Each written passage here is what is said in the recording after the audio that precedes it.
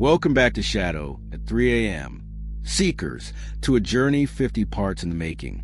A tale that began in the chilling confines of a haunted apartment, spiraled through encounters with lost souls and malevolent entities, and ultimately expanded to encompass a global awakening of ancient forces. The Watcher's Journal series chronicles the haunting journey of Eleanor Vance, a young graphic designer, as she discovers her life is being meticulously observed and manipulated by a mysterious entity. Initially, it begins with subtle, unsettling signs, strange notes with personal details, minor alterations in her home, and the unnerving feeling of being watched by an unseen gaze. Eleanor's unease escalates as the surveillance infiltrates her digital life, from a compromised Wi-Fi network to cryptic social media messages. Eleanor's life quickly descends into a nightmare when those closest to her, like her best friend Chloe Miller, mysteriously disappear, and her own identity is stolen. Ominous phone calls and bizarre messages from the deceased, such as Daniel Hayes, plunge her into a state of extreme disorientation.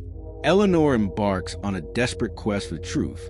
She uncovers clues leading to an ancient order of observers, a secret society that has manipulated the destinies of chosen ones for generations.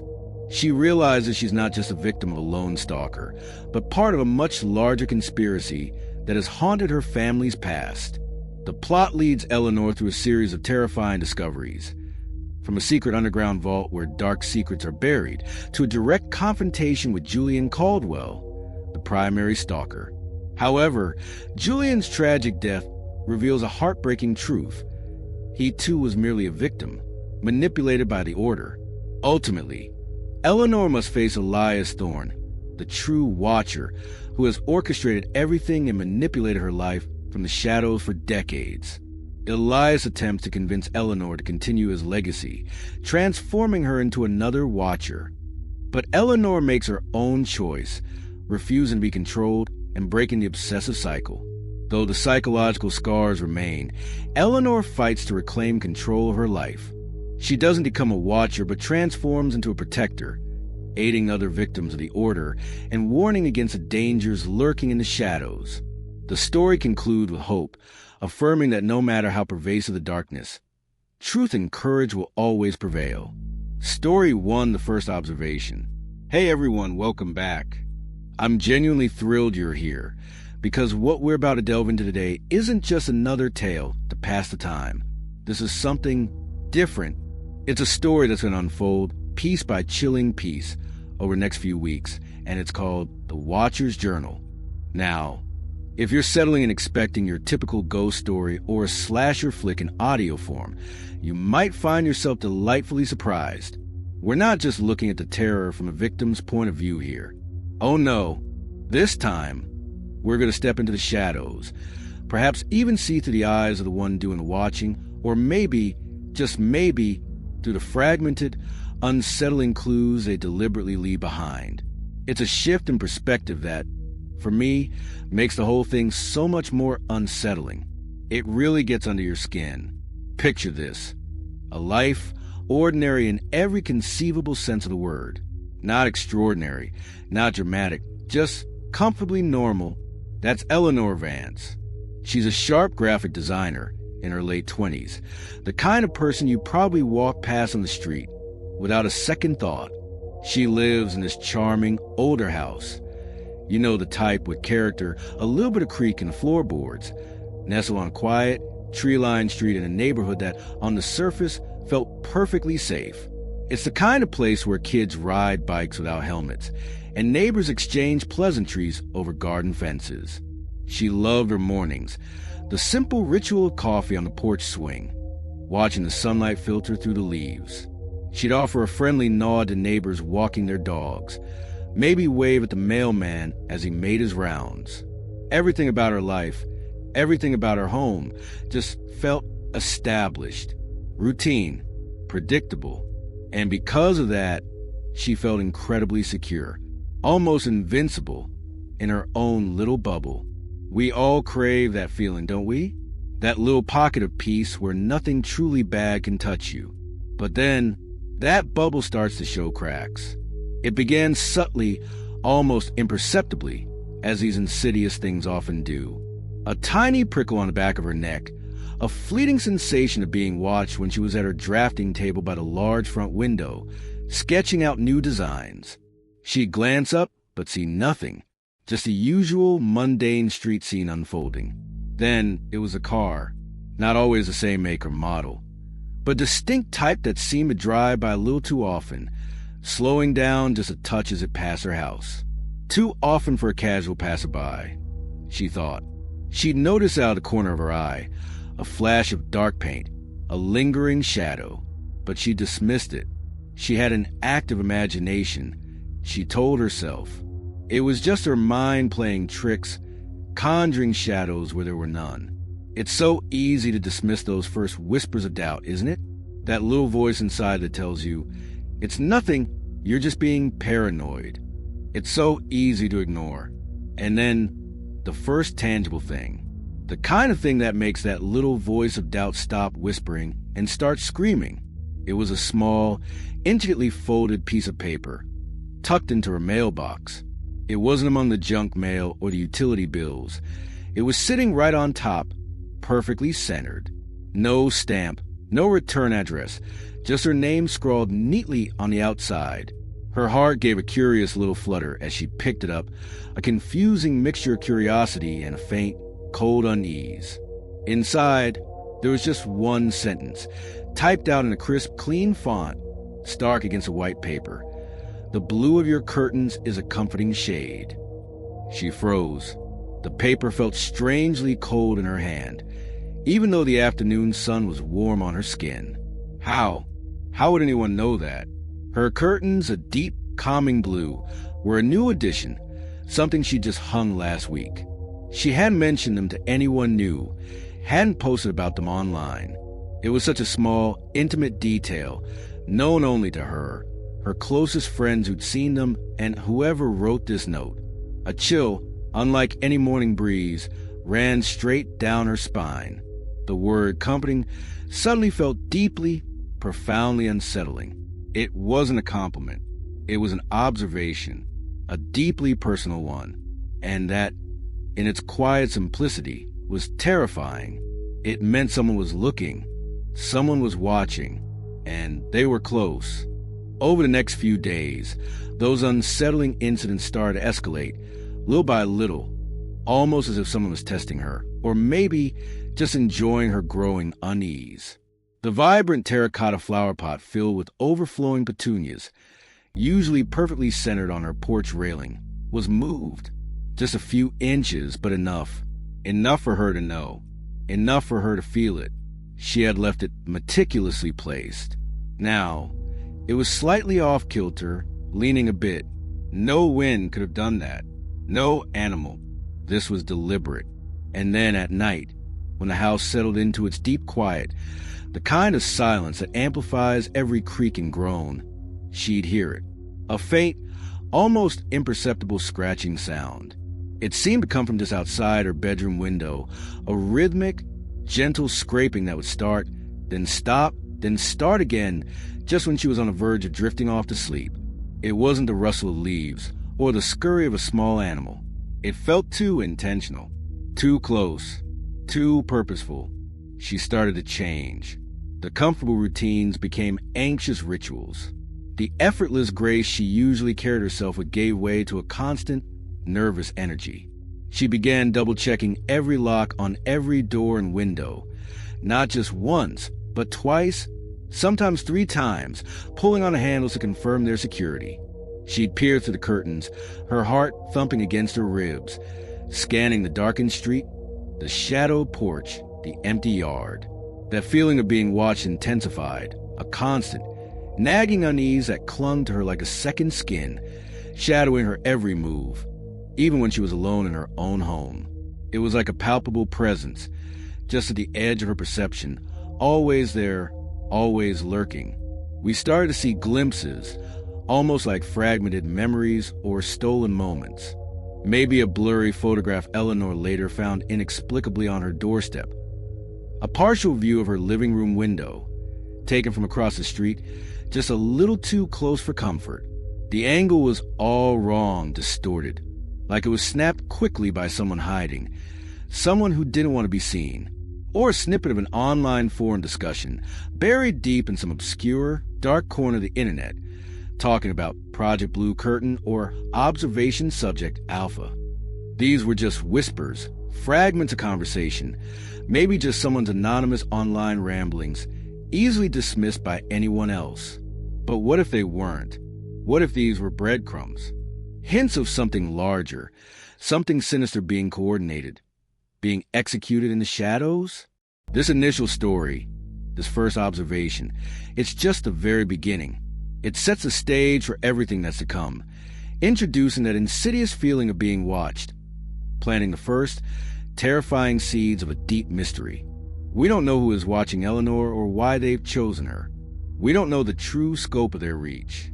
But that unsettling feeling, that chilling sense of dread, it's definitely there now, hanging in the air like a thick, suffocating fog, clinging to every corner of Eleanor's once safe life. This is only the very first page of The Watcher's Journal. There's so much more to uncover, so many more pieces to collect, and I promise you it gets darker. You won't want to miss what happens next, because Eleanor's journey is only just beginning, and the shadows are only getting longer. Story 2 whispers in the mail. So, if you were with us for the first observation, you know Eleanor Vance is already on edge. That chilling note about her blue curtains, the moved flower pot, the faint scratching at her window, these weren't just random occurrences anymore. They were deliberate. They were personal. And that little bubble of peace she thought she had, well, it was definitely cracked. Now, Eleanor's mind, usually buzzing with creative ideas for her graphic design work, was a frantic whirlwind of questions, doubt, and a growing, icy fear. She knew, deep down, this wasn't just her imagination. This was real. The first thing she did after that initial shock wore off was try and make sense of the car. Remember that dark, lingering vehicle she noticed a few times? The one that would slow just as it passed her house? Now, she couldn't get it out of her head. One afternoon, as she cautiously peered through her blinds, it was there again, parked a block away, seemingly empty but still undeniably there. Her hands trembled slightly as she fumbled for her phone, zooming in, trying to catch the license plate number.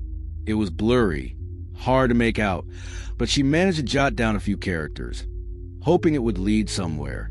That small act of defiance, of trying to gather information, gave her a fleeting sense of control, a brief illusion that she could fight back against this unseen force.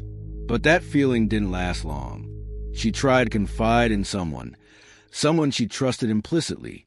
That was Chloe Miller, her best friend since college. Chloe was practical, grounded, the kind of person who always had a logical explanation for everything. Eleanor called her, her voice tight with suppressed panic, recounting every unsettling detail. The note, the flower pot, the scratching. Chloe listened patiently, her concern evident, but she also tried to offer those comforting, rational explanations. Maybe a new neighbor is just a bit quirky, Elle, she suggested gently. Or the wind could have done it, really. Old houses make weird noises all the time. Chloe tried to calm her, to bring her back to reality, but Eleanor knew. She knew the wind hadn't moved that petunia pot, and the scratches at her window weren't random. There was a cold, calculated intent behind them. The next incident shattered any lingering doubts she might have had. It was a few days later, just as the sun was beginning to dip below the horizon, painting the sky in fiery hues. Eleanor was about to settle down with a book, desperately trying to distract herself from the gnawing anxiety. That's when she saw it. Another piece of paper, slipped under her front door, not tucked into mailbox this time, but placed right there, a blatant, undeniable act of intrusion. Her heart seized in her chest. This time, there was no denying it. This was an escalation. She picked it up, her fingers trembling so badly she almost dropped it. It was similar to first note, plain white paper, typed in that same crisp, clean font. But the message was a punch to the gut. You watered the plants on Tuesday. They looked thirsty. Eleanor gasped. Her breath hitched.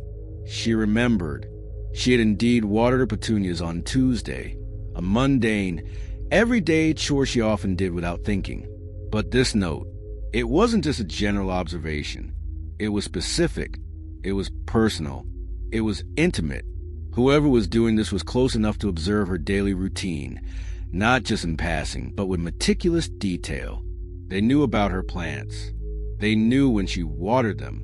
Fear, raw and icy, started to creep in, replacing the initial unease with chilling, creeping dread that tightened around her throat. This wasn't a prank. This was surveillance. Now, imagine for a moment another perspective. Not Eleanor's frantic terror, but something else entirely. Perhaps, buried within the pages of a worn leather-bound journal, we might find a brief, almost clinical entry for that same Tuesday. Something like, observation log, subject maintained predictable hydration routine. Flora noted as revitalized post-watering. Blue curtains remain consistent. Progress on data acquisition, satisfactory. It's chilling, isn't it? That cold, detached tone. It paints a picture of a mind operating on a completely different wavelength, treating Eleanor's life as a mere subject for study, every mundane action a data point. This isn't just random voyeurism. This feels like a structured, methodical operation. Eleanor, fueled by a desperate need to regain some semblance of control, started documenting everything, every strange occurrence. Every time she felt those unseen eyes on her, every new wave of chilling certainty.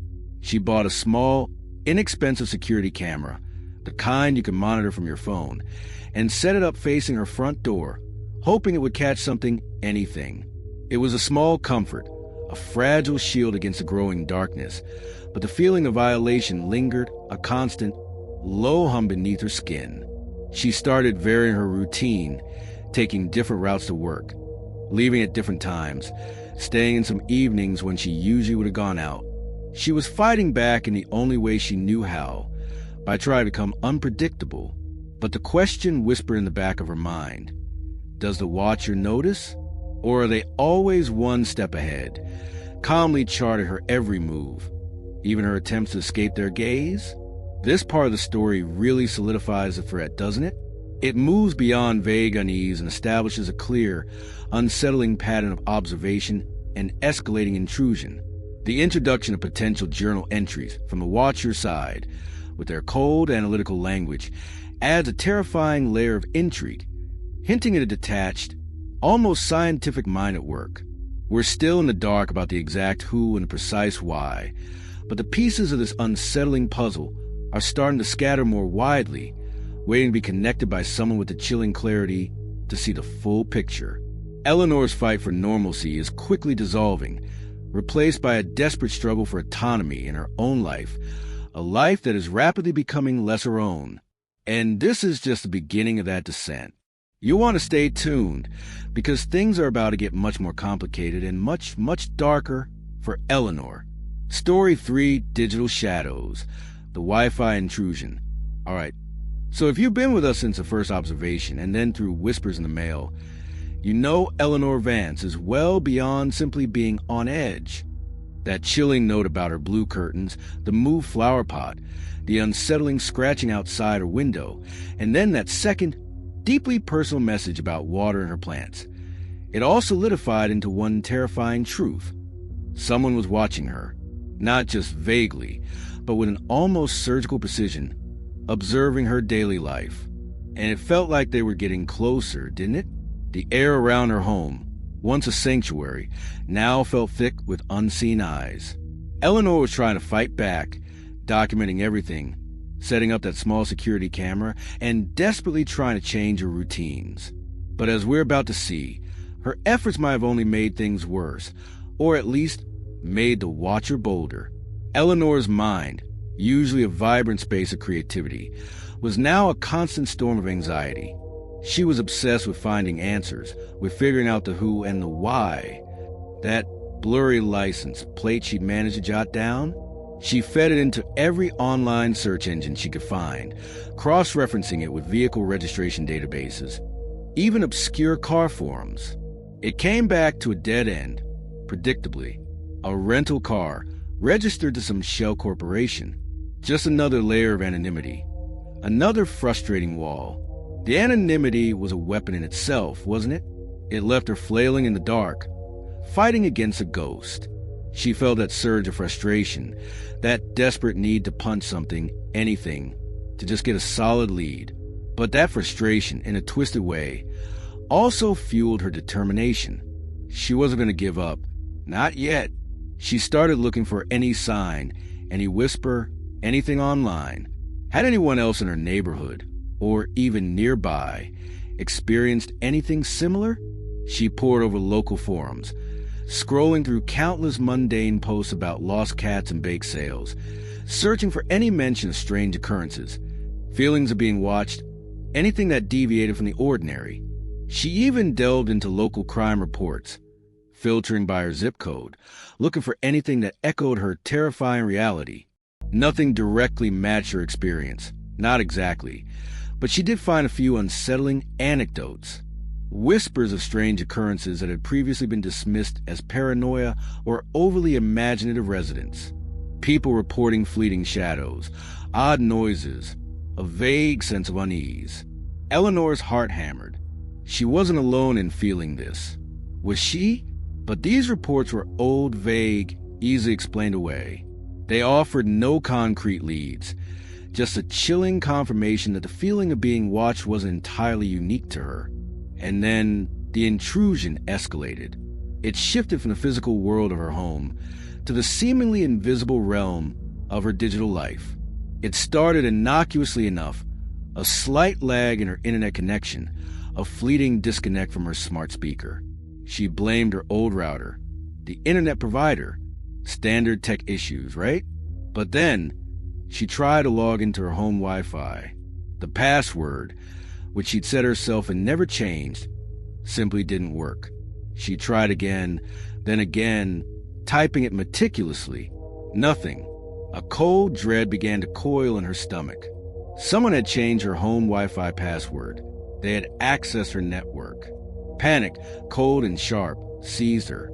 Her home network, her smart thermostat, her security camera, her laptop, her phone, they were all connected to it. The violation felt intensely personal, more intimate than the notes or the moved flower pot. This wasn't just about someone seeing her. This was about someone being inside her digital space, a place she considered her own private sanctuary. It felt like a violation of her very mind, a breach of the invisible threads that connected her to the modern world. She spent a frantic hour, resetting her router, going through the arduous process of changing every single one of her passwords. Every single one.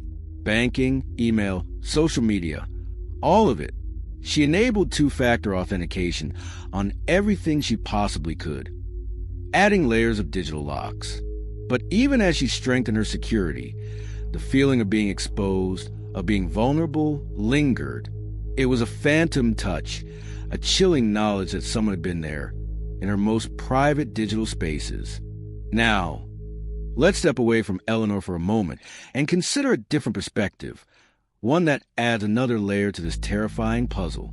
Imagine, somewhere, perhaps within the cold, precise pages of a digital watcher's journal, an entry related to this very incident. It wouldn't be filled with panic or frustration like Eleanor's thoughts. Instead, it might read something like, Observation log, subject Alpha, Phase 2 transition. Successfully breached network perimeter. System vulnerabilities exploited for unauthorized access. Data streams confirmed. Note, subject exhibits predictable security hygiene, yet retains common points of failure. Digital footprint acquisition proceeding as per protocol. Next stage, environmental manipulation via network channels. Can you feel the chill of that? The detached, almost clinical language. It paints a picture of a mind operating on a completely different wavelength, a mind that views Eleanor's entire existence, both physical and digital, as nothing more than a structured experiment, Every mundane action a data point in some grand, terrifying design. This isn't just random voyeurism. This is a highly organized, methodical operation. And the mention of environmental manipulation via network channels. What does that even mean? It hints at a level of control far beyond simply observing. The implications of this digital breach were chilling. Eleanor started noticing subtle changes in her online accounts. Her frequently visited websites would sometimes show her already logged in, even when she hadn't been. Her recommended videos on YouTube seemed eerily tailored to private conversations she'd had, not just her viewing history. She even found a few very old, obscure photos from her private cloud storage had been accessed, not downloaded, just viewed. It was like they were just browsed through her life, casually. It was a small detail, easily overlooked by someone less paranoid, but for Eleanor, it was a screaming siren. The digital threads of her life, once a comfort, were now a web of terrifying exposure. Her attempt to become unpredictable, to change her routines, now felt futile. She'd take a different route to the grocery store, only to find a targeted ad for that specific store pop up on her social media feed a few hours later. She decided to stay in on a Friday night, something she rarely did, and then her smart lights might flicker erratically, or her thermostat would mysteriously crank up the heat. Was it coincidence? Or were they always one step ahead, calmly charting her every move, even her attempts to escape their gaze, and then subtly responding to them? The lines between the physical and the digital were blurring in the most terrifying way imaginable, and the threat felt more pervasive, more encompassing than ever before. Eleanor felt like a prisoner in her own home, and now, even in her own devices, the world, once so vast and full of possibilities, was shrinking, becoming a digital cage with invisible bars. This part of the story truly deepens the horror, doesn't it? It moves beyond vague unease and physical intrusions, and introduces the terrifying reality of digital surveillance. The juxtaposition of Eleanor's frantic attempt to secure her online life and the potential glimpses into the watcher's cold, methodical data gathering and manipulation creates a growing sense of inescapable dread. Her fight for normalcy is rapidly dissolving, replaced by a desperate struggle for autonomy in her own life, a life that is quickly becoming less her own, both online and off. And this is still just the beginning. You'll definitely want to stay tuned, because the Watcher's methods are only getting more sophisticated, and the shadows are only getting longer for Eleanor. Story 4, A Familiar Gaze, Eyes in the Crowd. Alright, so last time, in Digital Shadows, Eleanor Vance had her sense of security utterly shattered when her home Wi-Fi was breached, and then she realized someone was systematically gathering information about her online life. It was a terrifying escalation, proving that the Watcher wasn't just lurking in the physical shadows outside her home, but had infiltrated her digital sanctuary. She'd changed passwords, beefed up security, but that feeling of exposure, of being watched even through her screen, was a constant, cold hum beneath her skin. Now, as days bled into weeks, that insidious feeling of being observed started to seep into the most mundane corners of her life, making the familiar terrifyingly unfamiliar. And it was about to get a face. Eleanor was already on a hair trigger. Every unexpected creak of the floorboards, every rustle of leaves outside her window, sent a jolt of adrenaline through her. She was constantly glancing over her shoulder, her eyes darting, scanning, searching for something, anything, that would confirm her fears or, perhaps mercifully, dispel them. She knew she was becoming paranoid. Her friends, bless their hearts, worried about her. Chloe, especially, who was trying to be supportive but couldn't quite grasp the suffocating reality of what Eleanor was experiencing. It's hard to explain, isn't it? That feeling of being a character in your own horror movie, but only you can see the villain. The subtle intrusions continued, like tiny, invisible pinpricks. Sometimes her smart lights would flicker, just for a second, when she knew no one else was home. Other times, a window she was certain she'd latched tightly would be slightly ajar when she returned from a quick errand. These were small things, easily attributed to old house quirks or her own forgetfulness, But combined with everything else, they were chilling confirmations that the Watcher was still active, still playing their terrifying game. It was like they were just reminding her, subtly, that they were always there, always watching. Then, one particularly ordinary afternoon, the illusion of anonymity utterly dissolved. Eleanor had decided to grab a coffee, hoping the bustling atmosphere of her favorite local cafe would offer a temporary reprieve from the suffocating quiet of her house. She ordered her usual latte, found a small table by the window, and pulled out her sketchbook, attempting to lose herself in her designs. The cafe was lively, filled with the comforting hum of conversations and the clatter of cups. But as she sketched, she felt it, that familiar prickle on her neck. Her gaze, almost instinctively, drifted across the room, and then she saw him. He was sitting alone at a small, unassuming table in the corner, nursing a lukewarm tea. An older man, perhaps in his late 50s or early 60s, with salt and pepper hair neatly trimmed and a pair of unassuming wire-rimmed glasses perched on his nose. He wasn't overtly threatening. Nothing about him screamed stalker. In fact, he looked utterly unremarkable, the kind of person who could easily blend into any crowd and be forgotten a moment later. But his gaze was fixed on her. It was intense, unwavering, a chillingly focused stare that seemed to bore right through her, dissecting her very being. Eleanor's heart hammered against her ribs, a frantic drum in her chest. She held his gaze for a long moment, the air seeming to solidify between them. She felt a cold dread spread through her veins. This wasn't a casual glance. This was deliberate. This was the gaze of an observer. And then, as if realizing he'd been caught, he quickly looked away, his eyes darting to the window beside him, feigning a sudden fascination with the passing street traffic. The movement was too swift, too unnatural to be coincidental. Eleanor felt a wave of nausea wash over her. She quickly packed up her sketchbook, her hands clumsy with adrenaline, her latte suddenly tasting like ash. She paid and hurried out of the cafe. The man's image burned into her mind. She tried to tell herself it was just a strange person, a random incident, but the knot in her stomach tightened with a terrifying certainty. Later that same day, the certainty became a horrifying reality. As Eleanor was nervously pulling into her driveway, her eyes scanning the street, she saw him again. The same man. He was standing casually across the street, near the old oak tree that shaded the sidewalk. He wasn't overtly doing anything. He was just standing there, seemingly looking at his phone. But as her car pulled into the driveway, she saw his head tilt slightly, just enough for his gaze to flick towards her house. And then he calmly turned and walked away, disappearing around the corner. Coincidence? No. It felt too deliberate, too perfectly timed. It was a chilling confirmation. This was the Watcher, or at least a visible part of the Watcher's terrifying operation. Now, let's consider this in the chilling perspective of the Watcher's journal. Imagine the precise, almost clinical entry for that day. It wouldn't be filled with the panic Eleanor felt, but with cold satisfaction. Observation log, subject alpha, phase 3 activation. Direct visual confirmation achieved.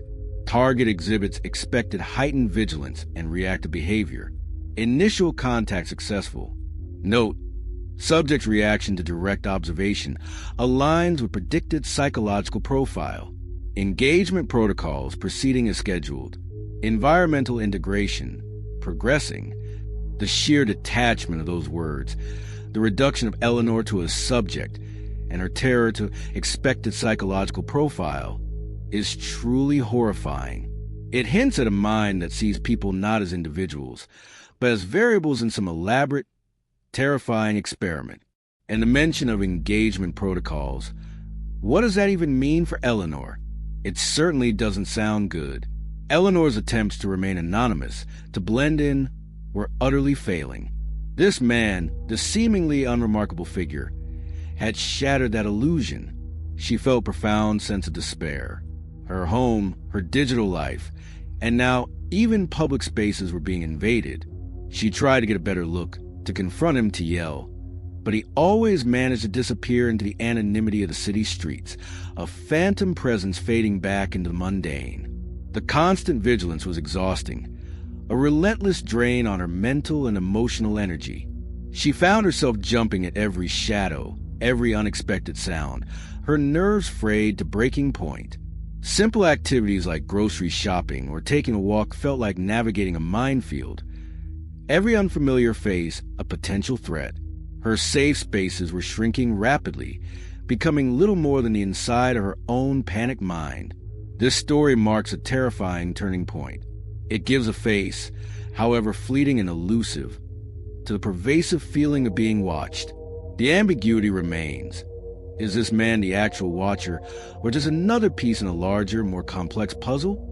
The sense of paranoia escalates exponentially as the watcher's presence seems to be actively seeping into every corner of Eleanor's everyday life. She's no longer just being watched. She's being actively engaged with, tested, observed in terrifying detail. The game is changing, and Eleanor is now a very real player, whether she wants to be or not. And this is just the beginning of what that direct engagement means. You'll definitely want to know what happens next, because the lines between observation and direct interaction are about to blur in the most terrifying way imaginable for Eleanor. Story 5, The Dark Gift. Enjoy the darkness. Alright, so if you've been following Eleanor Vance's terrifying descent, you know she's in a bad place.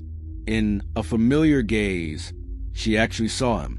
That unremarkable, chillingly focused man staring at her in the cafe, then lurking near her house. It confirmed her deepest fears. The watcher was real, they were close, and they were getting bolder. That anonymity, once the most terrifying part, had shifted, now replaced by a face she couldn't forget, even if she couldn't quite identify him. Her world was rapidly shrinking, becoming a stage for this unseen, yet now somewhat seen, observer. And just when she thought things couldn't get any more personal, a new, unsettling package arrived, twisting the knife just a little bit deeper. Eleanor's days were a relentless cycle of anxiety and hypervigilance. Sleep was a luxury she rarely afforded, haunted by the memory of those unnerving eyes, the knowledge that someone was so intimately aware of her life. She'd jump at shadows, her heart a frantic drumbeat in her chest whenever the doorbell rang unexpectedly. Every unfamiliar car, every pedestrian lingering a moment too long, sent icy tendrils of fear snaking through her. Chloe, bless her heart, was trying to be there for her, but Eleanor found it increasingly difficult to articulate the suffocating reality she was living. How do you explain that your own routines, your own privacy, have become weapons used against you? It felt like she was trapped in a play, and the watcher was a director, the only one who knew the script. Then, one crisp autumn afternoon, it arrived, not with the clatter of her mailbox, but placed carefully on her front porch, right beside her doormat. It wasn't a flyer or a regular delivery. It was a package, small, tightly wrapped in plain brown paper, the kind you might use for a school project. There was no return address, just her name, Eleanor Vance, meticulously printed in crisp black ink, the same precise font from that very first note that had started all this. Her breath hitched in her throat. This wasn't a mistake. This was for her. And it felt like a deliberate escalation, a direct communication from the entity that was terrorizing her. Her hands, clammy with a sudden, cold sweat, fumbled with the twine binding the package. She tore away the brown paper, her heart hammering against her ribs like a trapped bird. Inside, nestled among layers of tissue paper, was a book. Not just any book. It was an old, well-worn copy of Edgar Allan Poe's tales of mystery and imagination, a collection of Gothic horror stories. Its spine was cracked, the pages yellowed with age, giving it an eerie, antique aura. It looked like something plucked from a forgotten attic, or perhaps a very specific, chillingly curated collection. Eleanor's stomach churned. Why this book? Why a horror collection? Was it a taunt? A sick joke? Her fingers, still trembling, carefully leafed through the fragile pages. And there it was, Tucked precisely between the chilling tales of the Telltale Heart and the Fall of the House of Usher was another note, identical to the previous ones. Same paper, same type font. This time, the message was short, brutal, and utterly direct. Enjoy the darkness. The words seemed to echo in the terrifying silence of her living room. Enjoy the darkness. It wasn't a suggestion. It was a command, a chilling invitation to the very terror that was consuming her. It felt like a direct acknowledgement, a twisted form of validation. The Watcher knew she was scared. The Watcher was reveling in it. And now, they were inviting her deeper into their twisted game. The sheer audacity of it, the cold, calculated cruelty made her head spin. She immediately called the police again, her voice thin and reedy as she recounted the latest incident. The officers were sympathetic as always, but also frustratingly helpless. They took the package, the book, the note. They dust for fingerprints, checked for any DNA, but they held out little hope. No return address, Ms. Vance. The officer sighed, his gaze regretful. No leads. We'll add it to the file, but without more, our hands are tied. Just stay vigilant. Stay vigilant? The words fell hollow, mocking. How much more vigilant could she be? She was already a walking bundle of raw nerves. The lack of concrete leads, the endless anonymity of her tormentor, was a special kind of torture. It left her flailing in the dark, fighting against a ghost who seemed to materialize and dematerialize at will. Eleanor, desperate for any shred of meaning, any hidden clue, began to research the book. She delved into Poe's works, his life, his symbolism. Was there a specific story in the collection that held a deeper meaning for her? Was The Telltale Heart a story about guilt and obsessive paranoia, a direct reference to her own unraveling sanity? Or was The Fall of the House of Usher, with its themes of isolation and psychological decay, a prophecy of her future? The lines between the fictional horror in the book and the terrifying reality she was living began to blur, twisting into a grotesque, inseparable nightmare. She felt like a character in her own horror story, the Watcher holding the pen, writing her next tragic chapter. Now, let's peek into the chilling pages of the Watcher's journal for a moment. Imagine an entry for that very day. It wouldn't be filled with the raw, gut-wrenching terror Eleanor felt. Instead, it might read something like this. Observation log, subject alpha, phase 3.2, psychological conditioning via symbolic engagement. Package delivery successful. Selection of Poe's tales based on pre-analyzed psychological profile of subject. Preference for Gothic narratives. Susceptibility to thematic parallels. Note: enjoy the darkness designed for maximum emotional impact and to reinforce perceived control. Subject emotional response tracked. Optimal distress levels achieved. Progression to next stage. Imminent. Environmental parameters for future interaction being calibrated. The cold precision of that entry, the way it dissects Eleanor's emotional state, reducing her raw terror to mere optimal distress levels, is truly chilling. It paints a picture of mind operating with a terrifyingly clinical detachment, treating Eleanor's torment as a scientific experiment, every action calculated for maximum psychological impact, and environmental parameters for future interaction being calibrated. That ominous phrase hints at something far more interactive, something far more invasive, just on the horizon. The Watcher is clearly not just observing anymore. They are actively orchestrating her experience, playing a game where Eleanor's sanity is the prize. The anonymous gift was a direct and unsettling form of communication, a personal taunt that suggested a deeper, more personal, and profoundly disturbed motivation behind the Watcher's actions. The feeling of being manipulated and controlled intensified with every passing hour. Eleanor felt like she was performing for an audience she couldn't see, dancing to a tune only the Watcher could hear. Her home, once a sanctuary, now felt like a stage, brightly lit for an unseen audience. She was trapped, increasingly isolated, and the darkness the Watcher invited her to enjoy felt like it was already beginning to consume her. She knew. with a horrifying certainty that this was just the beginning of her true immersion into the Watcher's twisted world. The game was escalating. The stakes were rising, and Eleanor was about to find out just how deep this particular darkness could go. What comes next will truly push her to her breaking point. The Watcher's method isn't just about observation anymore. It's about invitation. And Eleanor has just accepted. Story 6 echoes from the past. House of Whispers. All right, everyone, settle in. If you've been with us through the first observation, whispers in the mail, digital shadows, a familiar gaze, and especially the dark gift, you know Eleanor Vance is in deep. That chillingly personal Poe book, that stark invitation to enjoy the darkness, it all solidified the terrifying truth. The Watcher wasn't just lurking anymore. They were actively inviting her into their twisted game, making her a player whether she wanted to be or not.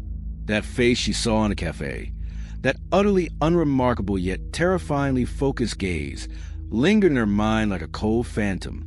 Her world, once so predictable, had shrunk into a constant state of hypervigilance. Every shadow a potential threat, every silence a deafening roar of unseen eyes.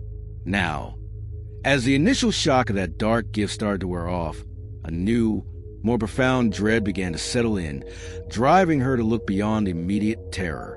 Eleanor's days became a relentless cycle of frantic energy, a desperate attempt to outrun the escalating paranoia. Sleep was a luxury she rarely afforded. Haunted by the memory of those unnerving eyes, the knowledge that someone was so intimately aware of her life, even her literary preferences. She'd jump at the slightest sound, her heart a frantic drumbeat in her chest, whenever the doorbell rang unexpectedly. Every unfamiliar car, every pedestrian lingering a moment too long, sent icy tendrils of fear snaking through her. Chloe, bless her heart, was trying to be there for her, answering every panic call, offering what little comfort she could. But Eleanor found it increasingly difficult to articulate the suffocating reality she was living. How do you explain that your own routines, your own privacy, have become weapons used against you?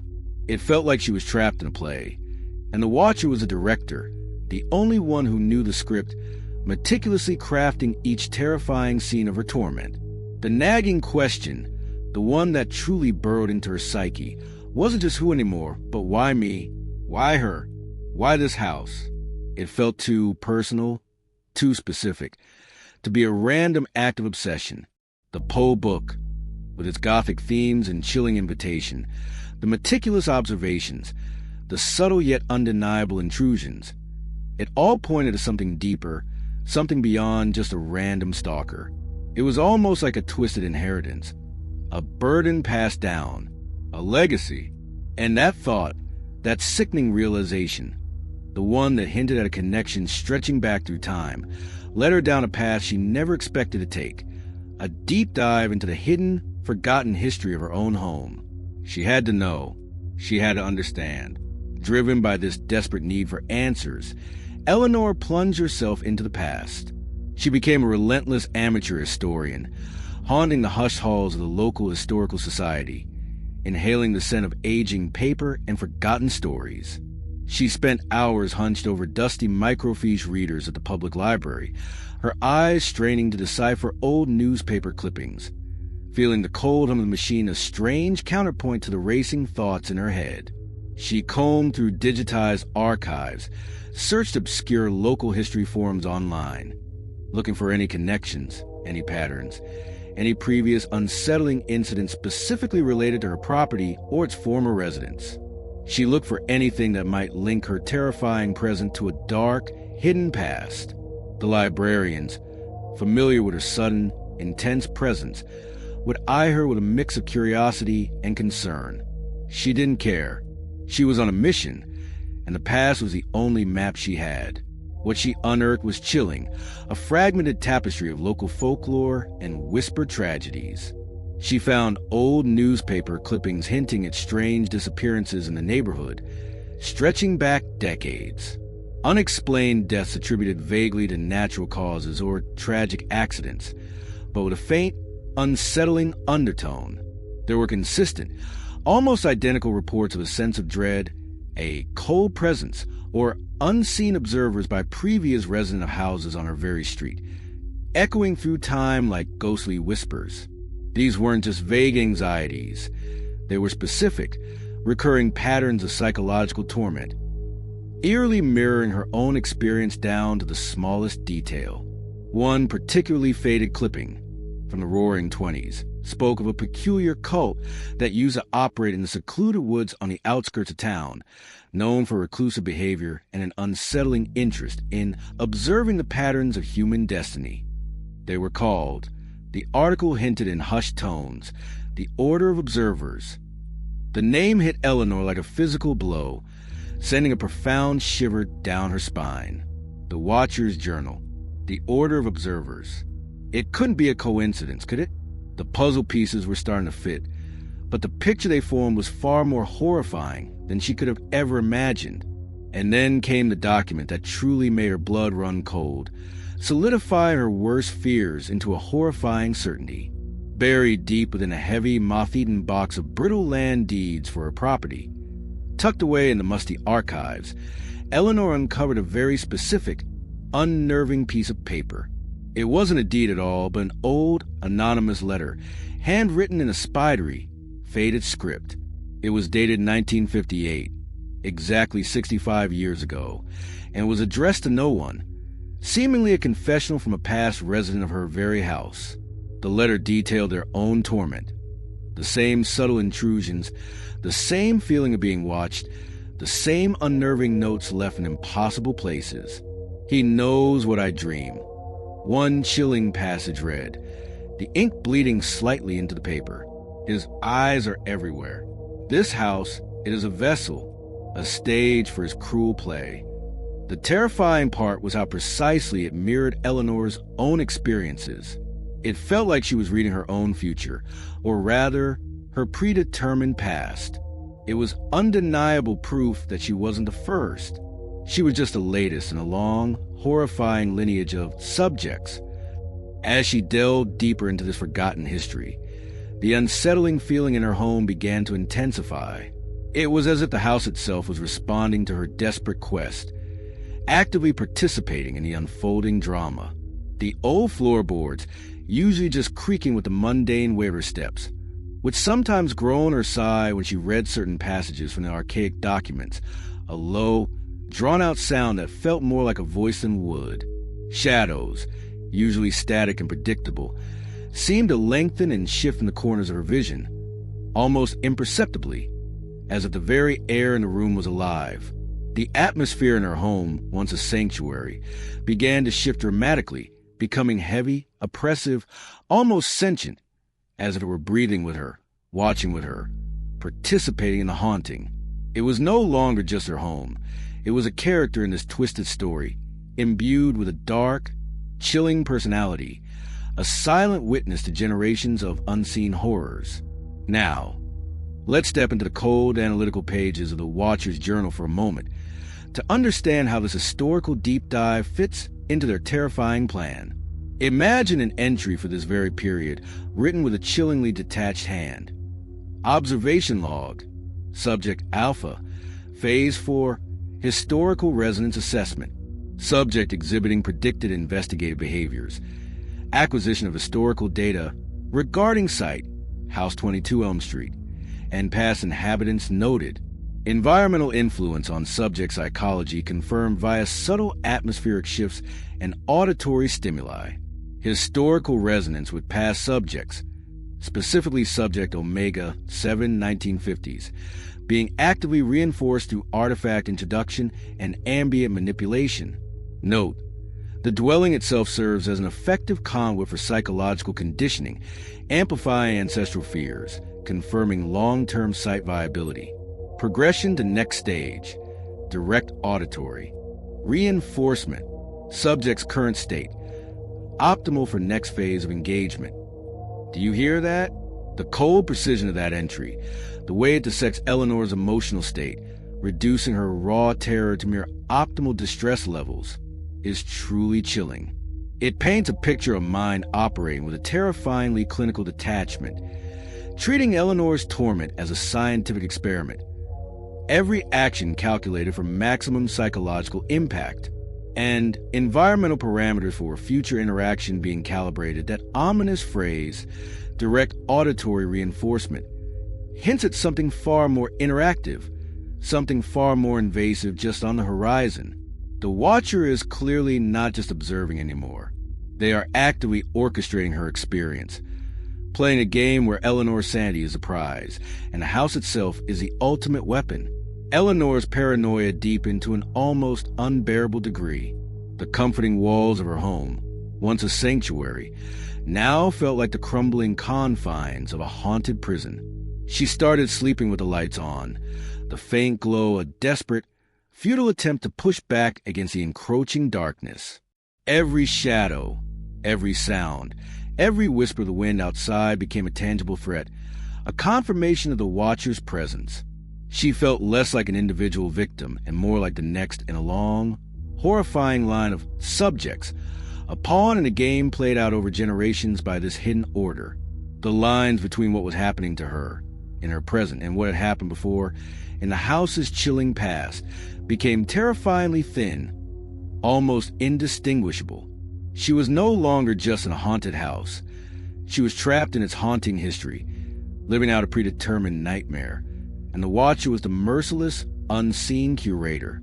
This chilling realization of the house's dark history and a profound connection to an old, shadowy society left Eleanor with a terrifying, undeniable truth. This wasn't just about her. It was about a legacy, a dark, ancient legacy that had now claimed her as its next unwilling participant. The watcher wasn't just a stalker. They were part of a lineage, observing and manipulating from the shadows for centuries. This horrifying discovery pushed Eleanor to the very brink, but also, in a strange, desperate way, fueled a new kind of resolve. She had to keep digging. She had to understand. She had to fight. And as the dark, unsettling truth of her house's past solidified around her, the stage was set for the watcher's next terrifying move, a move that would break the ominous silence in the most disturbing way imaginable. You'll definitely want to be here for that, because what comes next will be the direct consequence of Eleanor's historical deep dive, and it's going to hit much closer to home than she could possibly imagine. Story 7, The Midnight Knock. All right, everyone, if you've been with us through Echoes from the Past, House of Whispers, you know Eleanor Vance is teetering on the edge. That deep dive into her house's dark history, uncovering its horrifying connection to the order of observers, and the chilling realization that she wasn't just a random target, but the latest in a long line of subjects. It had irrevocably shattered her world.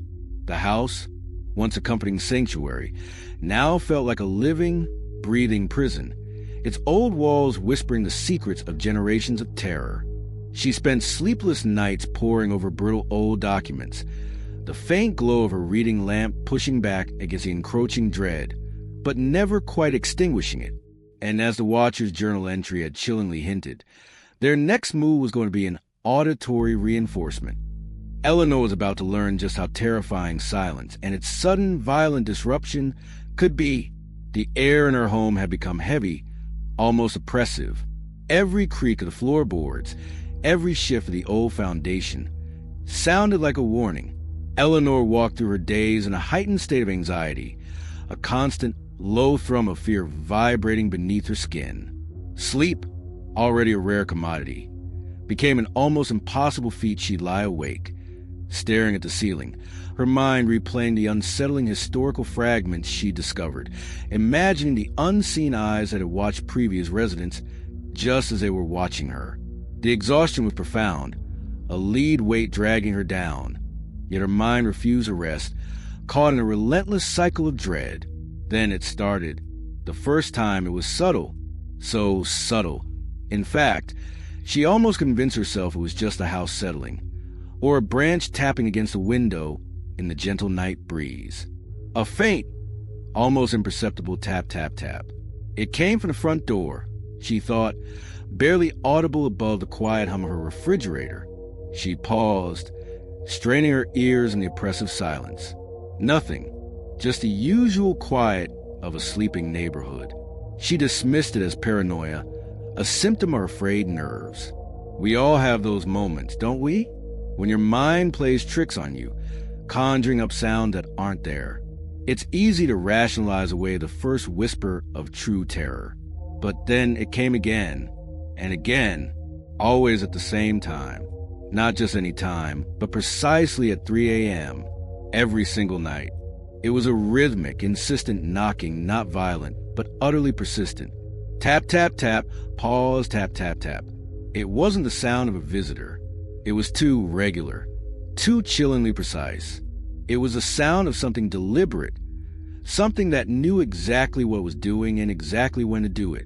The sound would pierce the profound stillness of her home, echoing in the suffocating silence, disrupting her already fragile sleep, leaving her breathless and terrified.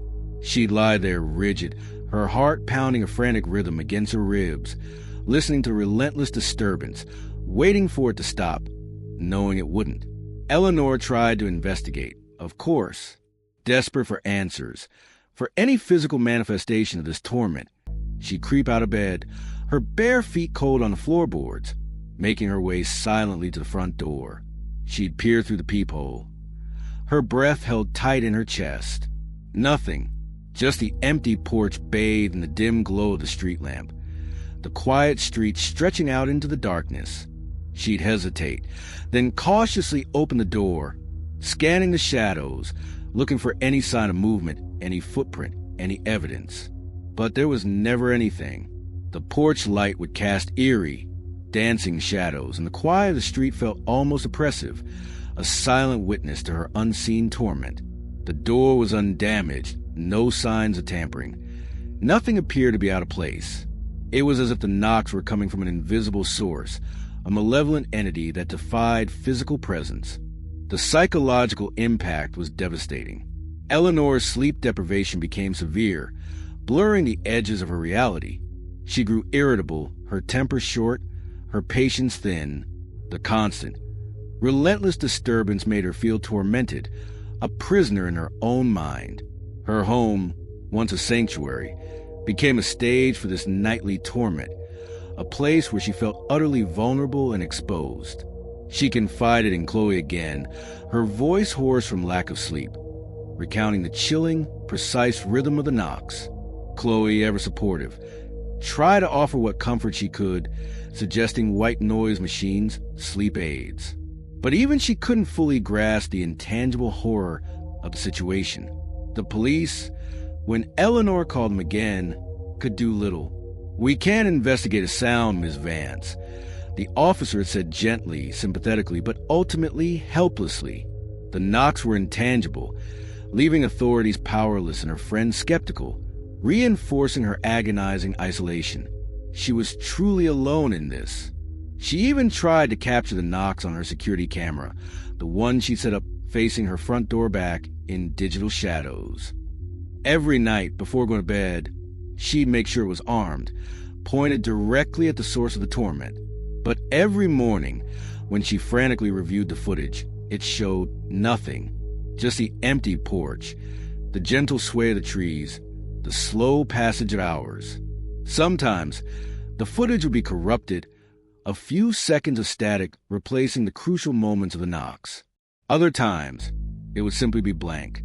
It was chillingly deliberate, a mocking display of the watcher's technological prowess, a confirmation that they were not only aware of her defenses but capable of bypassing them with terrifying ease. The camera, instead of providing reassurance, became another tool of torment. Its failure amplified her despair. The watcher was playing a game of psychological warfare, making sure she knew they were untouchable. The most terrifying part was the dawning realization that the knock seemed to be inside the house, or perhaps inside her head. The sound didn't echo from outside. It seemed to resonate through the very walls, vibrating deep within her bones. It was almost as if the watcher was not just knocking on her door, but knocking on the very door of her sanity. The feeling of being invaded by an invisible force, of having her own senses manipulated, deepened the psychological horror to an almost unbearable degree. There was no escaping it, not even within the confines of her own mind. Now, let's turn our attention to the cold, calculating words within the watcher's journal for this phase. Imagine the entry: observation log, subject alpha, phase 5, auditory conditioning, implementation of precise rhythmic stimuli, frequency, consistent 3 a.m., location, primary entry point, objective, induce escalating sleep deprivation and psychological distress, analysis, subject exhibits predicted patterns of increased anxiety, paranoia, and internal rationalization failures. Resistance measures, security camera deployment, noted and circumvented via signal interception/selective corruption. Note: the intangible nature of the stimuli proves highly effective in eroding subjects' perceived control over environment. Proceeding to subtle auditory reinforcement amplification. Optimal distress levels achieved. Subject's perceived reality is highly malleable. Stage progressing. The sheer, chilling clinicality of it, reducing Eleanor's profound terror and suffering to a series of predictable patterns and optimal distress levels. And that horrifying phrase, subtle auditory reinforcement amplification. It means the knocks were just beginning. Driven to the very brink of desperation, her sanity fraying at the edges, Eleanor decided on one last low-tech attempt to capture the intangible torment. She bought a simple, old-fashioned audio recorder, the kind used for dictation, and carefully placed it under her bed, hidden from sight, a desperate act of defiance against the Watcher's high-tech game. She needed proof. She needed to know she wasn't completely losing her mind. That night, the knocks came again, precisely at 3 a.m. She lay rigid, listening to the relentless tap-tap-tap, tears silently streaming down her face. The next morning, with trembling hands, she retrieved the recorder. Her fingers fumbled with the play button. The device crackled, then the static gave way to the chillingly clear, rhythmic tap-tap-tap. Eleanor gasped, a choked sob escaping her throat. It was real. It wasn't just her. But then, as the knocks continued, her breath hitched again. Faintly, almost imperceptibly, beneath the relentless knocking, a new sound began to emerge. A distorted, almost guttural whisper. It was too faint to make out words, just a low, inhuman murmur that seemed to thrum beneath the physical sound of the knocks, a terrifying presence beyond the tangible. The camera couldn't pick this up. Only the dedicated audio recorder could. This wasn't just a knock. This was a direct, horrifying, whispered communication, a voice from the shadows that had been haunting her. The realization that the knocks were real and that there was a terrifying, distorted whisper accompanying them pushed Eleanor past the point of mere fear. It was a chilling, undeniable confirmation that the Watcher wasn't just outside her home. They were inside it, or at least their insidious presence was.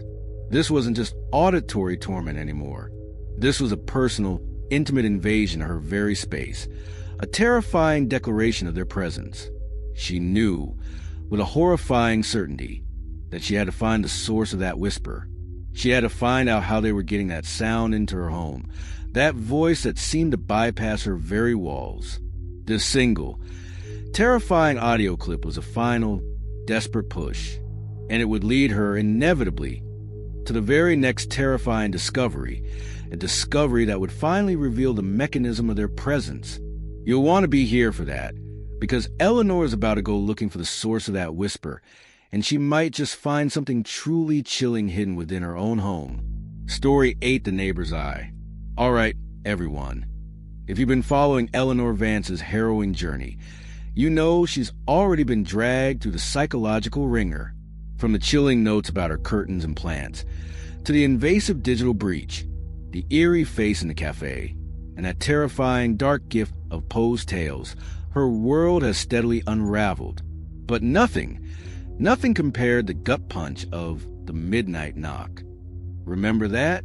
The relentless, rhythmic tapping at precisely 3 a.m., always from an invisible source, mocking her security cameras, driving her to the brink of sleep deprivation.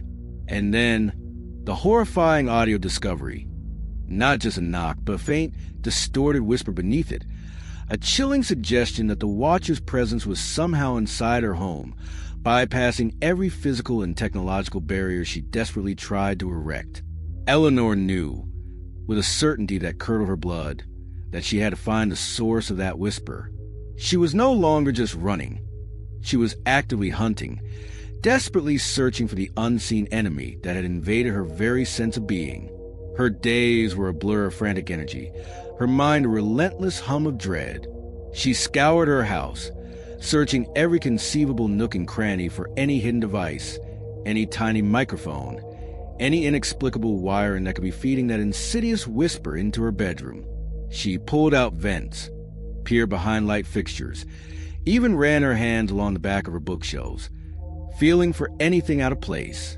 Every shadow seemed to conceal a secret, every quiet corner a potential hiding spot for the Watcher's insidious tools. The house, once a sanctuary, was now a constant, terrifying question mark, a place where she felt every inch of space was potentially compromised. But her frantic search yielded nothing. Not a single hidden wire, not a single foreign object.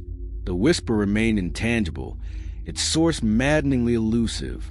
As her desperate internal hunt continued, her focus, sharp and narrow with paranoia, began to turn outward, towards the very fabric of her seemingly peaceful neighborhood. And that's when her gaze landed on Arthur Caldwell. Arthur, her neighbor. He lived in the quaint, slightly weathered house next to hers, the one with the meticulously manicured rose bushes that spilled over onto the sidewalk. He was an older gentleman, probably in his late 60s or early 70s, with a kind face, always a gentle smile, and a penchant for wearing sensible cardigans. He was the epitome of a harmless, friendly neighbor, a comforting fixture in the otherwise terrifying landscape of her life. He'd wave when she checked her mail, offer a polite nod when she was watering her own petunias. He seemed a symbol of normalcy, a steady anchor in her turbulent world. Initially, Eleanor found his presence a quiet comfort. If someone like Arthur was right next door, how bad could things really be? But then, as her senses heightened, as her paranoia sharpened every edge of her perception, Eleanor started noticing the subtle oddities about Arthur. It began subtly, almost imperceptibly, as these things often do. That seemingly innocent neighborly curiosity in his gaze, it began to linger, just a fraction of a second too long. When he was out tending his roses, his eyes, instead of focusing on the delicate petals, would drift. They would drift towards her house, towards her windows, towards her. He wasn't overtly staring, nothing that would draw suspicion from a casual observer. But Eleanor wasn't a casual observer anymore. She was a hunted animal, and she felt every flicker of his gaze. The observations quickly became undeniable. Eleanor would catch him overtly staring, his profile turned towards her living room window, his gaze unwavering, for far longer than any polite neighbor would. And then, as if sensing her eyes on him, he'd quickly, almost comically, avert his gaze. He'd pretend a sudden fascination with a stubborn weed, or feign intense concentration on clipping a rose, his movements just a little too exaggerated, a little too hurried. This pattern became frequent, daily, undeniable. It wasn't curiosity anymore. It was surveillance.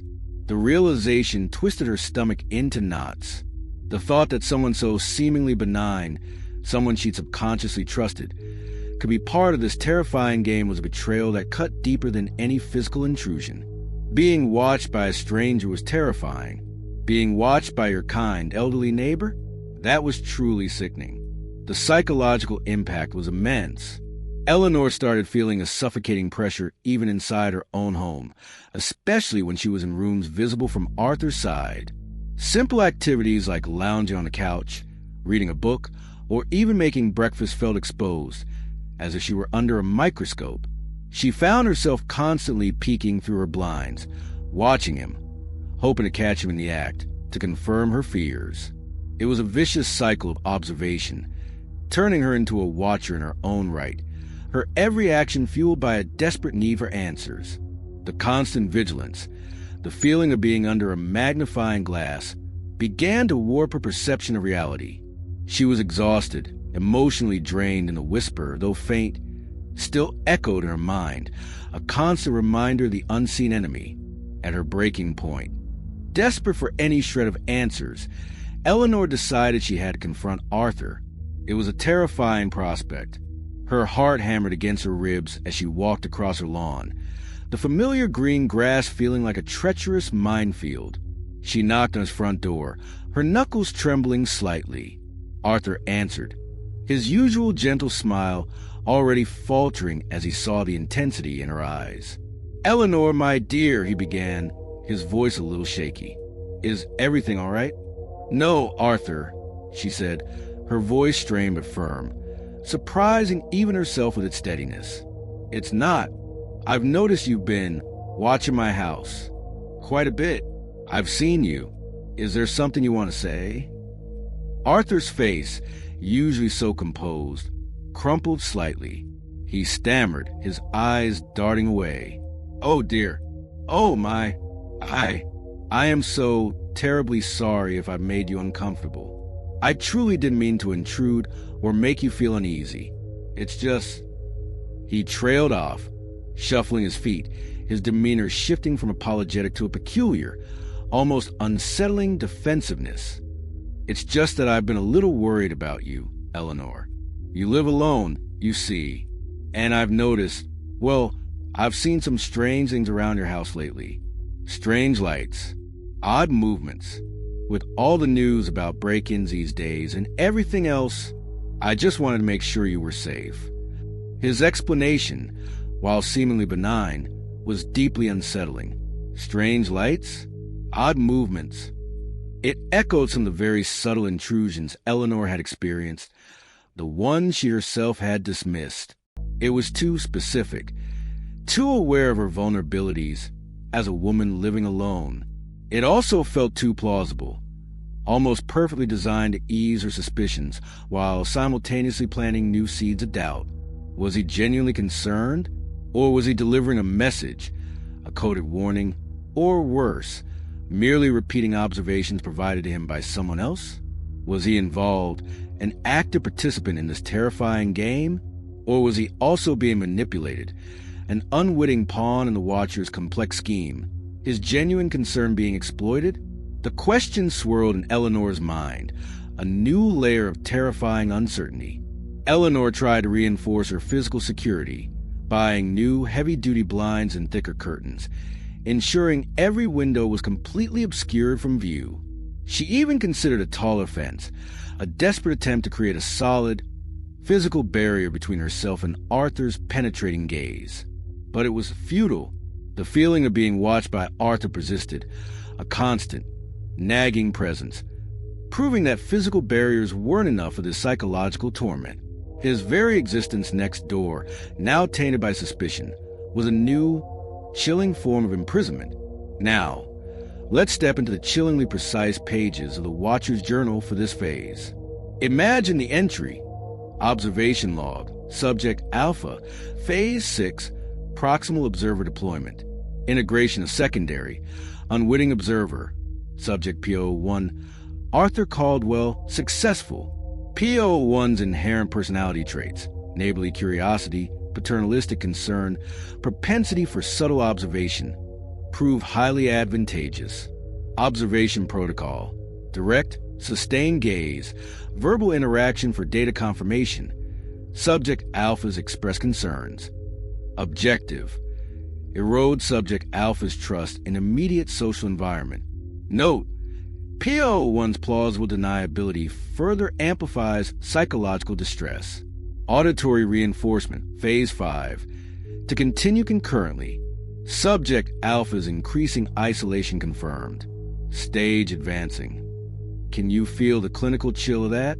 It confirms Arthur's role as a manipulated tool, a mere proximal observer, is genuine, if misguided. Concern being ruthlessly exploited to further break down Eleanor's trust in her own community. The Watcher isn't just external. They're blurring the lines between friend and foe, turning those closest to her into unwitting instruments of her torment, making her doubt her own judgment, her own perceptions of reality.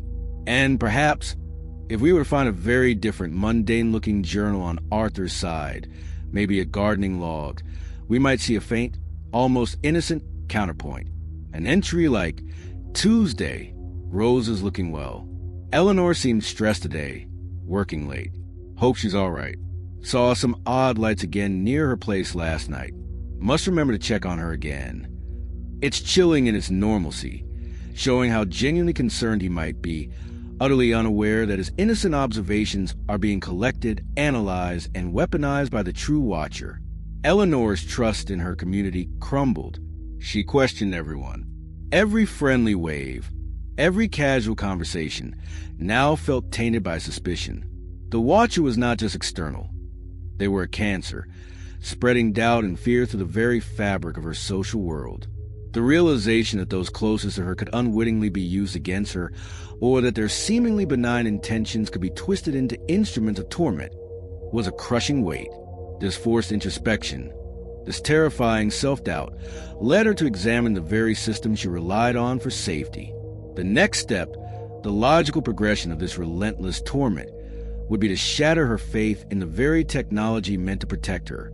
The Watcher was moving, preparing for their next devastating move, and Eleanor was about to witness the true betrayal of her own security. You absolutely won't want to miss that. Story 9, Broken Lenses. The Twisted Feed. All right, everyone, buckle up. If you were with us for The Neighbor's Eye, you know Eleanor Vance is well past her breaking point. That unsettling confrontation with Arthur Caldwell, her seemingly benign neighbor, revealed him as an unwitting pawn in the Watcher's intricate game. The realization, coupled with the lingering whispers from her home, had utterly shattered her trust in her immediate environment, leaving her adrift in a sea of pervasive paranoia. Every friendly face now held a shadow of suspicion, every familiar gesture a hint of complicity. Eleanor, isolated and terrified, found herself relying on one last desperate line of defense, the very technology meant to keep her safe. But as we're about to discover, even that final bastion of security was about to be twisted into another instrument of her torment.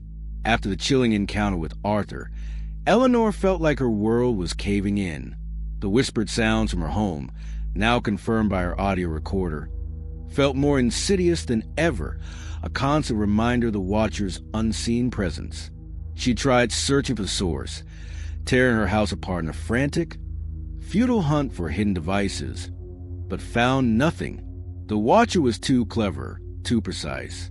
Her only remaining comfort, fragile as it was, lay in the idea of a truly robust security system. That small, basic camera she'd set up months ago had failed to capture the knocks, let alone the whisper. It was time for an upgrade. A desperate, last-ditch effort to reclaim some sliver of control. She invested heavily, far more than she could comfortably afford, in a top-of-the-line professional security system. Multiple high-definition cameras strategically placed around her home's perimeter and key interior points, motion sensors, a centralized monitoring hub, even an app that allowed her to view live feeds on her phone. The installation itself had been an arduous process, taking days, but when it was finally done, a fragile sense of relief, thin as tissue paper, settled over her. This was it. This was her impenetrable shield. She spent hours watching the crystal-clear feeds, seeing her empty living room, her quiet kitchen, the peaceful street outside. For a few days, the silence of the feeds was almost therapeutic. But that fragile peace shattered quickly. It started subtly, as always, designed to sow seeds of doubt before blooming into full-blown terror. Minor glitches, a flicker in a live feed, a momentary pixelation, like a weak signal. Then, brief signal losses, just a second or two before the feed would snap back into place. Eleanor, ever rational, initially attributed it to standard tech issues, maybe a bug in the software, or a temporary hiccup with her internet provider. She called the security company's tech support, describing the minor annoyances. They walked her through troubleshooting steps, ran diagnostics, assured her it was likely just a temporary glitch. But deep down, a familiar cold knot began to form in her stomach. She knew, with chilling certainty, that this wasn't just a bug. The glitches, of course, worsened. Dramatically, the live feeds began to show impossible things. Her empty living room would suddenly appear warped, distorted, as if seen through a funhouse mirror. Objects would stretch and contort. Shadows would move erratically across walls where there was no source of light. Sometimes a distant, muffled sound would accompany the visual distortion, a low hum or a faint whisper that seemed to ripple through the digital feed itself. It was like watching a corrupted video file of her own life, a terrifying, abstract painting of her sanctuary. Eleanor would stare at the screen, wide-eyed, her breath held captive in her lungs, try and make sense of the nonsensical, trying to reconcile the impossible images with the reality of her empty, silent home. Then came the truly horrifying part. The distortion began to manifest specific, chilling details, glimpses, fleeting, almost subliminal flashes of things that shouldn't be there. Figures, just at the edge of the frame, disappearing before she could truly register them. Faces, distorted and grotesque, superimposed onto familiar furniture, gone in a blink. Sometimes, the camera would inexplicably malfunction at crucial times, cutting out just as she approached a window, or going dark when she entered a particularly private room. Or worse, the feeds would inexplicably show her own private moments, but from impossible angles that her installed cameras shouldn't have been able to capture. A fleeting shot her back, brushing her teeth in the bathroom mirror, from a perspective that defied logic. A distant view of her reading in bed, seen through what appeared to be the tiny aperture of a smoke detector on her ceiling. It wasn't just distortion anymore. It implied they weren't just manipulating her cameras. They were seeing through them or had other, unseen cameras. The security system, her last bastion of defense, had become a window for her tormentor, broadcasting her most private moments, not just to her, but to them. She called the security company repeatedly, her voice growing increasingly frantic, laced with a desperation that bordered on hysteria. Technicians came and went baffled. They'd spend hours, days, running diagnostics, replacing circuit boards, updating firmware. They'd find no physical faults, no signs of tampering with the actual hardware. "It's unheard of, Ms. Vance," they'd say, shaking their heads, their faces a mixture of confusion and pity. "We can't explain it."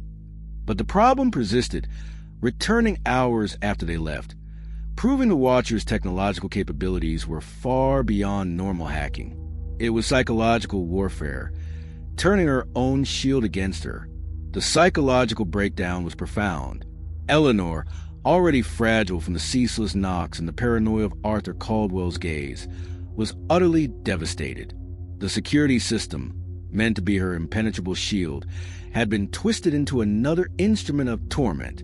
It was a constant, visual reminder of the Watcher's omnipresent gaze, a direct feed of her ongoing violation. Sleep deprivation became critical, blurring the lines between reality and nightmare. She began to experience visual disturbances, seeing phantom movements in her peripheral vision, even when her phone was off. She questioned her own sanity, wondering if the endless terror was finally pushing her into a full-blown hallucination. She was trapped, completely isolated, her attempt at security ironically locking her into a nightmare of her own making. The Watcher hadn't just broken her lenses, they'd twisted her vision, making her see terror in her own home, through her own eyes. Now, let's turn our attention to the chillingly precise pages of the Watcher's journal for this phase. Imagine the entry, written with a cold, almost gleeful detachment. Observation log, subject alpha, phase 7, digital environmental control and psychological amplification. Implementation of security system infiltration successful. Methods, proprietary malware injection via network vulnerability, phase 3. Targeted manipulation of live feeds and recorded data. Visual distortions, chromatic aberration, spatial warping, transient apparitions deployed. Objective, induce severe cognitive dissonance, erode subjects' trust in sensory input and technological safeguards.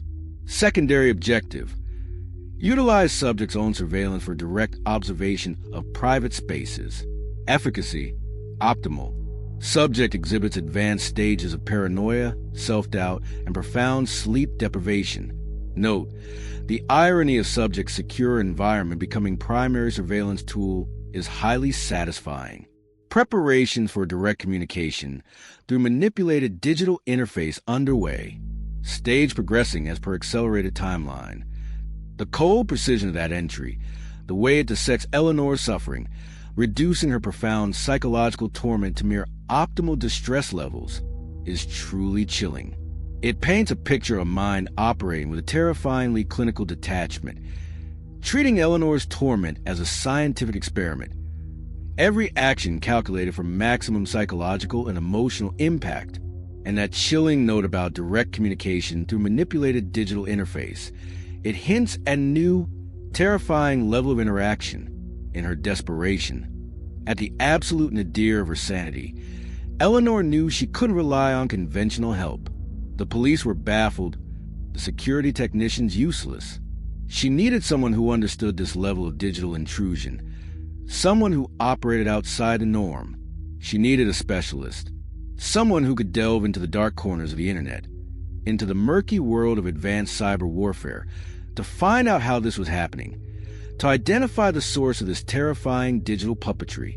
This desperate need for specialized help, a lifeline in the digital abyss, would push her into a realm she never knew existed, setting the stage for her to seek out answers in places most people wouldn't even dare to look. And that search, that desperate plea for expertise, would lead her to an unexpected and terrifying ally, or perhaps another trap. You absolutely won't want to miss that.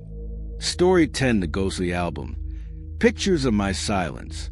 All right, everyone, if you've been with us through Eleanor Vance's nightmare, you know she's been pushed to the absolute brink. Last time in Broken Lenses, her state-of-the-art security system, her last desperate line of defense, was twisted into an instrument of torment. Those chillingly distorted feeds, showing impossible movements and fleeting, grotesque images of her own home, proved the watcher wasn't just lurking. They were actively manipulating her perception, turning her own shield against her. The psychological toll was immense, leaving her exhausted, questioning her sanity, clinging to a fragile hope that a specialized cybersecurity expert might hold the key to understanding this insidious digital puppetry. She was searching for someone who operated in the shadows, someone who understood the dark web, because she knew, with terrifying certainty, that conventional help wasn't going to cut it anymore. And just when she thought her sense of violation couldn't go any deeper, the Watcher decided to deliver a new, chillingly personal message, a physical album of her most private moments. Eleanor was living in a constant state of advanced exhaustion, her nerves frayed to the absolute limit. Sleep offered no respite, only fragmented nightmares filled with distorted camera feeds and the echoing whispers from her audio recorder. The house, once a sanctuary, was now a constant, terrifying question mark. Every shadow a potential hiding place for an unseen device, every quiet corner a silent witness to her unraveling sanity. She'd spend hours staring at her phone, the security app open, but her mind couldn't process the visual chaos it presented.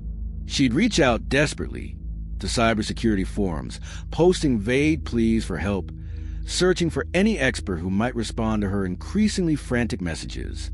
She knew she was grasping at straws, but what else was there? Her last line of defense had crumbled. Then, just as the afternoon sun cast long, weary shadows across her living room, it arrived. Not with a notification on her phone, not a glitch on her security feed, but with a quiet thud on her front porch. It was a package, larger than the one with the Poe book, but just as nondescript, wrapped in plain, thick brown paper, sealed with industrial-strength tape. No stamps, no return address, just her name, Eleanor Vance, printed meticulously in that same precise font, the one that had first appeared on the blue curtain's note. Her breath hitched. That font, that cold, clean typeface, it was a signature of terror, a chillingly familiar invitation to another round in the Watcher's twisted game. Her hands, clammy with a sudden, cold sweat, fumbled with the tough tape. She tore away the brown paper, her heart hammering against her ribs like a frantic drum. Inside, nestled amidst layers of dark tissue paper, was a slim, elegant photo album. It was a dark, leather-bound album, the kind you might keep precious family memories in. But this wasn't going to be precious. Eleanor knew it instinctively. She opened the album, her fingers trembling so badly she almost dropped it. The first few pages held photographs that, initially, seemed almost mundane. Photos of her house, her perfectly manicured front lawn, the familiar oak trees shading her driveway, her neighbor Arthur Caldwell's house, roses blooming in the foreground, the local cafe where she often got her latte, the small park where she sometimes read. Ordinary scenes. But then, a cold dread began to seep in. These weren't just random snapshots. Each photo was taken from a specific, often unusual angle. From across the street, capturing her living room window. From behind her mailbox, showing her porch. From a hidden vantage point in the park, barely visible behind a cluster of bushes. These were photos taken of her environment, but they were taken with a chilling sense of purpose, a deliberate documentation of her ordinary world. And then the true horror set in. As she turned the pages, the photos shifted. They were no longer just of her house or her neighborhood. They were photos of herself, raw, unfiltered, taken from impossible angles, in moments she believed were utterly secure and private. Moments when she was alone and quiet, reading on her couch, a book open on her lap, a faint smile playing on her lips, working late at her desk, engrossed in the design, her brow furrowed in concentration, sleeping in her bed, her hair fanned across the pillow, utterly vulnerable, utterly unaware, sitting in her kitchen, sipping her morning tea, simply staring into space, lost in thought. These were the pictures of her silence. The angles were what truly broke her. One photo, in particular, made her stomach churn. It was a shot of her reading in bed, taken for what appeared to be a tiny, almost invisible hole in her ceiling just above her head. Another showed her making coffee in her kitchen, seen through what looked like a pinhole lens embedded in her stove hood. A horrifying, grainy image of her stepping out of the shower, taken from the corner of her bathroom ceiling. These weren't just long-range shots from outside. This implied hidden cameras, micro cameras, or something far, far worse, embedded inside her own home, watching her every unguarded breath, every private moment. Her sanctuary was utterly compromised.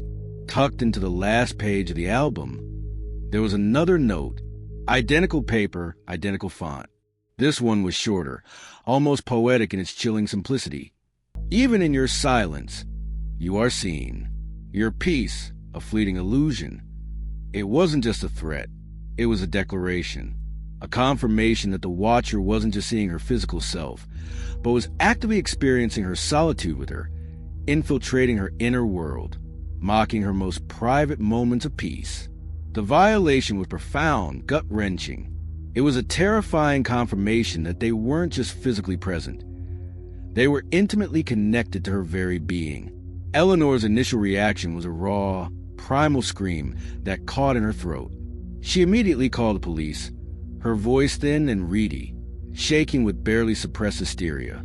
She recounted the latest incident, describing the album, the pictures, the impossible angles.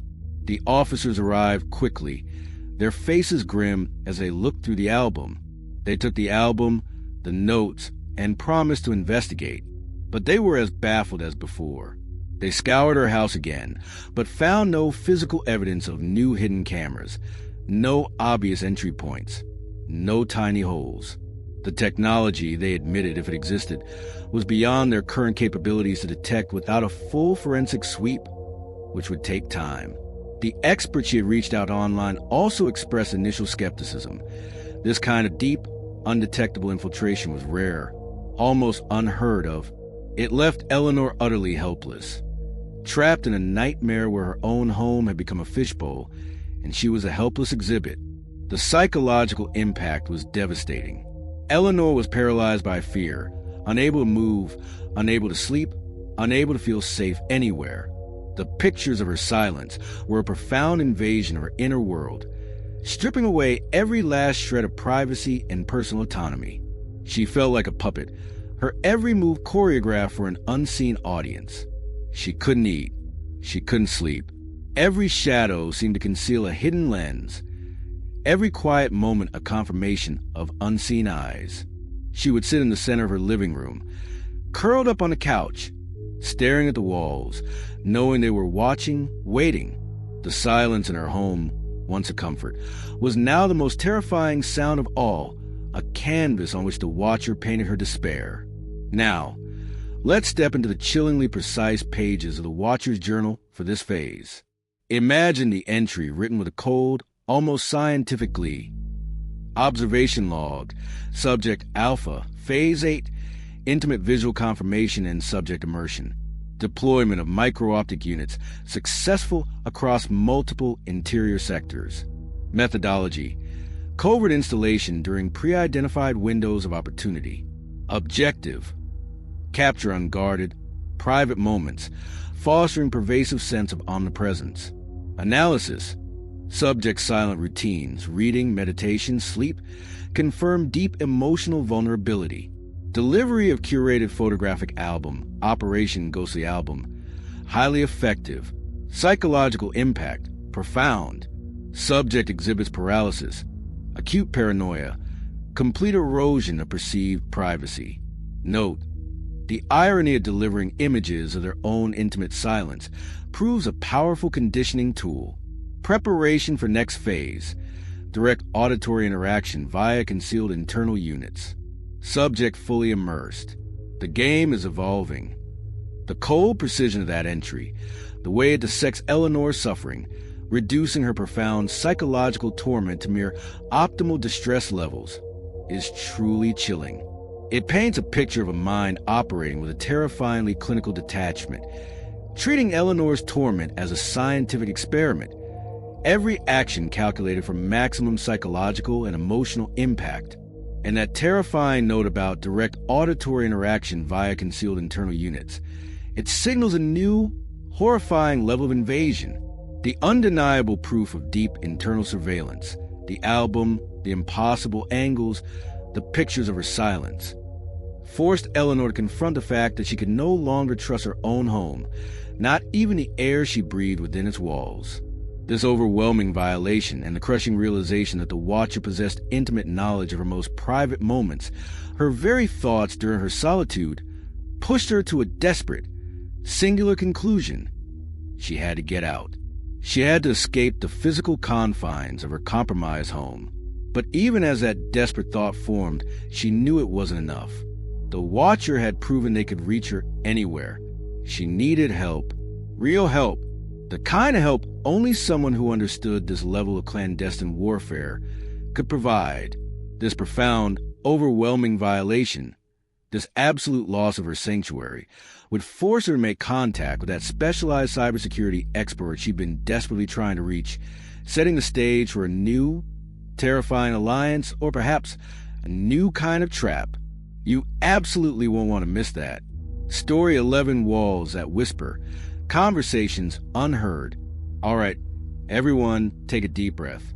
Last time, in the Ghostly album, Eleanor Vance was utterly shattered. That package, that elegant photo album filled with pictures of her silence, undeniable, sickening proof of hidden microcameras inside her own home, capturing her most private, unguarded moments. It was a violation so profound, it stole the very air from her lungs. Her sanctuary was utterly compromised, her privacy annihilated. The watcher wasn't just observing from afar. They were physically, intimately present in her life, a pervasive, invisible entity. That terrifying realization, coupled with her professional security system's failure, pushed her to the absolute brink, forcing her to reach out for a lifeline she never thought she'd need, a highly specialized cybersecurity expert. And what she was about to discover would confirm that the watcher wasn't just seeing her.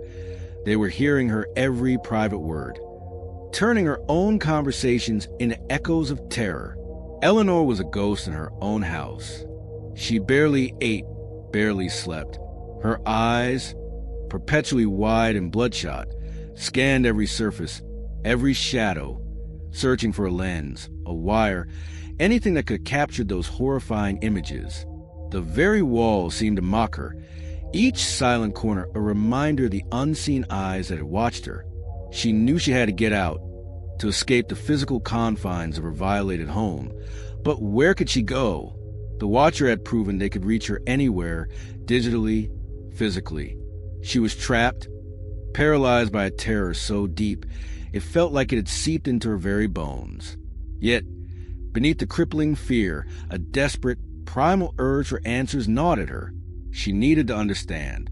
She needed to fight. In her frantic search for help, through obscure online forums and hush referrals, she finally made contact with Daniel Hayes. His online presence was minimal, almost ghost-like, a stark contrast to the flashy, self-proclaimed experts she'd found before. His replies were brief, direct, and utterly devoid of fluff. He specialized in covert surveillance countermeasures and digital forensics for impossible breaches.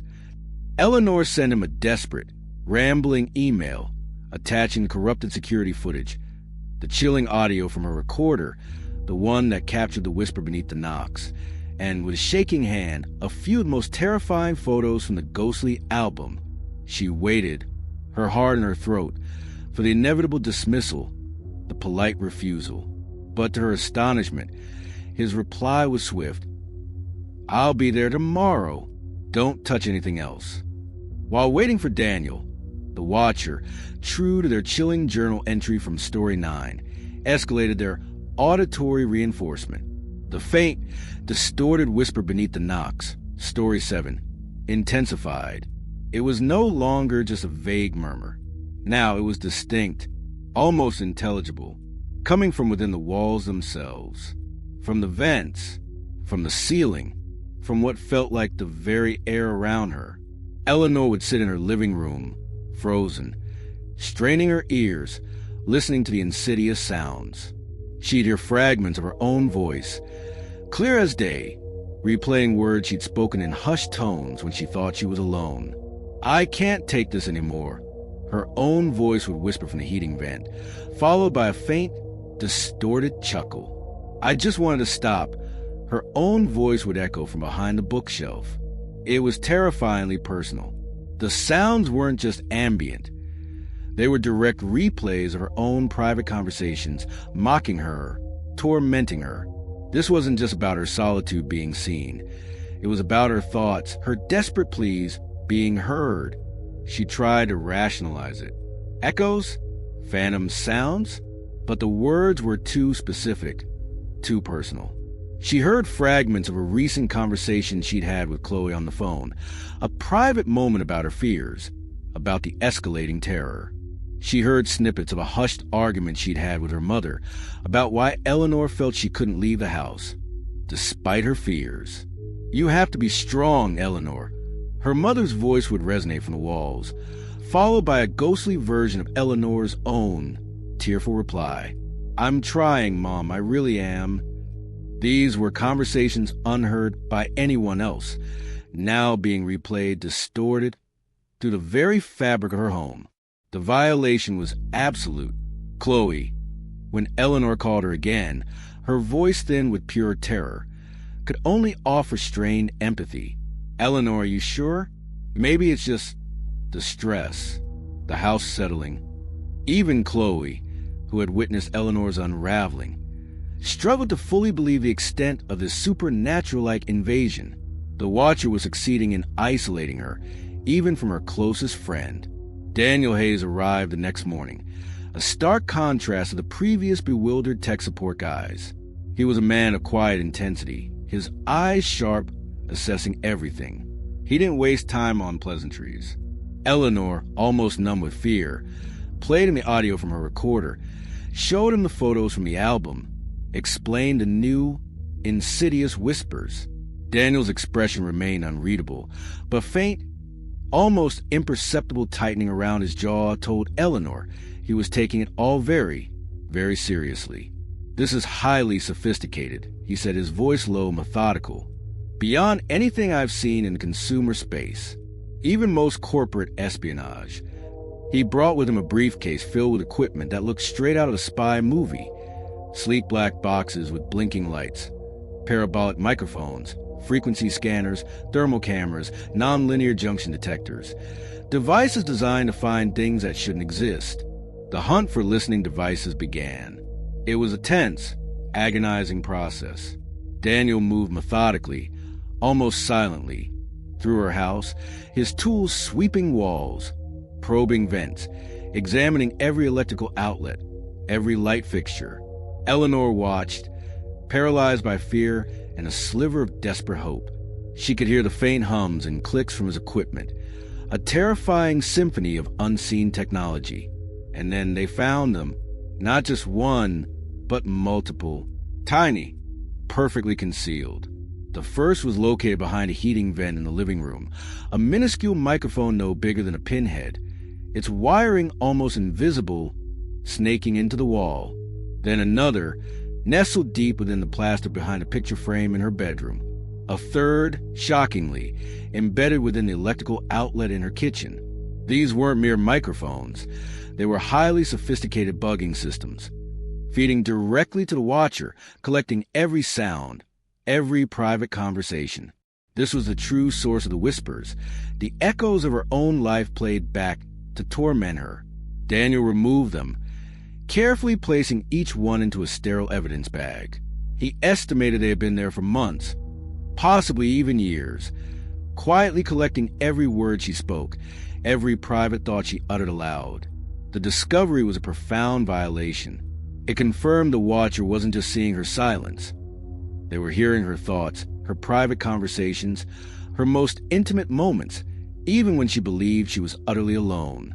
Every hushed phone call with Chloe, every tearful confession to her mother, every desperate whisper to herself in the quiet of her bedroom, all captured, all recorded. The whispers she heard weren't just echoes of her own words.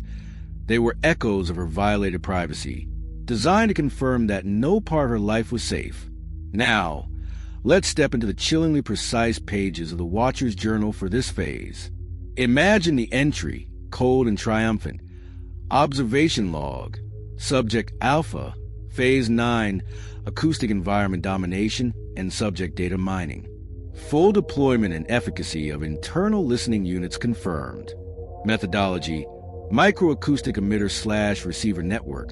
Low-frequency signal modulation for auditory reinforcement effect. Data acquisition. Comprehensive private conversations recorded for psychological profiling. Examples. Subject emotional distress during call with Chloe Miller, timestamp.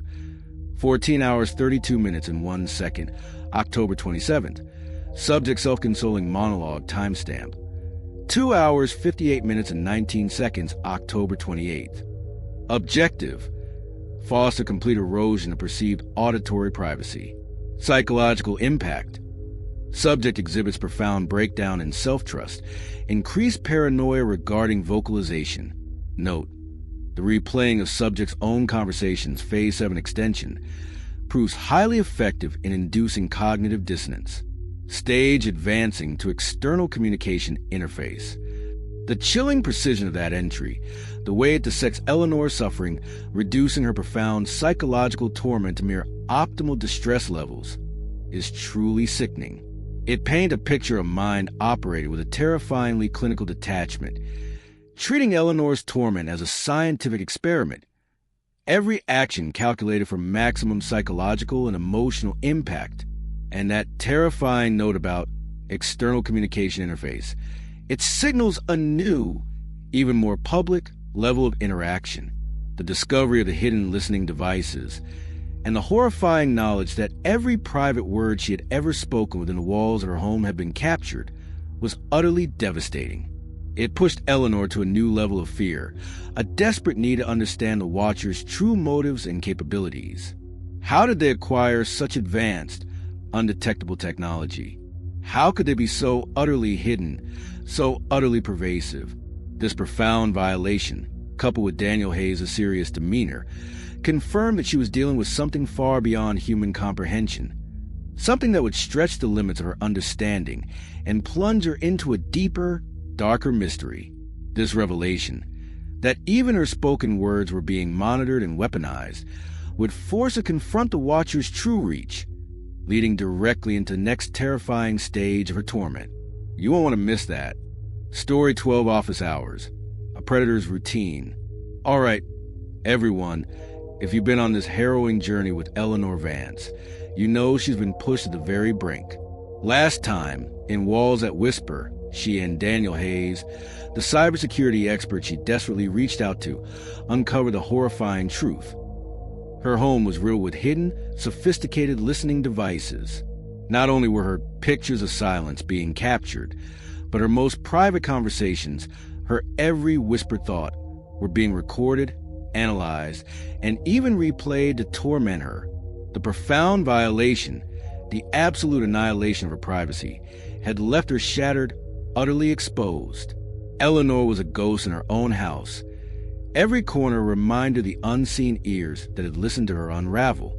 But even in the depths of her despair, a primal instinct for self-preservation kicked in.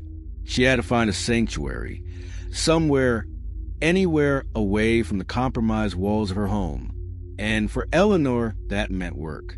Eleanor desperately clung to the routine of her office as a lifeline, a desperate attempt to grasp at some semblance of normalcy. Her home was utterly compromised, a constant, chilling reminder of the Watcher's pervasive presence. But the office, with its bright fluorescent lights, its bustling colleagues, its professional environment, surely that was a safe space? She tried to convince herself of it, repeating it like a mantra. She poured herself into her graphic design work, losing herself in the intricate details of digital canvases, seeking solace in the logic and structure of her craft. She was dedicated, meticulously precise, often staying late, long after most of her colleagues had left. The quiet hum of the servers a strange comfort in the vast, empty building. She told herself that here, in this public yet professional space, she was beyond the Watcher's reach. She had to be. The office after hours had its own rhythm. The gentle hum of the HVAC, the distant whir of printers, the occasional clack of a keyboard from a fellow late-nighter. And then there was Marcus Thorne. Marcus was the night janitor. He was unremarkable in every way. A middle-aged man with perpetually tired eyes, a quiet demeanor, a uniform that always seemed a little too crisp for a cleaning crew. He moved through the office with methodical efficiency, a vacuum cleaner usually slung over his shoulder, a bucket and mop always nearby. He'd offer a polite nod, a tired smile, and a soft, "Evening, Ms. Vance," before continuing his rounds. He was just part of the background an invisible cog in the corporate machine. Or so Eleanor thought. But Eleanor, now hypervigilant, her senses sharpened by weeks of relentless terror, began to notice subtle oddities about Marcus. Small things at first. His small talk started to become unervingly specific. "Big deadline tomorrow, Ms. Vance?" he'd ask, his voice low, almost a whisper, as he cleaned the trash can by her desk. "I saw you working on that presentation earlier. Looks like a tough one." Or, "Planning a weekend getaway soon? Your calendar seemed busy this week." These comments, initially, she'd brush off as casual observation. Maybe he saw her screen or overheard a conversation. But he'd linger, just a moment too long. His eyes, though tired, would hold a peculiar intensity as they flickered towards her desk, her computer screen, her personal planner. He seemed to know too much about her work schedule, her specific projects, even her personal plans discussed discreetly with colleagues during lunch breaks. He'd sometimes subtly mimic her habits or gestures, a sigh, a stretch, as if he were mirroring her own fatigue. The comfort she'd once felt in his quiet presence began to curdle into a creeping unease. The subtle shifts escalated into undeniable intrusions. One evening, Eleanor was deep in a complex design, her mind wrestling with color palettes and font choices. Marcus was on her floor, his vacuum whirring in the distance. When she finally stretched, trying to loosen the knots in her shoulders, he appeared at her office door, pushing his cleaning cart. "Still at it, Miss Vance?" he asked, his voice a little too warm. Must be important.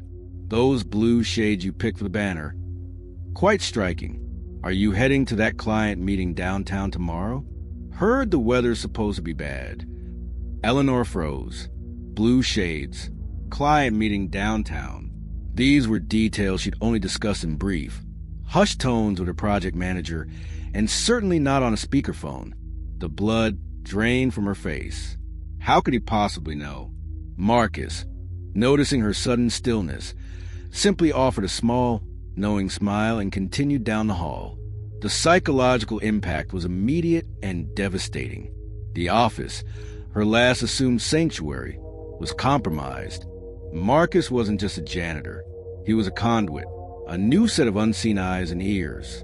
The thought that every private conversation she had with colleagues, every confidential project detail, every personal frustration whispered under her breath, was being monitored by this seemingly innocuous man was a sickening blow. She felt utterly exposed.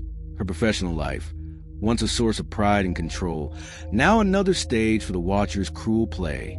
The terror of the hidden cameras and listening devices in her home was now mirrored in her workplace, leaving her nowhere left to hide. Then came the moment that ripped away any pretense of normalcy. One particularly late evening, well past midnight, Eleanor was the last one left on her floor.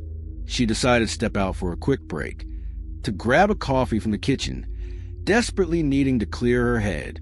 As she walked down the dimly lit hallway, the quiet hum of the fluorescent lights amplifying her pounding heart, she saw him. Marcus.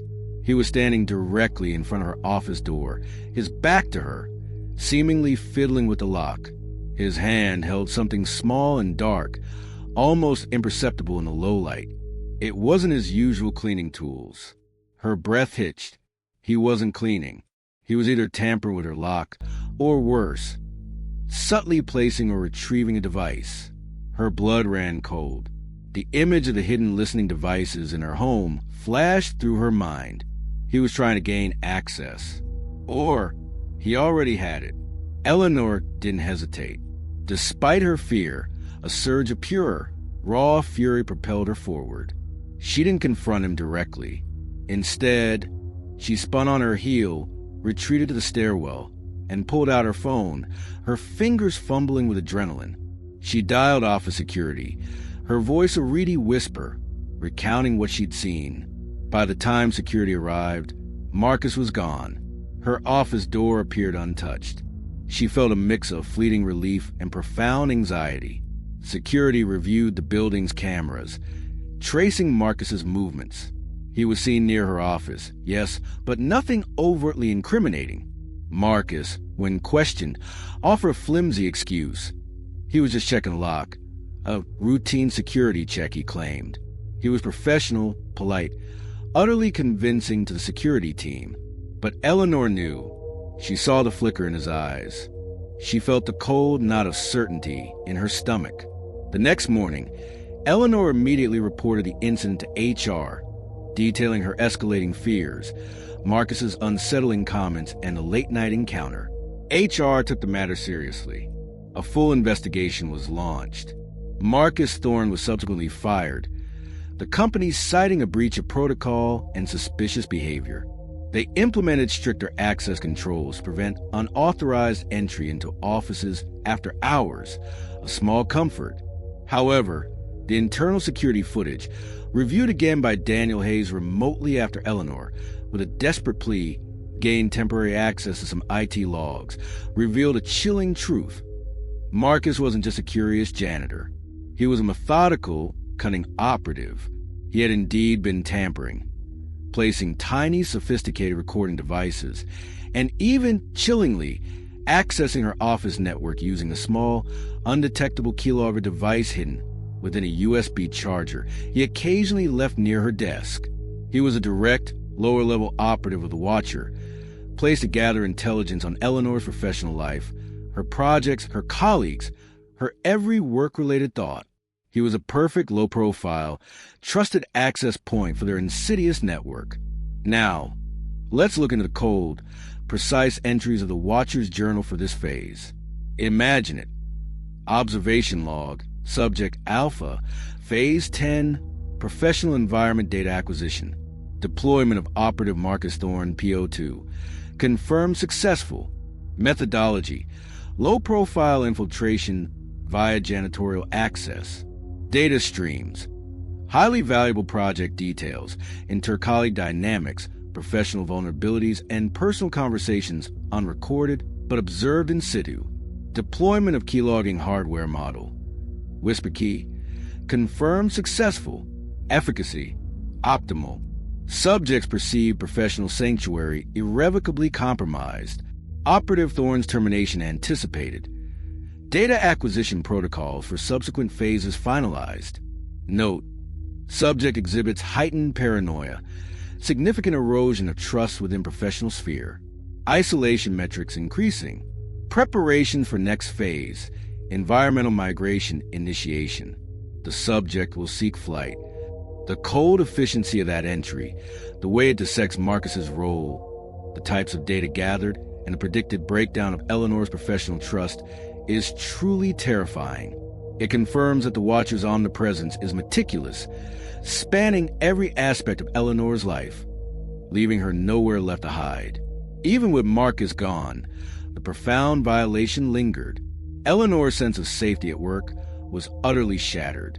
Every whispered conversation among colleagues felt like a potential echo in the Watcher's hidden recordings.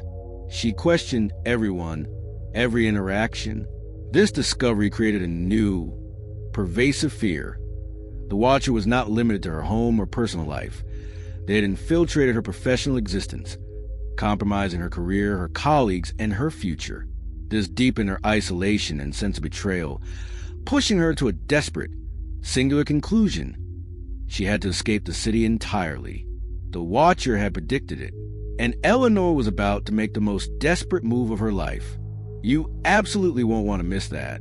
Story 13, Sound from a Void, The Empty Apartment's Secret. All right, everyone, if you've been with us on Eleanor Vance's terrifying journey, you know she's been through hell. From the chilling notes and digital intrusions to the mind-bending, broken lenses of her security system and the gut-wrenching discovery of hidden listening devices in her own walls, her sense of safety was utterly obliterated. Last time, in office hours, we saw her last bastion of normalcy, her workplace, compromised by Marcus Thorne, an operative of the Watcher. Every private conversation, every professional detail, meticulously harvested. The profound violation, the absolute annihilation of her privacy, had left her shattered, utterly exposed. There was literally nowhere left to hide. And that, in its terrifying simplicity, led to the most desperate decision of her life. She had to flee. She had to escape the city. Eleanor's departure wasn't a choice. It was a primal, desperate need to escape the pervasive, suffocating sense of surveillance that had consumed every aspect of her life. The thought of staying another night in her compromised home, hearing echoes of her own violated privacy, was unbearable. Leaving her entire life behind, her friends, her career, the familiar comfort of her old neighborhood, was a crushing weight, but the alternative was far worse. She packed only the bare essentials, moving quickly, quietly, severing ties with everything she knew. She chose a new city, a place far enough away to feel anonymous, but close enough to avoid complete severance. She found a new apartment, not with the careful consideration of a new beginning, but with the frantic urgency of a fugitive. It was a mid-century building, a little older, with exposed brick walls and tall windows, seemingly chosen for its quietness, its anonymity, and crucially, for the explicit fact that the neighboring unit was listed as empty, a void, a blank slate where the Watcher, she desperately hoped, could not possibly reach her. The initial days in the new apartment offered a fragile, almost hallucinatory sense of peace. The quiet was profound, a startling contrast to the constant hum of paranoia she'd grown accustomed to. The anonymous walls, the unfamiliar street sounds, the simple fact that no one here knew her name or her past. It all offered a momentary illusion of safety. She spent her time unpacking slowly, methodically, trying to rebuild, to create a new normal. She convinced herself that this was it. This was her fresh start. The watcher was tied to her old life, her old house, her old routine. Here, in this void, she was finally safe. But the paranoia, a deep-seated hum, lingered beneath the surface, a constant, low-grade thrum in her subconscious. It was a scar, a wound that might never truly heal. Then, just as the fragile hope began to take root, the sounds began. Subtle at first. So subtle. Eleanor almost convinced herself it was just a new building settling. The creak of old pipes, the whisper of wind through an unfamiliar vent, faint thumps from what sounded like the floor above, a barely perceptible shuffle next door, almost like someone shifting weight. It was ambiguous, easily dismissed by a rational mind. But Eleanor's mind was no longer entirely rational. The sound stirred the deep, festering fear within her, reminding her too much of the insidious beginnings of her previous torment. She'd freeze, listening intently, her heart pounding a frantic rhythm against her ribs, straining to identify the source. But then they would stop, leaving her in an unsettling silence, questioning her own perception. But of course they escalated. They always did. The sound became more frequent, more distinct, shedding their initial ambiguity like a snake sheds its skin. Rhythmic footsteps, not random creaks, but clear, deliberate pacing from the empty, neighboring unit. Whispers, no longer just a faint, ethereal hum, but almost intelligible, like a hushed conversation just beyond the thin wall. Sound of furniture being moved, heavy thumps, scraping noises, dragging sounds. These were too specific, too consistent for an empty apartment. Eleanor recognized a terrifying pattern of escalation from her previous home. The watcher was here, or something was. Her terror grew exponentially. She was trapped again, in a new place, a supposed sanctuary that had been invaded. Sleep deprivation, a familiar demon, returned with a vengeance, leaving her disoriented, her thoughts fragmented. She started to feel like she was finally losing her mind, that the relentless torment had pushed her into a permanent state of psychological fragility. She'd pace her own apartment, frantic, muttering to herself, trying to rationalize the impossible. Was it a trick of the building's acoustics? Some kind of elaborate, cruel prank? Or had the watcher somehow found her, infiltrated this new void? Continuing the sadistic game? Desperate, Eleanor confronted the landlord. He was a portly, middle-aged man, perpetually harried, with a perpetually furrowed brow. He listened to her frantic account, his skepticism palpable. "Ms. Vance," he sighed, rubbing his temples, "that unit next door has been empty for over 6 months. We're showing it next week. There's nothing in there. It's an old building. It settles, pipes creak." He assured her, with an air of weary finality, that the unit was empty, attributing the sounds to old building quirks. He even offered to let her inspect it herself before the next showing. But his dismissiveness, his inability to comprehend the terror, only reinforced her agonizing isolation. The intangible nature of the torment made her feel like a crazy person, further pushing her into despair. But Eleanor, despite her despair, refused to surrender completely. She needed proof. Just like with the knocks in her old house, she grabbed a simple audio recorder, a low-tech relic in her high-tech nightmare, and placed it strategically near the shared wall. She let it run overnight. The next morning, her hands trembling, she played back the recording. And there they were, undeniable, crystal clear, rhythmic footsteps, distinct whispers, muffled arguments, even a faint, almost chillingly clear sound of what seemed like a child crying, quickly muffled. The audio was terrifying, undeniable, horrifyingly real. She presented the audio to the landlord. He listened, his face slowly draining of color. The skeptical air vanished, replaced by a look of profound unease. He still insisted the unit was empty, but he couldn't deny the sounds. Then, his voice low, almost a whisper, he revealed something. There have been rumors, he began, his eyes darting nervously, about this building, about that unit. Things That happened here, years ago. He revealed a fragmented history of unexplained phenomena, whispers of a past fire, previous residents who had reported similar disturbances, some of whom had even vanished under strange circumstances. He dismissed them as old wives' tales, but now, faced with Eleanor's undeniable audio, he couldn't. This was the empty apartment's secret. The void wasn't empty. It was filled with echoes. Now, let's step into the chillingly precise pages of the Watcher's Journal for this phase. Imagine the entry, cold and triumphant. Observation log, subject alpha, phase 11, relocation protocol and environmental psychological warfare.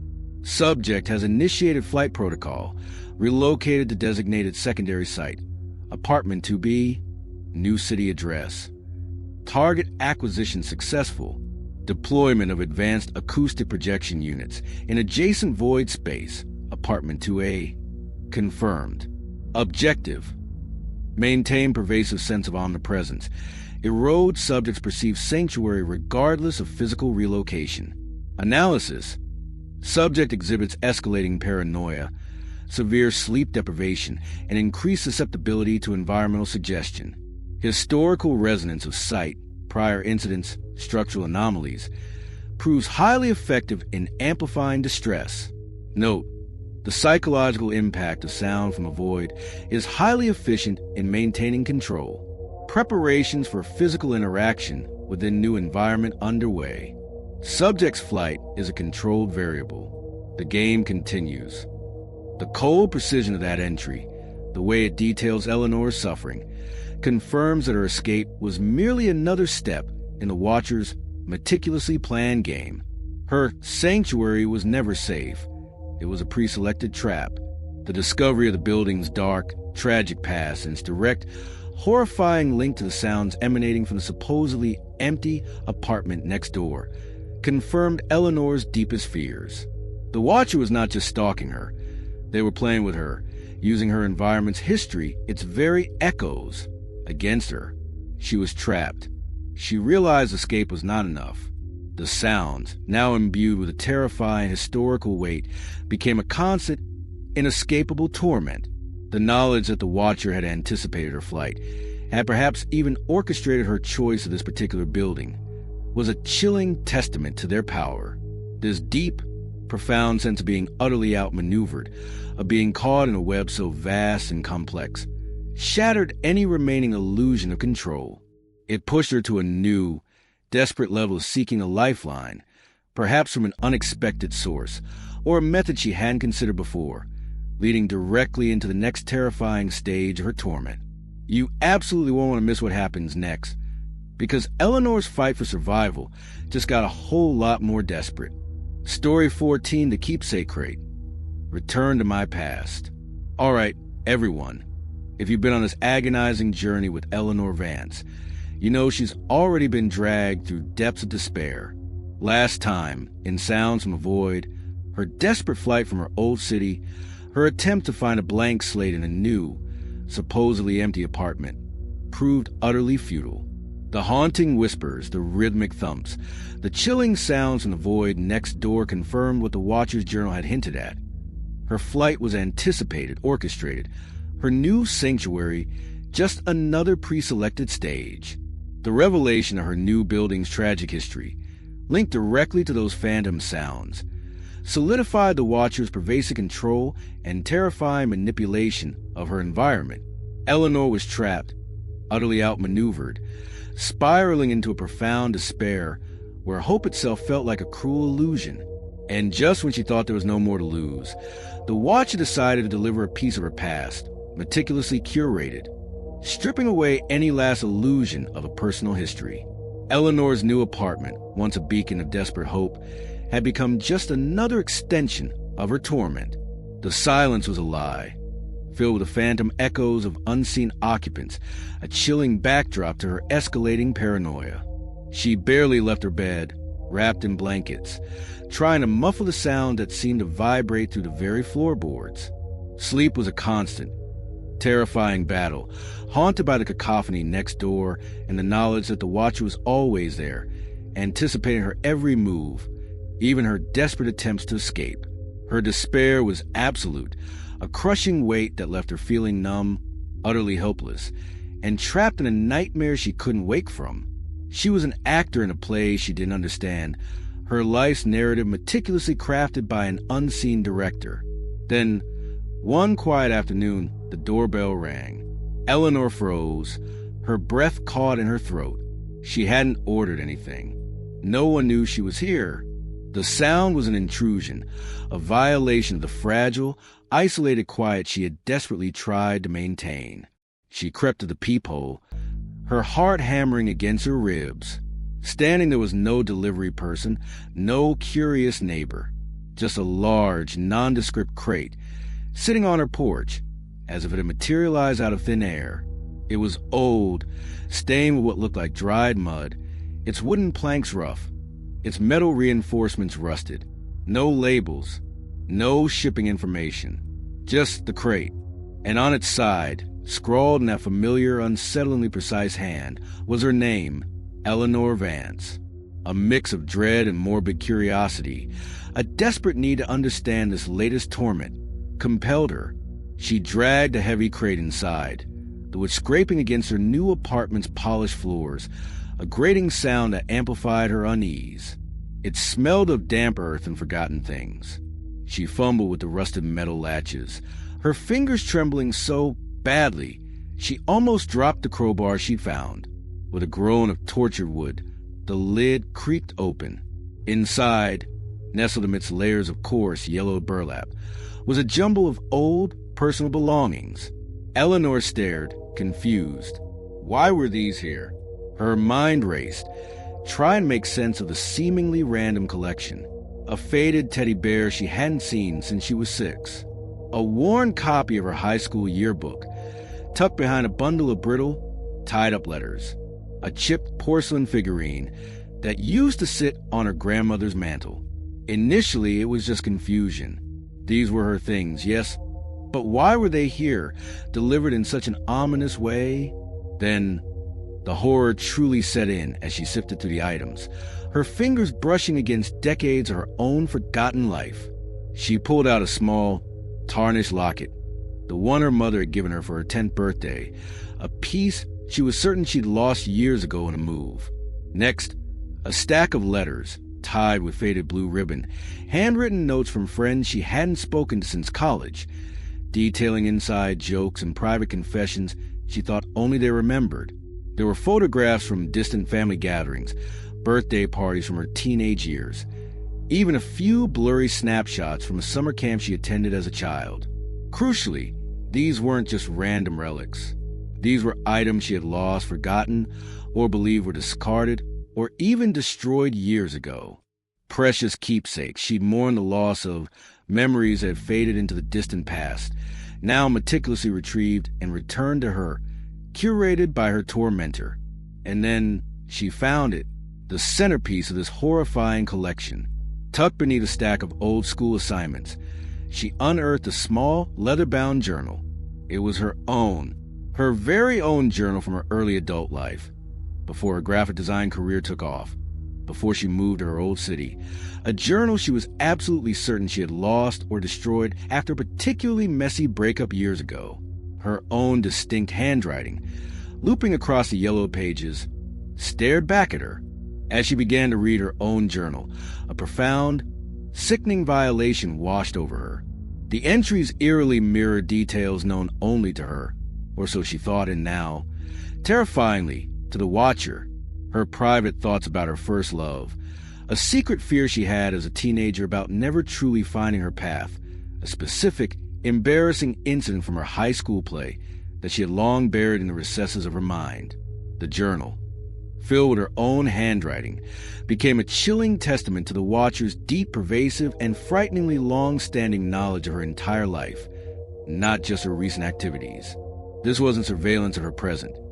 This was an archaeological dig into her very soul, every memory, every secret, meticulously cataloged and understood. The implication was a profound violation of her entire personal history. The watcher hadn't just been observing her now, They had been collecting, archiving, and curating her entire past.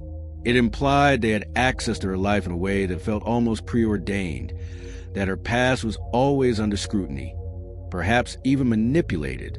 It was a terrifying realization that her story, her memories, her very identity were not entirely her own. They had been stolen, then returned to her, curated by her tormentor in this macabre gift, tucked into the very last page of her childhood journal. A final, chilling note lay waiting. Identical paper, identical type font from all the previous notes. It was concise, brutal, and utterly final. Your past belongs to me. Welcome back. Then in a smaller, almost imperceptible script below it, no memory is truly lost. Eleanor's despair deepened to an absolute, crushing weight. Her past, her memories, her very identity had been stolen and returned to her, packaged and presented by her tormentor. She questioned who she truly was, if anything in her life had ever been genuinely private or truly her own. This shattered any last illusion of personal autonomy or control over her own narrative, her own story. She called Daniel Hayes, her voice a raw, broken whisper. She tried to explain, her words tumbling out in a frantic, incoherent rush. Daniel listened, his usual calm replaced by a rare edge of disbelief. "This is unprecedented, Eleanor," he said, his voice grave, retrieving and presenting a subject's entire historical archive. "This implies a level of resources and long-term planning that's beyond anything I've encountered. It suggests a profound, almost psychological, or even generational connection." The police, when she contacted them again, were equally helpless, their faces a mixture of confusion and pity. The evidence was overwhelming, yet intangible, a personal violation that defied easy explanation or conventional investigation. Now, let's look into the chillingly precise pages of the Watcher's journal for this phase. Imagine the entry, cold and triumphant. Observation log, subject Alpha, Phase 12, historical data reclamation and identity reconstruction. Successful retrieval and compilation of subject's comprehensive personal archives. Contents: childhood artifacts, lost correspondence, personal journals. Objective: induce acute identity crisis, reinforce omnipresence across temporal dimensions. Delivery method: physical crate unmarked, direct placement. Analysis: subject emotional response aligns with predicted psychological profile for total loss of personal narrative autonomy. Note: this ritual of return is integral to breaking down the subject's self-perception. Subject is now fully aware of lifelong observation. Preparation for next phase: high-value asset manipulation. The cold precision of that entry, the way it dissects Eleanor's profound emotional collapse, reducing her personal history to mere data, is truly sickening. It paints a picture of a mind operating with a terrifyingly clinical detachment, treating Eleanor's entire life as a scientific experiment, every action calculated for maximum psychological impact. And that chilling note about high-value asset manipulation, it signals a new, even more direct and devastating target. The profound violation of her past, the eerie manipulation of her most cherished and forgotten memories, left Eleanor utterly broken. But even in that brokenness, a new, terrifying question formed. How deep did this go? Was this about her past, or a legacy she unknowingly carried? This shattered reality, this utter loss of personal narrative, would plunge Eleanor into a new, desperate search, this time not for just proof of the Watcher, but for the fundamental truth of her existence and how it connected to this ancient order. And this profound, overwhelming violation, this absolute loss of her personal history, would force her to confront a terrifying reality about her deepest connections, leading directly into the next terrifying stage of her torment. You absolutely won't want to miss that. Story 15, The Stolen Ride, a silent recorder. All right, everyone. If you've been with us on Eleanor Vance's utterly heartbreaking journey, you know she's in a state of profound despair. Last time, in the keepsake crate, the Watcher delivered a chillingly curated collection of her lost and forgotten personal belongings, including her own childhood journal. It was a brutal, undeniable violation of her entire personal history, revealing a lifelong surveillance that plunged her into an acute identity crisis.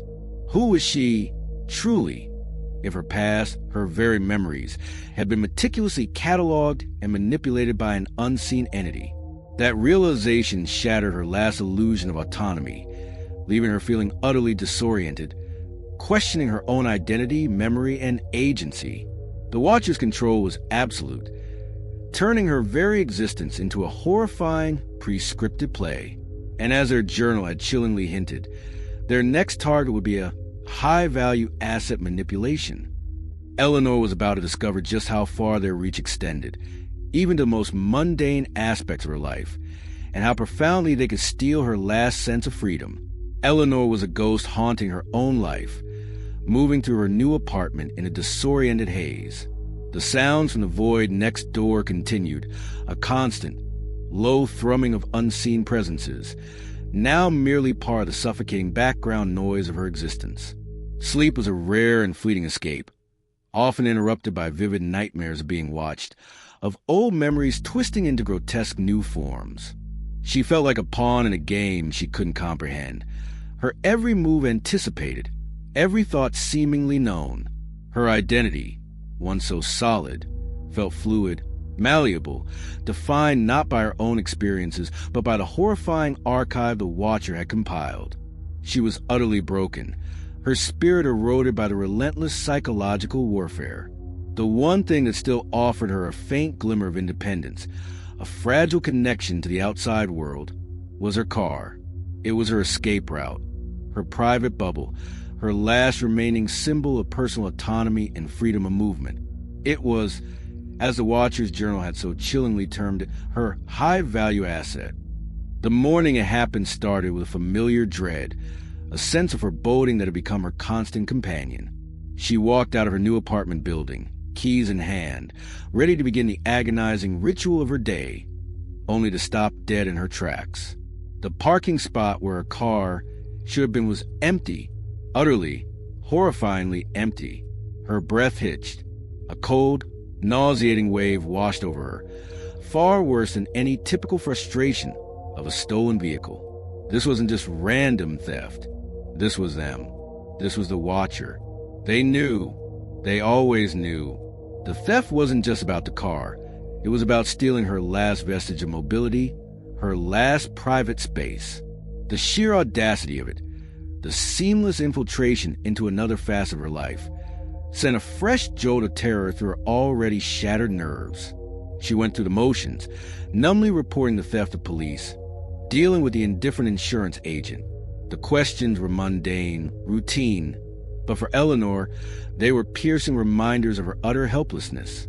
The police were sympathetic, but offered little comfort. Car thefts happen all the time. They put out an APB, contact the local impounds, but not to expect much. Eleanor felt a chilling sense of déjà vu. The same helplessness she'd faced with the notes, the digital breach, the listening devices. The Watcher operated beyond the reach of conventional law enforcement. Then, just 2 days later, the phone rang. It was the police. Her car had been found, abandoned in a quiet residential street on the other side of town, unscathed, seemingly intact. No signs of forced entry, no damage, no obvious reason why it had been stolen, then left untouched. A fragile, almost disorienting sense of relief washed over Eleanor, quickly replaced by a profound unease. It was too easy, too clean. It fit the pattern. The Watcher never just did something. They always did something with a purpose. This wasn't just a car theft. It was a carefully orchestrated, temporary relocation event, as their journal might describe it. She drove to the impound lot, her heart a frantic drum against her ribs. The car looked exactly as she left it, pristine, innocent. She ran her hand over the steering wheel, a desperate attempt to reconnect with this last piece of her perceived freedom. But something felt off, a subtle difference in the scent of the interior, a faint metallic tang that wasn't hers. She spent hours inspecting it, meticulously, desperately. She checked every crevice, every compartment, every corner of the dashboard, looking for a clue, a trace, anything that would explain the anomaly of its theft and recovery. And then she found it, deep under the passenger seat, tucked almost invisibly into the carpet fibers, was a tiny, perfectly hidden device.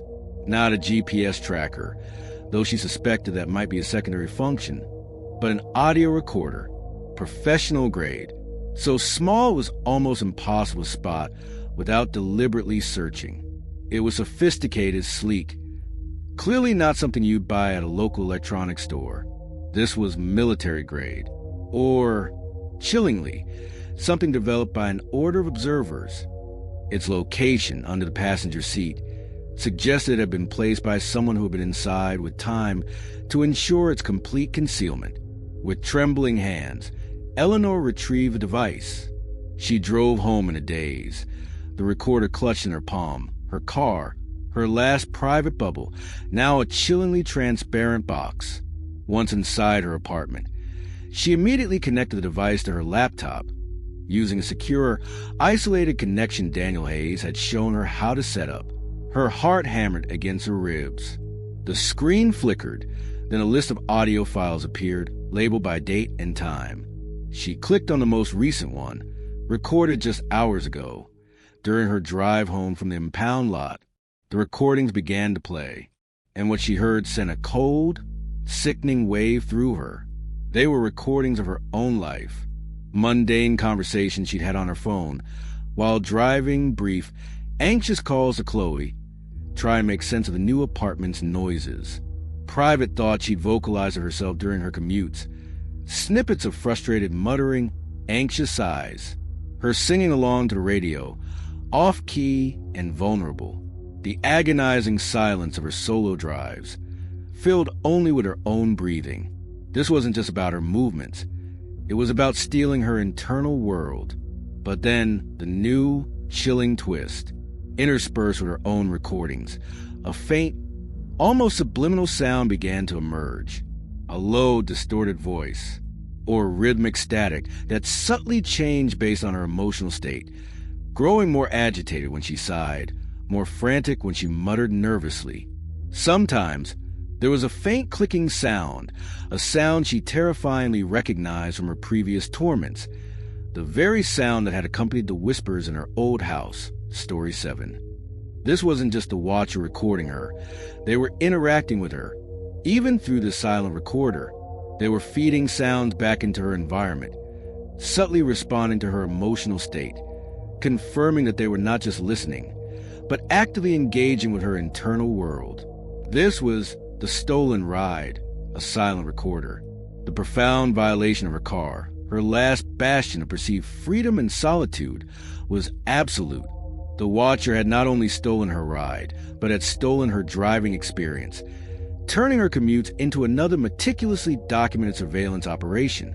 The emotional impact of having her vulnerable, private moments, her alone time, her internal monologues in the safety of her car, captured and potentially reacted to, was immense. The final illusion of personal space had been utterly shattered. She reported the device to the police. They were baffled. The device was untraceable, professional grade, no fingerprints, no serial numbers. They couldn't explain the car theft itself. "It's a mystery, Ms. Vance," the detective sighed, the same helpless tone she'd heard countless times before. This confirmed, with sickening clarity, the watcher's chilling ability to operate seamlessly and invisibly in the mundane world, manipulating events without leaving a trace. Now let's look into the cold, precise entries of the watcher's journal for this phase. Imagine the entry written with a chillingly triumphant tone. Observation log. Subject Alpha. Phase 13, high-value asset manipulation and enhanced mobile data acquisition. Vehicle theft executed as temporary relocation event for covert acoustic device deployment model. Nomad recorder. Objective.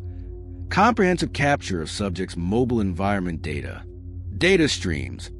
Private conversations, voice analysis for emotional baseline. Internal monologues, psychological profiling, predictive analysis, travel patterns. Efficacy, optimal. Subject perception of personal freedom and autonomy irrevocably compromised. Deployment of embedded subauditory feedback loop within device confirmed.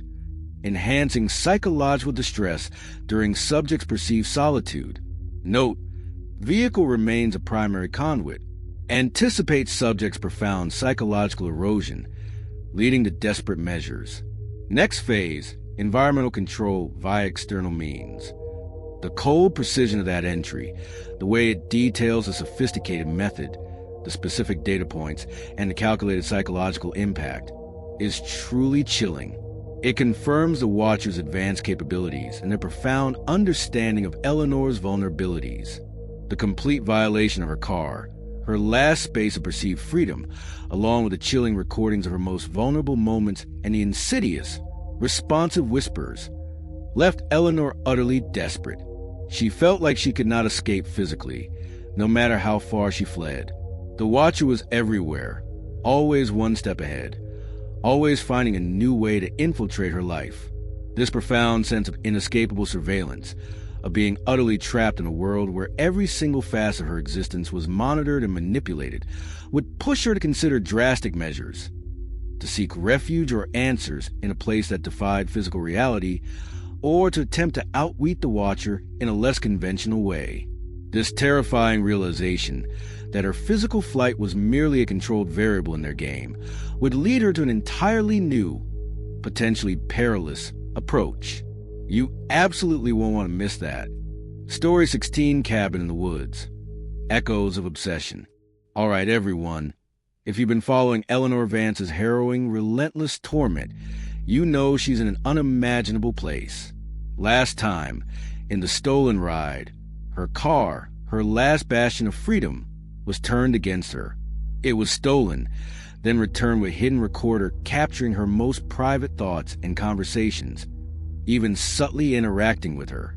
That chilling revelation, coupled with a profound violation of her past in the keepsake crate and the pervasive surveillance across her home and workplace, shattered any last illusion of control. Eleanor felt utterly trapped, every move anticipated, every space compromised. Physical flight was proving futile. The Watcher, it seemed, was everywhere, and in her desperation, pushed to the very edge of sanity, she decided the only way to truly escape was to disappear into the vast, unforgiving silence of the wilderness. Eleanor's mind was a frantic, swirling vortex of fear and despair. The recordings from her car replayed endlessly in her head, her own vulnerable whispers amplified by the chilling, distorted hums of the Watcher. She barely ate, barely slept, her eyes wide and bloodshot, perpetually scanning, searching for hidden lenses, for unseen ears. Her new apartment, once a symbol of desperate hope, was now just another cage, its walls echoing with the fabricated sounds from the empty unit next door. The Watcher's control felt absolute, their omnipresence suffocating. She couldn't trust her home, her car, her devices, or even her own mind. The city, once a bustling sanctuary of anonymity, now felt like a giant, open-air panopticon. Every window a potential eye, every street a surveillance corridor. The only answer, the only escape that made any sense in her shattered reality, was to go somewhere utterly remote, somewhere the Watcher couldn't possibly follow, somewhere beyond the reach of Wi-Fi, cell signals, or hidden cameras in urban infrastructure. She found online a small, secluded cabin nestled deep within an ancient forest, hundreds of miles from anything resembling civilization. The listing promised complete isolation, a perfect remedy for a mind frayed by constant terror. No internet, no television, just a raw, untamed wilderness. It seemed like the perfect antidote, a place where she could finally breathe, finally be truly alone. It was an act of desperate faith, a final, fragile hope that the Watcher's reach had its limits. The drive was long, tedious, and filled with a nervous anticipation. As she left the familiar sprawl of the city behind, the buildings giving way to rolling hills and then towering forests, a fragile sense of calm began to settle over her. The deeper she drove, the more the outside world receded, the stronger the feeling of freedom became. The cabin itself lived up to its promise. It was quaint, rustic, built from dark timber, nestled so deeply within the ancient trees that it seemed swallowed by the wilderness. A faint scent of pine and damp earth hung in the air. The only sounds were the whisper of the wind through the leaves and the distant murmur of a hidden stream. It was exactly what she desperately needed. A void truly empty of human presence, a place where she could shed the suffocating weight of being watched. The first few days were a blissful, almost disorienting reprieve. Eleanor spent her time hiking the narrow, winding trails, her bare feet, or rather, hiking boots, grounding her to the earth. She gathered firewood, cooked simple meals over a crackling fire, and watched the stars, untainted by city lights, blaze across the black sky. The solitude, once a source of anxiety, now felt like a healing balm. She started to breathe normally again, the knot in her stomach slowly loosening its grip. She even found herself humming, a faint melody of peace returning to her shattered mind. This was it. She was finally safe. The Watcher couldn't be here. Could they? Then, the insidious reality began to creep in, shattering her fragile peace. It started small, ambiguous, a cruel echo of her previous torments. A twig snapping behind her as she hiked. Too loud, too close to be an animal. A faint, almost human-like whisper carried on the wind through the dense trees. Quickly lost before she could decipher it, she blamed the wilderness, her overactive imagination, the lingering trauma. But the feeling, the deeply unsettling feeling of being watched, began to resurface, stronger each day. The breaking point came when she decided to clean out the cabin's small, dusty closet, a mundane act that would reveal a terrifying truth. In the very back, behind a stack of old, moth-eaten blankets and forgotten camping gear, her fingers brushed against something hard, a hidden compartment in the wooden wall. Her heart leaped into her throat, a familiar sense of dread washing over her. This was it. She pulled back a loose panel, revealing a small, dark wooden box. It looked old, weathered, almost part of the cabin itself. With trembling hands, Eleanor opened the box. Inside, nestled on a bed of brittle, yellowed paper, was a collection of worn, leather-bound journals. They weren't just any journals. They were filled with neat, precise handwriting, chronicling the daily life of a woman who had lived in this very cabin years ago. Eleanor recognized the style, the meticulous detail, the unnerving focus on seemingly ordinary routines. This was the Watcher's journal. Or, at least, a Watcher's journal. As she began to read, her breath hitched, a cold, sickening wave washing over her. The entries were terrifyingly familiar. They spoke of the woman's desperate attempts to find peace in the wilderness, her fear of unseen eyes, her constant feeling of being watched even in this remote cabin. "They are here," one entry read in a frantic scrawl. "The shadows in the trees, the whispers on the wind. I can't escape them. They want something from me, but I don't know what." Another chilling entry described her constant attempt to set traps, to find hidden cameras, to escape the pervasive feeling of being observed, all echoing Eleanor's own desperate actions. The profound despair, the creeping paranoia, the escalating sense of being hunted. It was all there, written in the faded ink of a previous victim, a mirror of Eleanor's own torment. The horror deepened when she found a small, meticulously organized collection of photographs tucked beneath the journals. They depicted various angles of the cabin, but with disturbing details. Some showed faint, shadowy figures almost imperceptibly hidden amongst the dense trees surrounding the cabin, watching. Others captured scenes of the woods around the cabin with strange, archaic markings and symbols etched onto the bark of trees, symbols that eerily resembled the ones she'd seen etched on her glasses. Story 29, and a symbol of the Order of Observers from the ancient tome, Story 30. This wasn't just a Watcher. This was a Watcher's journal, and it chronicled the systematic torment of a previous subject, a chilling premonition of her own fate. Now, let's step into the chillingly precise pages of this Watcher's journal to understand the true horror behind its discovery. Imagine the entry, written with a triumphant yet clinical tone. Observation log. Subject Omega-3, previous occupant cabin site. Phase 14, wilderness confinement and recursive psychological conditioning. Subject's flight to remote site anticipated and integrated into long-term observation strategy. Deployment of historical archive journals of Omega-3. Successful in designated hidden compartment. Objective.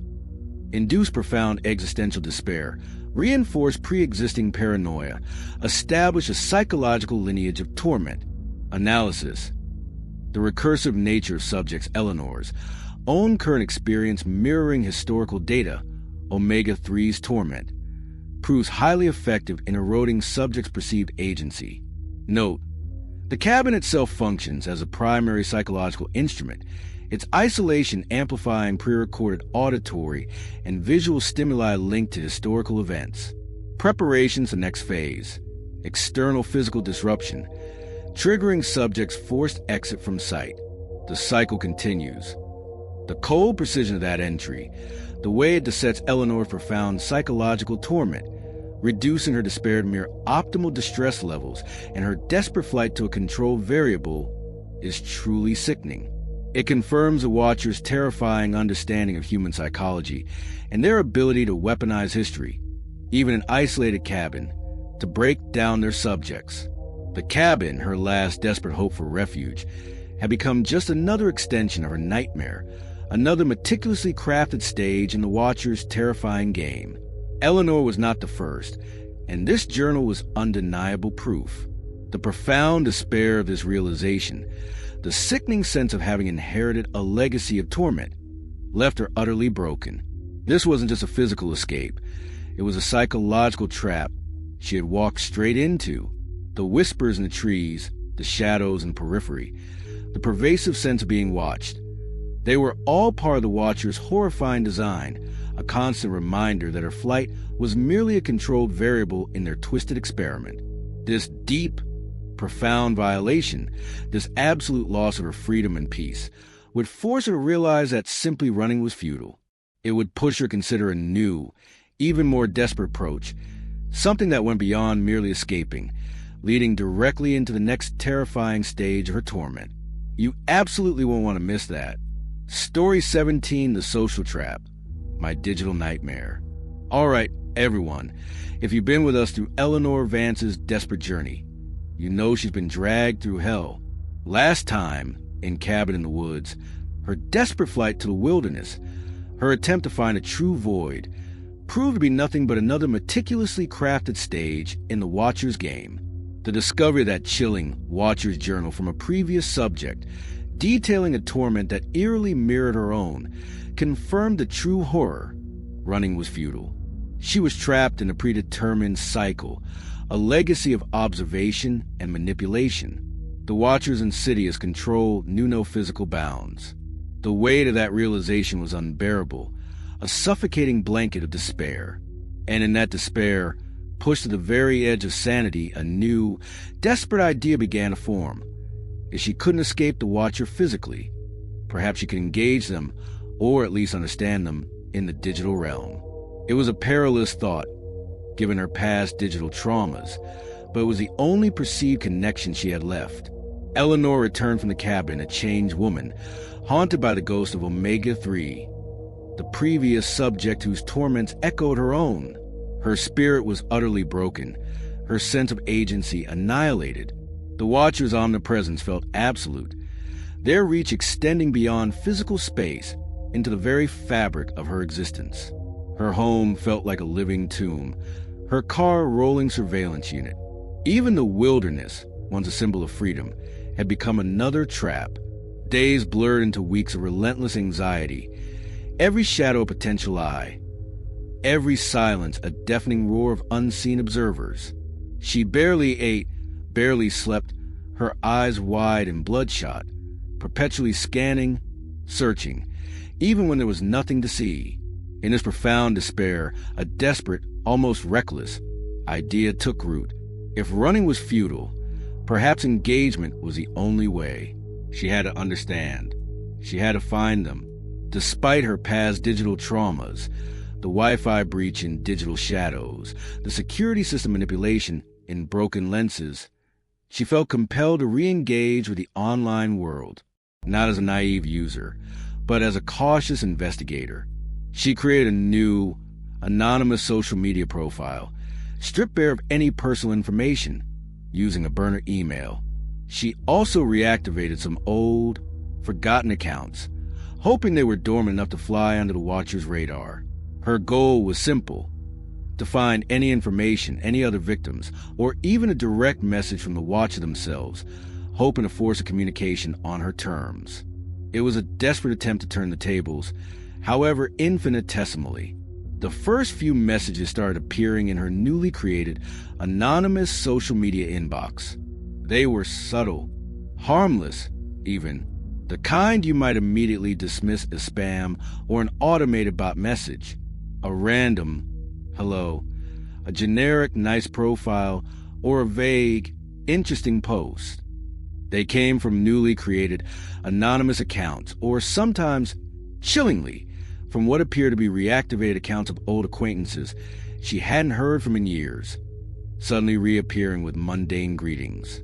Eleanor, ever cautious, dismissed them initially, deleting them without a second thought.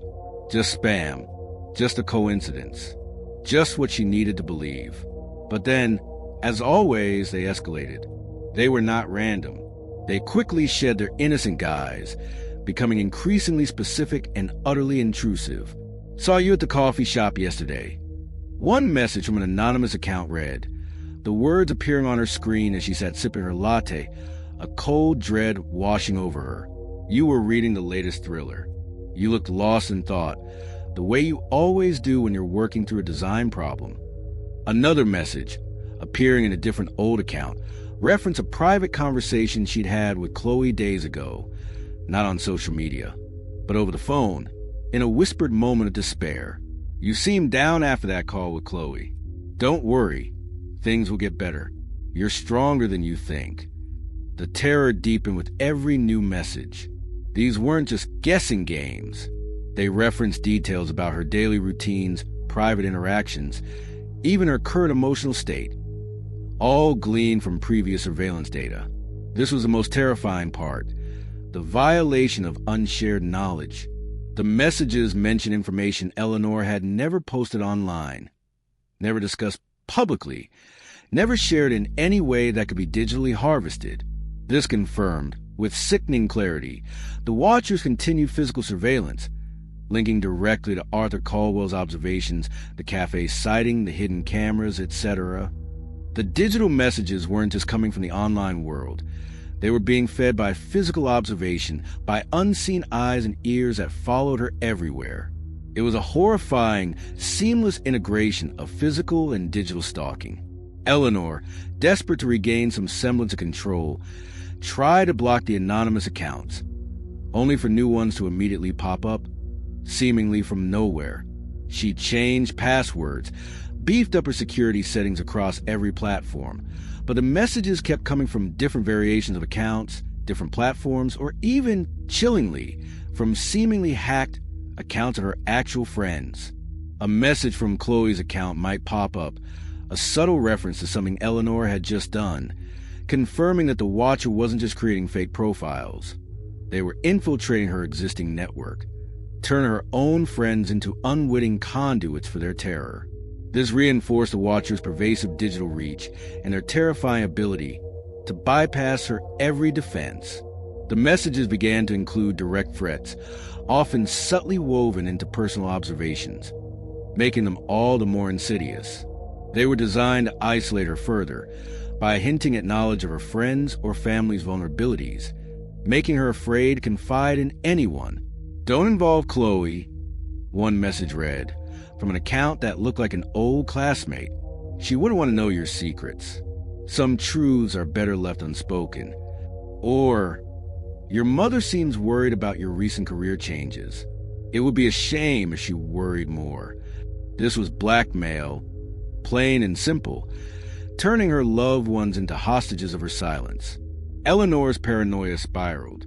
She questioned everyone. Every casual online interaction, Every like or comment from an acquaintance felt tainted by suspicion.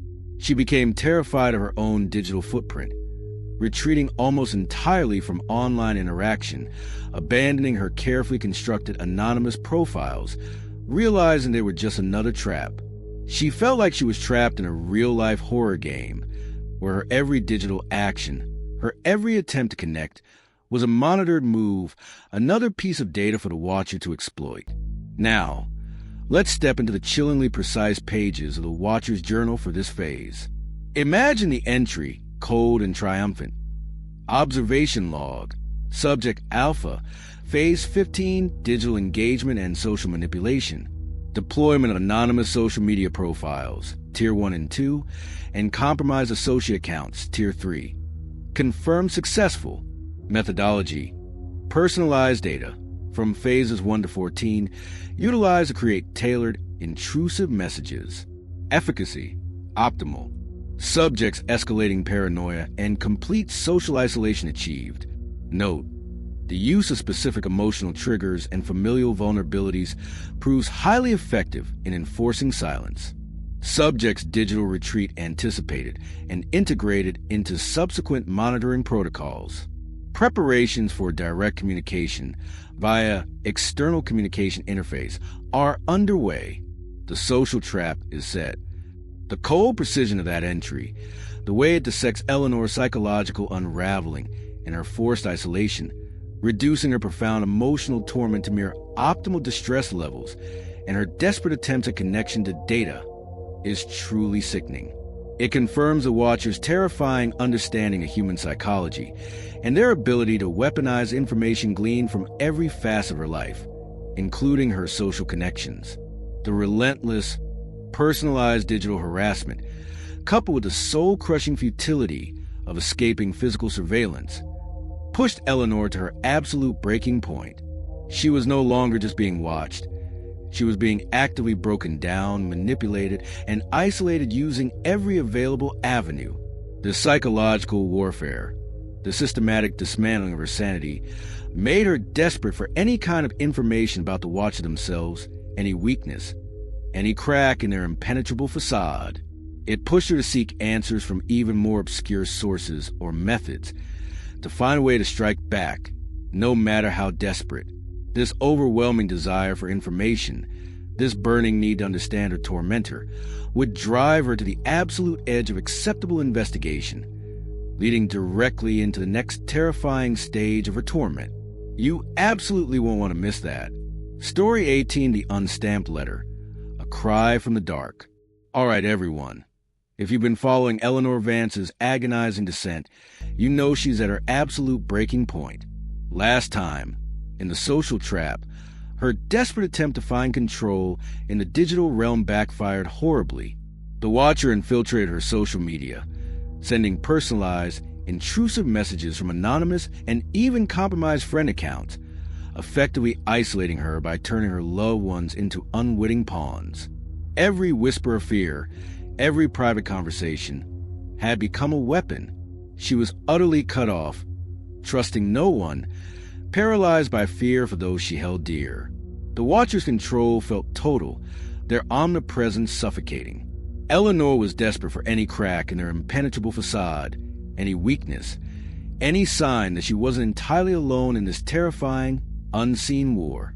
And then a physical piece of paper, seemingly benign, slipped into her world, carrying with it a chilling, desperate cry that would shatter her profound isolation. Eleanor existed in a state of perpetual exhaustion and profound despair. The relentless digital harassment, the subtle threats against her loved ones, had forced her completely retreat from the online world. Her phone, once a lifeline, was now a source of dread. She deleted her social media accounts, changed every password, disconnected every smart device. But the paranoia lingered, a phantom limb aching with unseen connections.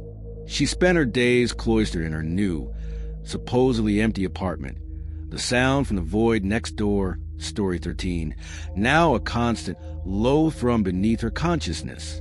Her nights were sleepless battles against the echoes of her violated privacy, her mind a frantic loop of questions without answers.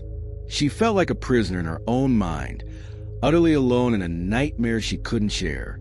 Then, one quiet Tuesday morning, a peculiar anomaly appeared in her mailbox. It wasn't among the usual junk mail or bills. It was sitting atop everything, a stark contrast to the mass-produced envelopes. A plain, standard white business envelope. No return address. No distinguishing marks. And most chillingly, no stamp. It had been placed there by hand.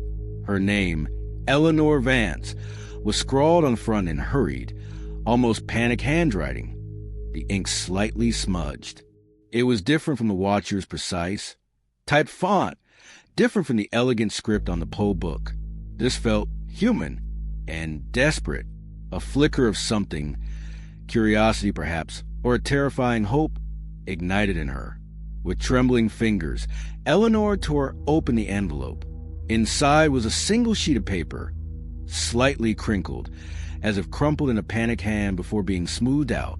The handwriting was indeed erratic, almost illegible in places, a chaotic jumble of loops and angles. It wasn't a direct threat to her. Instead, it was a desperate, rambling, incoherent plea for help. It spoke of being watched, of being trapped, of them. It talked about knowing too much, about the whispers.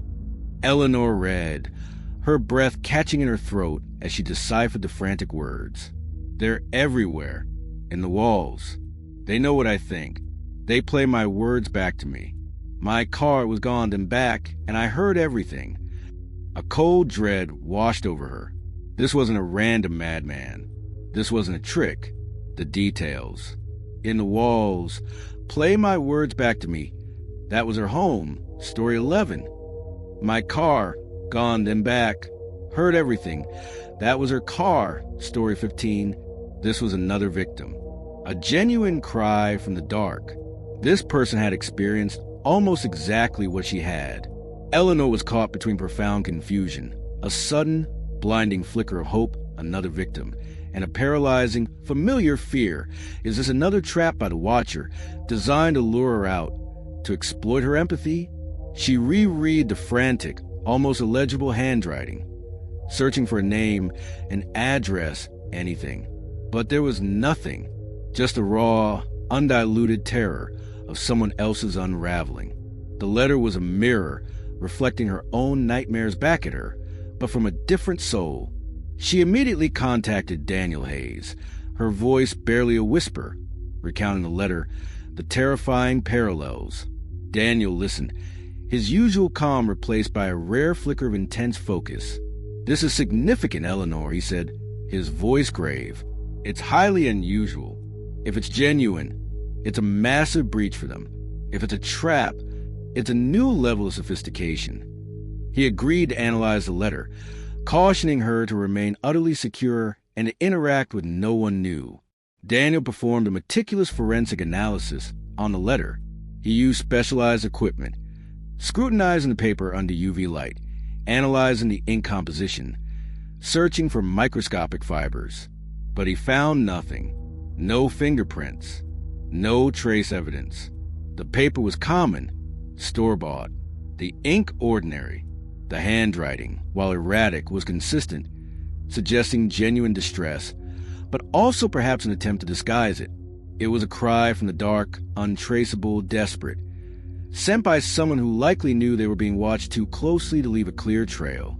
It was a phantom letter from a ghost.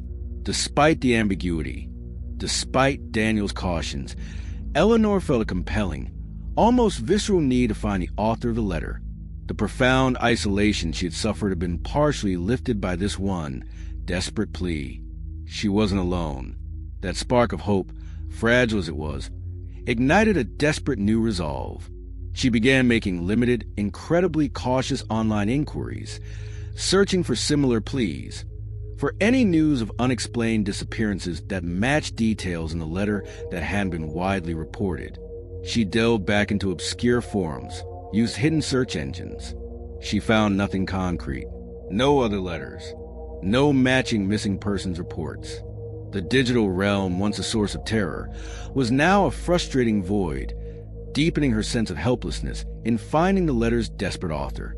The letter, though untraceable and ambiguous, had a profound, transformative effect on Eleanor.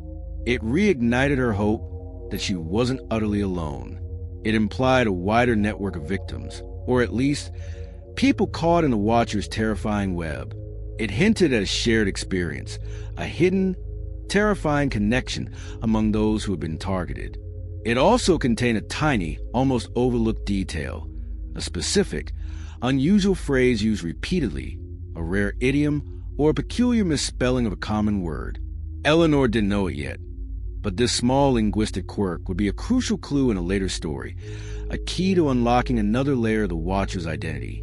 The ambiguity of the letter, was it real or a trap, combined with her desperation to find other victims, pushed Eleanor to take a calculated, terrifying risk.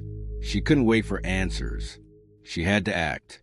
The letter hinted at a shared, unspoken experience, a silent bond among those being watched. This overwhelming urge to find a genuine connection, a true ally, would lead her to formulate a desperate plan. She would try to leave a subtle message of her own, a beacon in the darkness, hoping another victim, another subject, would find it. This message wouldn't be digital. It would be public, yet covert, hidden in plain sight, a silent cry mirroring the one she had received. This sets up Midnight Rendezvous, Story 19, a planned, secret meeting born out of desperate hope and profound danger. You absolutely won't want to miss that. Story 19, Midnight Rendezvous, a shadowed exchange. All right, everyone, if you've been with Eleanor Vance through her harrowing journey, you know she's been pushed to the very edge of sanity and isolation. Last time, in the unstamped letter, she received that chilling, untraceable plea for help, a desperate cry from another victim of the Watcher, mirroring her own torment with terrifying accuracy. That letter, a fragile, ink-stained lifeline, ignited a desperate, burning hope within her. She wasn't alone. But it also presented a terrifying dilemma. Was this a genuine call for help, or yet another insidious trap set by the Watcher, designed to exploit her empathy and lure her into a controlled, dangerous interaction? Despite Daniel Hayes' cautions, despite the immense risk, the profound isolation had become unbearable. Eleanor knew she couldn't wait for answers. She had to act. She had to take a calculated risk, sending out a subtle, public yet covert message, hoping another subject would find it. And as we're about to see, that desperate beacon in the dark was answered, leading her into a perilous, midnight encounter where the shadows held more than just secrets. Eleanor's days since receiving the unstamped letter were a torment of internal debate. Her mind, usually so sharp and decisive, was a battlefield of warring instincts. One part screamed caution, reminding her of the Watcher's ruthless manipulation, their ability to turn even seemingly innocent interactions into instruments of torment. The memory of Marcus Thorne, the unassuming janitor, now revealed as an operative, was a constant, chilling reminder that danger could wear any face. But another, more primal part, driven by a deep, aching loneliness and a desperate hope, urged her to act. The letter, with its frantic handwriting and its chillingly accurate details of her own suffering, felt undeniably real. It was a shared nightmare, a cry from a kindred spirit trapped in the same invisible web. If there were others, if she could find them, perhaps there was strength in numbers. Perhaps there was hope. She decided to leave a message of her own, a beacon in the digital darkness that she knew the Watcher monitored relentlessly. Not a direct plea, that would be too obvious, too easily intercepted.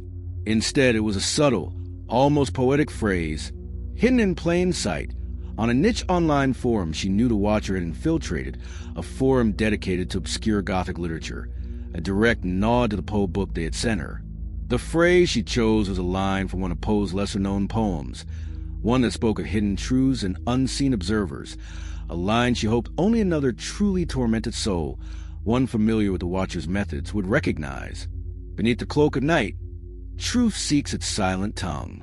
It was a desperate gamble, a terrifying risk, but the profound isolation had become utterly unbearable. Hours turned into days, a torturous eternity of waiting. Eleanor constantly checked the forum, her heart leaping with every new post, every notification.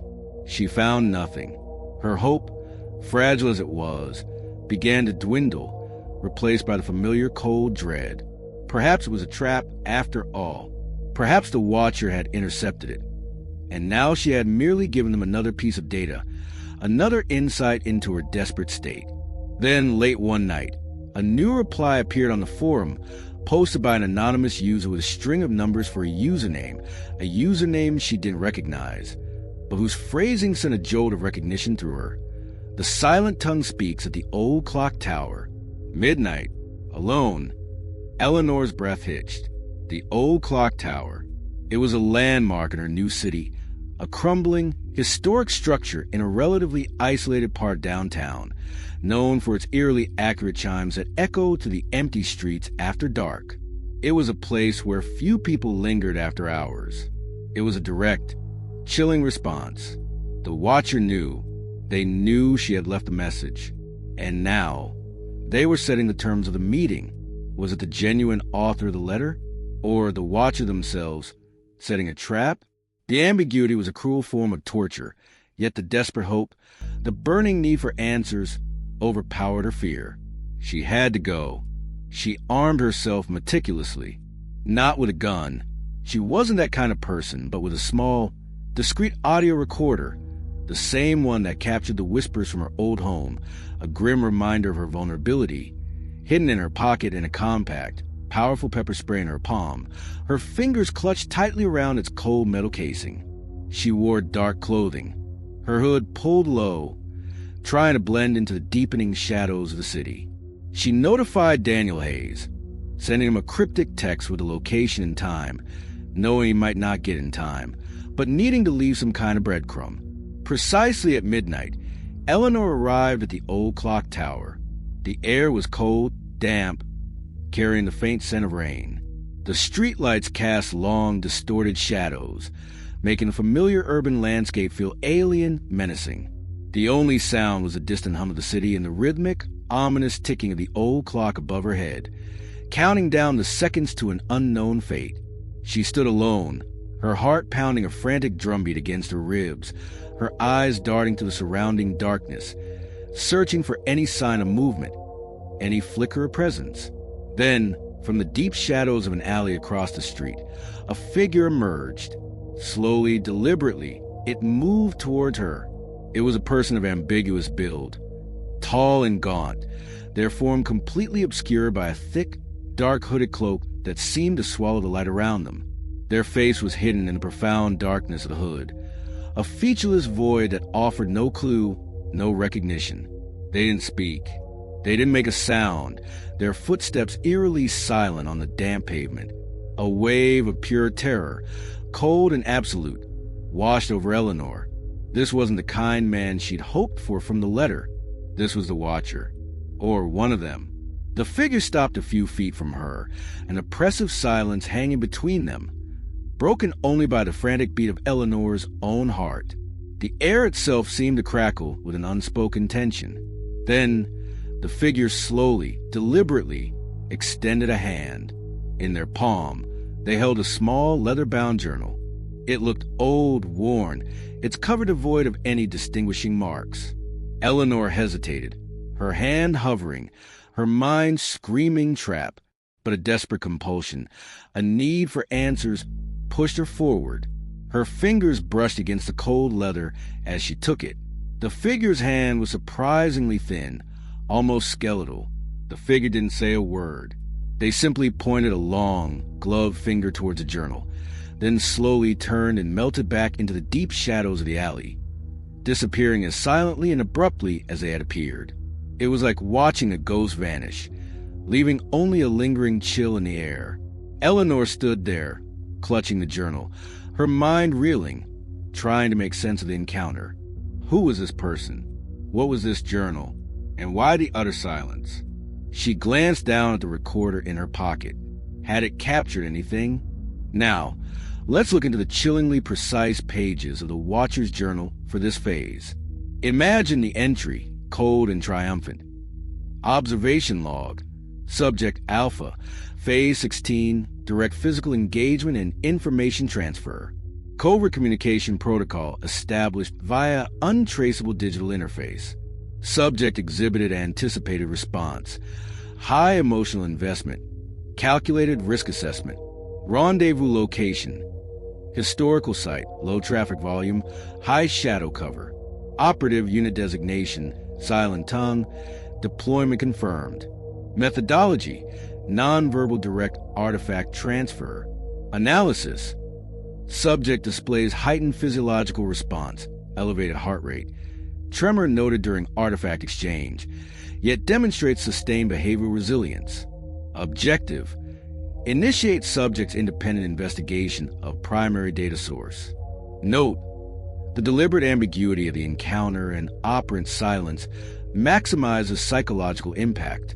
Preparations for tracking subject's data analysis underway. The game intensifies. The cold precision of that entry, the way it dissects Eleanor's profound terror and her every physical reaction, reducing her desperate hope to mere anticipated response and her terror to physiological response, is truly sickening. It confirms the watcher's terrifying understanding of human psychology and their ability to orchestrate every detail, every chilling interaction. Eleanor rushed home, her mind a whirlwind of fear and a desperate, burning curiosity. She immediately retrieved the audio recorder from her pocket. Her fingers fumbled with the play button. The device crackled. Then the static gave way to the ambient sound of the clock tower, the distant city hum. But as the pivotal moments of the encounter played out, she heard it, the chilling silence. The figure had made no sound, no footsteps, no breath, no rustle of fabric. The silence was absolute. And then the faint, almost imperceptible sound of her own ragged breathing, amplified by the terror, a solitary, desperate sound in the pervasive quiet. The recorder had captured everything and nothing. It confirmed the figure's almost supernatural silence, a horrifying testament to their elusive nature. The profound ambiguity of the encounter. Was it a genuine ally from the unstamped letter, or the watcher themselves in a new disguise? Coupled with the terrifying silence of the figure, left Eleanor utterly disoriented. But she held the journal, a physical object, a potential key.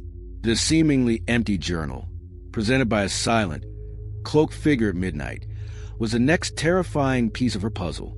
It wasn't just a gift, it was a challenge, a new kind of invitation. This profound, overwhelming mystery, this tangible yet utterly enigmatic artifact, would push her to delve into its secrets, setting the stage for a new, even more dangerous phase of her torment. You absolutely won't want to miss what happens next. Story 20, The Haunted Mirror, Reflections of Fear. All right, everyone, if you've been with Eleanor Vance on this relentless, terrifying journey, you know she's been through the unimaginable. Last time in Midnight Rendezvous, she took a desperate gamble, meeting a silent, cloaked figure in an old clock tower after leaving a cryptic message online. Instead of answers, she received an old leather-bound journal, utterly empty, and the horrifying confirmation that the figure was eerily silent, perhaps even supernaturally so. The ambiguity of that encounter, the chilling silence, and the enigmatic journal left her reeling, desperately grasping for meaning. She was back where she started, in a way, with more question than answers. But this time, the watcher was about to use her own home, her very perception against her, pulling her into a terrifying dance with reality and illusion. Eleanor returned home from that midnight, encounter a ghost.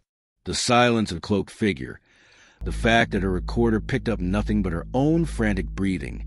It was a terrifying confirmation that this entity operated beyond normal human limits. Her mind was a battlefield, warring between the desperate hope that the journal held answers and the chilling fear that it was just another elaborate trap.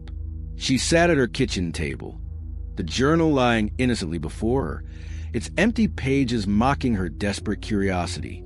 Every shadow in her apartment seemed to lengthen. Every creak of the old building sounded like a footstep.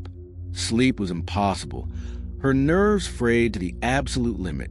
She knew she had to find a way to understand this journal, to break its silence, but the task felt insurmountable. Days bled into a torturous week. Eleanor meticulously examined the journal. She ran her fingers over the worn leather cover, studied the delicate yellow pages. She held it up to the light, searching for watermarks, hidden engravings, anything that might reveal its origin or purpose. She even tried warming it, chilling it, exposing it to different light spectrums, desperate for invisible ink for a hidden compartment.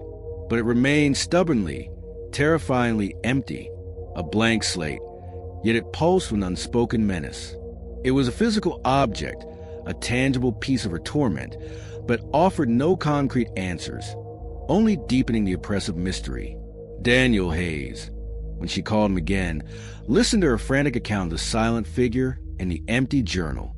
He acknowledged the unsettling nature of the encounter, but without any physical leads from the journal itself, he too was at a loss. "It's a psychological gambit, Eleanor," he'd said, his voice grave. "They're trying to break you down, to make you question everything." Then, amidst this relentless psychological torture, a new, unsettling package arrived. Like the Poe book, it was left on her front porch, wrapped in plain brown paper. No return address, just her name in that precise, chilling font. This time it was large and heavy. Eleanor's heart hammered against her ribs. She didn't want to open it. Her instincts screamed danger, but a morbid curiosity, a desperate need to know what fresh hell awaited her, compelled her. She dragged the package inside, her hands trembling, and tore away the paper. Inside, nestled in thick layers of protective foam, was an old, ornate mirror. It was beautiful in a gothic, almost haunting way. Its frame was carved from dark, intricately detailed wood, depicting twisting vines and strange, ambiguous figures that seemed to writhe in agony. The glass itself was perfectly clear, reflecting her own terrified face back at her. It looked like something from an antique shop, or perhaps a forgotten wing of an old, haunted mansion. It was a stunning piece, yet it pulsed with an undeniable sense of foreboding, its beauty tainted by the unsettling context of its arrival. Why a mirror? What new torment was this? Eleanor, against her better judgment, decided to hang it, perhaps out of defiance, or a desperate hope that displaying it would somehow make it less threatening. She found a prominent spot in her living room, opposite her favorite reading chair, where she often sat in silence. The mirror, large and imposing, dominated the wall, reflecting the entire room back at her, a silent, watchful eye. For the first few days, nothing happened. The mirror hung there, an elegant, eerie addition to her living space, reflecting her mundane routine. Eleanor tried to ignore it, but her gaze was constantly drawn to its reflective surface. She'd catch her own reflection, her eyes wide, tired, perpetually searching for something, anything. Then it started, subtly at first, as all the watcher's torments did, fleeting, almost imperceptible flickers in the mirror, just at the edge of her vision, a shadow that wasn't there in the room, a distorted ripple in the glass, like water, even though the glass was perfectly still. She'd blink, look again, and it would be gone. She blamed her exhaustion, her frayed nerves, the tricks of the light, but the phenomena escalated. The flickers became more distinct. She started catching glimpses of things in the mirror that definitely weren't in the room. Distorted figures, vaguely human, moving in the background of her reflection, disappearing before she could turn to confirm. Faces contorted and grotesque, superimposed onto familiar furniture reflected in the glass, vanishing in a blink. Sometimes, a part of her own reflection would distort, her features twisting into something monstrous, only to snap back to normal a second later. It was like looking through a funhouse mirror, but only for terrifying, fleeting moments. The mirror was no longer just reflecting reality. It was projecting illusions, or revealing a hidden reality. Eleanor's heart hammered against her ribs. She'd stand transfixed before the mirror, trying to catch the elusive images, to confirm what her eyes were telling her. She even tried setting up her phone to record the mirror's surface, just in case. But when she reviewed the footage, it showed nothing but her own reflection, her own frantic face staring back, a terrifying testament to her deteriorating grip on reality. The mirror, instead of providing answers, became another instrument of psychological torment, making her question her own sanity, her own perceptions. She felt like she was trapped in a real-life hallucination, where her own senses were being turned against her. Now, let's step into the chillingly precise pages of the Watcher's journal for this phase. Imagine the entry, cold and triumphant. Observation log, subject alpha, phase 17, perceptual manipulation via reflective interface, deployment of optical device mirror unit, reflector prime, confirmed successful, methodology, integration of subauditory and visual frequency modulators within subject's living environment, objective, induce acute cognitive dissonance, severe perceptual distortion and profound self-doubt, analysis, subject exhibits predicted patterns of reality testing failures, increased paranoia regarding sensory input. The use of subject's own reflection as a medium for projected anomalies proves highly effective in eroding self-trust. Note: the mirror serves as continuous, pervasive psychological instrument, reinforcing omnipresence without overt physical interaction. Preparations for direct communication via auditory manifestation within reflective interface are underway. The game is evolving. Eleanor is immersed. The cold precision of that entry, the way it dissects Eleanor's psychological unraveling and her profound self-doubt, reducing her raw terror to mere optimal distress levels, and her very perception to a malleable variable, is truly sickening. It confirms the Watcher's terrifying understanding of human psychology and their ability to weaponize even an antique mirror to break down their subjects. Eleanor was utterly devastated. The mirror, her last remaining physical link to a perceived reality, was now a gateway to madness. Her home, once a sanctuary, now felt like a psychological torture chamber, every reflection a potential torment. She barely ate, barely slept, haunted by the images in the mirror, by the terrifying knowledge that the Watcher wasn't just observing her. They were actively creating her reality, making her see things that weren't there, making her doubt her own mind. She'd spend hours curled up on her couch, staring at the mirror, terrified of what might show next, yet unable to look away. The silence of her apartment, once a quiet comfort, was now amplified by the terrifying, invisible projections in the mirror, a constant, visual hum of unseen eyes.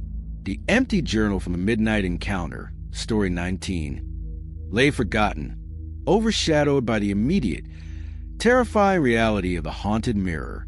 Eleanor's desperate hope for answers, for allies, was consumed by the psychological assault on her sanity. She was trapped, completely isolated, her own mind becoming a new, terrifying battleground. The Watcher had predicted it, and Eleanor was about to witness the true betrayal of her own senses.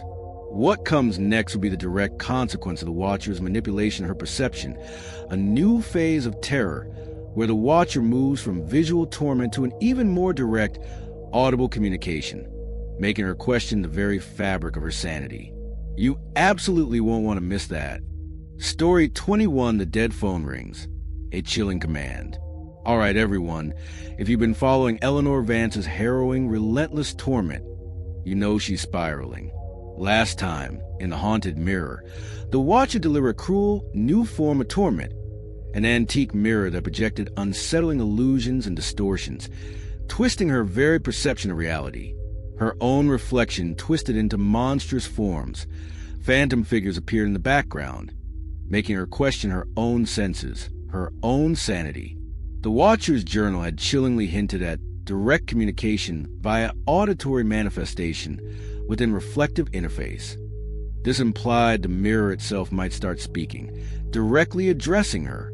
Eleanor was teetering on the edge, utterly disoriented, struggling to sleep or even trust her own eyes.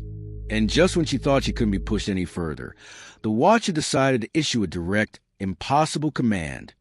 twisting reality into a terrifying, obedient nightmare.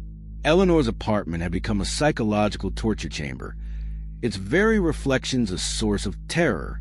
She barely slept, haunted by the distorted images in the mirror, by the terrifying knowledge that the watcher wasn't just observing her. They were actively creating her reality, making her see things that weren't there, making her doubt her own mind. She'd sit in the center of her living room, curled up on the couch, staring at the mirror, terrified of what might show next, yet unable to look away, as if hypnotized by the horror. The silence of her apartment, once a quiet comfort, was now amplified by the terrifying, invisible projections in the mirror, a constant, visual hum of unseen eyes. She was exhausted, a ghost in her own apartment, her very perception under siege. And then, the mirror began to speak, not in full sentences at first, not in a clear, distinct voice, but in faint, distorted whispers, echoing eerily from its glass surface. These whispers would initially be fragments of her own anxious thoughts, perhaps amplified by the watcher using the recorded audio from her previous torment. Story 11. Can't escape. Her own voice would seem to murmur from the glass. Or, chillingly, personal phrases, known only to her, would distort and twist. The blue, comforting, lost. It was a terrifying confirmation that the watcher was not only present, but was using her own inner turmoil, her own memories, against her. Eleanor would try to record this, clutching her phone to the mirror, but the audio would be too distorted, too ephemeral, just barely there, like the ghost of sound. It was designed to make her question if she truly heard it, or if her mind was finally breaking. While Eleanor was grappling with the insidious whispers from the mirror, desperately trying to cling to any shred of sanity, the truly impossible happened. Her old, disconnected landline phone, a relic from a bygone era, sitting dusty on a shelf in her hallway, its cord long since severed, its very existence supposedly defunct, suddenly, jarringly rang. The sound, a sharp, anachronistic brawling, ripped through the silence of her apartment like a knife. It was impossible, utterly, undeniably impossible. The phone was dead. It couldn't ring. Eleanor froze, her heart seizing in her chest. She stared at the phone, its ancient bell vibrating, its light blinking with an impossible energy. This wasn't a trick of the light. This wasn't a hallucination. This was a direct, impossible physical manifestation of the Watcher's power, a chilling declaration that they could manipulate reality itself. Her mind screamed run, but her feet were rooted to the spot. The phone continued its insistent, terrifying ring. Slowly, almost hypnotized by the impossible sound, Eleanor reached out a trembling hand and picked up the receiver. The plastic felt cold, lifeless, yet the buzzing vibrated through her fingers. There was no dial tone, just profound dead silence, punctuated by a faint, chilling static that seemed to hum with an unnatural energy. She waited, her breath caught in her throat, and then a voice, not a whisper from the walls, not a distorted echo from a mirror. This was a clear, deep, male voice, distorted slightly, artificially perhaps, but undeniably commanding. It was terrifyingly direct, cutting through her disorientation like a laser. The voice didn't ask questions. It didn't merely observe. It didn't offer cryptic warnings. It gave Eleanor a direct command. Go to the old oak tree in the park. The voice rumbled, its tone authoritative, leaving no room for doubt or defiance. Now, do not deviate. Do not hesitate. It was a command seemingly mundane, yet utterly specific, forcing her to perform an action, pushing her out of her compromised home, out into the night, at the behest of an unseen tormentor. The voice continued, its tone chillingly calm, explicitly demonstrating knowledge of her recent torments, twisting them into its narrative of control. The mirror has shown you. The whispers have guided you.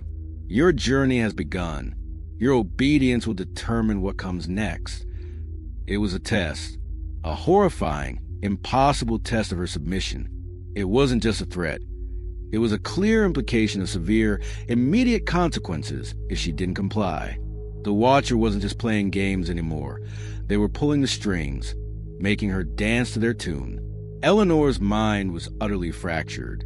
The impossible call, the chilling command, the physical manifestation of an untraceable power combined to shatter any remaining illusion of sanity. She felt compelled to obey, a horrifying, almost involuntary reflex. Every rational fiber of her being screamed no, screamed trap, screamed hallucination. But the authority in the voice, the sheer, undeniable impossibility of the dead phone ringing, paralyzed her. The urgency of the command was absolute, pushing her out of her apartment, out into the cold night, into the unknown. She didn't bother grabbing a jacket. She didn't dare question. She simply moved, a puppet on invisible strings. She arrived at the old oak tree in the park, a familiar location from Story 4 and Story 10, now imbued with new layer of menace. The night air was cold, sharp against her exposed skin. The park was deserted, shrouded in an oppressive silence, broken only by the frantic hammering of her own heart. She stood under the gnarled branches of the ancient tree, scanning the darkness, expecting what? The silent figure from Midnight Rendezvous? The unremarkable man from the cafe? But no one was there. The meeting point was empty, deliberately empty. But something was waiting, tucked into a crevice in the rough bark of the oak tree. She found a small, dark object. It was a previously empty journal from Midnight Rendezvous, Story 19. She pulled it out, her fingers clumsy, and this time it wasn't empty. A single page had been filled, written in that familiar, precise type font. The message was stark, chilling, confirming the Watcher's presence and her absolute knowledge of her compliance. Obedience is a path. You are learning. Eleanor's mind was utterly, irretrievably fractured.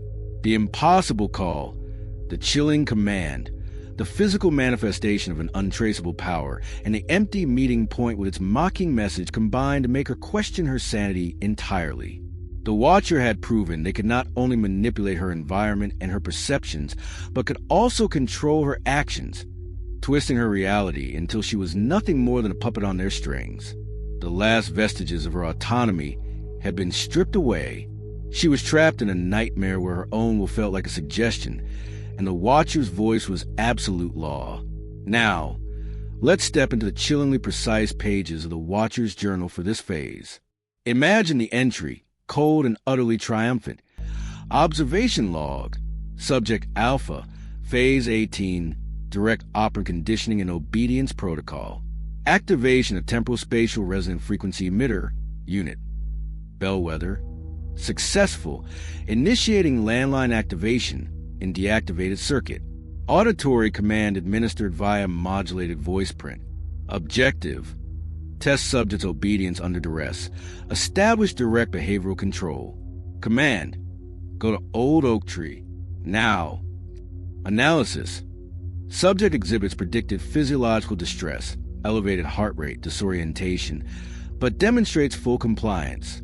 Psychological conditioning for direct command response. Successful. Location confirmation via pre-placed artifact journal.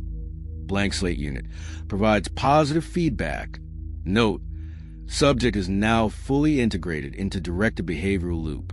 Next phase, advanced psychological manipulation via induced association. The game escalates to a deeper level of reality bending.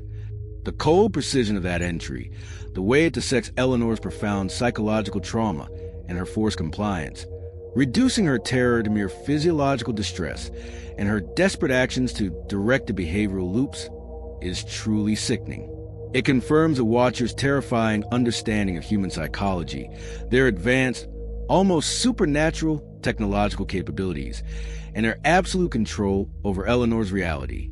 The terrifying obedience, the impossible command from the dead phone, and the empty meeting point left Eleanor in a state of profound psychological trauma.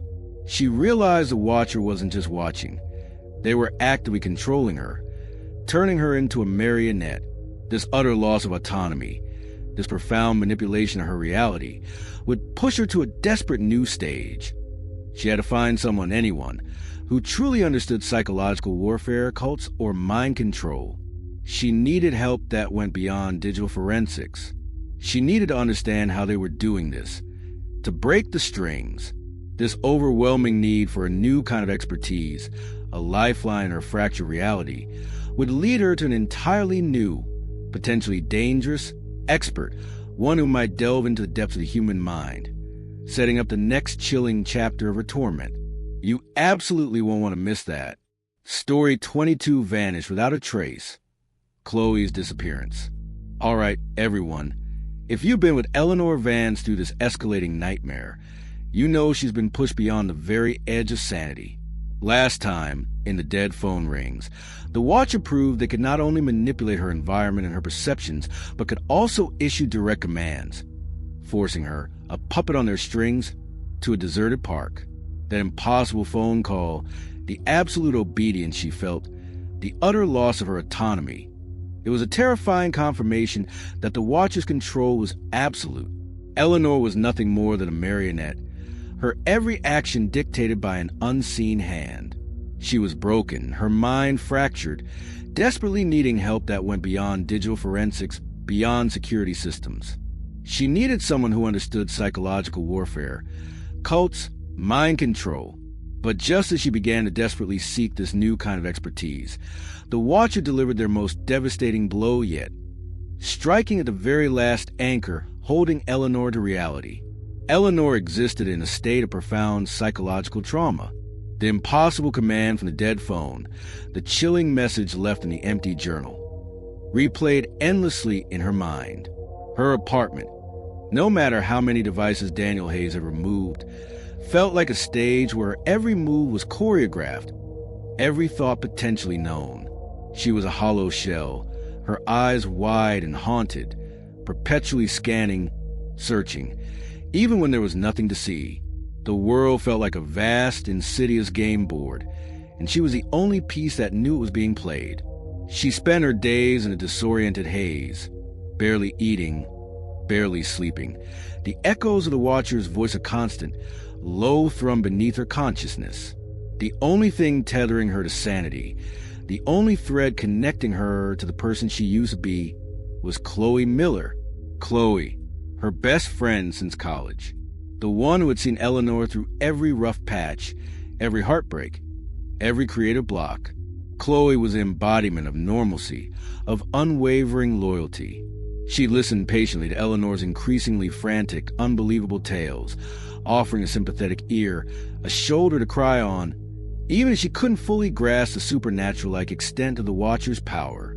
She was Eleanor's sounding board, her reality check, her last remaining trusted confidant.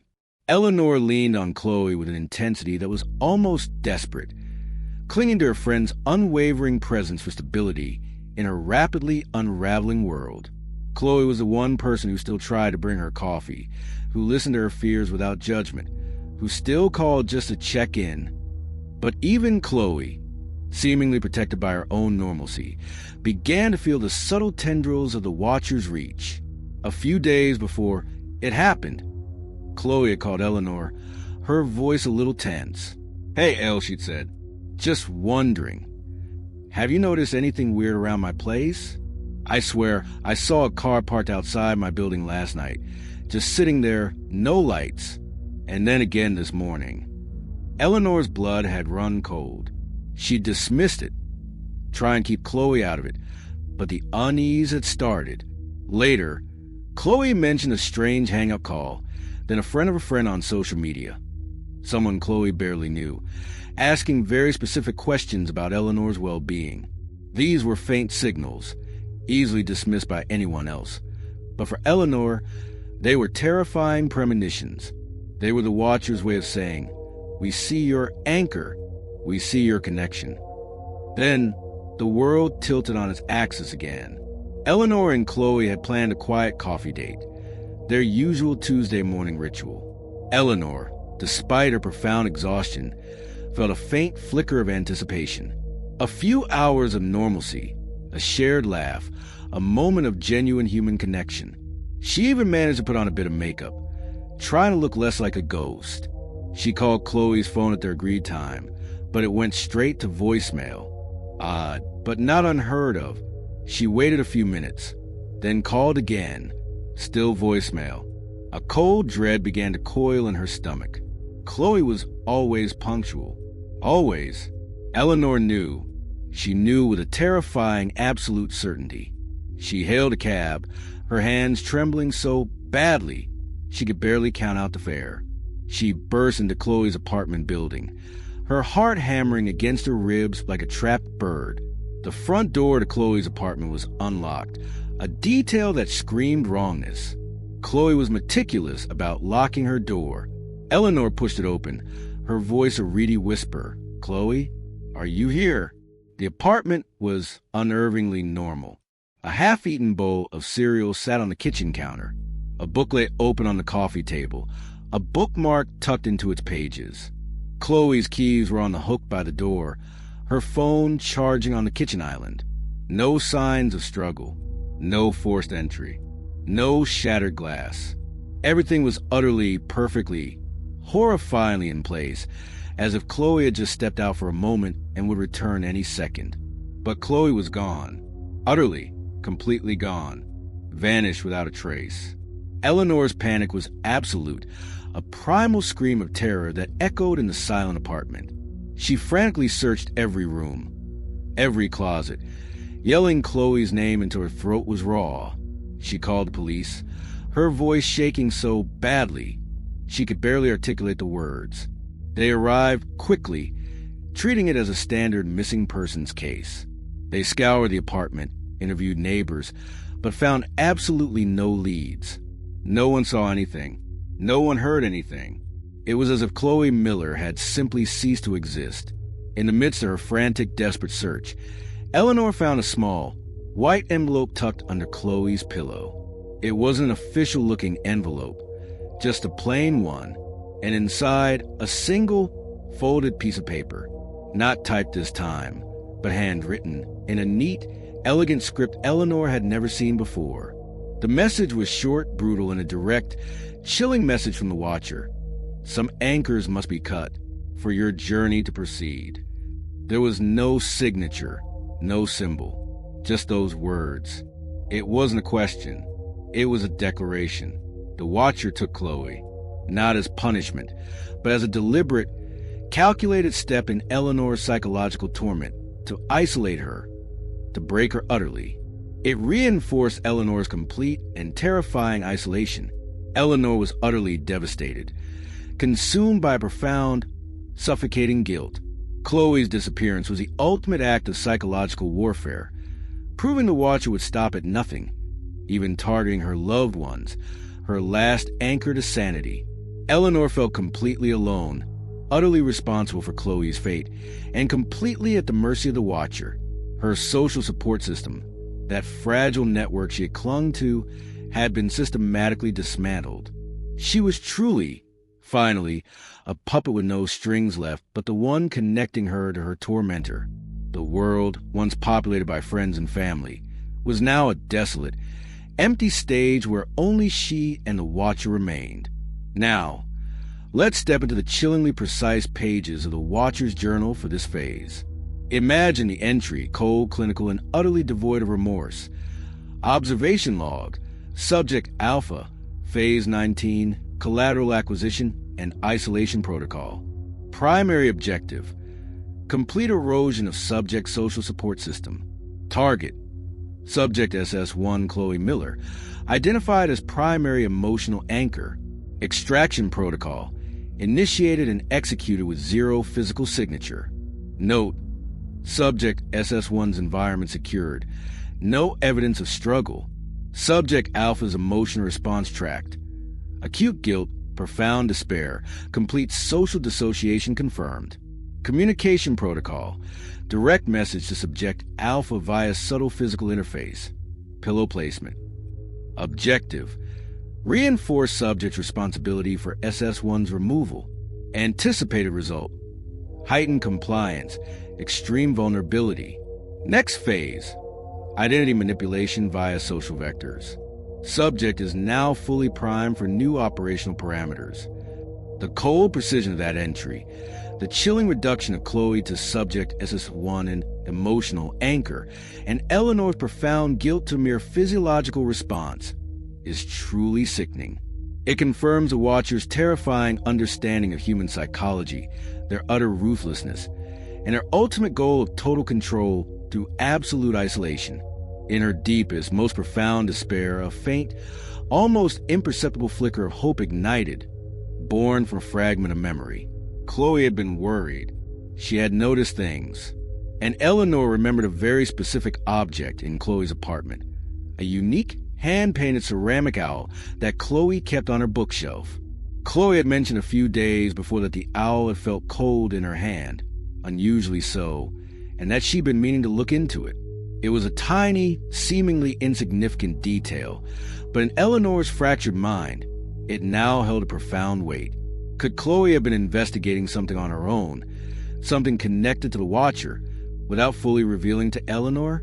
This fragmented memory, this last desperate thread of connection, would push Eleanor to delve into Chloe's life, not just for answers about her disappearance, but for any clues Chloe might have inadvertently left behind, a final, desperate gambit to find her friend and understand the true scope of the Watcher's terrifying game. You absolutely won't want to miss that. Story 23, Stolen Identity, A Life Possessed. All right, everyone. If you've been with Eleanor Vance on this relentless, heartbreaking journey, you know she's in the depths of unimaginable despair. Last time, in Vanish Without a Trace, her worst nightmare became a chilling reality when her best friend, Chloe Miller, Eleanor's last anchor to sanity, disappeared without a single trace. The horrifying message found in Chloe's apartment: some anchors must be cut for your journey to proceed, confirmed the Watcher's ruthless intent to utterly isolate Eleanor, to break her completely. Eleanor was left consumed by guilt, convinced she was responsible for Chloe's fate, a lone puppet on a stage meticulously designed by an unseen master. Now, just when she thought there was nothing left to lose, the Watcher decided to steal the one thing she thought was undeniably hers, her very identity. Eleanor existed in a state of profound, debilitating psychological trauma. Chloe's disappearance had shattered her utterly. The world felt like a vast, empty stage, and she was the only performer, dancing to a tune only the Watcher could hear. Sleep was a foreign concept, her nights filled with the horrifying silence of Chloe's empty apartment, her days a dizzying blur of panic and guilt. She replayed every conversation with Chloe, every missed call, every dismissed warning, searching frantically for a clue, a sign, anything that could bring her friend back. She told the police everything, her voice hoarse, her words tumbling out in a frantic, incoherent rush. But they were baffled. No leads, no witnesses, just a polite, sympathetic shrug. Eleanor was truly, utterly alone, consumed by the crushing weight of responsibility and a terrifying sense of helplessness.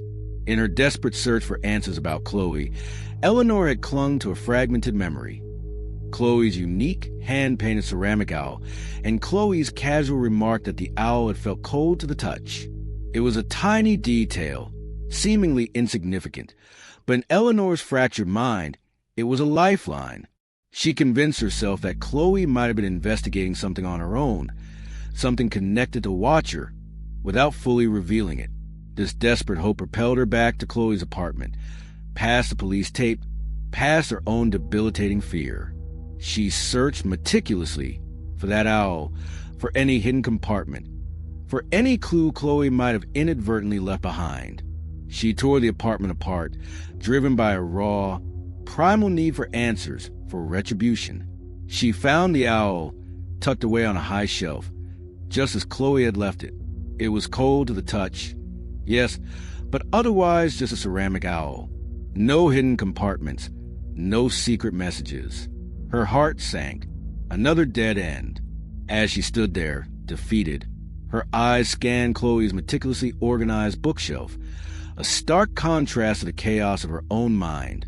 Chloe, always so neat, so precise.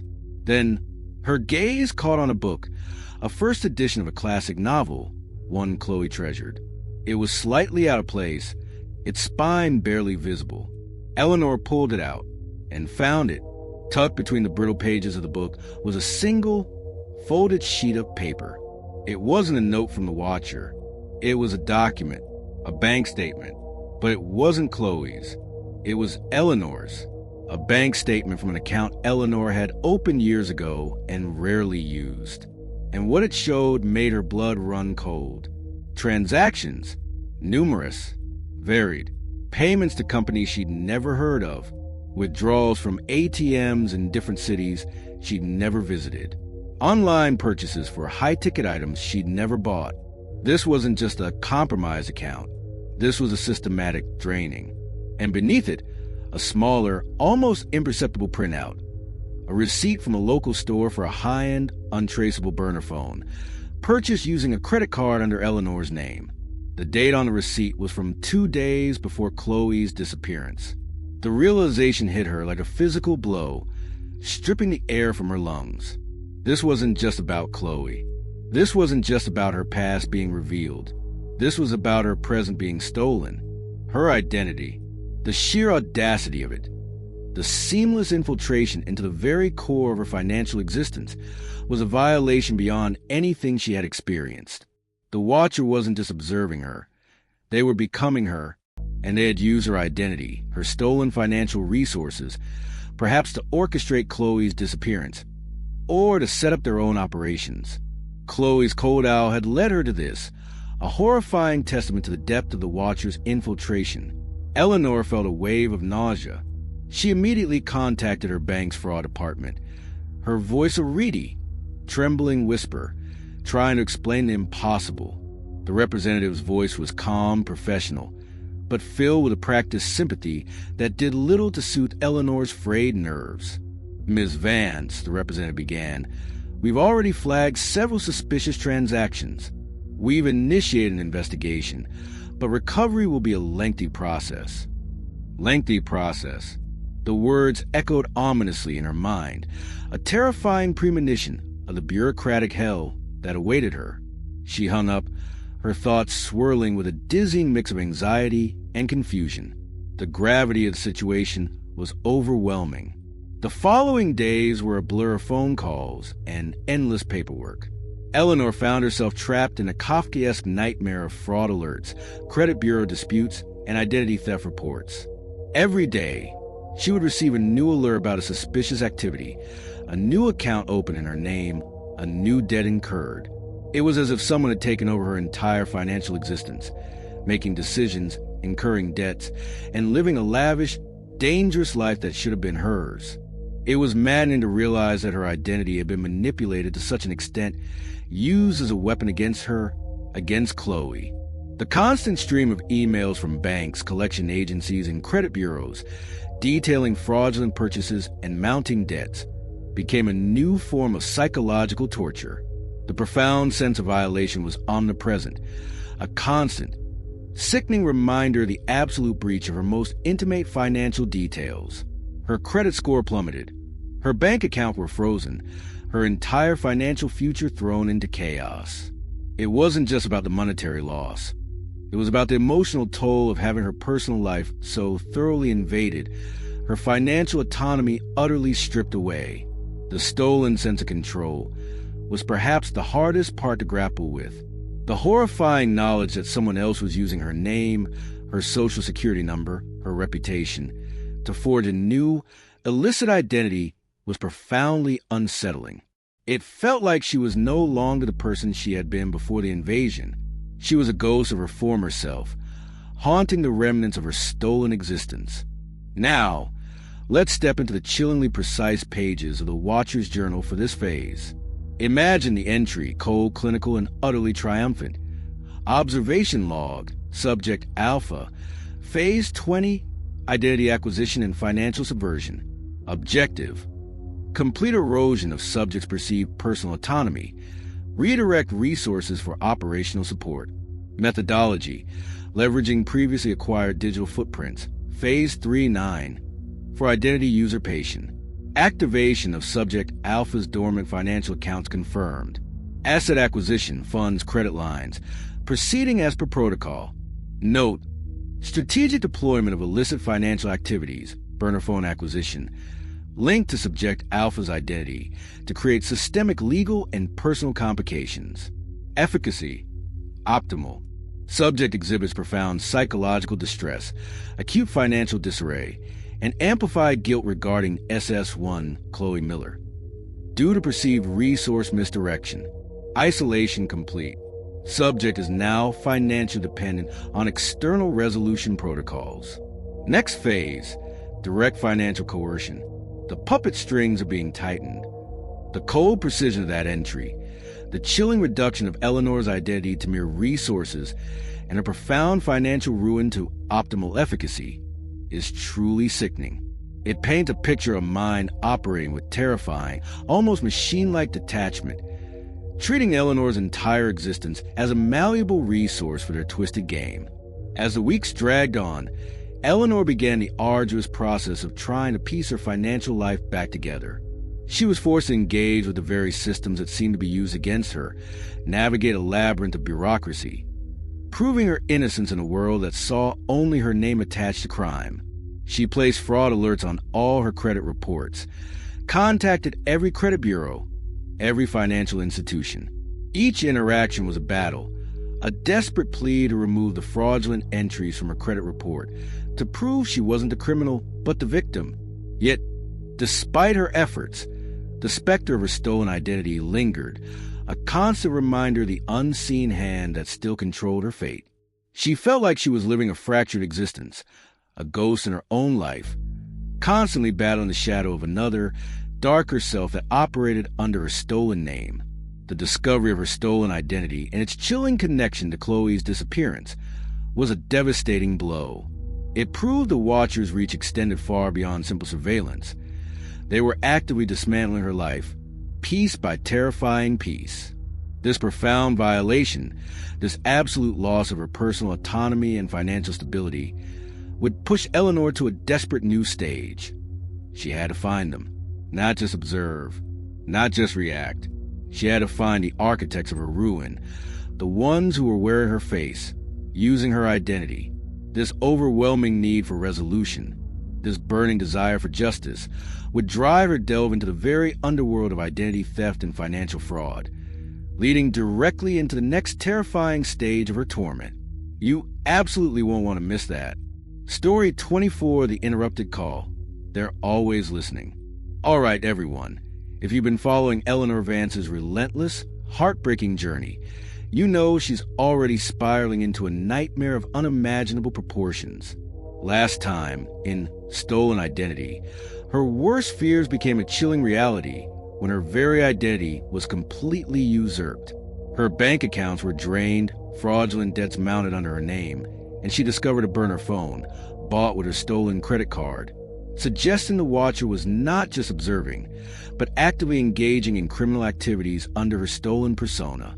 Eleanor was a ghost in her own life, battling bureaucracy, feeling like a phantom version of herself was out there committing crimes, a puppet whose strings were now being pulled by an unseen master, controlling her very existence. The financial ruin was a constant, suffocating pressure, a tangible reminder of her utter helplessness.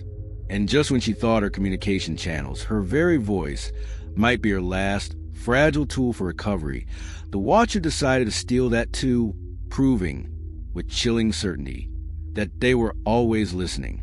Eleanor existed in a state of profound, debilitating psychological and financial trauma. Her home felt like a prison, her past a curated exhibit, her future a terrifying blank. The battle with banks and credit bureaus was a slow, agonizing process, each call a fresh reminder of the identity she no longer fully possessed. She was a phantom version of herself, trying to explain an impossible reality to disbelieving call center agents. Her phone, once a lifeline, now felt like a constant reminder of her stolen identity, its screen often flashing with alerts about new fraudulent charges.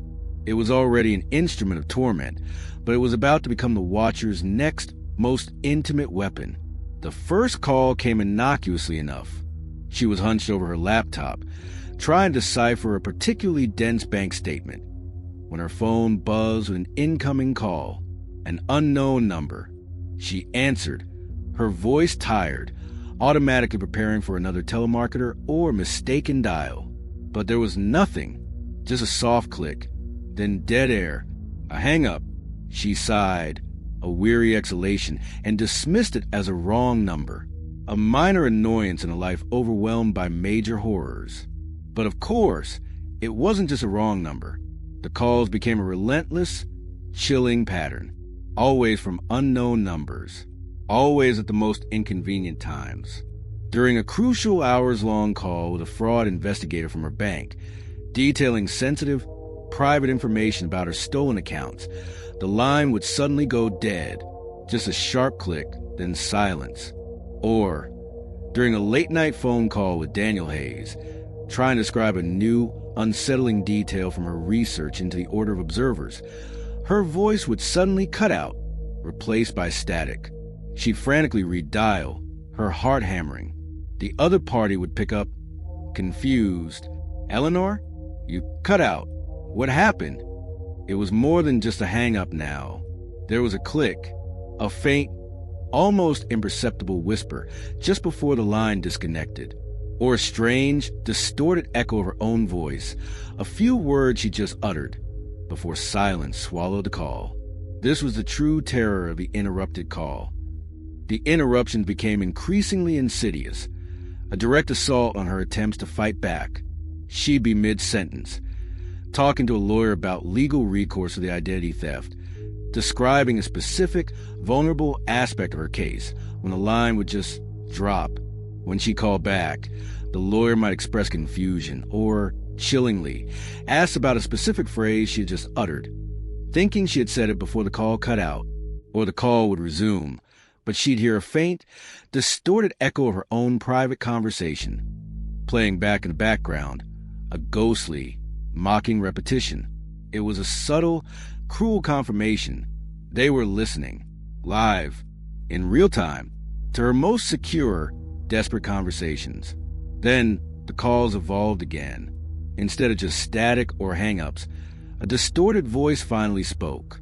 It was the same deep, commanding voice from the dead phone incident, Story 21, twisted, artificial, but undeniably present. It didn't threaten directly, not at first. Instead, it demonstrated live, real-time knowledge of her current situation, specifically her agonizing attempts to fight the identity theft. "Still fighting, Eleanor?"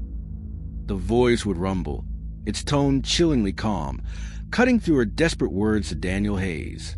"It's futile. We hear you." Or, during a particularly frustrating call with her credit bureau, the voice would interject, "They won't help you. Your narrative is ours. We hear your every plea." It might echo something she had just thought or muttered to herself, reinforcing the watcher's terrifying omnipresence, not just seeing, but inhabiting her very thoughts. Eleanor's sanity frayed further, fraying into tiny, invisible threads. Her phone, meant to be her lifeline, her primary tool for recovery, became a new source of direct, inescapable torment. She was trapped in a communication loop where every desperate attempt to get help, every plea for justice, was monitored, mocked, and sabotaged in real time. The realization that they were always listening, linking directly to the story title, in real time, even during her most secure, private conversations with legal and financial experts, was utterly devastating. She felt completely exposed, her voice stolen, her attempts at communication sabotaged, her very efforts to reclaim her life turning into another horrifying performance for the watcher. She reported these specific, real-time interruptions to the police, to Daniel Hayes. The police, while taking her seriously, were baffled by the real-time interception. "It's highly sophisticated," the detective admitted, shaking his head. "We can't trace these transient calls. They're using advanced masking. It's almost like they're hijacking the network itself." This confirmed the watcher's advanced, almost supernatural capabilities, leaving her feeling even more isolated, her world shrinking to the confines of her own terror. Daniel, too, acknowledged the extreme difficulty, hinting at cell tower spoofing or direct network tapping, methods rarely seen outside of state-level espionage. Eleanor was forced to resort to extreme measures to communicate privately. She began writing notes, carefully sealed and delivered by hand to Daniel Hayes, avoiding all electronic communication. She only met people in person in crowded, public places, whispering her fears, constantly scanning faces, seeing the watcher in every shadow. Even then, paranoia lingered. She abandoned her phone as a reliable tool, letting it sit silent, dead, a monument to her lost autonomy. It became a symbol of her violated communication, a tangible reminder of the watcher's omnipresent ear. Now, let's step into the chillingly precise pages of the watcher's journal for this phase.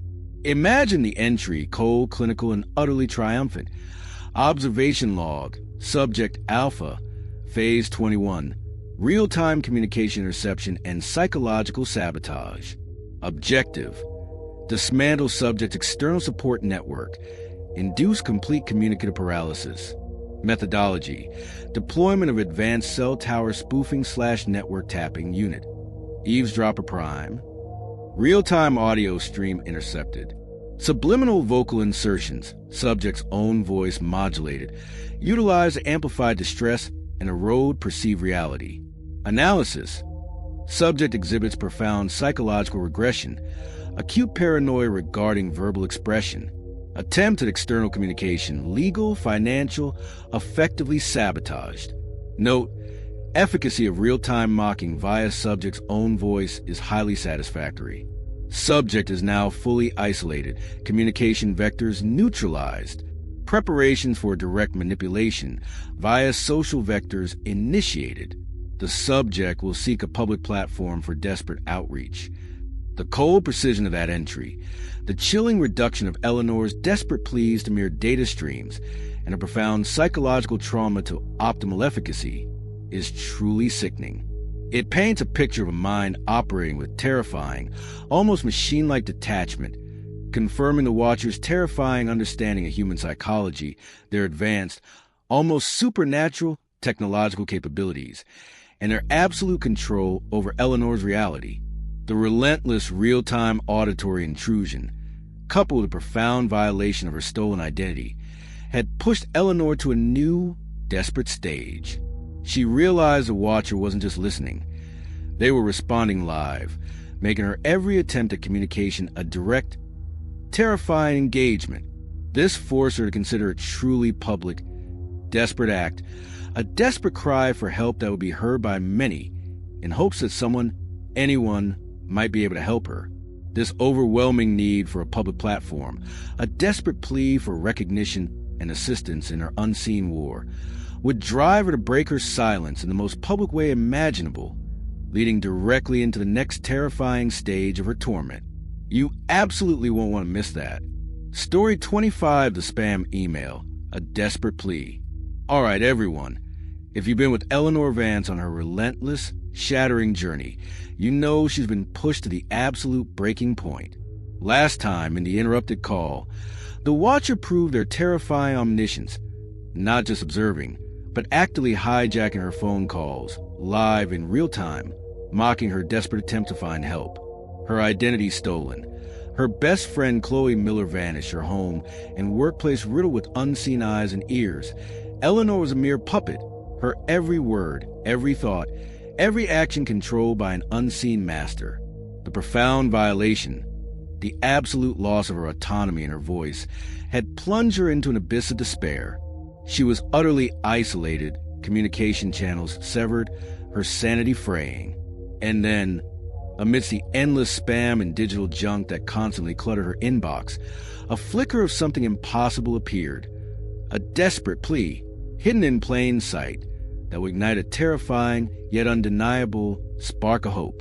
Eleanor existed in a state of profound, debilitating psychological and financial ruin.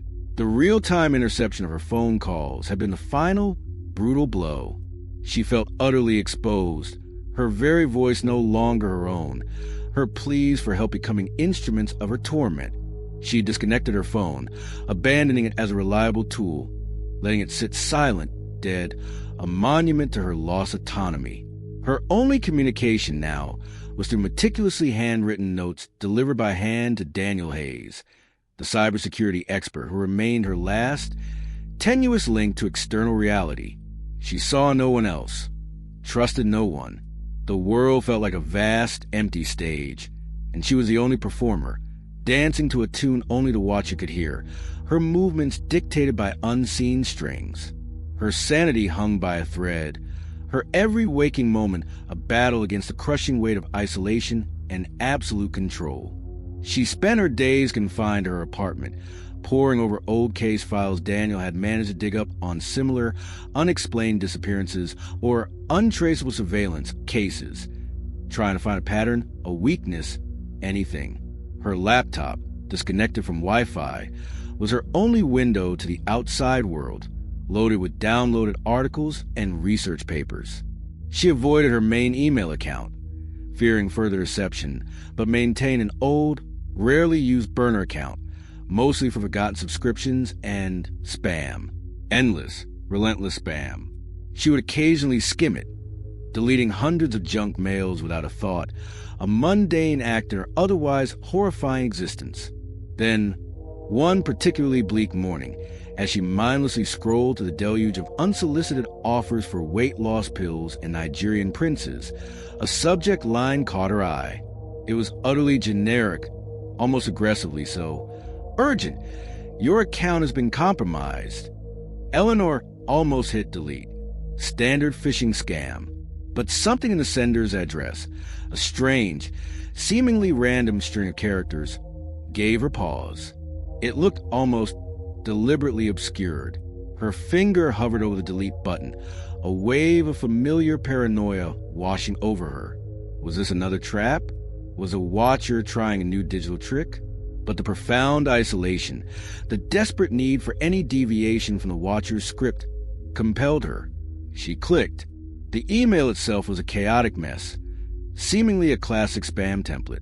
Garbled text, mismatched fonts, broken images. It was an advertisement for some dubious online casino, a limited-time offer to claim your prize. Eleanor's heart sank. Just spam. Another dead end. She scrolled down, about to hit the close button, when she saw it.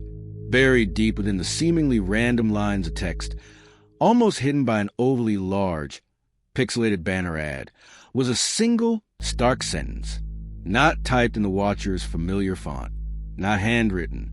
It was a fragment of code or a line of corrupted text that, when highlighted, revealed a coherent, desperate message.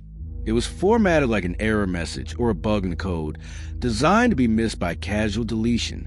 The message read, System error, anchor_lost, seek_tower, they__where, you__alone. Eleanor gasped, her breath catching in her throat. The words hit her like a physical blow. Anchor_lost. Chloe, her vanished friend, Eleanor's last anchor. The watcher's cruel message. Some anchors must be cut. This spam email was a response. It was from someone else. Another victim. The phrase system error was a chilling nod to the digital nature of her torment, a signal that this message was bypassing conventional communication. Seek_tower. The old clock tower, story 19, the place of her midnight rendezvous. It was a location connected to a previous ambiguous encounter. They__where. A confirmation of her deepest fears. And then the lifeline, you__alone. A flicker of something impossible ignited in Eleanor. Hope. Raw, desperate, terrifying hope. This wasn't a trap. This wasn't the watcher playing games. This was a genuine, desperate cry for help. Hidden within the noise, a message from someone else caught in the same invisible web. This person, whoever they were, understood the watcher's methods. They knew about Chloe. They knew about the ubiquitous surveillance. And they knew how to send a message that could bypass the watcher's interceptors. She immediately contacted Daniel Hayes, her words tumbling out in a frantic, incoherent rush. Daniel, usually so composed, showed a rare flicker of excitement. "This is phenomenal, Eleanor," he said, his voice tense with anticipation. "A genuine leak. someone on the inside, or someone who knows how to exploit their systems. The formatting, the phrasing, it's designed to be missed by automated filters. It's brilliant. He immediately began a forensic analysis of the email, trying to trace the obscure IP addresses, the corrupted code, the unusual server routing. But the message was meticulously masked, bounced through countless proxies, disappearing into vast, untraceable digital ether. It was a ghost message, a true cry from the dark web. Despite the untraceability, the message had a profound, transformative effect on Eleanor. It rekindled a burning resolve within her. She wasn't alone. There were others, and someone out there was actively trying to reach her, trying to fight back. This discovery validated her escalating paranoia, confirmed that her madness was a shared reality. It was a lifeline in the abyss.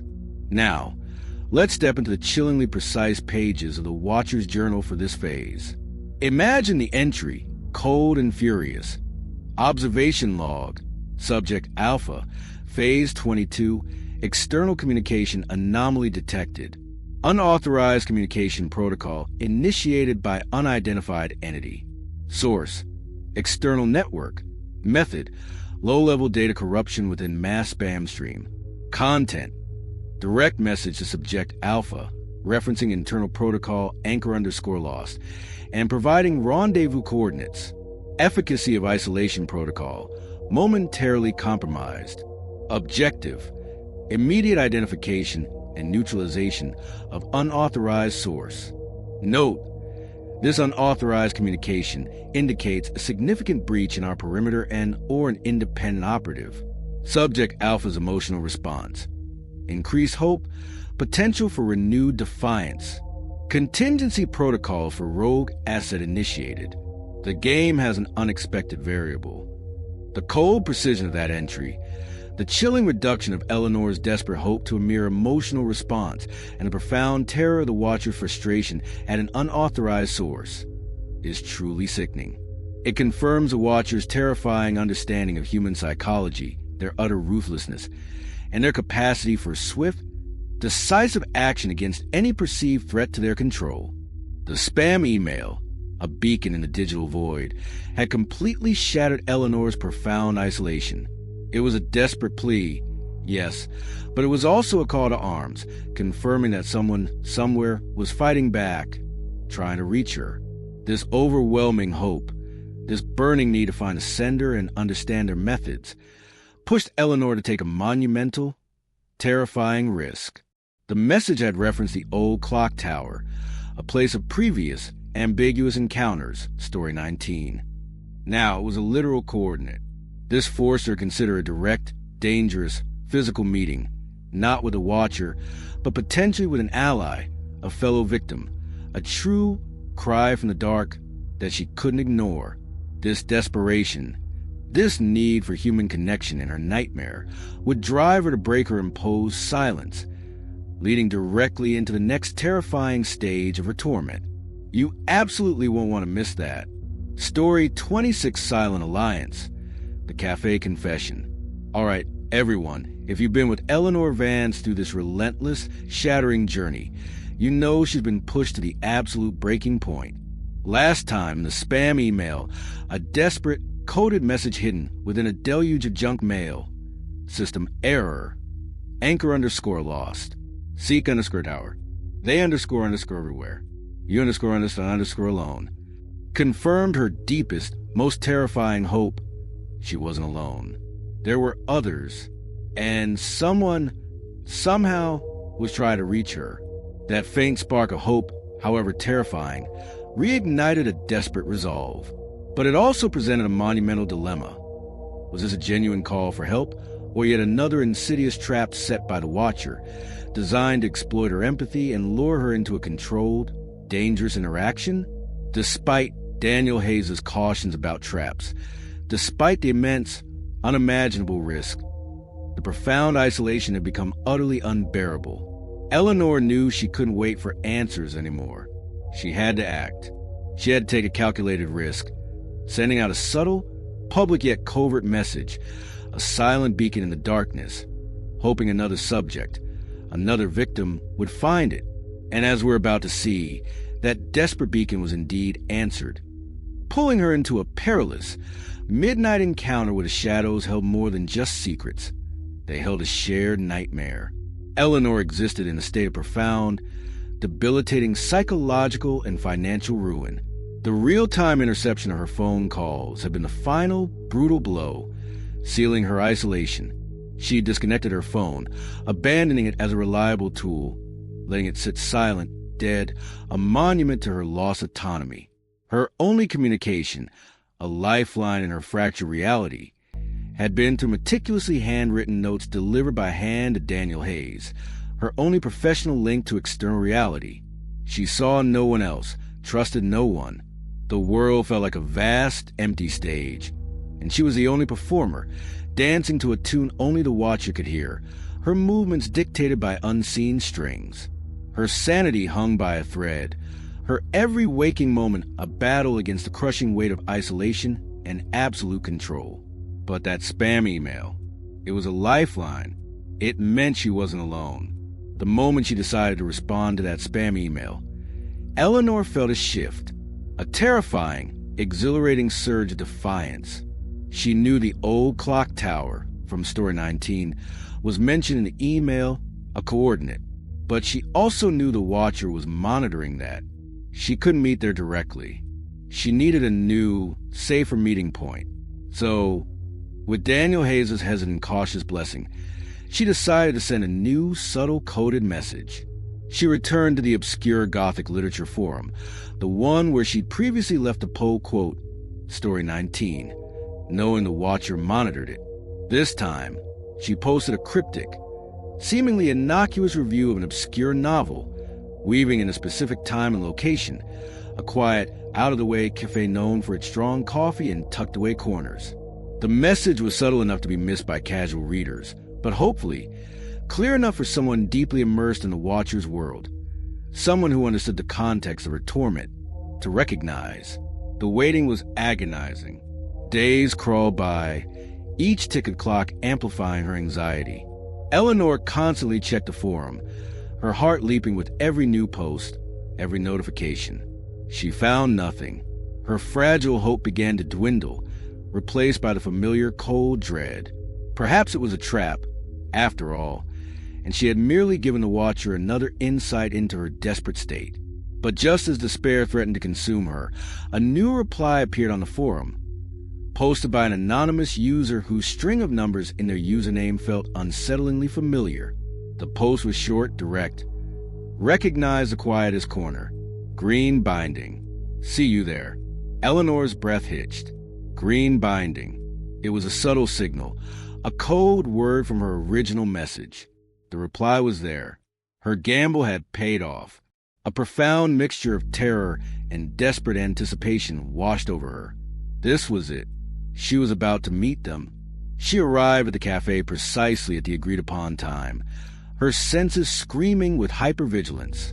The cafe was bustling, accompanying hum of mundane normalcy. Yet for Eleanor, every shadow held a potential threat. She chose a small table tucked away in a dimly lit corner, positioning herself with her back to the wall, allowing her to scan the room. She ordered a black coffee, her hands trembling as she clutched the warm ceramic mug. Her eyes darted, searching for someone reading a book with a green cover. Every new face entering the cafe was a potential ally or a potential monster. The air felt thick with unspoken tension, the mundane setting charged with menacing possibilities. Then she saw him. He was sitting alone at a table across the room, already there, nursing a dark coffee. He wasn't overtly doing anything, just calmly reading a book, and the book had a distinct green binding. It was Daniel Hayes. Eleanor's heart hammered against her ribs, a frantic drumbeat in her chest. Daniel, the cybersecurity expert, the man she'd been confiding in, sending her handwritten notes to, the man who was supposedly helping her from a distance. He was the one who sent the spam email. He was the one who answered her cryptic message. He was a cry from the dark. It was a profound shock, a new layer of complexity she hadn't anticipated. He wasn't just her contact. He was a fellow victim, a fellow survivor. Daniel looked up, his sharp eyes meeting hers. He gave a single, almost imperceptible nod, a silent invitation. Eleanor, a mixture of disbelief and a surging, desperate relief washing over her, rose and walked towards his table, her steps feeling oddly heavy, as if she were moving through water. She sat down opposite him. The background noise of the cafe, once comforting, now faded into an indistinct hum. Daniel didn't waste time. "Thank you for coming, Eleanor," he said, his voice low, calm, yet resonating with undeniable weariness. "I wasn't sure you'd trust it. Or me." He then began his confession, the cafe confession that would forever change Eleanor's understanding of her torment. He revealed he had been tracking the order for years, not just as professional interest, but after profound personal tragedy related to them. His sister. She had been a subject 2 years ago, exhibiting similar patterns of surveillance and psychological breakdown before she vanished without a trace, leaving only a cryptic journal behind. Daniel had spent years trying to understand what happened to her, to find her, and to bring down the order. He confirmed Eleanor's deepest, most terrifying fears. "The order of observers is real, Eleanor," he said, his eyes piercing. "They are incredibly powerful. They've been operating for centuries, a hidden society dedicated to what they call guiding human destiny, selecting subjects and chosen ones to observe and manipulate. It's a generational project." He explained how they operated, their vast network, their chillingly sophisticated psychological methods, their pervasive surveillance, their use of anchors like Chloe, isolating their subjects. He confirmed Chloe's tragic fate, her anchor lost, was a deliberate act by the order to sever Eleanor's last emotional tether. Daniel explained the advanced nature of the Watcher's surveillance, the internal bugs in her home, the hijacked security feeds, the car recorder. He revealed how the dead phone rang, a specific, highly advanced frequency burst designed to hijack old circuits, a technological feat only the Order seemed capable of. He confirmed the Watcher's journal concept, that it wasn't just one journal, but a series of interconnected, living documents passed down through generations of observers, each detailing their subjects' lives, their psychological profiles, their conditioning trajectories. He showed Eleanor a small, encrypted tablet, displaying what looked like excerpts from a digital version of the Watcher's journal, detailing her own subject alpha profile, confirming every single torment she had faced, from the blue curtains to the empty apartment. Eleanor, despite her profound trauma, felt a terrifying yet profound sense of relief.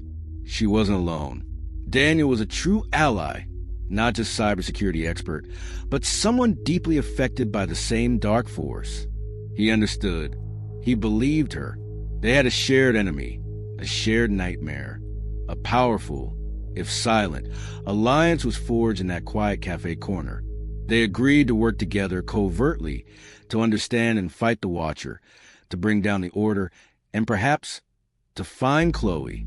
Now, let's look into the chillingly precise pages of the Watcher's journal for this phase.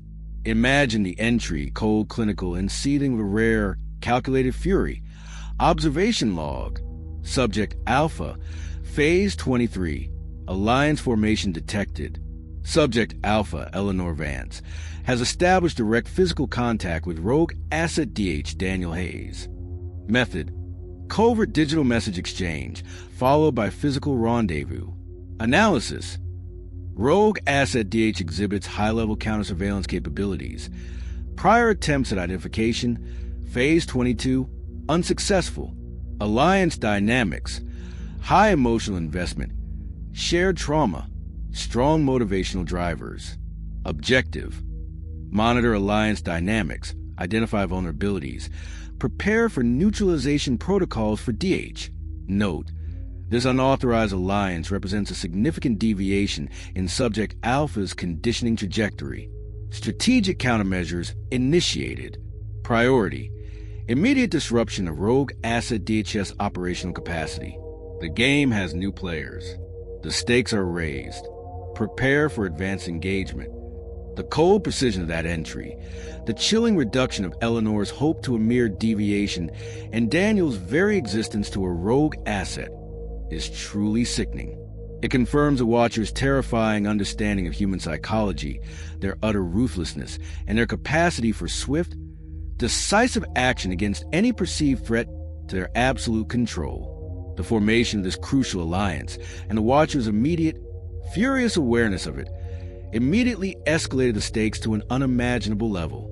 Eleanor and Daniel now faced immense, shared danger. As they left the cafe, slipping out into the darkening evening, Daniel's eyes scanned the street with new intensity. He noticed a black sedan, parked a block away, its windows tinted, its engine running. It was the same car he'd been trying to trace for years. The Watcher knew their next move would be a direct strike against Daniel, a brutal, undeniable response to their defiance. This chilling realization that their alliance had been immediately detected would plunge them into an even greater, shared peril, leading directly into the next terrifying stage of their torment. You absolutely won't want to miss that. Story 27, The Sealed Vault. Whispers from below. All right, everyone, if you've been with Eleanor Vance on this relentless, shattering journey, you know the stakes have just gone through the roof. Last time in Silent Alliance, her desperate gamble paid off. She finally found an ally in Daniel Hayes, the cybersecurity expert who wasn't just a professional, but a fellow victim whose own sister vanished due to the Watcher. Their alliance, forged in a quiet cafe, was immediately detected by the Watcher, and that chilling black sedan outside confirmed it. Daniel was now in immediate profound danger. Eleanor had found hope, but also amplified the peril. Now, with Daniel's life on the line and the Watcher closing in, their only option was to follow the faintest, most unsettling clue from Daniel's past research, a clue that would lead them directly into a sealed, forgotten vault, where the secrets of the Order of Observers lay buried, literally, beneath the city. Eleanor and Daniel had slipped out of that cafe, their hearts pounding in a terrifying synchronicity. The black sedan, a silent, menacing shadow, followed them for blocks, a chilling confirmation of the Watcher's immediate response to their alliance. They darted through back alleys, weaved through crowded streets, using every bit of Daniel's counter-surveillance expertise to shake the tail. They finally lost in a maze of one-way streets, but the message was clear. The Watcher knew, and they were coming for Daniel. "We have to go dark," Daniel had whispered, his face grim as they sped away in a nondescript rental car. "They'll be sweeping everything.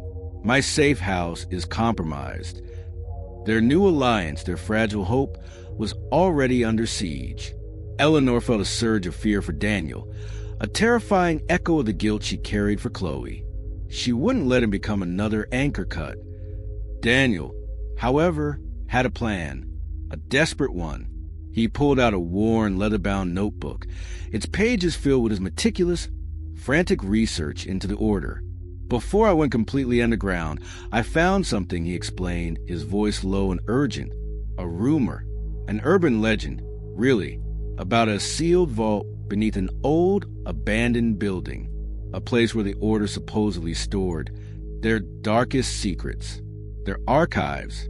It's been mentioned in some of the older texts I found, a place of containment and preservation." He pointed to a faded, hand-drawn map tucked into the notebook, marking a spot in an industrial district long forgotten by time. "If we can get in there, Eleanor, maybe we can find something. A weakness, a way to fight back. Before they get to me, before they get to you. Again." The idea was terrifying, a direct assault on the Watcher's hidden sanctuary. But Eleanor saw the desperate gleam in Daniel's eyes, the same burning need for answers that consumed her. It was a calculated risk, but perhaps their only chance. "Let's go," she said, her voice firm, surprising even herself. They drove through the night, a silent, grim determination setting in. The industrial district was a desolate maze of crumbling brick warehouses and abandoned factories, their windows like vacant eyes staring into the darkness. The air hung heavy with the smell of decay and forgotten industry. Daniel navigated by memory and the faded map, eventually pulling their car into a shadowed alley beside a massive, skeletal building. Its once proud facade now a crumbling testament to time and neglect. The building itself was immense, a silent behemoth dominating the landscape.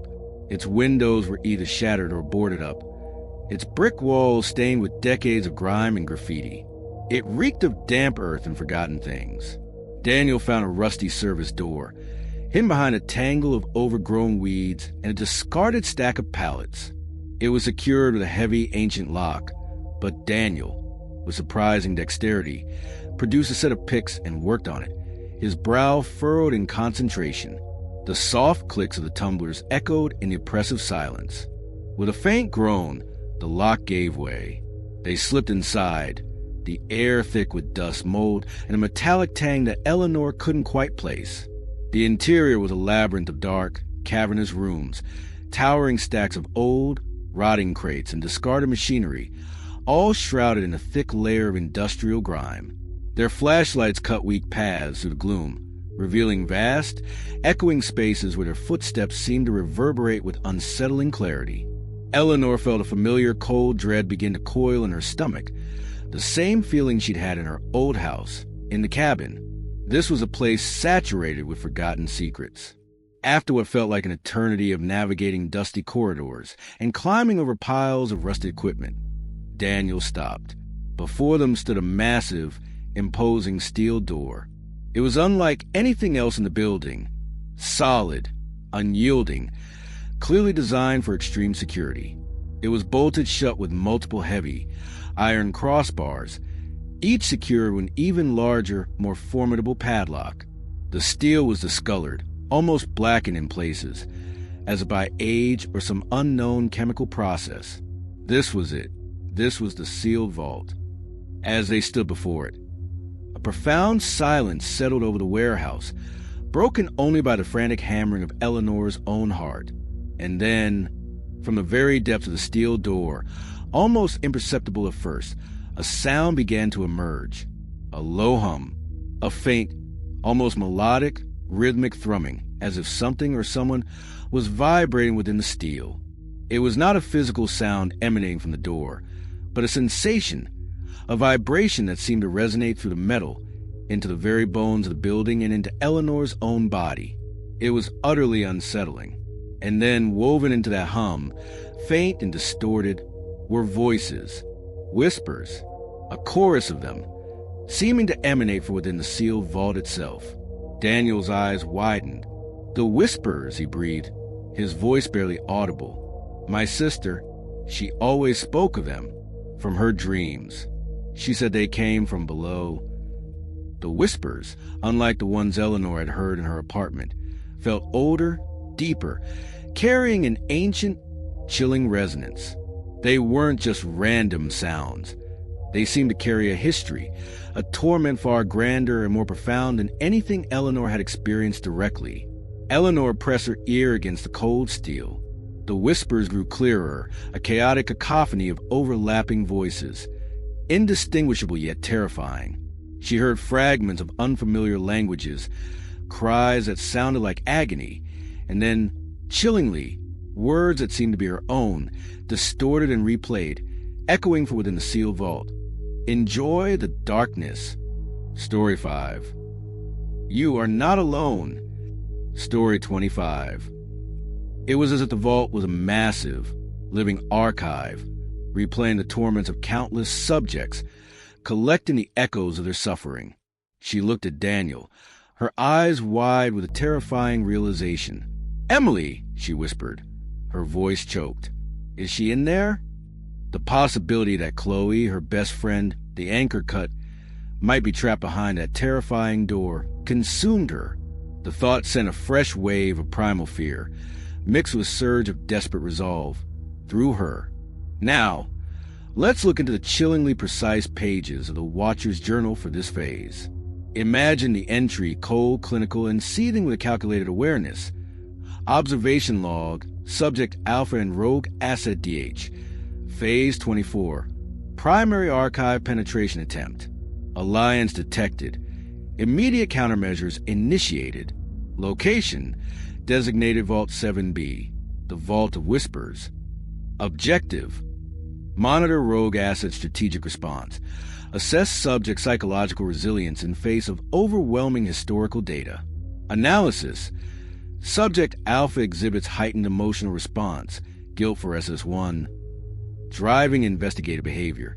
Rogue asset DH demonstrates predictive analysis capability. Auditory manifestation, historical resonance frequencies, subject's own vocalizations, effective in inducing psychological pressure. Note, vault remains secure. The whispers serve as deterrent and psychological conditioning. Prepare for direct contact protocols. The threshold has been breached. The game moves to the heart. The cold precision of that entry, the chilling reduction of Eleanor's desperation, and Daniel's hope to mere predictive analysis and emotional response is truly sickening. It confirms the Watcher's terrifying understanding of human psychology, their absolute control of a situation, and their capacity for vast, long-term planning, turning even their hidden archives into another instrument of psychological warfare. Daniel tried to force the heavy steel door. He produced tools, crowbars, a portable hydraulic spreader from his pack, working frantically on the massive padlocks, his face grimy with sweat and dust. Eleanor helped him, her own strength fueled by a desperate, terrifying hope that Chloe might be inside, alive. But the door was unyielding, designed to withstand far greater forces than they could muster. The whispers within grew louder, more frantic, a chaotic symphony of suffering that threatened to shatter their resolve. It was clear this vault wasn't just a storage facility. It was a place of deep, profound, and terrifying power. And they were standing at its unyielding threshold, unable to break through, yet unwilling to leave. The chilling, vibrating hum from within the sealed vault, coupled with the overwhelming chorus of whispers and the horrifying thought that Chloe might be trapped inside, utterly overwhelmed Eleanor. The Watcher had anticipated their move, had prepared for it, turning their desperate quest for answers into another psychological torment. They were trapped once again, facing an insurmountable barrier, yet unable to abandon the agonizing possibility of rescue.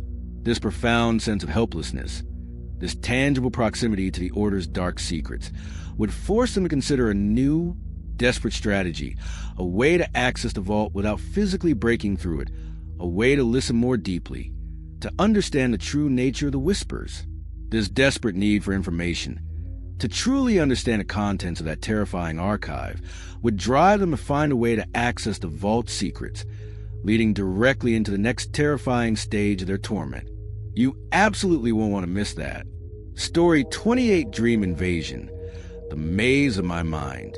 All right, everyone. If you've been with Eleanor Vance and Daniel Hayes on this relentless, shattering journey, you know the stakes have reached an unimaginable height.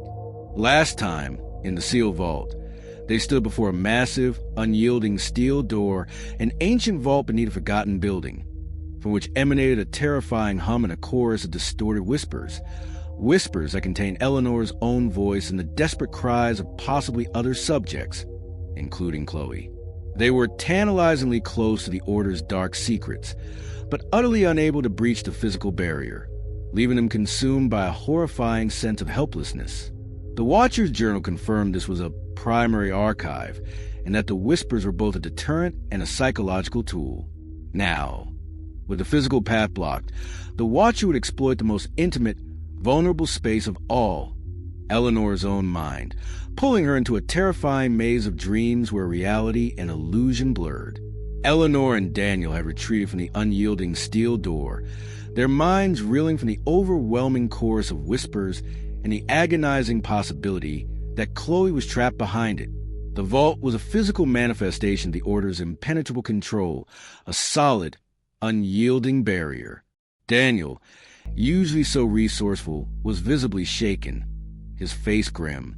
"It's designed to be impregnable, Eleanor," he'd whispered, his voice hoarse. They wouldn't put their core secrets in a place that could be easily breached. They spent hours huddled in Daniel's makeshift, temporary safe house, reviewing his notes, searching for any alternative methods, any hidden weaknesses in the Order's vast network. The only thing they confirmed was the existence of a deep, ancient archive of suffering, a horrifying legacy contained within those unyielding walls. The Watcher had turned their desperate quest for answers into another psychological torment, making them agonizingly close, yet impossibly far. That night, exhaustion finally claimed Eleanor, but sleep offered no true escape. Instead, she was plunged into a nightmare so vivid, so terrifyingly real, it transcended anything she had experienced before. It began subtly, a familiar setting twisting into something sinister. She found herself in a maze. Not just any maze, but the very maze from Arthur Caldwell's Garden, Story 38. Though now it was overgrown dark, its hedges towering, casting oppressive shadows. The air was thick with the scent of damp earth and decaying leaves, and a chilling, rhythmic tapping echoed in the distance, a terrifying reminder of the midnight knock, Story 7. As she stumbled through the twisting paths, desperately trying to find a way out, the sounds from her past torment intensified. The faint, distorted whispers from her apartment walls, Story 11, now hissed from within the very hedges, fragments of her own private conversations twisting into mocking echoes. Enjoy the darkness, Story 5. Your peace, a fleeting illusion, Story 10. Then the impossibly clear, commanding voice from a dead phone, Story 21, boomed, reverberating through the maze. Obedience is a path. You are learning. Suddenly, the maze twisted, transforming into the interior of the sealed vault from Story 27. The steel door loomed before her, pulsating with that unsettling hum, and from within a chorus of desperate cries, intermingled with Chloe's own voice, screaming, "Eleanor, help me! They're here!" The terror was absolute. Eleanor lunged at the door, pounding on the cold steel, her hands raw, screaming Chloe's name. But the door remained unyielding. Then a new, more profound layer of horror unfolded. The walls of the vault began to dissolve, replaced by screens, thousands of them, and on each screen, a live feed, images of her own life. Eleanor sketching at her old desk, sipping coffee, sleeping, her reflection twisting in the haunted mirror, Story 20. But these weren't just past recordings. There were new ones, live. She saw herself now, in her sleep, tossing and turning in her bed, her face contorted in fear, her mouth open in a silent scream. The Watcher was not just projecting into her dreams. They were watching her dreams unfold, in real time, within the very nightmare they had created. And then, a figure appeared, stepping out from one of the screens. It was a cloaked, silent figure from Midnight Rendezvous, Story 19, his face still hidden in shadow. He pointed a long, gloved finger not at her, but towards the endless screens. And then he spoke, not with distorted voice, but with a clear, calm, chillingly familiar voice. The voice of Arthur Caldwell. "The maze of your mind, Eleanor." Arthur's voice rumbled, devoid of his usual neighborly warmth.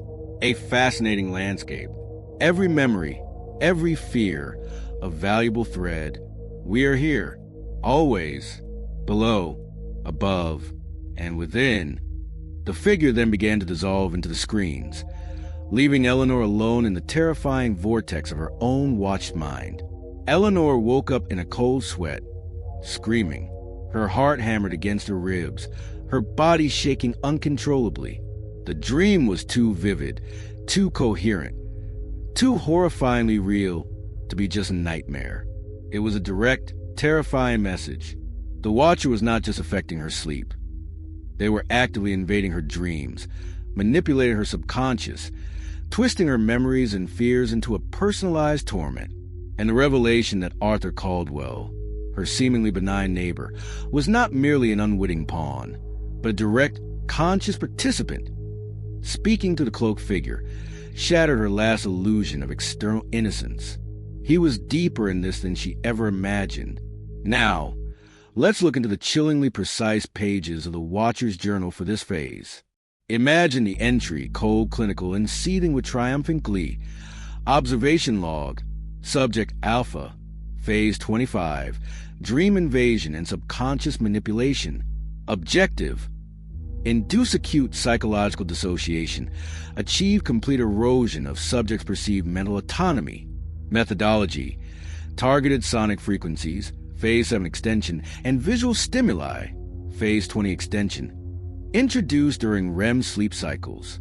Subconscious data streams accessed and integrated into dream narrative. Analysis: subject exhibits profound psychological distress, high malleability of perceived reality within dream state.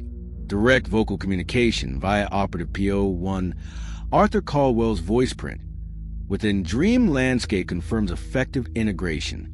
Note: the dream environment provides optimal conditions for reinforcing omnipresence and controlling subject internal narrative. Preparations for physical manifestation based on dream analysis underway. The subject's mind is now a battleground. The game enters the realm of the subconscious. The cold precision of that entry, the horrifying reduction of Eleanor's deepest fears and her very dreams to data streams in optimal conditions, is truly sickening. It confirms the Watcher's terrifying understanding of human psychology, their advanced, almost supernatural technological capabilities, and their absolute control over Eleanor's reality, both waking and sleeping. Eleanor's mind was utterly fractured. The dream wasn't just a dream. It was a terrifyingly real intrusion, a direct communication from the Watcher. The revelation about Arthur Caldwell was a new, crushing blow. He was the one, the seemingly harmless neighbor, the one who had watched her, perhaps for years, now confirmed as a direct operative, his voice twisting her reality. She was trapped in a psychological maze, where her own mind had become the next battleground. Daniel Hayes, when she recounted the nightmare, listened with a grim, horrified expression. He acknowledged the unprecedented level of psychological warfare. "This is beyond anything I've encountered, Eleanor," he admitted, his voice barely a whisper. "They're not just watching you. They're inside you. They're in your head." The terrifying confirmation of the Watcher's ability to invade her dreams, coupled with the chilling revelation of Arthur Caldwell's true role, plunged Eleanor into the deepest abyss of despair. She realized that even her subconscious was not safe. This profound sense of having her very mind compromised, of being unable to escape even in sleep, would force her to consider a new, desperate strategy. She had to find a way to fight back from within. She had to find a way to use her own mind, her own dreams, against the Watcher. This would lead her to seek out someone who truly understood the darkest corners of the human psyche, a specialist in mind control, cults, or perhaps even a psychic, setting up the next terrifying stage of her torment. You absolutely won't want to miss that. Story 29, The Etched Lens, a tiny, terrifying mark. All right, everyone, if you've been with Eleanor Vance through this relentless, shattering journey, you know she's in an unimaginable place. Last time, in Dream Invasion, the Watcher proved their terrifying ability to not just observe her physical reality, but to actively invade and manipulate her subconscious. That horrifying nightmare, orchestrated by the Watcher and featuring Arthur Caldwell as a direct operative, shattered the last sanctuary of her mind. Eleanor woke up screaming, utterly disoriented, questioning her very sanity. The boundaries of her mind had been breached, her fears twisted into a personalized torment. The Watcher's journal had chillingly hinted at physical manifestation based on dream analysis. Now, Eleanor, desperate for a way to fight back from within her own mind, reached out for a new kind of help, only to discover that the Watcher had already left their mark, literally, on her very perception. Eleanor's days since the dream invasion were a waking nightmare. Sleep offered no respite, only the terrifying possibility of another orchestrated torment. She existed in a constant haze of profound disorientation, unable to trust her own memories, her own thoughts, her own senses. The terrifying vision of Arthur Caldwell, his voice echoing in her subconscious, had shattered her belief in the innocent facade of her neighborhood. The Watcher's control was absolute, their reach extending beyond physical space and digital networks, into the very fabric of her sanity. She was a puppet, her mind a new battleground, and she knew she couldn't fight this alone. In her desperation, Eleanor turned to Daniel Hayes. He had witnessed her unraveling, from the initial notes to the horror of Chloe's disappearance and her stolen identity. When she recounted the nightmare, the precise details, the chilling appearance of Arthur Caldwell, Daniel listened with a grim, horrified expression. "This is beyond anything I've seen," he admitted, his voice low, filled with a new kind of concern. "They're targeting your psyche directly. We need specialized help." Through his network, Daniel found her, Dr. Evelyn Reed, a renowned psychiatrist specializing in complex trauma, dissociation, and with a quiet, almost legendary reputation for understanding the psychological aftermath of organized, systemic manipulation. Whispers suggested she'd even consulted on cult deprogramming. Dr. Reed was their last, desperate lifeline, a hope that Eleanor could reclaim her mind. Dr. Reed was everything Eleanor wasn't right now: calm, composed, intensely empathetic. She listened without judgment, her gaze steady, as Eleanor recounted the impossible. The notes, the cameras, the whispers from the walls, the stolen identity, Chloe's disappearance, the dead phone, and finally, the invasion of her dreams. Dr. Reed didn't flinch. She simply nodded, taking meticulous notes. "This is a profound level of psychological conditioning, Eleanor," she said, her voice soft but firm. "They're attempting to induce a dissociative state, to break your will and reconstruct your reality. We need to fight back from within." Eleanor began her sessions with Dr. Reed, a grueling process of reliving her traumas, exploring the dark corners of her mind, trying to untangle the threads of reality from the watcher's illusions. It was exhausting, but offered fragile hope that she could rebuild her fractured psyche. One afternoon, during a particularly intense session where Dr. Reed was guiding her through a visualization exercise, Eleanor felt a slight smudge on her glasses. She instinctively reached up, trying to clear it. It seemed like nothing, just a minor distraction. But the paranoia, now deeply ingrained, made her look closer. She pulled off her glasses, peering at the lens. It wasn't a smudge. It was a tiny, almost imperceptible mark, a minuscule imperfection, no bigger than a pinprick, on the very center of her left lens. She breathed out slowly, trying to maintain her composure. It was probably just a scratch, a speck of dust, something she'd overlooked. She tried to rub it off, but it wouldn't budge. She ran her finger over it. It felt textured, like a tiny, almost invisible etching. Her heart began to hammer against her ribs, a frantic drumbeat of dread. She grabbed her phone, turning on the flashlight, zooming in on the tiny mark. And then, the blood drained from her face. It wasn't just a mark. It was an etching, a microscopic, deliberately crafted symbol. A symbol she recognized. It was the very same symbol she had seen in her terrifying dream maze, Story 28. The symbol that had appeared in the ancient tome about the Order of Observers, Story 30. It was there, on her own glasses, a tiny, terrifying mark on the very lens through which she saw the world. The implication was a physical violation that sent a cold wave of terror through her. Her glasses, something she wore, touched, and relied on constantly. This implied extreme proximity, physical contact. The watcher had been close enough, perhaps while she slept or during one of her disoriented states, to physically etch their chilling symbol onto her lens. This wasn't just remote surveillance. This was a direct, intimate violation of her personal space, proving with horrifying certainty that the watcher was physically close again, operating right under her nose, even in her supposed new sanctuary. This was the physical manifestation based on dream analysis the watcher's journal had hinted at. They had translated a symbol from her dream into a tangible, horrifying reality. Eleanor frantically contacted Daniel Hayes, her words tumbling out in a torrent of raw terror. Daniel was horrified. He immediately came over, examining the glasses with a powerful jeweler's loupe. "This is professional," he muttered, his face grim. "Done with a precision tool. Micro-etching." He took the glasses to his makeshift lab, performing forensic analysis. He found no fingerprints, no obvious trace evidence. But he confirmed the etching was precise, deliberate, and done with a specialized laser or chemical process, linking it to the order's meticulous, almost ritualistic methods. The symbol was unmistakable. The psychological impact was devastating. Eleanor's terror shifted from purely mental to a renewed, terrifying physical dimension. The Watcher was touching her things, leaving physical marks, operating under her nose with a terrifying intimacy.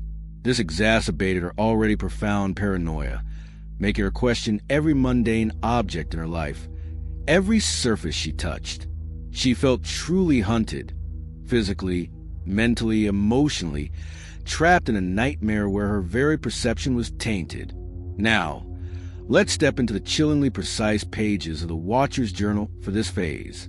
Imagine the entry, cold and triumphant. Observation log, subject alpha, phase 26, subconscious manifestation and physical signature protocol. Objective, establish undeniable physical proof of omnipresence. Amplifies psychological distress via direct tactile violation. Methodology, successful transfer of symbolic marker 7.1, dream maze archetype, from dream state, phase 25, to physical medium, subject's corrective eyewear. Execution, precision laser etching, undetected by subject's enhanced vigilance. Analysis, subject exhibits profound psychological regression, acute paranoia regarding personal artifacts, and heightened sensation of physical vulnerability. The ocular placement of marker ensures constant subliminal reinforcement. Note, the symbolic weight of seeing through our mark is highly effective. Preparations for direct communication via external object manipulation are underway. The imprint is complete. The game continues. The cold precision of that entry, the chilling reduction of Eleanor's profound psychological trauma and physical violation to optimal efficacy, is truly sickening. It confirms the Watcher's terrifying understanding of human psychology, their advanced, almost supernatural technological capabilities, and their absolute control over Eleanor's reality. The etching on her glasses, this tiny, terrifying mark, served as a chilling physical link between her dream invasion and the cold, hard reality of the Watcher's pervasive reach. It was a physical manifestation based on dream analysis the Watcher's journal had hinted at, a horrifying testament to their ability to bridge the gap between mind and matter. Daniel, increasingly alarmed by the Order's methods, began to frantically research the symbol's origin and historical meaning. He pored over ancient texts, obscure historical records, cross-referencing with his own vast database of the Order. The symbol, he discovered, was indeed extremely rare, associated with obscure, ancient rituals of control, esoteric organizations known for secrecy, manipulation, and the guidance of destiny. It was not just a mark, he realized. It was a key to understanding the Watcher's ultimate purpose, their deeper history, and perhaps their ultimate vulnerability. This discovery would push Eleanor and Daniel into a new, dangerous realm of investigation, one that went beyond personal torment and into the very heart of the Order's ancient secrets, setting up the next major plot point. You absolutely won't want to miss that. Story 30, The Ancient Tome, Mark of the Watchers. All right, everyone, if you've been with Eleanor Vance and Daniel Hayes on this relentless, shattering journey, you know the stakes have escalated beyond anything they could have imagined. Last time, in the etched lens, Eleanor discovered that tiny, horrifying symbol on her glasses, a physical manifestation of a mark she'd only seen in her terror-fueled dreams. It was concrete proof of the Watcher's terrifying proximity, their ability to bridge the gap between her tormented mind and her physical reality. Daniel Hayes, the cybersecurity expert who had become her steadfast ally, confirmed it was an ancient, incredibly rare symbol, one he'd only seen in obscure historical texts about secret societies. That tiny etching was their most tangible, most direct clue yet, pushing them to delve deeper into the historical roots of their torment, right into the heart of the Order's hidden past. Eleanor and Daniel were a team now, bound by shared trauma and a desperate, burning need for answers. The discovery of the etched symbol on Eleanor's glasses, a physical manifestation of psychic violation, had electrified their resolve. Daniel, with his vast knowledge of clandestine networks and obscure archives, immediately shifted their focus. "This symbol," he'd murmured, his brow furrowed in concentration. "It's not just a mark. It's a key to something far older, far more dangerous than just a simple stalker." Their frantic research intensified, transforming Daniel's makeshift safe house into a war room of scattered notes, maps, and glowing computer screens. Daniel leveraged his underground network, reaching out to contact in the world of illicit historical artifact trading and obscure academic circles. Eleanor, with her sharp graphic design eye, meticulously analyzed the symbol's intricate patterns, cross-referencing it with every ancient text and forgotten emblem she could find online. They were looking for a needle in a haystack, a single, terrifying truth buried under centuries of dust. Daniel remembered a specific, obscure library, one rarely frequented by the public, a place whispered about in hushed tones among certain historians. It was a repository of ancient texts, forgotten manuscripts, and rare documents, a labyrinth of knowledge that might hold the answers they so desperately sought. He knew it was a long shot, but the symbol, so uniquely rare, felt like a beacon drawing them there. They arrived at a library on a cold, overcast afternoon, the building itself a towering monument to forgotten knowledge, its stone facade worn with time. The air inside was thick with the scent of old paper, dust, and something else, a musty, almost metallic tang that spoke of stagnant air and unread secrets. It was eerily quiet, the only sound the rustle of their clothes and the distant muffled cough of a librarian.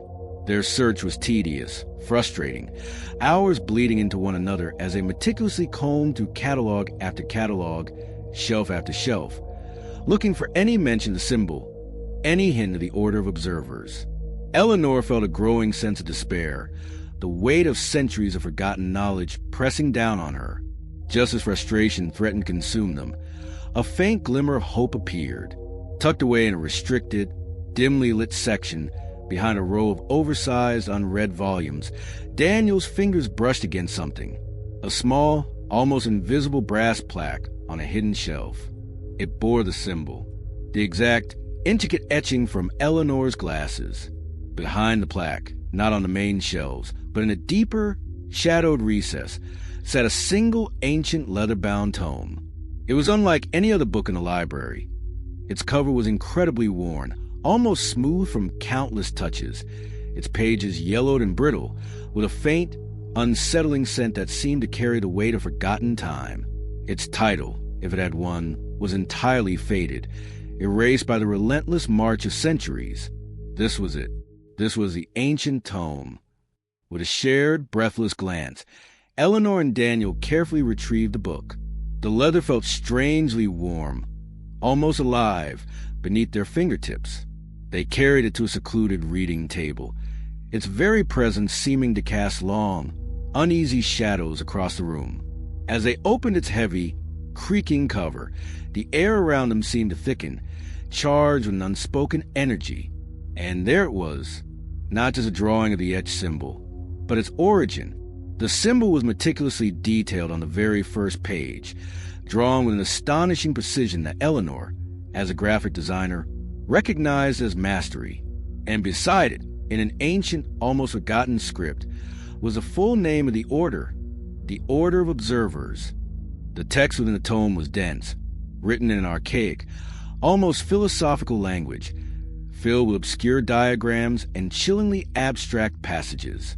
It described the Order's ancient purpose: to guide the tapestry of human destiny, to observe the current of fate, and ensure the unfolding of the ordained path.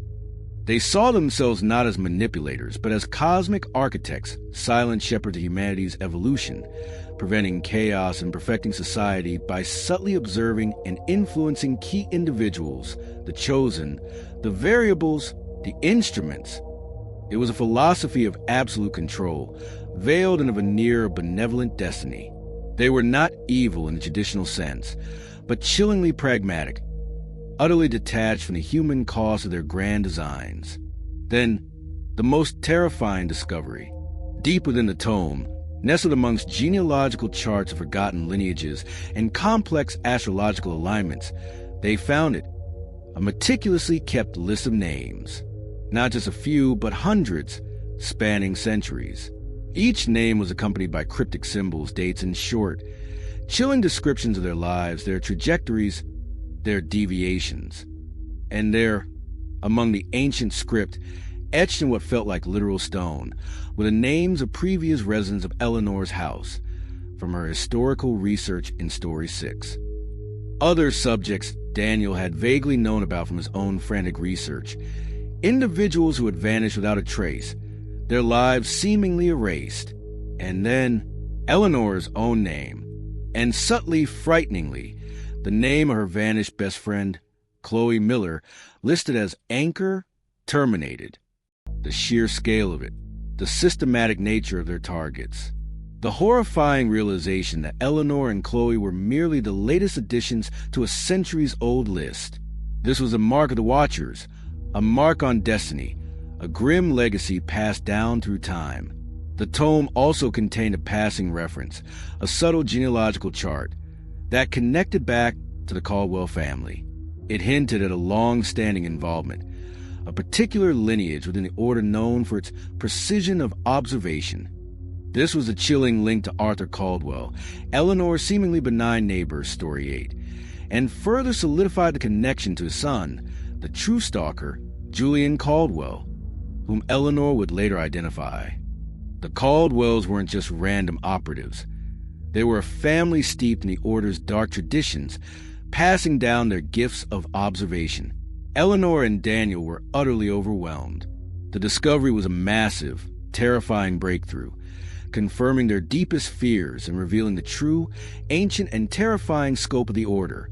The scale of the conspiracy, stretching back hundreds of years, far beyond a simple stalker or a single generation, was almost incomprehensible. This knowledge, while horrifying, also solidified their resolve.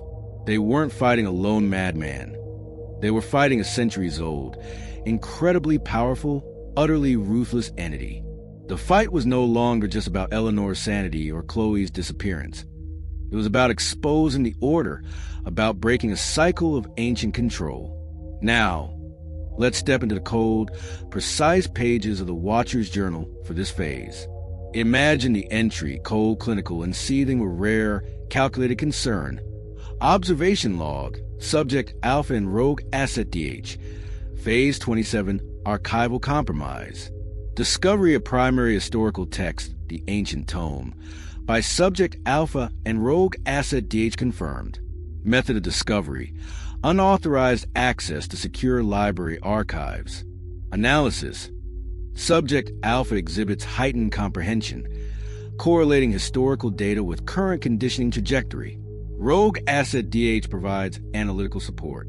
Breach in archival security represents significant deviation. Note, the foundational text contains sensitive information regarding Order history, subject lineage, and operational protocols. Contingency protocols for compromised historical data initiated. Subject Alpha's defiant understanding is noted. Preparations for targeted historical counter-narrative and or direct interception of historical sources are underway. The game has reached a new level of risk. The cold precision of that entry, the chilling acknowledgement of their breach, and the immediate response of contingency protocols is truly sickening. It confirms the Watchers' terrifying awareness, their meticulous control, and their readiness to act against any perceived threat to their ancient secrets. The profound discovery of the ancient tome and the Order's true, terrifying nature, combined with the Watchers' immediate awareness of their progress, pushed Eleanor and Daniel into a dangerous new phase. They had the key, but it was a key to a vast, dark, and ancient conspiracy. This revelation made them understand that their fight was not just about Eleanor, but about exposing the Order itself. They needed more direct evidence, more proof of their existence, their methods, their victims. This meant a new, desperate plan to gather verifiable current evidence, perhaps involving a risky infiltration or an attempt to communicate with others the Order had marked. This profound knowledge of the Order's victims, those names listed in the tome, now sparked a desperate new idea: to find those historical subjects who might have left a trace, a message, a cry from the dark. This realization that their fight was tied to a legacy of victims would lead them to a terrifying revelation about the Order's long reach, setting up the next chilling chapter of their torment. You absolutely won't want to miss that. Story 31, The Last Message, Daniel's Final Code. All right, everyone, if you've been with Eleanor Vance through this relentless, shattering journey, you know the stakes have reached an unimaginable height. Last time, in the ancient tome, Eleanor and Daniel Hayes made a monumental, terrifying discovery. The ancient tome itself, that centuries-old book hidden in a forgotten library, lay bare the terrifying truth of the Order of Observers, a vast, ancient secret society that marked individuals as subjects, subtly manipulating their lives across generations. Eleanor's name, Chloe's, and the names of countless others were etched in its historical pages, confirming a long, dark legacy. This profound, horrifying knowledge, while a breakthrough, also shifted their fight from personal survival to facing an almost global conspiracy. And with that knowledge came an even greater, more immediate danger for Daniel Hayes, the rogue asset who dared to defy them. The weight of their discovery was crushing. Eleanor and Daniel sat in a safe house, surrounded by the ancient, brittle pages, their minds reeling. The Order wasn't just a group of stalkers. It was an ancient, sprawling entity, weaving itself into the fabric of history, controlling destinies. The sheer scale of it was almost too much to comprehend.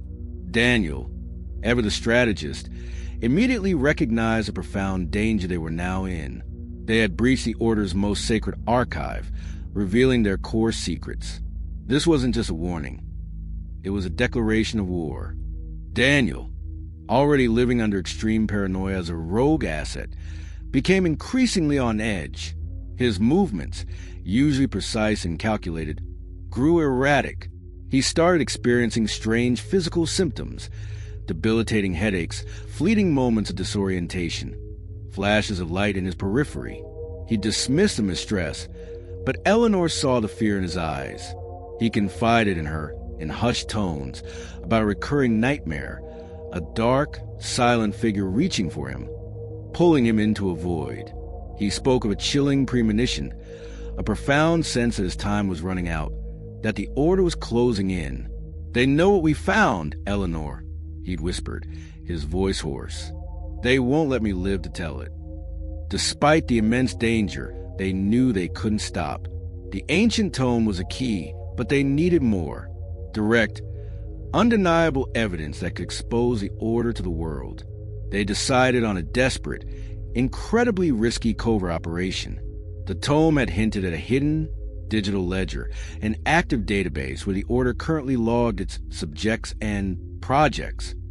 This database, if they could access it, would be current, undeniable proof. Daniel, with his unparalleled cybersecurity skills, devised a plan to infiltrate a heavily encrypted server he suspected housed this ledger. It was a near impossible task, requiring him to be physically present at a specific, high-security server farm, deep within the city's old financial district. It was a suicide mission, but the only way. The night of the operation was cold, damp, and utterly silent. Eleanor insisted on coming, a desperate need to stand by Daniel, to share the risk. They moved through the city like ghosts, cloaked in black, using every trick of Daniel's counter-surveillance training. The server farm was a fortress, layers of security, motion sensors, infrared beams. Daniel was brilliant, a phantom in the digital realm, expertly bypassing firewalls and encryption protocols. Eleanor acted as his lookout, her heart hammering against her ribs, every shadow a potential threat, every distant siren a chilling confirmation of their immense danger. They reached the server room, a vast, humming space filled with rows of blinking lights and the drone of powerful machines. Daniel connected his specialized device, his fingers flying across the keyboard, a symphony of rapid clicks. He was in. He was accessing the ledger. Eleanor stood guard, her pepper spray clutched tightly in her hand, her eyes darting nervously. Then a sudden, piercing alarm shrieked, echoing through the server farm. Red lights flashed, casting sinister shadows across the humming machines. "They know!" Daniel yelled, his face grim. "It's a trap, Eleanor. They let me in." He frantically tried to download the data, but the system was locking him out. "It's encrypted." They changed the protocol. Just as Daniel yelled, the heavy steel door to the server room burst open. Two figures, large, cloaked, and utterly silent, like the one from Midnight Rendezvous, stormed in. They moved with a terrifying speed and efficiency. Daniel threw a device, a small EMP, at the servers, hoping to buy them time. The lights flickered, a momentary disruption. "Run, Eleanor," he screamed, his voice raw with desperation. "Get out. I'll cover you." Eleanor hesitated, a primal scream caught in her throat. She couldn't leave him. But then one of the cloaked figures moved with impossible speed, tackling Daniel to the ground.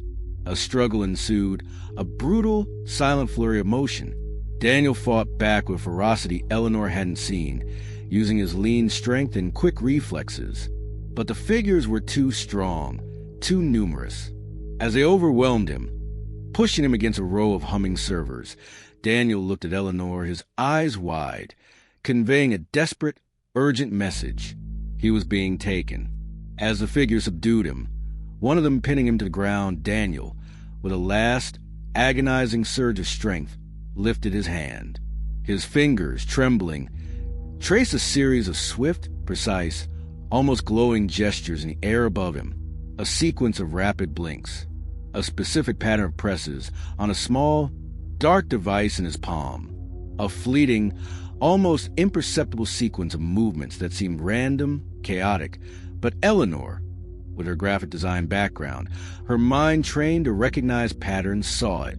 It was a code, Daniel's final code, a desperate, dying message meant only for her.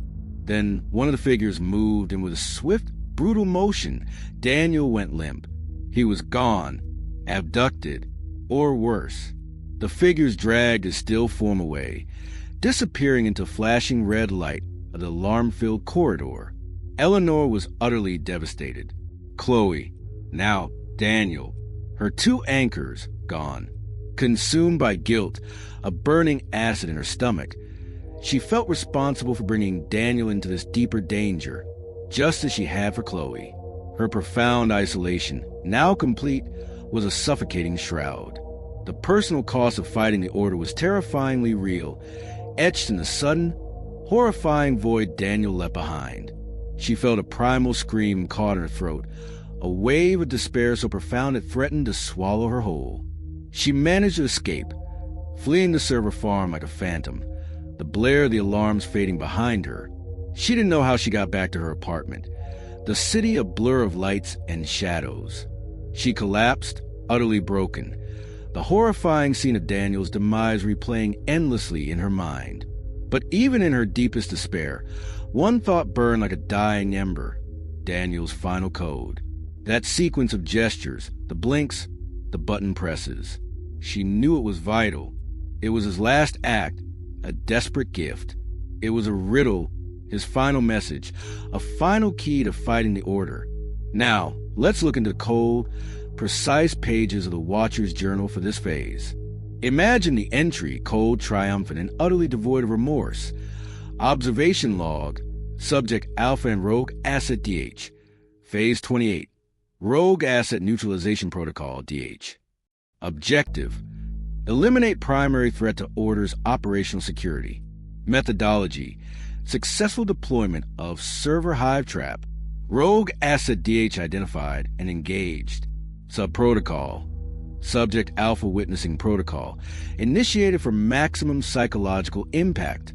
Analysis: Rogue Asset DHS attempt at unauthorized data transfer, Omega Ledger, was successfully thwarted, data secured. Note: Rogue Asset DHS futile attempt at final data transfer, encrypted physical gesture sequence, was observed. Data integrity flag for decryption. Subject Alpha's emotional response: profound devastation, acute guilt, complete social incapacitation, isolation complete. Preparations for a final phase of subject conditioning via psychological manipulation are underway. The game enters its penultimate stage. The cold precision of that entry, the chilling reduction of Daniel's sacrifice to a mere futile attempt, and Eleanor's profound grief to optimal incapacitation, is truly sickening. It confirms the Order's terrifying power, their utter ruthlessness, and their capacity for vast, long-term planning, turning even their hidden archives into another instrument of psychological warfare. The police investigated Daniel's disappearance, just as they had Chloe's. They found nothing. No body. No trace. The server farm showed no signs of intrusion, no damaged servers, only a brief power fluctuation.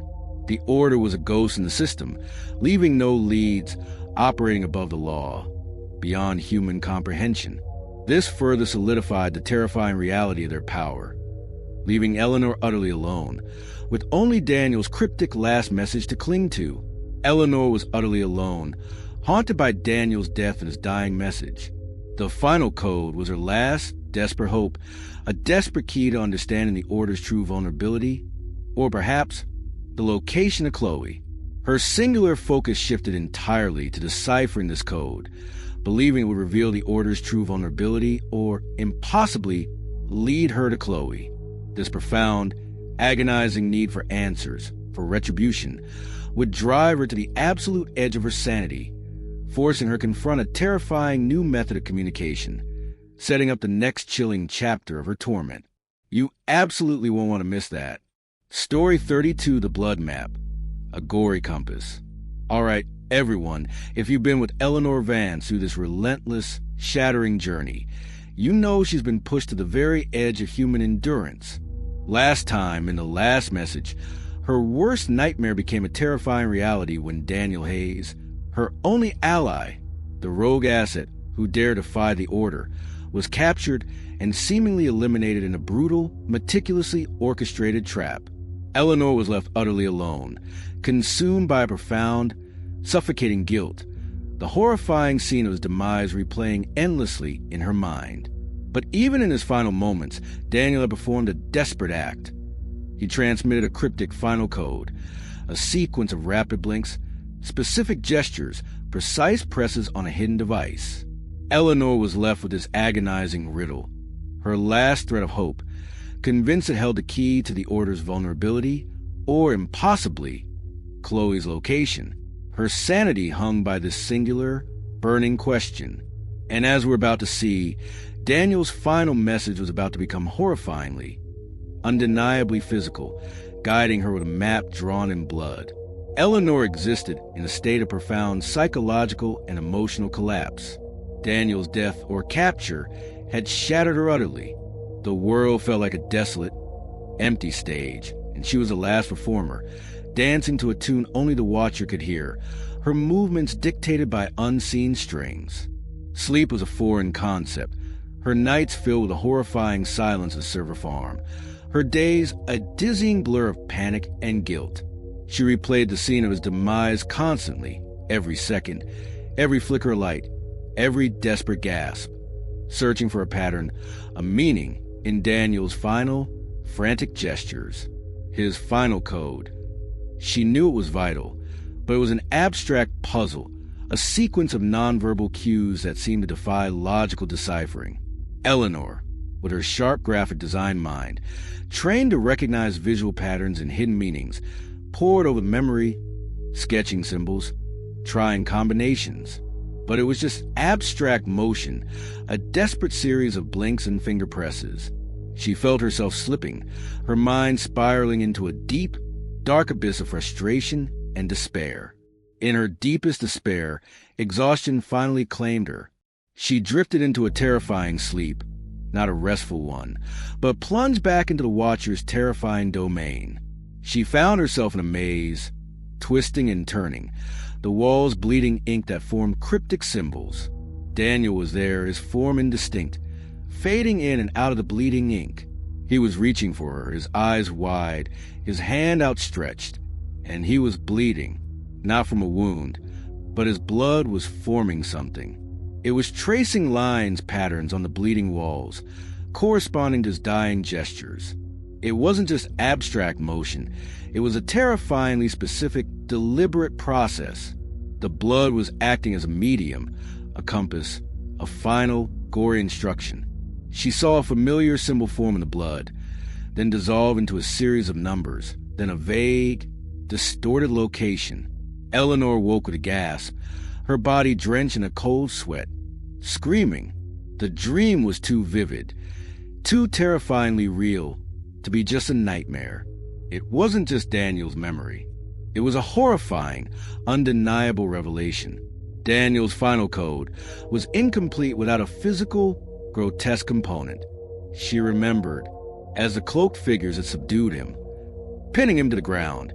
His blood had seeped onto the cold concrete floor of the server farm. And in his dying moments, as his fingers had traced those final gestures in the air, his hand had brushed against the concrete, leaving a faint, almost perfectly formed smear. A pattern, a specific, chilling mark, a symbol. This was the blood map, a literal map drawn in his own sacrifice. Despite the danger, despite the profound trauma of the location, Eleanor felt an overwhelming, desperate compulsion to return to the server farm. She knew it was highly risky, perhaps a trap, but the blood map demanded physical verification. It was Daniel's final act, a last desperate beacon in the darkness. She dressed in dark clothing, her movements furtive, haunted by the specter of the cloaked figures.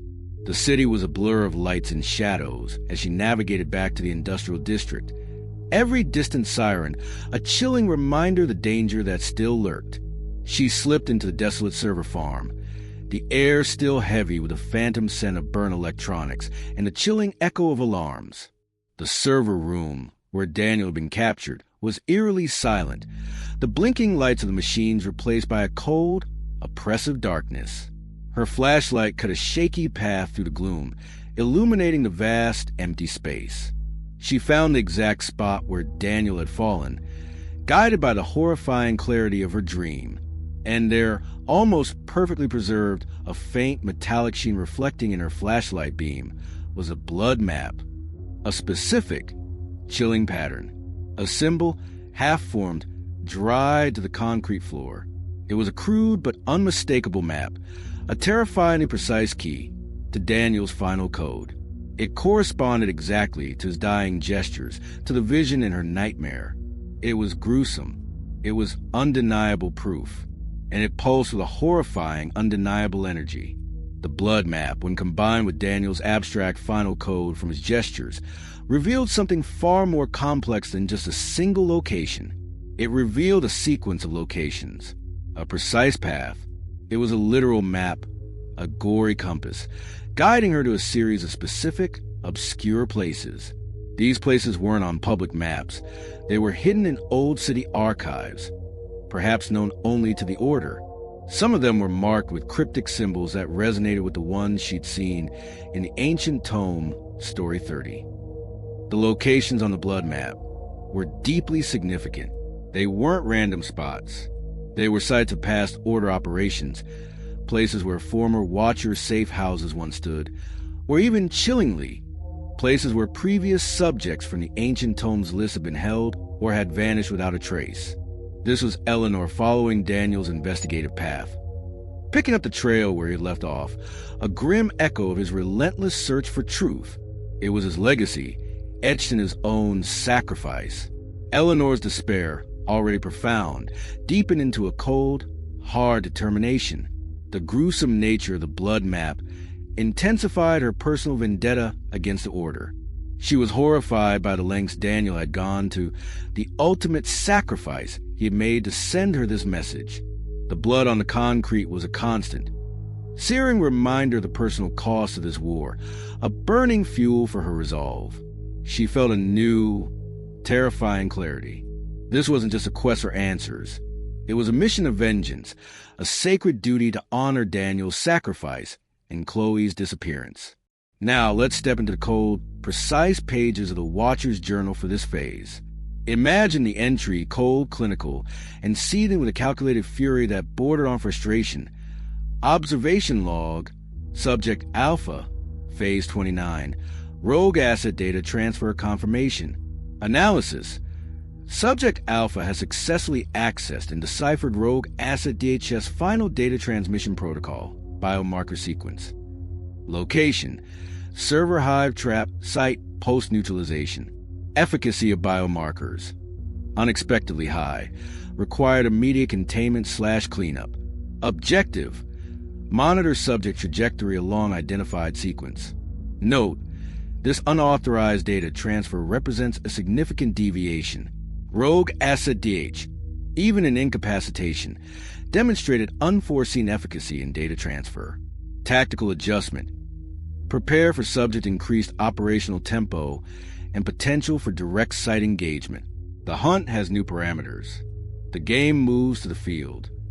The cold precision of that entry, the chilling reduction of Daniel's ultimate sacrifice to mere biomarkers, and his dying act to an unforeseen efficacy, is truly sickening. It confirms the Order's terrifying awareness, their meticulous control, and their fury at being outmaneuvered, even in death. Eleanor now had a new, terrifying quest to follow the blood map. It was a journey into the deepest, darkest corners of the city, a literal descent into the Order's hidden history. Each location on the map was a waypoint, a grim step forward into the unknown, driven by Daniel's sacrifice and her burning need for answers.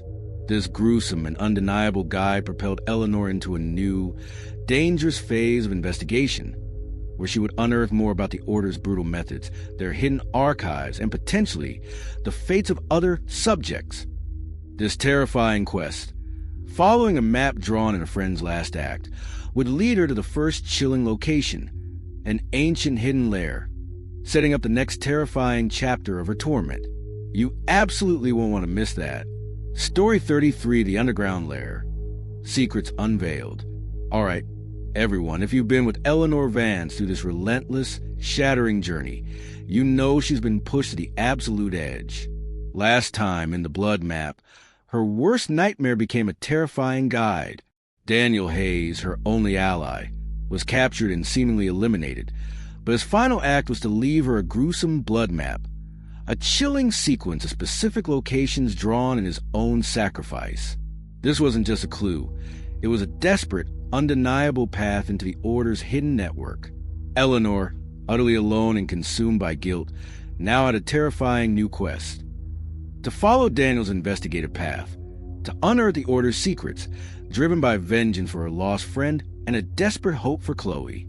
And as we're about to see, the first stop on that gory compass would lead her into a forgotten, terrifying place where the Order's deepest secrets lay buried, literally, beneath the ground. Eleanor existed in a state of grim determination. The image of Daniel's blood map, etched in his own sacrifice, was burned into her mind, a constant, searing reminder of the personal cost of this war. Guilt gnawed at her, a bitter acid in her stomach, but it fueled a cold, hard resolve. She wasn't just fighting for herself anymore. She was fighting for Daniel, for Chloe, for all the nameless subjects whose lives had been twisted by the Order. The first location on the blood map was obscure, buried deep in Daniel's meticulously cross-referenced notes from the ancient tome, an abandoned industrial complex on the city's forgotten outskirts, a place erased from most modern maps, whispered about only in hushed tones by urban explorers. It seemed unremarkable, a shell of its former self, but the blood map pointed to it with an undeniable precision. She arrived under the cloak of night, the silence of the industrial wasteland broken only by the distant hum of the city and the frantic hammering of her own heart. The complex was a desolate maze of crumbling brick warehouses and skeletal structures, their windows like vacant eyes staring into the darkness. The air hung heavy with the smell of decay, rusted metal, and something else, a faint, almost metallic tang that was disturbingly familiar from the server farm where Daniel was taken. The blood map, drawn with an agonizing precision, led her through a series of increasingly narrow, dilapidated alleys, past mounds of rubble and discarded machinery, until she reached a wall, seemingly solid, unmarked. But the map was clear. It highlighted a specific section of the wall, subtly indicating a hidden entrance. Eleanor ran her gloved hands over the rough brickwork, searching for any imperfection, any seam. And there it was, a faint, almost imperceptible line, a cleverly disguised door, blending perfectly with the surrounding bricks. It was secured by a single old, rusty padlock, easily bypassed by the small set of lockpicks Daniel had given her months ago for emergency situations. With a soft click, the lock gave way. This was the underground aspect. She pushed the door open, revealing a gaping maw of darkness. The air that rushed out was cold, thick with a musty scent of damp earth, stagnant air, and something else, a faint, unsettling, almost organic smell that made her stomach clench. Her flashlight beam cut a shaky path into the void. It was a steep, narrow staircase, carved from rough-hewn stone, spiraling downwards into the earth. The silence was absolute, oppressive, swallowing even the sound of her own breathing. This was a descent into the lair. Eleanor descended cautiously, one slow, deliberate step at a time, her hands sliding along the cold, damp stone wall. The stairs seemed to go on forever, winding deeper and deeper, the air growing colder, heavier. The architecture felt ancient, not just old, but built with a purpose far grander and more sinister than any modern structure. It spoke of secrets, of a history deliberately buried. She felt a familiar, chilling sense of dread settle over her, the same feeling she'd had in the house, in the cabin, a premonition of untold horrors. The staircase finally opened into a vast, cavernous space. It wasn't a polished office or a modern laboratory. It was a functional, shadowy operational base, sprawling beneath the city, its raw rock walls sweating with condensation. The air was thick with the scent of old paper, stagnant air, and a faint, acrid smell that hinted at chemicals. The place was immense, a sprawling labyrinth of interconnected chambers, lit dimly by flickering, archaic light fixtures that cast long, dancing shadows. This was a lair. Eleanor's flashlight beam swept across the unsettling contents of the lair. It was a chilling testament to the Order's long reach and their insidious methods. Row after row of old, outdated surveillance equipment sat on dusty shelves. Massive reels of film, clunky black and white monitors, obsolete recording devices with spools of magnetic tape. Alongside them were newer, more sophisticated gadgets she recognized from her own torment. Tiny microcameras like those from the ghostly album, advanced listening devices similar to those found in her walls, even a distinct model of the Nomad recorder from her car. It was a museum of terror, a horrifying evolution of the Watcher's tools. She found compelling evidence of past subjects from the ancient tomes list, faded photographs of men and women, their faces etched with despair, their lives meticulously documented in thick, handwritten files. Some files contained snippets of their personal effects, a forgotten locket, a child's drawing, chilling echoes of the keepsake crate. Others contained actual recordings of their torment, the faint hum of unseen devices, the distorted whispers of their suffering, a horrifying symphony of captured human anguish. This confirmed the Order's long history of cruelty and the profound suffering of their past victims, giving a face to the names in the tome. But the true horror came when Eleanor found evidence of current operations, not just historical records, but fresh data. Glowing computer screens in one corner displayed live feeds from unseen cameras, some of which seemed disturbingly familiar, like street corners near her old house, or even subtle angles of her current apartment building. There were recent Watcher's journal entries, bound in modern leather, detailing ongoing projects, new subjects not listed in the ancient tome, and chillingly, detailed updates on existing ones.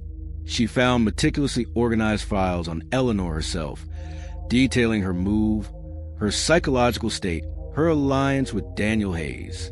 She even found fragments of the Omega Ledger that Daniel had died trying to access, its encrypted data hinting at a vast network of current financial manipulation and identity theft.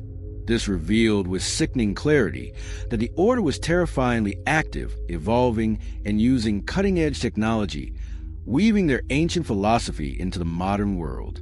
These were the secrets unveiled. As Eleanor was consumed by the sheer volume and horror of the information, a faint, rhythmic thrumming began to reverberate through the stone floor beneath her feet. It was the same unsettling hum she'd heard from the sealed vault, Story 27, but much closer, much stronger. Then a low, guttural voice, distorted but undeniably present, echoed from a nearby chamber. Anomaly detected. Intruder protocol initiated. The lair wasn't completely abandoned.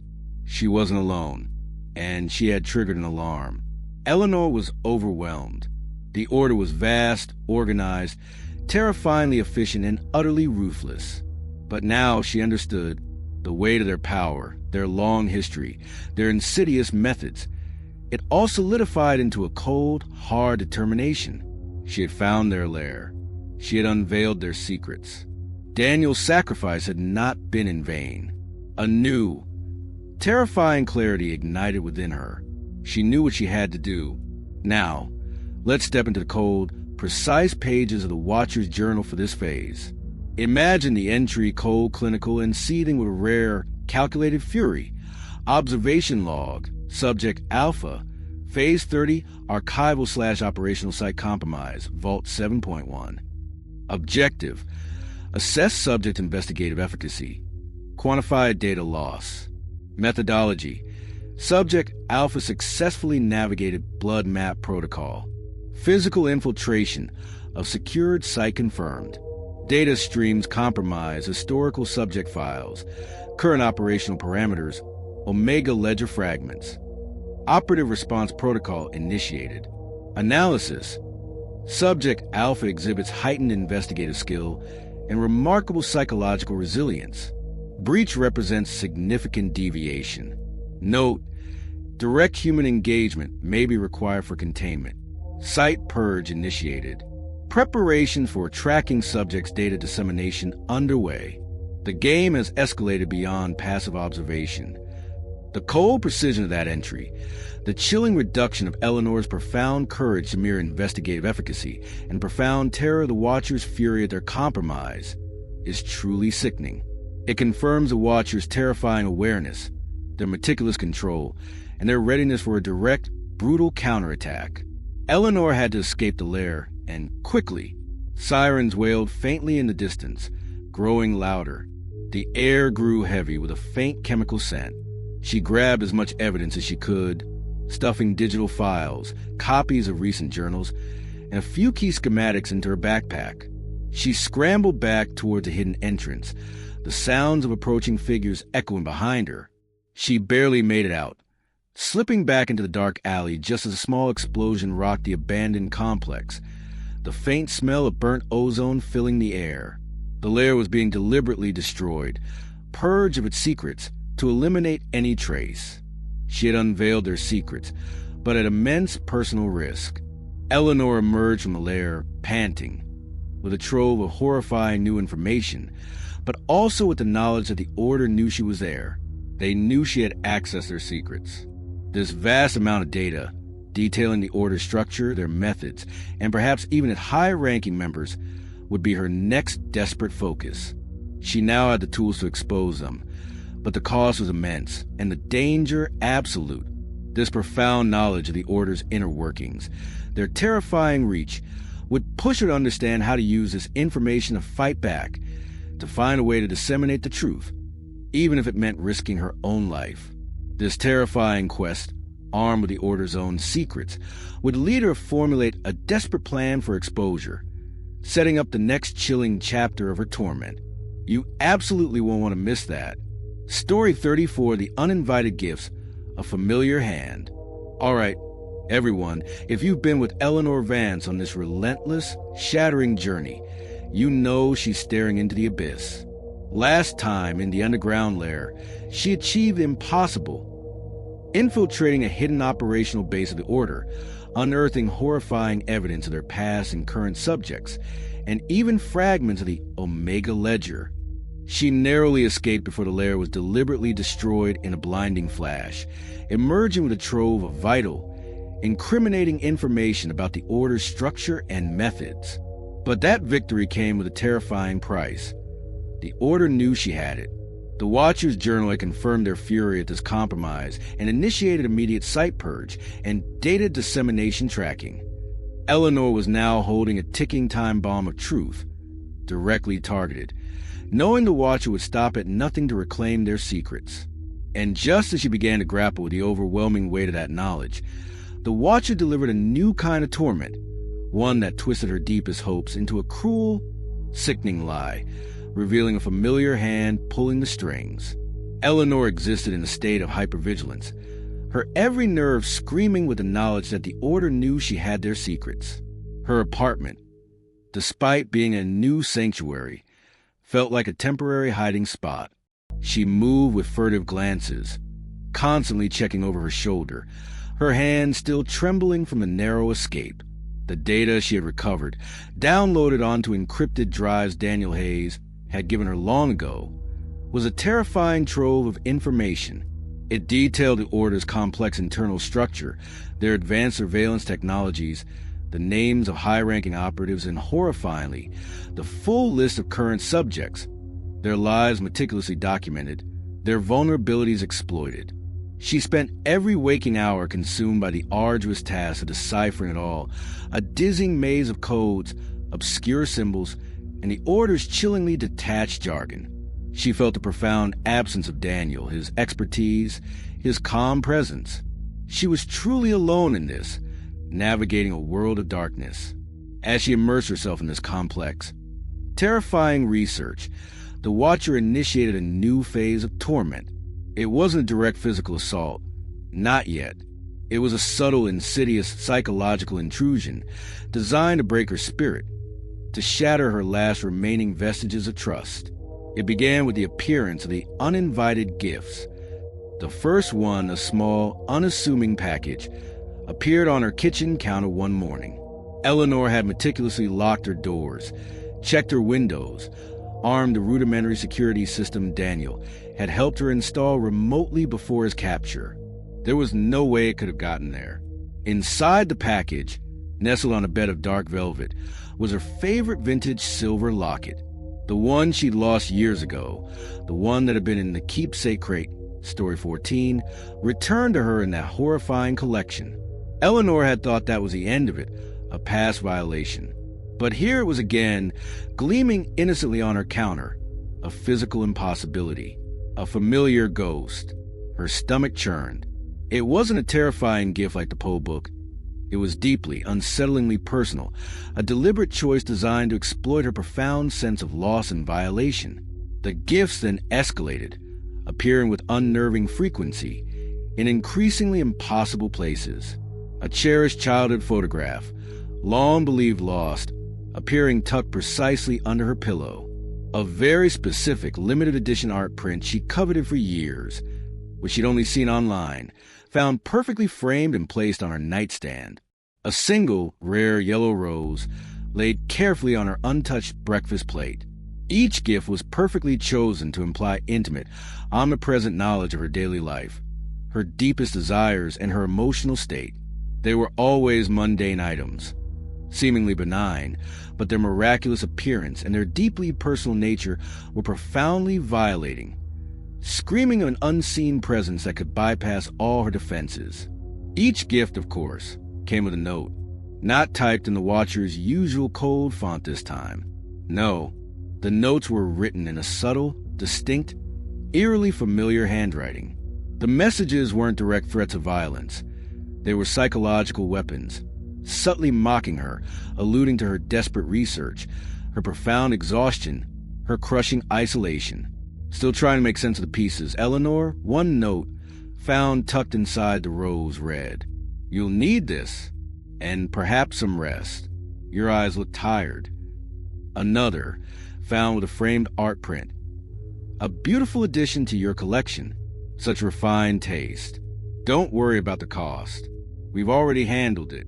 Now about those files." Eleanor felt a cold dread spread through her. The handwriting. She stared at it, her mind frantically searching for a match. It wasn't the Watcher's usual typed script. It was subtly, eerily familiar. And then it hit her. A sickening wave of realization washed over her. It was the same handwriting as on the unstamped letter. Story 18. The cry from the dark that had reignited her desperate hope. The letter that had led her to Daniel. And worse, far worse, it was a specific handwriting of Arthur Caldwell, her seemingly benign neighbor, revealed as an operative of the order in Dream Invasion. Story 28.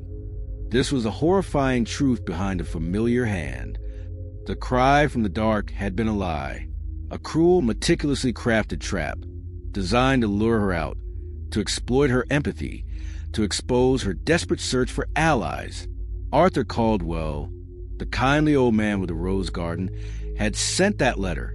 He wasn't just an unwitting pawn. He was a direct, active participant, a master of deception, manipulating her deepest emotional needs. The hope she had clung to, the alliance she had forged with Daniel, it had all been orchestrated, observed, by Arthur Caldwell, the man she had trusted implicitly, the man who had sat silently next door, watching her unravel. Eleanor's despair deepened to an absolute, crushing weight. The cry from the dark hadn't been a lifeline.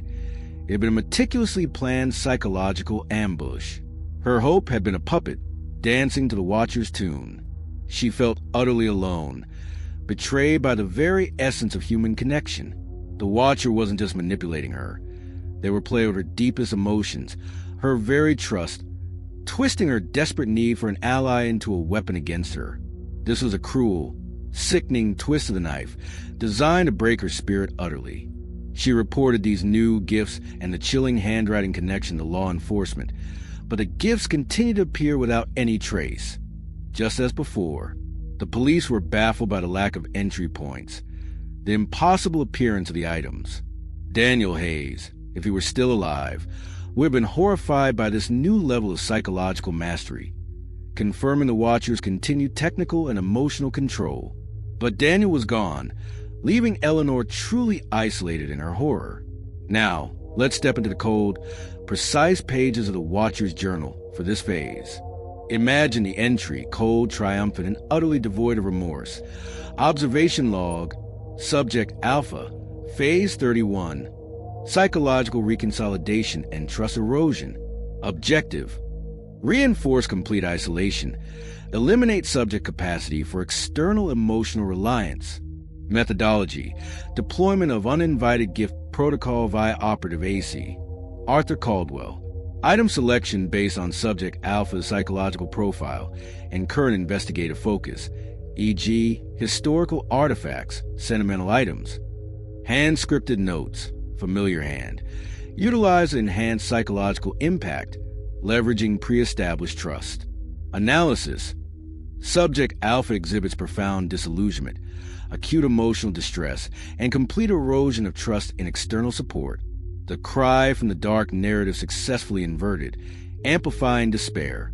Note: this phase solidifies subject perception of universal surveillance and complete isolation. Preparations for direct, telepathic communication initiated. The subject is ready for the truth.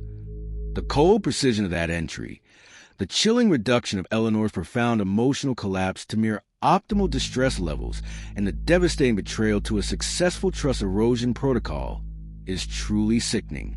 It confirms the Watcher's terrifying understanding of human psychology, their utter ruthlessness, and their capacity for vast, long-term planning, turning even human connection into a weapon.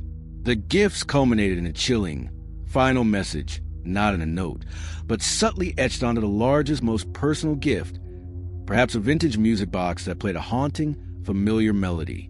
As Eleanor listened, she realized the melody held a specific, repeating sequence of notes, a secret code. And within the music box, hidden beneath the velvet lining, she found a tiny, almost invisible message not written, but etched into wood itself. The conductor calls. Listen closely. The truth is within the music. This was a direct, chilling invitation. This final gift wasn't just about torment. It was about beckoning her to the next terrifying stage, a direct, undeniable, and potentially musical confrontation with the Watcher themselves. This sets up the Watcher's confession Story 35, where the watcher tries to directly confess or explain their twisted motives, perhaps through a medium she'd least expect, like music or sound itself. You absolutely won't want to miss that. Story 35, The Watcher's Confession, a symphony of control. All right, everyone, if you've been with Eleanor Vance through this agonizing, relentless journey, you know she's staring into the abyss. Last time, in The Uninvited Gifts, the Watcher revealed a new level of psychological torture. Mundane items impossibly appeared in her home, accompanied by notes in Arthur Caldwell's handwriting, exposing the cry from the dark as a cruel deception orchestrated by her seemingly benign neighbor. Her last threads of trust were shattered, her profound isolation complete. But amidst that despair, a final gift, a vintage music box, held a hidden, coded melody bearing a chilling etched message. The conductor calls. Listen closely. The truth is within the music. Eleanor, utterly broken, now faced a direct musical invitation to a confession that would redefine her very reality. Eleanor existed in a state of profound despair and absolute isolation. The revelation about Arthur Caldwell's complicity, his betrayal of fragile hope, had been a crushing blow. Every friendly face now held a shadow of suspicion. Every memory of his kindness twisted into a grotesque deception. The music box sat on her nightstand, a beautiful, innocent object, yet it pulsed with menacing energy, its delicate melody a siren song, leading her deeper into the Watcher's web. She knew, with chilling certainty, that this wasn't just another taunt. This was an invitation, a command. The conductor calls. It implied they were controlling her very destiny, her very fate. She was compelled to obey. Eleanor, despite her emotional and physical exhaustion, focused all her remaining energy on the music box. The melody, haunting and simple, repeated endlessly. She remembered Daniel Hayes's notes on pattern recognition, on code breaking, her graphic design background, her innate ability to see patterns where others saw chaos, became her only tool. She recorded the melody, slowed it down, transcribed the notes onto a musical staff she hastily drew on a piece of paper. She looked for repeating sequences, for shifts in pitch, for subtle pauses. It wasn't just a tune. It was a numerical sequence, a series of coordinates, a specific time. The truth within the music wasn't a philosophical revelation. It was a cold, hard address.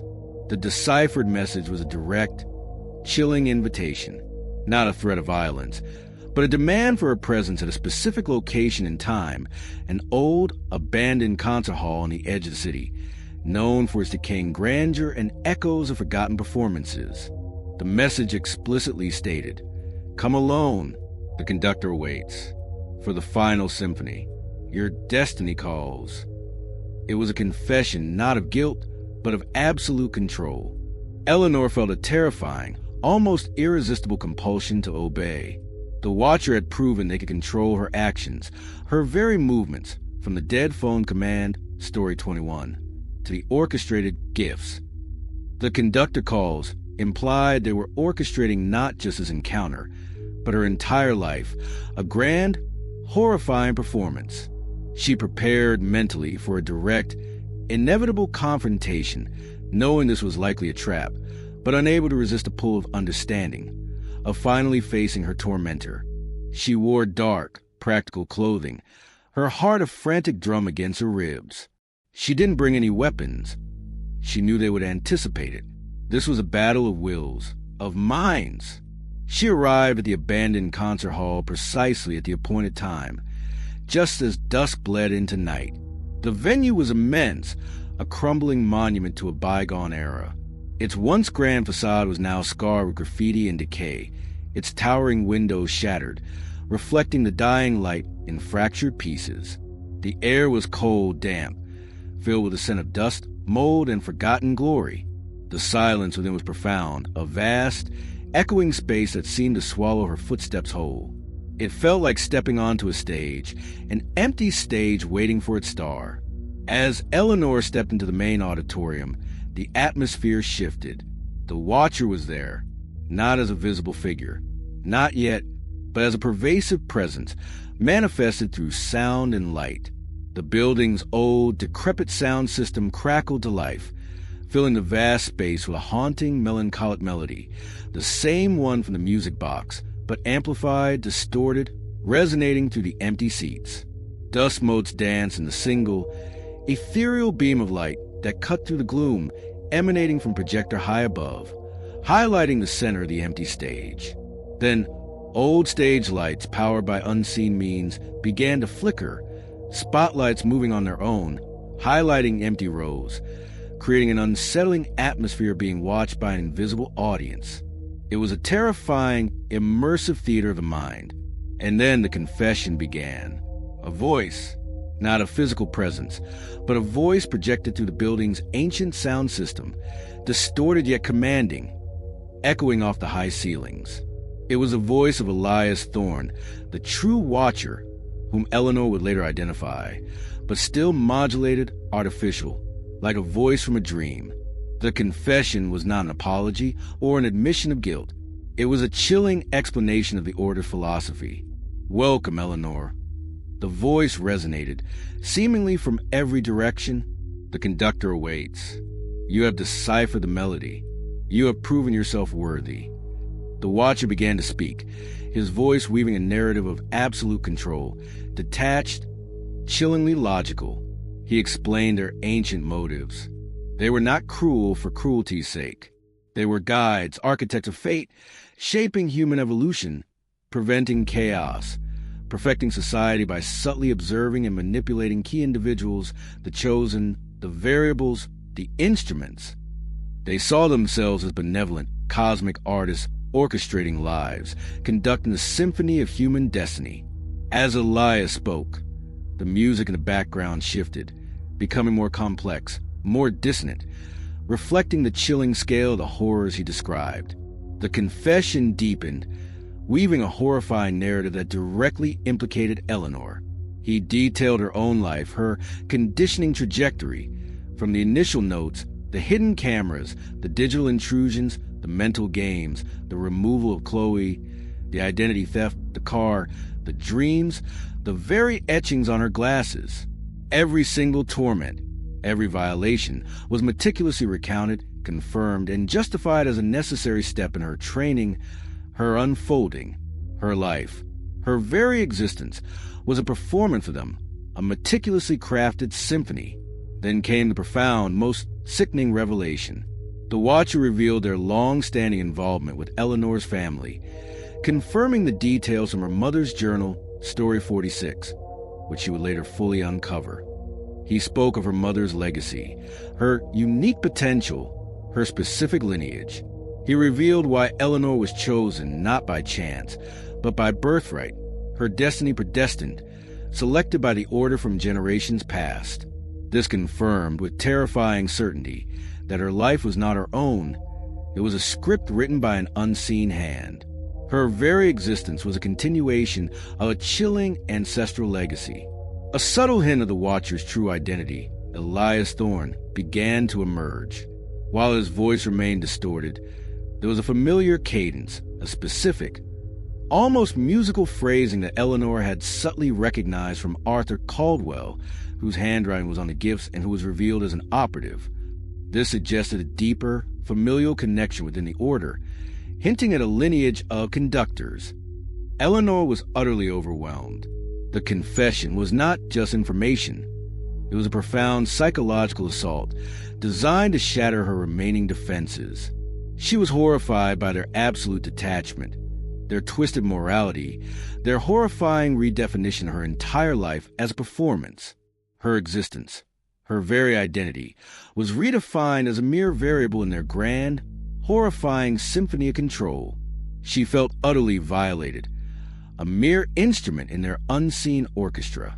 The confession culminated in an invitation, an offer to join them, to inherit their legacy, to become a conductor herself. The Watcher believed Eleanor, having endured their meticulous conditioning, having been broken down and rebuilt by their methods, was now ready to take her place among them. "Your potential is immense, Eleanor." Elias's distorted voice resonated, seeming to fill every corner of the vast hall. You have survived. You understand. The conductor awaits. Take your place in the symphony.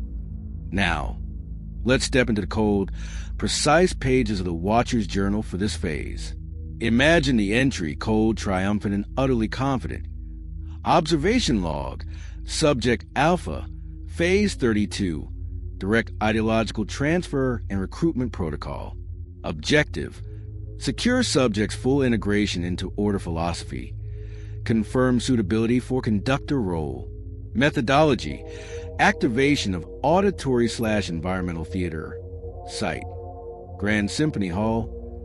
Pre-programmed visual and audio stimuli, deployed for optimal psychological immersion. Direct vocalization via modulated voice print, primary operative. Analysis. Subject alpha exhibits profound emotional shock, clear recognition of predestined lineage. Key arguments for recruitment, control, destiny, belonging, delivered. Note, subject's prior conditioning, isolation, psychological manipulation creates high susceptibility. Confidence level in compliance, high. Contingency protocol for non-compliance are in place, but anticipated as unnecessary. Subject is ready for the truth. The legacy awaits. The cold precision of that entry, the chilling reduction of Eleanor's profound trauma, and the terrifying invitation to mere optimal immersion and high susceptibility is truly sickening. It confirms a Watcher's terrifying understanding of human psychology, their absolute confidence in their twisted methods, and their belief that Eleanor was now theirs. The confession was meant to trap her, psychologically, to make her accept her predetermined fate. But Eleanor, even in her profound despair, felt a flicker of defiance, a primal rejection of their control. She wouldn't be a puppet.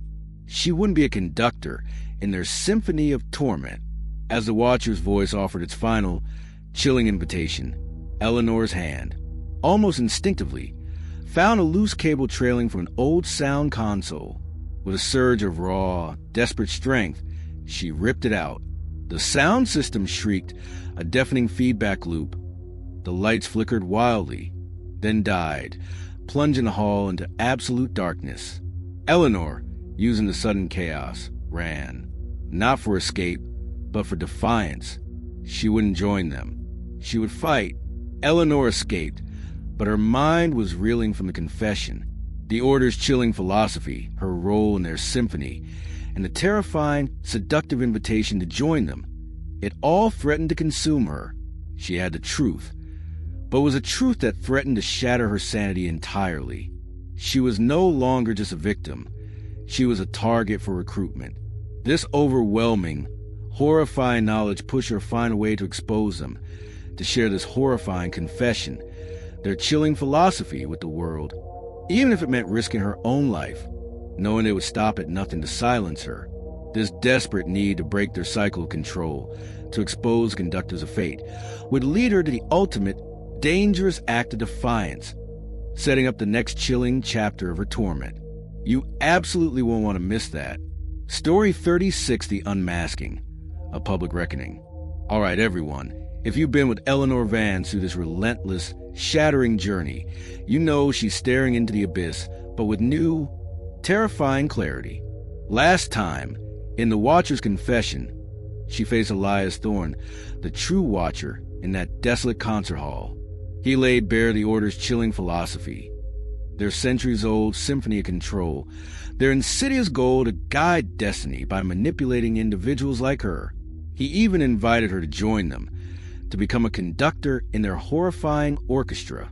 But Eleanor, despite being pushed to the very edge, refused. She ripped out the wires, plunged the hall into darkness, and made a desperate escape. Fueled by a searing, undeniable truth, she couldn't let them win. She had to expose them. And as we're about to see, her act of defiance would trigger a brutal, swift, and undeniable reckoning.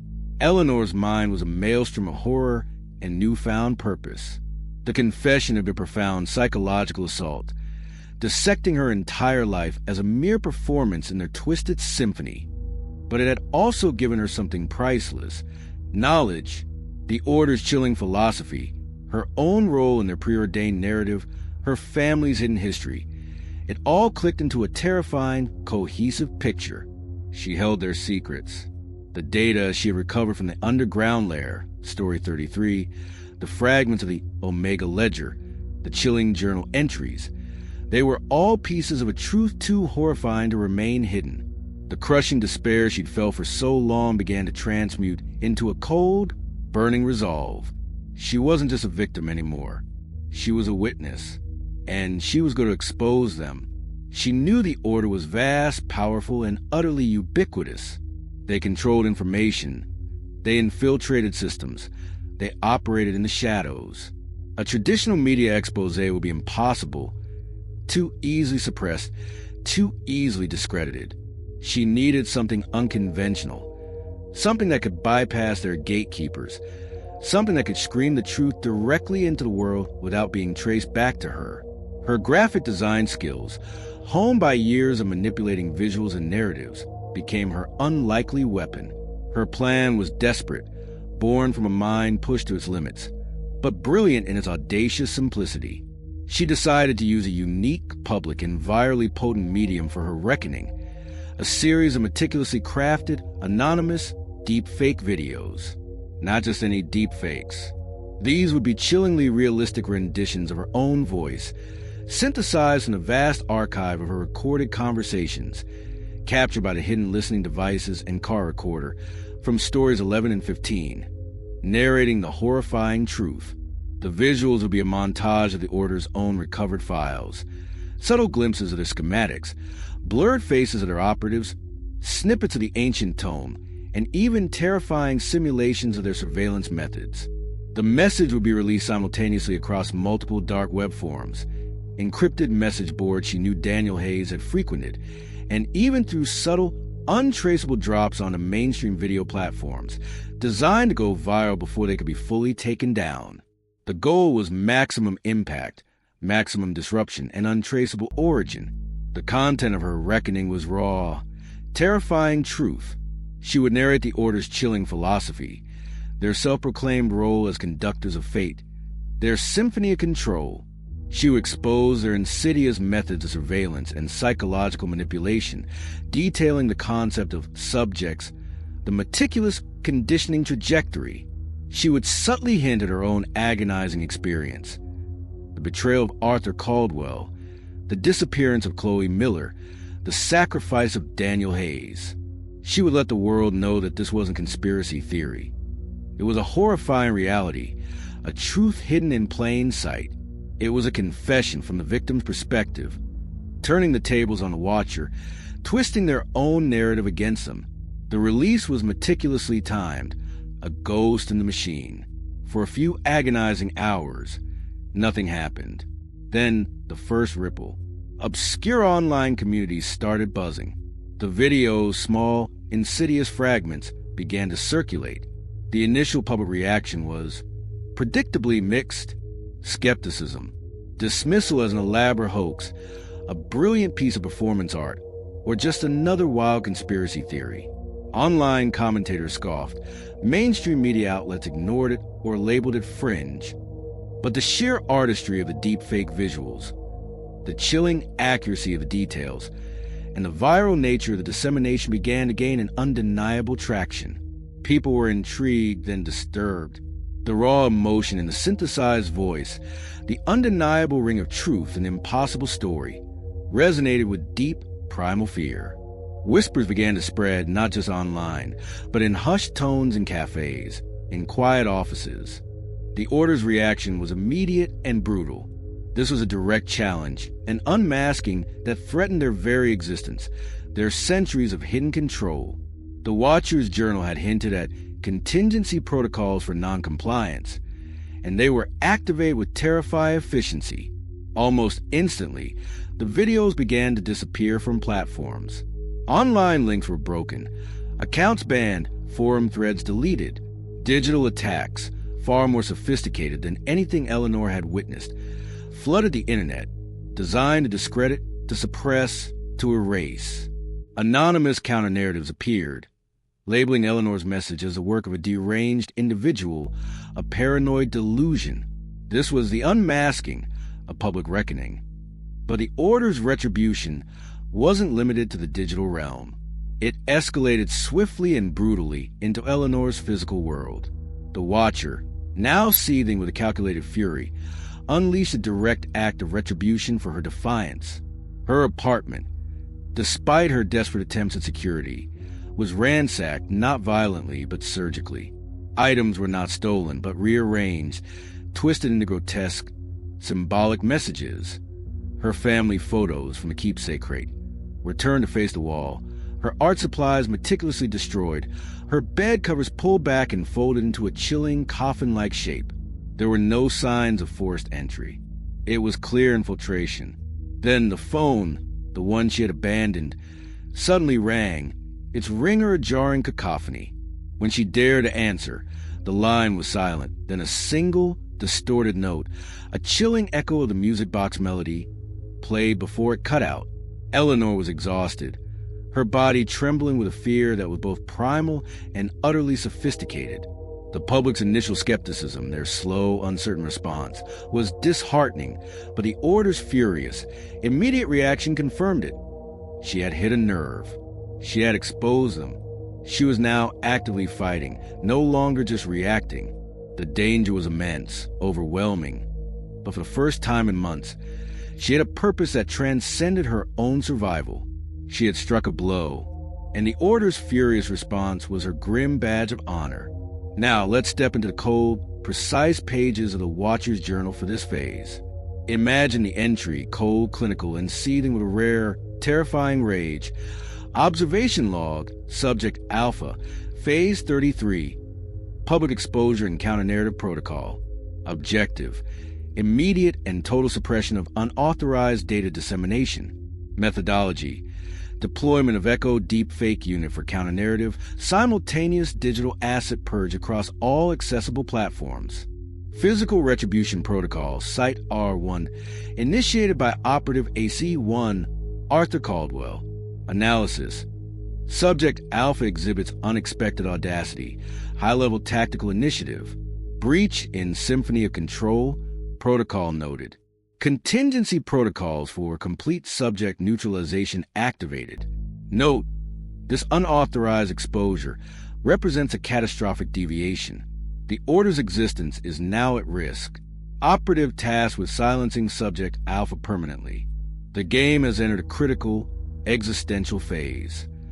The cold precision of that entry, the chilling reduction of Eleanor's profound defiance to a mere deviation, and her suffering to optimal efficacy, is truly sickening. It confirms the Watcher's terrifying awareness, their absolute control, and their readiness to eliminate her utterly. Despite the Order's relentless efforts to suppress the information, the truth, or at least the idea of it, began to take root. The sheer artistry of Eleanor's deep fakes, the chilling accuracy of the details, and the undeniable sense of authenticity resonated with a segment of the public. Independent journalists, online researchers, and even a few dedicated conspiracy theorists, spurred by Eleanor's anonymous message, began to investigate independently. They weren't just clicking like or share anymore. They were asking questions, digging into old news reports, cross-referencing names, and searching for the elusive Order of observers. It was a small victory, a faint flicker of hope in the vast darkness. But for Eleanor, it was everything. She had gained a foothold. Eleanor's public act of defiance had gained the Order's full, furious attention. The retribution was swift and brutal, putting her in extreme, immediate physical danger. The public's slow, uncertain response meant she was still very much alone in this direct confrontation, this intense, immediate threat. The chilling knowledge that the Order was actively trying to silence her permanently forced Eleanor to find a new, desperate strategy for survival. She needed to use the very data she stole from the lair, the secrets of the Order, to predict their next moves, to anticipate their attacks, to somehow turn their own game against them. This would lead her into a terrifying new phase of calculated risk, a desperate battle for her very life, setting up the next chilling chapter of her torment. You absolutely won't want to miss that.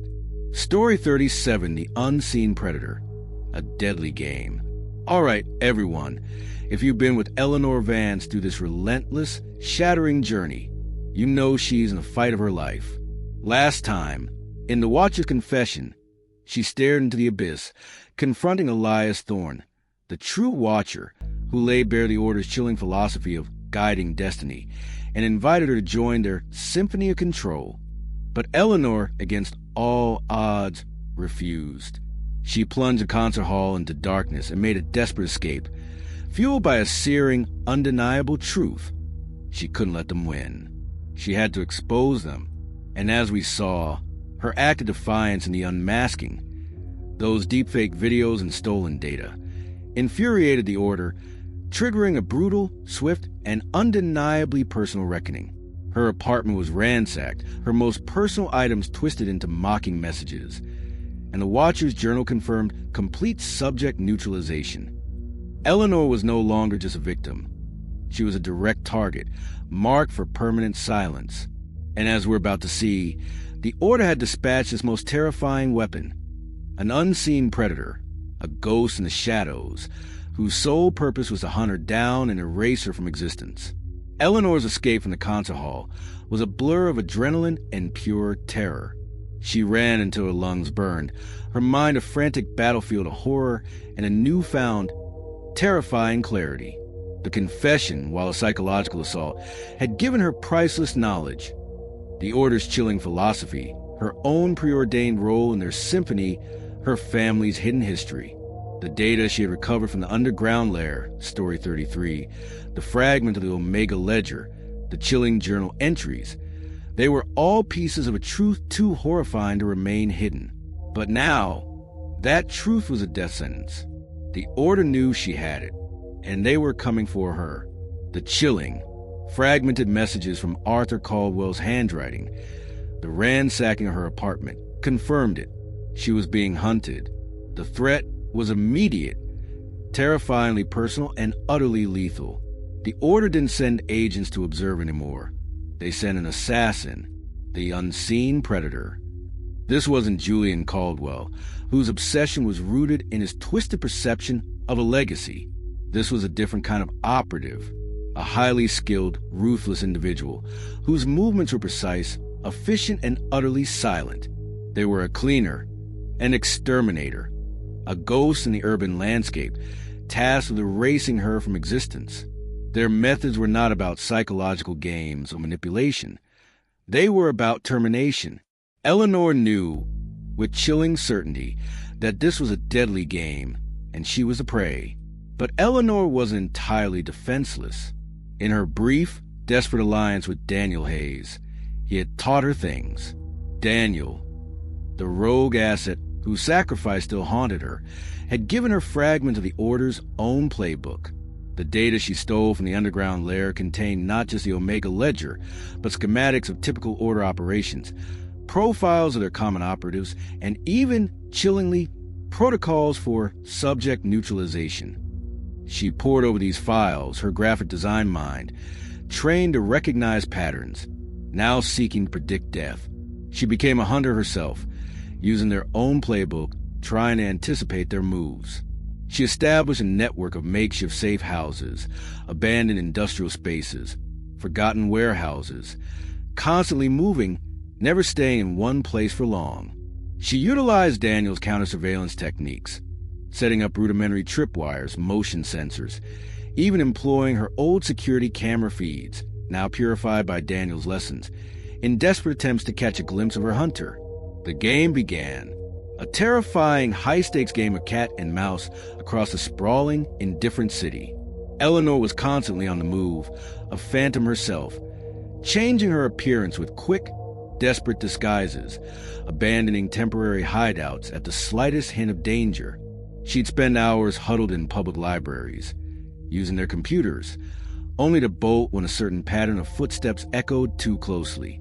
She'd buy burner phones, use encrypted communication apps Daniel had introduced her to, but paranoia was her constant companion. She felt the unseen predator's breath on her neck, their shadows stretching long behind her. The close calls were terrifying, heart-stopping brushes with oblivion. One morning, as she fled a temporary safe house, a garbage truck, seemingly out of nowhere, veered wildly, almost pinning her against a wall. A random accident, easily dismissed by the police, but Eleanor felt the chilling precision of its trajectory. Another time, the power in a derelict building she was hiding in suddenly cut out, plunging her into absolute darkness. She heard it. The faint, almost imperceptible thump-thump of heavy boots on the floor above her, moving with purpose. She scrambled, desperately, out a back window, narrowly escaping before the operative swept through the room. They never showed their face, never spoke. They were relentless, silent, intelligent, using Eleanor's own patterns and vulnerabilities against her, twisting the city's chaos into a hunting ground. The operative left subtle calling cards, chilling reminders that they were always close, always watching, always following. Not notes like Arthur Caldwell. These were different. A specific, rare type of black feather, found on her makeshift bed after she fled. A small, perfectly polished obsidian stone left on a windowsill in a forgotten hideout. Or, most chillingly, a single, faded photo of Chloe Miller, tucked into a book she had just picked up from a public library, a silent, brutal reminder of the cost of her defiance. The predator didn't want to just kill her. They wanted to break her first, to make her understand her inevitable fate, to push her to the absolute limits of despair before delivering the final blow. The psychological impact of the hunt was profound. Eleanor was pushed to her physical and mental limits. Sleep deprivation became her default state, her vision blurring, her thoughts fragmented. Constant adrenaline coursed through her veins, leaving her perpetually on edge, jumpy, reactive. She started to see the unseen predator everywhere, losing her ability to distinguish real threats from the shadows of her own paranoia. The world became a vast, unforgiving hunting ground, and every face, every movement was potentially her last. The operative's methods, while brutal, subtly echoed the Order's grand philosophy of control and fate. They didn't just chase. They manipulated the environment, orchestrated events, creating a sense of inescapable destiny. The precision of the near misses, the symbolic calling cards, all subtly reinforced Elias Thorne's symphony of control, reminding Eleanor that her life was still performance, even in her flight. Her hunter didn't want just her death. They wanted her acceptance of her fate. Now, let's step into the cold, precise pages of the Watcher's journal for this phase. Imagine the entry, written with chilling, detached fury. Observation log, subject alpha. Phase 34, subject neutralization via direct engagement, execution protocol. Objective, terminate rogue subject. Eliminate primary threat to Order's operational security. Operative, unit exterminator, 7 assigned. Methodology, continuous physical tracking, environmental manipulation, near-miss inducement for psychological conditioning. Analysis, subject alpha exhibits unexpected resilience, high-level evasive tactics, leveraging compromised Order protocols. Efficacy of previous conditioning phases, isolation, mental erosion, now counterproductive. Subject's defiance amplified. Note, operative exterminator, 7 authorized for increased lethality. Subjects capture preferred for final data extraction and termination. The elimination of deviation is paramount. The hunt must conclude swiftly. Failure is not an option. The cold precision of that entry, the chilling reduction of Eleanor's desperate fight for survival to mere evasive tactics, and her very will to defiance, is truly sickening. It confirms the Watcher's terrifying awareness, their meticulous control, and their absolute, unyielding determination to eliminate her permanently. Despite the Order's brutal pursuit, a faint glimmer of outside awareness began to emerge. The public, spurred by Eleanor's initial deepfake expose, had not entirely forgotten. Some independent journalists, online researchers, and dedicated conspiracy theorists who had been intrigued by Eleanor's initial message started to notice the strange, inexplicable incidents linked to her disappearance. The random car accidents, the localized power outages, the sudden, unexplained fires in abandoned buildings, they started to piece together a wider, disturbing pattern, making the Order's attempt at suppression harder, raising questions that couldn't be easily silenced. A few daring journalists even began to ask questions about the disappearance of Chloe Miller and Daniel Hayes. It was a small, almost imperceptible crack in the Order's iron grip, a flicker of hope for Eleanor, but it was just a flicker. The relentless hunt, the terrifying game of cat and mouse, was pushing Eleanor to her absolute limits. Exhausted, isolated, and constantly on the run, she knew she couldn't outrun the unseen predator forever. The chilling thought of the Order's unwavering determination, their complete willingness to deploy such ruthless efficiency, left her with a horrifying clarity. The confrontation was inevitable. The game had to end.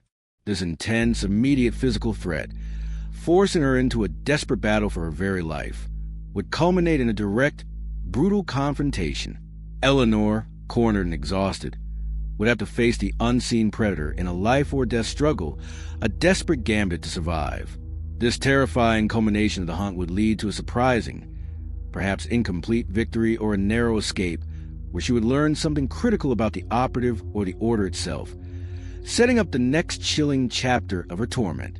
You absolutely won't want to miss that. Story 38, The Maze of Memory, Julian's True Face.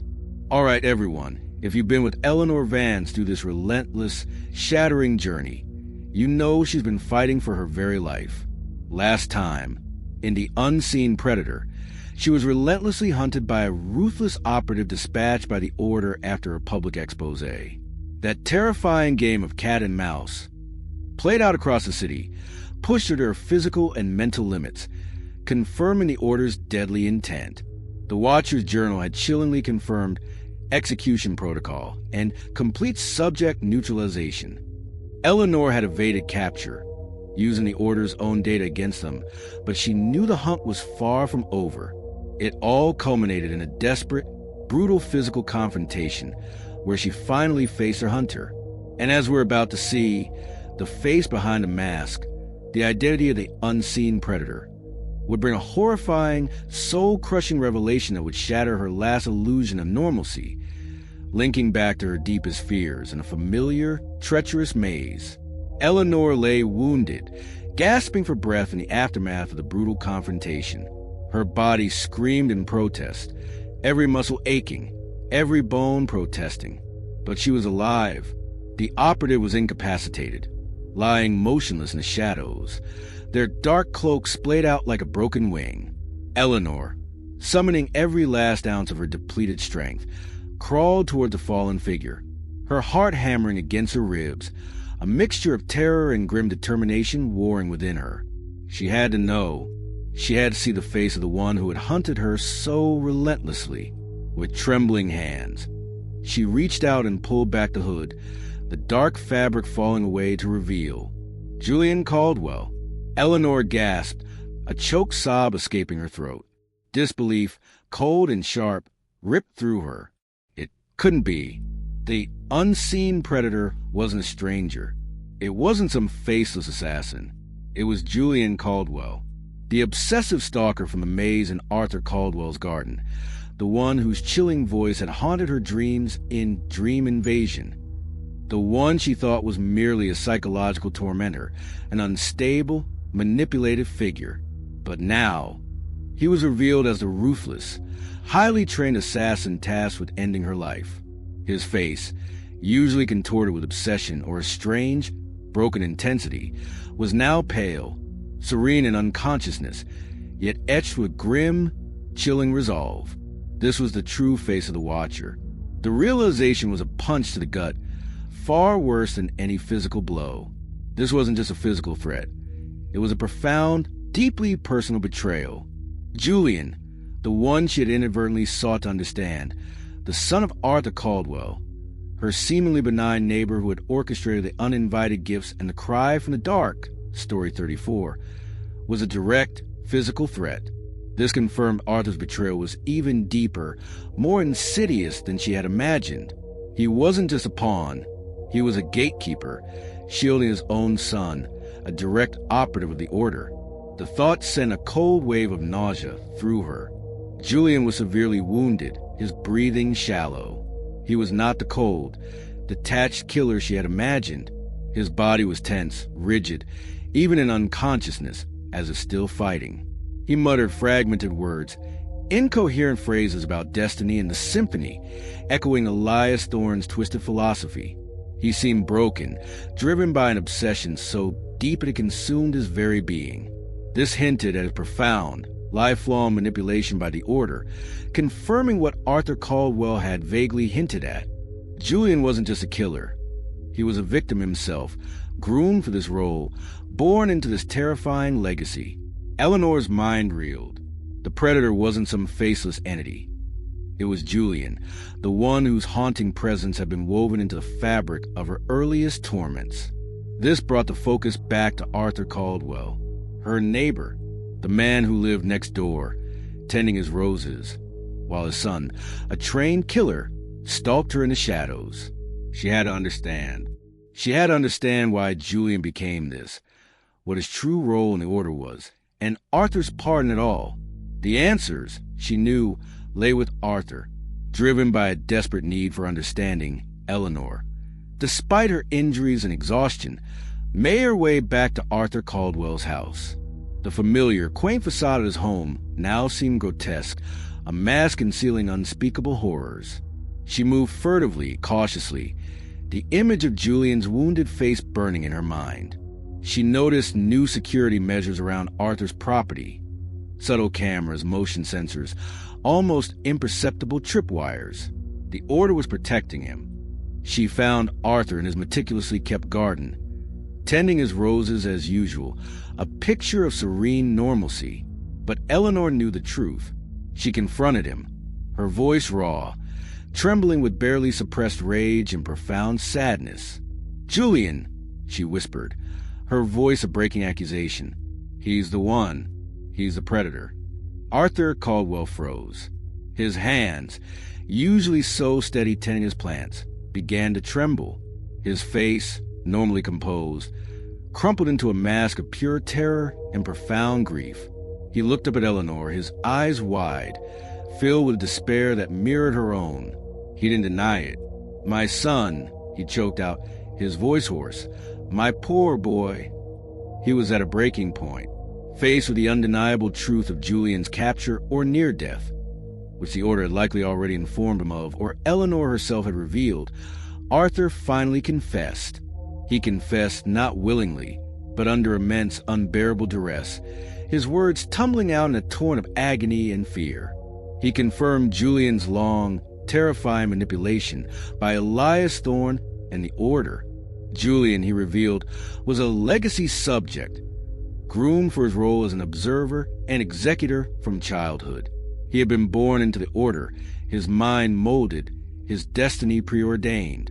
Arthur himself was a lesser operative, a caretaker, tasked with overseeing certain sites and subtly influencing subjects, including Eleanor, while serving as Julian's primary contact within the Order. He had sent the cry from the dark, Story 18, not as a trap, but as a desperate, agonizing plea from a father who knew his son was too far gone, a futile attempt to warn Eleanor away, to save her from Julian's orbit. It was a cry for help, yes, but one that was twisted into a cruel deception by the Order's monitoring. Then came the most chilling revelation. Arthur confessed that his beloved garden maze, the place where Julian had spent countless hours as a child, the very labyrinth that had haunted Eleanor's dreams in Dream Invasion, Story 28, was not just a place of beauty. It was a physical and psychological training ground for Julian. It was designed by the Order, a complex, living puzzle used to condition him, to shape his mind, to instill the Order's philosophy of control and observation. The maze contained hidden artifacts, old recordings of Julian's training sessions, and symbolic markers related to his conditioning. This was the maze of memory, a place where Julian's own mind was twisted and where he learned to hunt. The unmasking of Julian and Arthur's confession was a profound blow to Eleanor. The personal nature of this betrayal, the manipulation of family ties, the horrifying truth of Arthur's role in her torment, shattered her last vestiges of trust. She was now directly facing the human cost of the Order's actions, seeing how they twisted not just lives, but love, loyalty, and family into instruments of control. Now, let's look into the chillingly precise pages of the Watcher's journal for this phase. Imagine the entry written with a grim analytical tone, acknowledging a painful but necessary truth. Observation log, subject Alpha, phase 35, operative compromise, JC and AC. Objective, assess damage from subject Alpha's public exposure, address breach in operational secrecy. Operative JC Julian Caldwell, confirm compromise/neutralize during execution protocol. Operative AC Arthur Caldwell, initiated unauthorized data leak confession under duress. Analysis, subject Alpha's tactical efficacy, using order data, proved higher than anticipated. Breakdown of operative ACS control facade expected, but timing suboptimal. Note, operative ACS data leak confirms subject awareness of lineage. Contingency protocols for immediate internal purges and narrative control initiated. Prepare for targeted physical elimination of operative AC. Subject Alpha's trajectory indicates continued defiance. The hunt continues. The stakes are profoundly personal.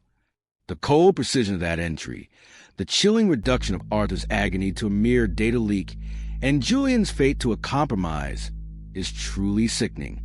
It confirms the Watcher's terrifying awareness, their absolute control, and their swift ruthlessness against their own operatives when compromised. The Order moved swiftly.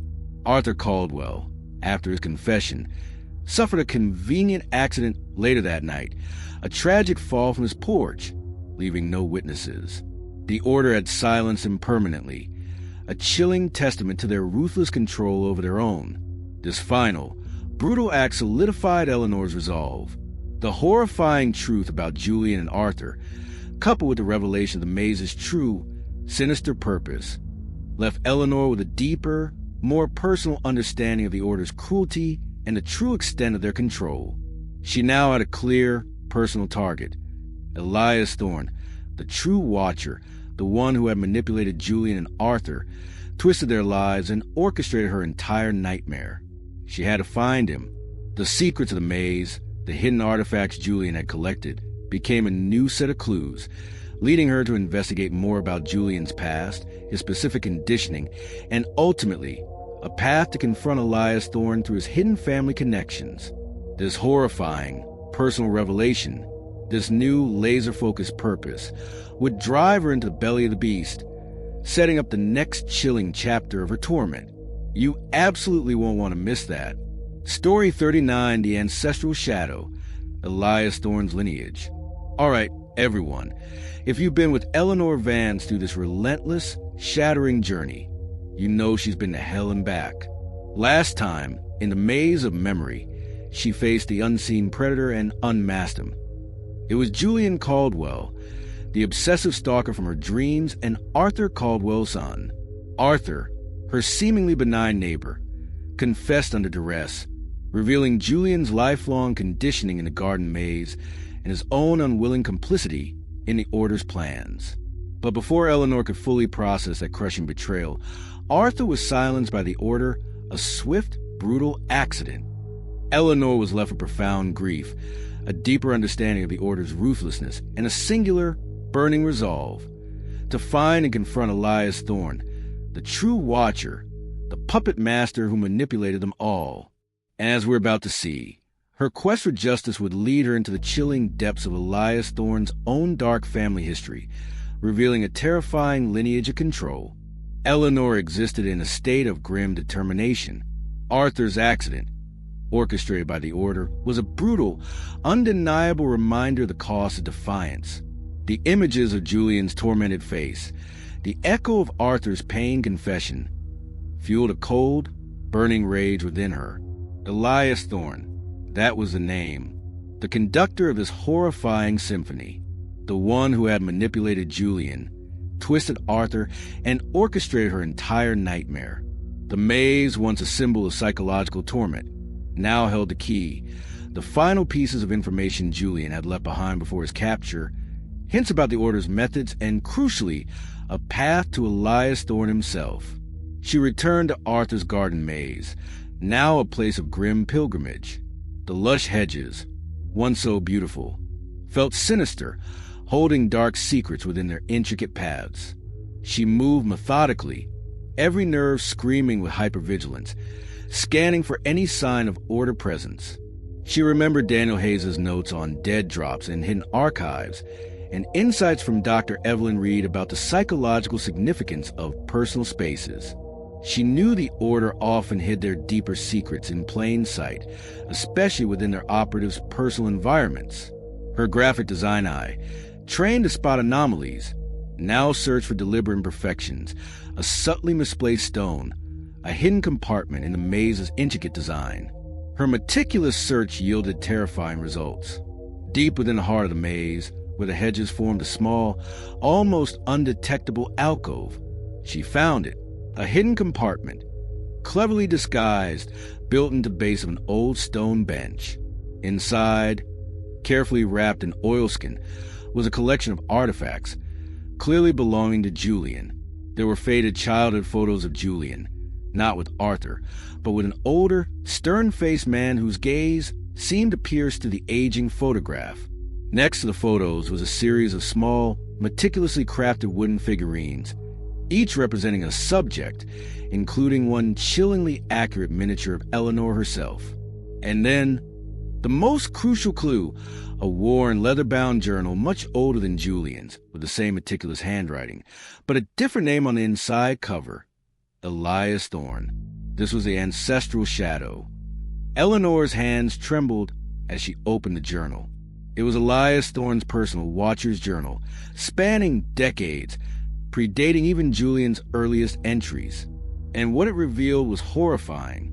Elias Thorne wasn't just a powerful member of the Order. He was part of a core, perhaps even a founding lineage. His journal contained detailed genealogical charts, interweaving his family tree with the Order's history, showing generations of Watchers descending directly from the Order's origins. The Thorne family, it seemed, had been producing conductors for centuries. This explained Elias's profound power, his terrifying philosophical detachment, his unwavering belief in guiding destiny through absolute control.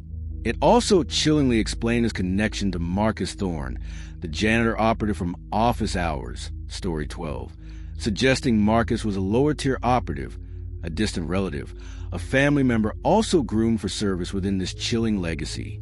Elias's journal provided terrifying insights into his past operations and his personal victims, individuals whose lives he had meticulously orchestrated, even destroyed. He proudly detailed his involvement in previous subject conditionings and removals listed in the ancient tome Story 30. He was directly responsible for countless tragedies, for the unraveling of lives, for the systematic torment that spanned decades. He documented the conditioning trajectory of countless subjects, their vulnerabilities, their breaking points. And chillingly, he detailed Julian Caldwell's own conditioning, describing him as a promising instrument, a legacy project, whose obsession with Eleanor was meticulously cultivated by Elias himself.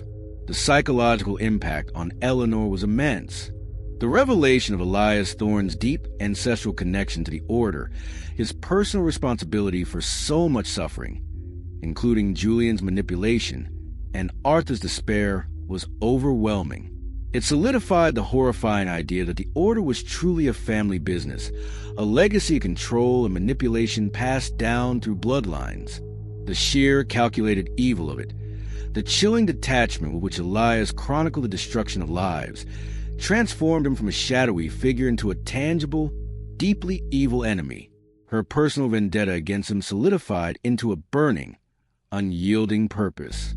Now, let's step into the cold, precise pages of Elias Thorne's personal Watcher's Journal, an entry from before Eleanor's discovery, reflecting his thoughts on Julian's failure and Arthur's demise. Operational log. Unit Executor J.C. Julian Caldwell compromised.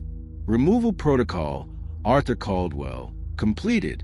A regrettable, yet necessary, operational adjustment. Subject Alpha's defiance, phase 33, noted as extreme, requires direct, immediate intervention. My lineage demands perfection. The symphony of control must be reasserted. Security parameters for primary residence, the Labyrinth estate, and personal archives elevated. Note, the purity of the line must be maintained. The next phase will be decisive. The subject will learn her true place. Her destiny awaits its true conductor. The cold fury in this entry, the chilling contempt for Julian's compromise and Arthur's removal, contrasts sharply with Eleanor's imminent discovery, highlighting Elias's supreme arrogance and his belief in his own invincibility. Eleanor now had a clear target, Elias Thorne, and a deeper, horrifying understanding of his methods, his lineage, and the true ancestral nature of the Order. She began to meticulously plan her confrontation with Elias Thorne. She needed undeniable proof of his identity and his crimes, beyond the journals, beyond the fragmented data. She knew he operated from a hidden base, likely his ancestral home, a place as steeped in secrets as the maze itself. She considered reaching out to Daniel Hayes' old contacts, or the few independent journalists who had begun investigating from Story 37. But Elias Thorne was powerful, protected by layers of influence and loyal operatives. A direct, public accusation without irrefutable, live evidence would be suppressed instantly, and Eleanor would be silenced permanently. She needed to lure him out or find his core operating center. The horrifying discovery of Elias Thorne's ancestral shadow, his deep, familial involvement with the Order, provided Eleanor with a chillingly clear path to confronting him. This monumental knowledge, however, also alerted Elias to her growing understanding. He knew she had breached his family's inner sanctum, discovered his lineage. The focus shifted from investigation to direct confrontation, a game of hunter, and hunted where the stakes were now truly absolute. Eleanor, armed with this terrifying truth, now had a name, a lineage, and a profound personal history to pursue. This sets up the final game. Showdown in the Labyrinth, Story 40, the ultimate confrontation, tying back to the literal and metaphorical maze, where Eleanor would face the architect of her torment in his own domain. You absolutely won't want to miss that. Story 40, the final game. Showdown in the Labyrinth. All right, everyone.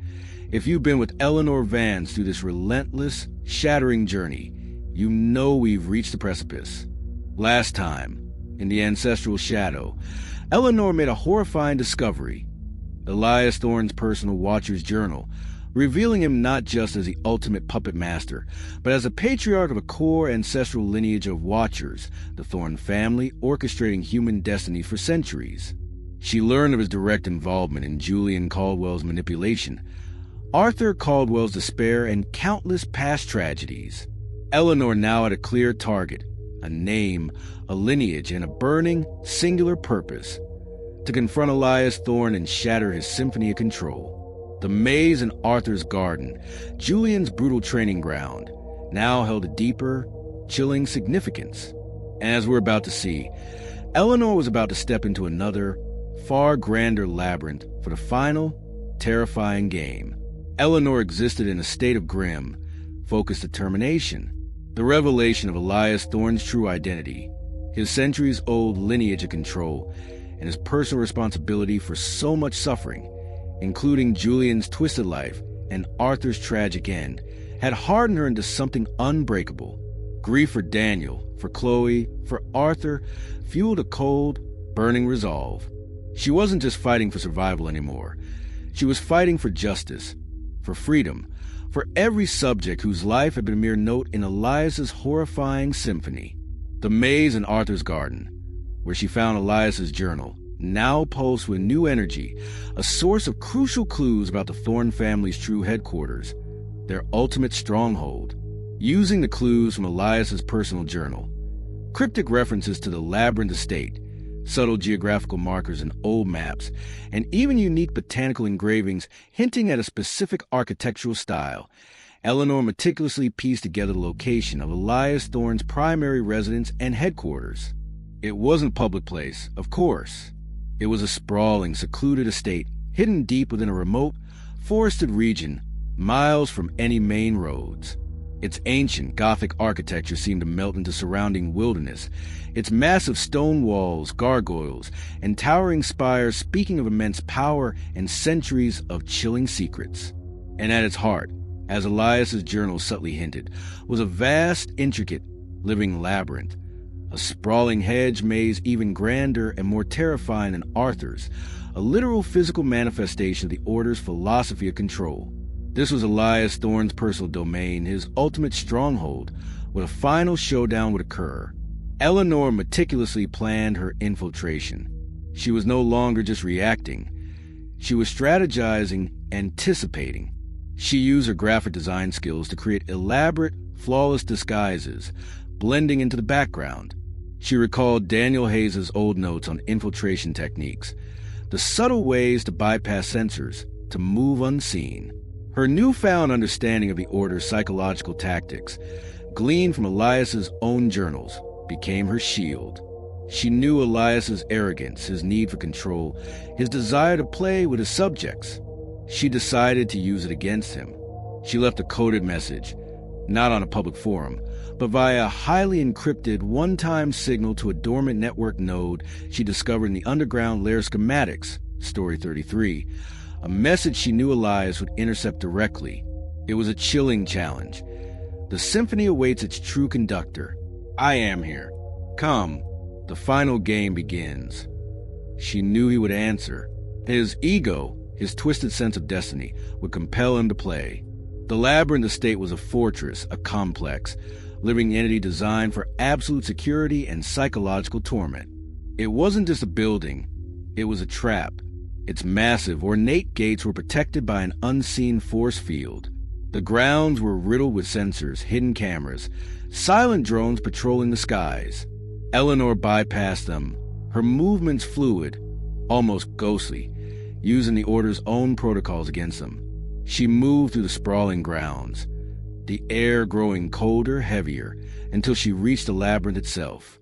It was immense, its towering, manicured hedges forming dizzying, intricate paths that seemed to shift and change before her eyes. This was the ultimate maze of memory, a place where the Order had perhaps trained its highest-ranking operatives, a testament to their ultimate control. Elias Thorne was there. He was expecting her. His voice, clear and resonant, boomed through hidden speakers embedded in the hedges, a voice that filled the labyrinth, seemingly coming from everywhere and nowhere at once. Welcome, Eleanor. Elias's voice resonated, devoid of distortion now, chillingly calm. The final game. I knew you would come. Your defiance. It is predictable, fascinating. He had set a series of intricate traps and challenges within the labyrinth, testing her resolve, her intelligence, her courage, and her psychological endurance. This was the final game. He watched her, unseen, his voice a constant, mocking presence, try to break her down psychologically before the physical confrontation. Eleanor navigated the labyrinth, her mind racing, her body pushing through exhaustion. She encountered physical obstacles, laser grids she disabled with stolen Order tech, pressure plates that triggered piercing sonic blasts, and psychological ones, mirrors from Story 20, reflecting grotesque distortions of her own face, disembodied whispers from Story 11 of Chloe's desperate cries, fragments of Daniel's last code echoing from hidden speakers. She used her ingenuity, her resilience, her profound understanding of the Order's methods to overcome them. She was constantly aware that Elias was watching, enjoying every agonizing moment of her struggle, reveling in his perceived control. Deep within the labyrinth, Eleanor found horrifying evidence of Elias's other, even more horrific, ongoing experiments. Hidden chambers, concealed by cunning mechanisms, revealed grotesque displays, mutated plant life pulsing with strange energies, fragmented consciousnesses trapped in archaic digital interfaces, and chillingly dormant subjects suspended in liquid tanks, their minds in a state of induced dissociation, awaiting their conditioning. She found files detailing Elias's personal involvement in these experiments, confirming his depravity went far beyond mere observation. This wasn't just about control. It was about creation, about playing God. Then, at a critical point in the labyrinth, in a chamber filled with flickering monitors, Elias decided to deliver his ultimate psychological blow. On a large central screen, a horrifying, crystal-clear video began to play. It was Chloe, not a past recording. It was Chloe, alive, trapped in a glass chamber, seemingly in a catatonic state, her eyes wide and vacant. Elias's voice boomed. "Your anchor, Eleanor, Chloe Miller, not removed, contained, preserved, a subject of exquisite potential. Her mind, a symphony yet to be conducted. She awaits your arrival, her awakening." The revelation was a gut punch. Chloe was alive, but transformed. Elias had been holding her. This was the ultimate taunt, making Eleanor confront her guilt and despair head-on, twisting her hope into a new form of torture. Eleanor screamed, a raw, primal sound of agony and rage. The shock, the horror, the burning fury at Elias's depravity shattered her remaining composure. She didn't just want to fight him anymore. She wanted to destroy him. That was the last trigger. Eleanor finally reached Elias Thorne's inner sanctum. It was a vast, circular chamber at the heart of the labyrinth, filled with towering servers, blinking lights, and intricate, ancient machinery, a terrifying blend of archaic power and futuristic control. Elias Thorne stood in the center, impeccably dressed, his face calm, arrogant, his eyes gleaming with detached amusement. He was the ultimate conductor, bathed in the soft glow of his screens. "Welcome, Eleanor," he said, his voice now entirely unmodulated, chillingly human. "The final movement, your destiny, fulfilled. Join me." He tried to break her, to make her accept her predetermined destiny. He spoke of the purity of the Order's vision, of her inherited potential, of the freedom that came with absolute control. He used her deepest fears, her guilt over Chloe and Daniel, her isolation, as leverage. "You are just like us, Eleanor," he whispered, his voice seductive. "You seek control. You seek understanding. Join me. Continue the legacy." But Eleanor refused to break. She stood tall, defiance burning in her eyes. She confronted him with his own monstrous evil, her voice raw with conviction. She detailed his crimes, Julian's broken mind, Arthur's silenced life, the countless victims in the Omega Ledger. She used the truths she found in the journals, turning his own words against him, shattering his self-righteous narrative. Her defiance sparked a rare, explosive fury in Elias, shattering his detached facade. His face contorted, a mass of cold rage. "You will obey," he roared, his voice losing its modulated calm. "Your destiny is mine." The psychological confrontation devolved into a desperate, brutal physical battle. Elias Thorne, despite his age, was terrifyingly fast, incredibly strong, moving with an almost unnatural grace. He fought with the cold, precise efficiency of a machine, striking with blinding speed, using hidden gadgets embedded in a suit, perhaps even displaying enhanced physical capabilities, hinting at the Order's self-experimentation with their own subjects. Eleanor fought back with every ounce of strength, every survival instinct she had. She used her intelligence, her agility, Daniel Hayes' combat techniques she'd learned in passing, even her graphic design skills to create momentary visual distractions on his monitors. It was a savage dance of desperation against absolute control. Now, let's look into the cold, precise pages of Elias Thorne's personal Watcher's Journal for this phase. Imagine his final desperate entry, written in a frantic hand, blood perhaps staining the last page. Operational log, Unit Conductor E.T. Elias Thorne. Subject Alpha, Eleanor Vance, has reached core archive. Protocol final game initiated. Assessment. Subject Alpha's resilience and tactical improvisation far exceed all predictive models. Unforeseen variable. Emotional defiance transcending conditioning. Physical engagement initiated. Subject Alpha's countermeasures indicate rogue training. My legacy, the symphony, is disrupted. Note: subject alpha's termination critical. Capture for final data extraction now secondary. The pattern breaking. My entry ends abruptly. The sheer, desperate fury, the shattering of his ultimate confidence, is truly horrifying. It confirms a profound underestimation of Eleanor and the absolute chaos her defiance has brought to his meticulously planned symphony. The battle was fierce, brutal, a clash of wills and bodies. Eleanor, wounded, exhausted, pushed past her limits. She managed to incapacitate Elias, not necessarily killing him, but perhaps trapping him within his own complex system or destroying his core server, his main conduit to the Order. She left him wounded, defeated, trapped in the ruins of his own grand design. The victory was hard-won, costly, and profoundly incomplete. Chloe was alive, but still contained. Elias was defeated, but the Order lingered.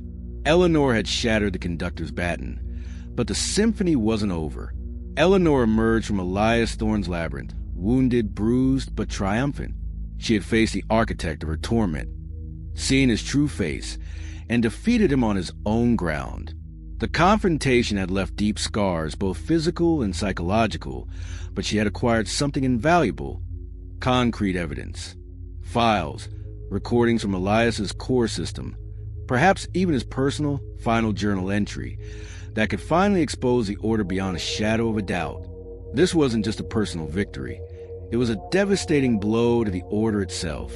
This monumental, personal victory, this profound act of defiance, would set the stage for the true public reckoning and the pursuit of a new legacy, not control, but of freedom. You absolutely won't want to miss that. Story 41, The Unfinished Symphony, A Legacy of Truth. All right, everyone, if you've been with Eleanor Vance through this relentless, shattering journey, you know we witnessed the impossible. Last time, in the final game, Showdown in the Labyrinth, Eleanor faced Elias Thorne, the true watcher, the architect of her torment, in his own sprawling, sinister headquarters. It was a brutal, terrifying confrontation, a psychological battle woven into desperate physical combat, where Elias, the conductor, tried to break her, to make her accept her preordained destiny. But Eleanor, against all odds, defied him. She incapacitated him, crippling his central operating system, shattering his control over his vast network. And in that harrowing climax, she also saw the chilling truth. Chloe Miller, her best friend, wasn't dead, but alive, trapped in a catatonic state, a victim of Elias's horrific experiments. Eleanor emerged from that labyrinth, wounded, exhausted, but alive, carried with her not just the scars of battle, but a trove of undeniable evidence, the ultimate weapon to finally expose the Order. This wasn't just a personal victory. It was a devastating blow to the very heart of their symphony of control. Eleanor's escape from Elias's labyrinth was a blur of adrenaline and pain. Her body screamed in protest, every muscle aching, every bone protesting. But the profound silence that followed the chaos was almost deafening. She limped away from the sprawling Gothic estate, the ruins of Elias's control burning behind her, the terrifying image of Chloe in that glass chamber etched into her mind. She was alive. She was victorious. But the cost was immense. The physical wounds were superficial, but the psychological scars ran deep, a constant, throbbing reminder of the horror she had endured. The world, once a maze of terror, now seemed to hold a fragile, terrifying clarity. The Order's symphony might be broken, but was far from over. Clutched tightly in her blood-stained hands was her prize, the core evidence she had ripped from the heart of Elias's operation. This wasn't just fragmented data, like before. This was a trove of undeniable, incriminating proof. She had seized Elias's personal Watcher's Journal, not the fragmented one she found in Arthur's Maze, but his master copy, filled with his most recent, most chilling entries, detailing every step of his grand design. And, crucially, she had managed to download a complete, mirror image of his central data system, the terrifying active Omega Ledger that Daniel Hayes had died trying to access. This wasn't just about her anymore. This was a legacy of truth, a chilling, comprehensive record of the Order's centuries-old crimes. Back in Daniel's makeshift safe house, Eleanor, despite her injuries, dedicated herself to processing the overwhelming data. Days blurred into a meticulous, agonizing deep dive. The Omega Ledger was a labyrinth of its own, encrypted with layers of ancient Order ciphers and modern algorithms. But Eleanor, using the clues from Daniel's initial research and her own unparalleled pattern recognition skills, slowly, painstakingly, began to crack it. The data confirmed every detail she had suspected, every terrifying nightmare. The Order's vastness, its ancient roots, its systematic manipulation tactics, Elias's central role as the orchestrator of generations of suffering. She saw, in horrifying detail, the conditioning trajectories of countless subjects, their lives meticulously documented, their vulnerabilities exploited. She saw Julian's torment, Arthur's quiet despair, Marcus Thorne's chilling complicity. She saw the full symphony in its horrifying, intricate entirety. But one name, one file, consumed her above all else. Chloe Miller. The Omega Ledger contained precise details on Chloe's location within the Labyrinth estate, a hidden research facility even deeper within the grounds, and the Order's insidious methods of keeping her in a catatonic state, her mind suspended, awaiting further conditioning. Eleanor felt a surge of desperate, burning hope. Chloe was still alive. She had to rescue her. With irrefutable proof in hand, Eleanor knew she couldn't go to the police alone. They wouldn't believe her, not with the scope of this. She needed powerful, ethical allies. She reached out to the independent journalist she had subtly nudged in the Unmasking, Story 36, the ones who had shown a flicker of belief. She also used Daniel's old, encrypted contacts to find international cybersecurity groups and human rights organizations, those who operated beyond the reach of typical state-level influence. This time, she didn't send cryptic messages. She sent cold, hard data, raw files, encrypted but undeniable. The rescue attempt was coordinated in absolute secrecy. It was difficult, fraught with immense danger. The Order's remaining operatives would be on high alert after Elias's defeat, but armed with the exact schematics from the Omega Ledger and guided by a profound, burning desperation, Eleanor led a small, highly skilled team. A few of Daniel's old contacts, perhaps a rogue journalist or two who understood the stakes, back into the Labyrinth estate. They found Chloe in a sterile, hidden chamber, still suspended in a liquid tank, her eyes vacant, her body frail. The rescue was successful, a small, profound victory against the overwhelming darkness. Chloe was back, but her condition was critical, her mind trapped in a terrifying void. As for Elias Thorne, the Omega Ledger confirmed his fate.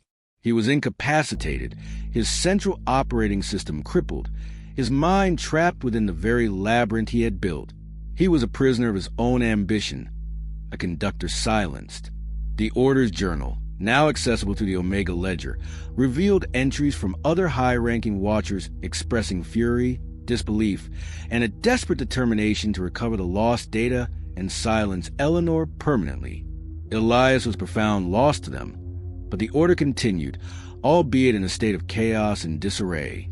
This was an unfinished symphony. Elias's grand design was broken, but the music of the Order, though dissonant, still lingered, a pervasive threat that continued to echo across the globe.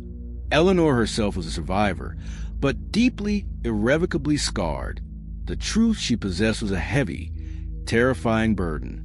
She felt a profound sense of responsibility for all the subjects whose names filled the Omega Ledger, those she had learned about in Elias's chilling files.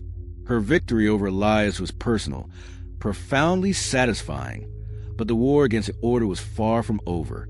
This confrontation had solidified her new role, no longer just a victim, but a relentless protector, a truth-teller dedicated to exposing the Order's centuries of hidden control to the world.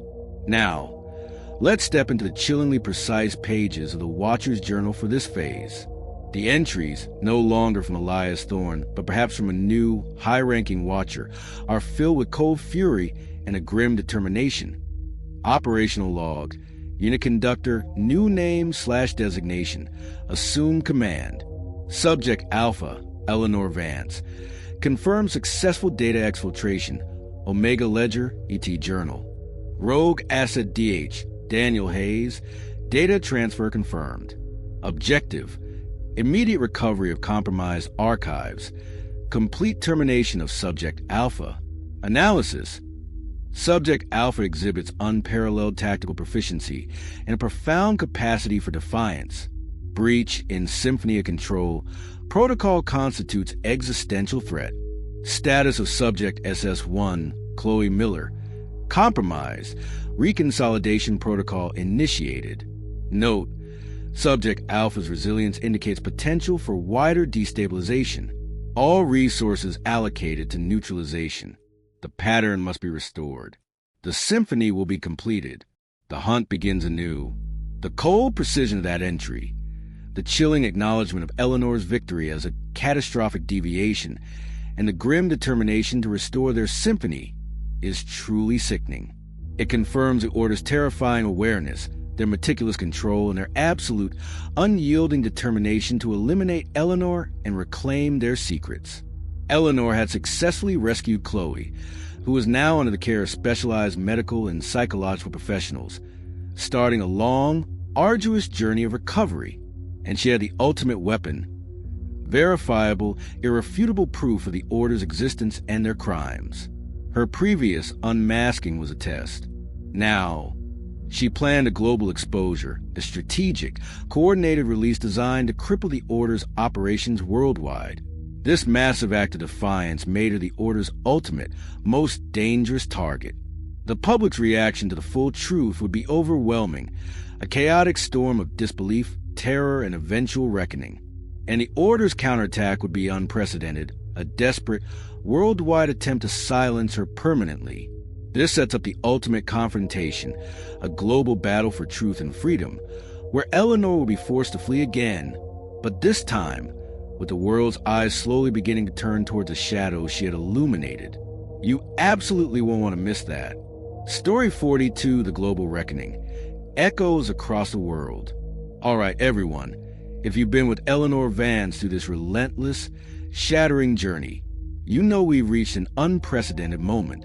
Last time, in the unfinished symphony, Eleanor achieved the impossible. She incapacitated Elias Thorne, the True Watcher, crippling his central operating system and ripping the horrifying Omega Ledger and his personal journal from his grasp. She even managed to rescue Chloe Miller, her best friend, who, though still recovering, was finally free from Elias's clutches. Eleanor emerged from that labyrinthine stronghold, wounded but triumphant, holding the ultimate weapon, undeniable, irrefutable proof of the Order's centuries-old crimes. The Order's symphony of control was broken, its conductor silenced, but the music, the insidious influence, still lingered. Eleanor knew this was her chance to finally expose them, to awaken the world.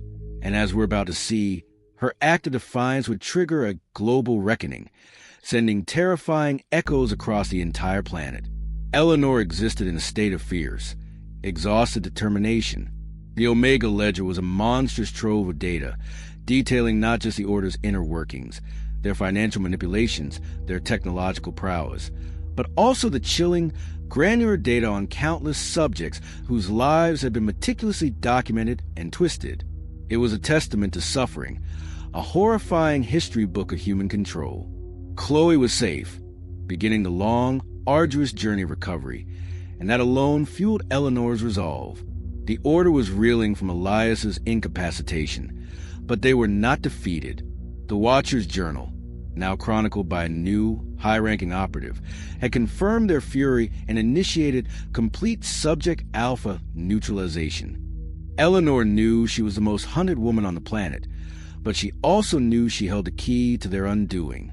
Her plan for global exposure was meticulously crafted, a desperate gambit for freedom. It was far beyond the simple deepfake videos of the Unmasking. This required a truly global, coordinated effort. She leveraged Daniel Hayes' old contacts, those few rogue assets and ethical hackers would survive his network. People who operated in the digital shadows and shared his burning desire for truth. She reached out to international cybersecurity groups, independent research collectives, and the most daring, ethically driven investigative journalists who had begun to ask questions after her initial expose. The goal was a simultaneous, undeniable global data dump across multiple untraceable platforms. The dark web, encrypted P2P networks, mainstream news outlets that couldn't be easily suppressed, and even physical drops of hard drives in key locations, ensuring the data's integrity and widespread dissemination. The evidence, unlike before, was easily verifiable, filled with names, dates, financial records, and chilling philosophical texts from Elias's own hand. The moment of release was a terrifying crescendo of digital chaos. Eleanor, with her small ad hoc global team, pressed a button, unleashing the torrent of truth. For a few agonizing minutes, nothing happened. Then, the internet began to fracture. News feeds crashed. Social media platforms flickered. Governments scrambled. The initial public reaction was a chaotic storm of disbelief, followed by raw panic, mass disbelief, accusations of the biggest hoax in history. Conspiracy theories, even wilder than the truth, began to spread. Governments, corporations, and the mainstream media, caught entirely off guard, initially tried to suppress the information, labeling it as disinformation, foreign interference, a coordinated cyber attack. They attempted to discredit it, to bury it under a mountain of denials. But the sheer volume of data, the undeniable, verifiable nature of the Omega Ledger's information, the chilling philosophical text from Elias's journal detailing their methods and their centuries-old existence, the proof of deep manipulation embedded in global institutions. It began to break through the noise. Whistleblowers, inspired by Eleanor's courage and the sheer weight of the evidence, began to emerge in the shadows, adding their voices, their own damning testimonies. People were horrified, outraged, then utterly terrified. The echoes of the Order's symphony of control resonated across the world, shattering the illusion of normalcy. This was the global reckoning. The Order's counterattack was immediate, unprecedented, and devastating. This wasn't just a threat to their secrecy. It was an existential crisis. They launched a global, synchronized digital counterattack, a coordinated purge. Websites disappeared. News articles were scrubbed. Internet blackouts rippled across regions. Mainstream media purges began, silencing any journalist who dared to report the truth. But the Order also moved physically. Assassination attempts on key journalists and hackers involved in the release were reported. A global disinformation campaign was unleashed, painting Eleanor as a deranged terrorist, her allies as dangerous anarchists. Their absolute desperation was palpable. Amidst the chaos, Eleanor found she was entirely alone. The global release, despite the Order's brutal suppression, galvanized some people. Small, independent groups, inspired by her courage, began to form, connecting through encrypted channels. Whistleblowers, disillusioned by the Order's infiltration of their own organizations, emerged from the shadows, contacting Eleanor, offering their own fragments of truth. Rogue agents within various governments and organizations, people who had always suspected a deeper conspiracy, now had the proof they needed. Daniel Hayes' old network, previously fragmented, fully activated, its members rallying around Eleanor, providing safe houses, intelligence, and a desperate global resistance. She found herself, incredibly, leading an ad hoc global resistance, a network of rebels fighting against the ultimate shadow government. Eleanor became the most hunted person on the planet. The Order dispatched elite operatives globally, tracking her every move. The world became a terrifying, high-stakes chessboard, with Eleanor and a small, growing team constantly moving, using the chaos she created as cover, but also being hunted by the very truth she had unleashed. She was a ghost in a global war, every city a potential trap, every face a potential enemy. The expose revealed the true, terrifying extent of the Order's influence, their insidious infiltration into governments, multinational corporations, global financial institutions, and even major media outlets. Their symphony of control was far-reaching, a web of influence woven into the very fabric of human society. This made the threat even more terrifying, but also, paradoxically, confirmed the scale of their power, giving Eleanor's fight a new, global purpose. Eleanor was exhausted beyond measure, a raw bundle of nerves, fueled by adrenaline and the constant threat of capture. But she was fiercely resolute. The initial chaos and disbelief were overwhelming, yes, but the growing global awareness, the slow, undeniable awakening of humanity, was her lifeline. She carried the immense weight of humanity's awakening on her shoulders, but also the crushing burden of the Order's absolute wrath. This was her ultimate test of endurance, of leadership, of unwavering defiance against a force that sought to control destiny itself. Now let's step into the cold, precise pages of the new high-ranking Watcher's journal, a voice filled with raw panic and chilling resolve. Operational log, unit conductor, new name/designation, cataclysmic global compromise. Subject Alpha Eleanor Vance has successfully disseminated Omega Ledger/ET journal data globally. Objective: immediate implementation of global suppression protocols. Methodology: internet purges, targeted infrastructure attacks, media narrative subversion, direct operative elimination of key disseminators. Analysis: Subject Alpha's unprecedented tactical efficacy and psychological resilience confirm extreme threat level. Damage to Order's concealed present protocol, irreparable. Global awakening metrics, unacceptable. Note: all resources diverted to Subject Alpha neutralization and data containment. The symphony is disrupted, but it will not cease. The pattern must be restored. Failure is not an option. The hunt for Subject Alpha begins on a global scale. This is war. The cold precision of that entry, the chilling acknowledgement of Eleanor's victory as a catastrophic deviation, and the grim determination to restore their symphony is truly sickening. It confirms the Order's terrifying awareness, their meticulous control, and their absolute, unyielding determination to eliminate Eleanor and reclaim their secrets, even at a global cost. Despite the Order's desperate, brutal counterattacks, the truth, once unleashed, could not be fully contained. Small pockets of resistance, sparked by Eleanor's courage and the sheer weight of the evidence, began to emerge globally. People were waking up. The Order's control, though still vast, was now fundamentally challenged. The old world was crumbling and a new, terrifying, but potentially free world was struggling to be born. The global reckoning plunged the world into chaos, and Eleanor into a desperate worldwide hunt. She was now responsible not just for her own survival, but for protecting the truth she had unleashed and for leading a nascent global resistance. The next stage involved trying to pinpoint the Order's remaining global strongholds, its highest-ranking members, using the very data she had released. This monumental task, this desperate need to dismantle the Order piece by piece, would force her to go on offensive again, but on a truly global scale, risking everything to break the cycle of control once and for all.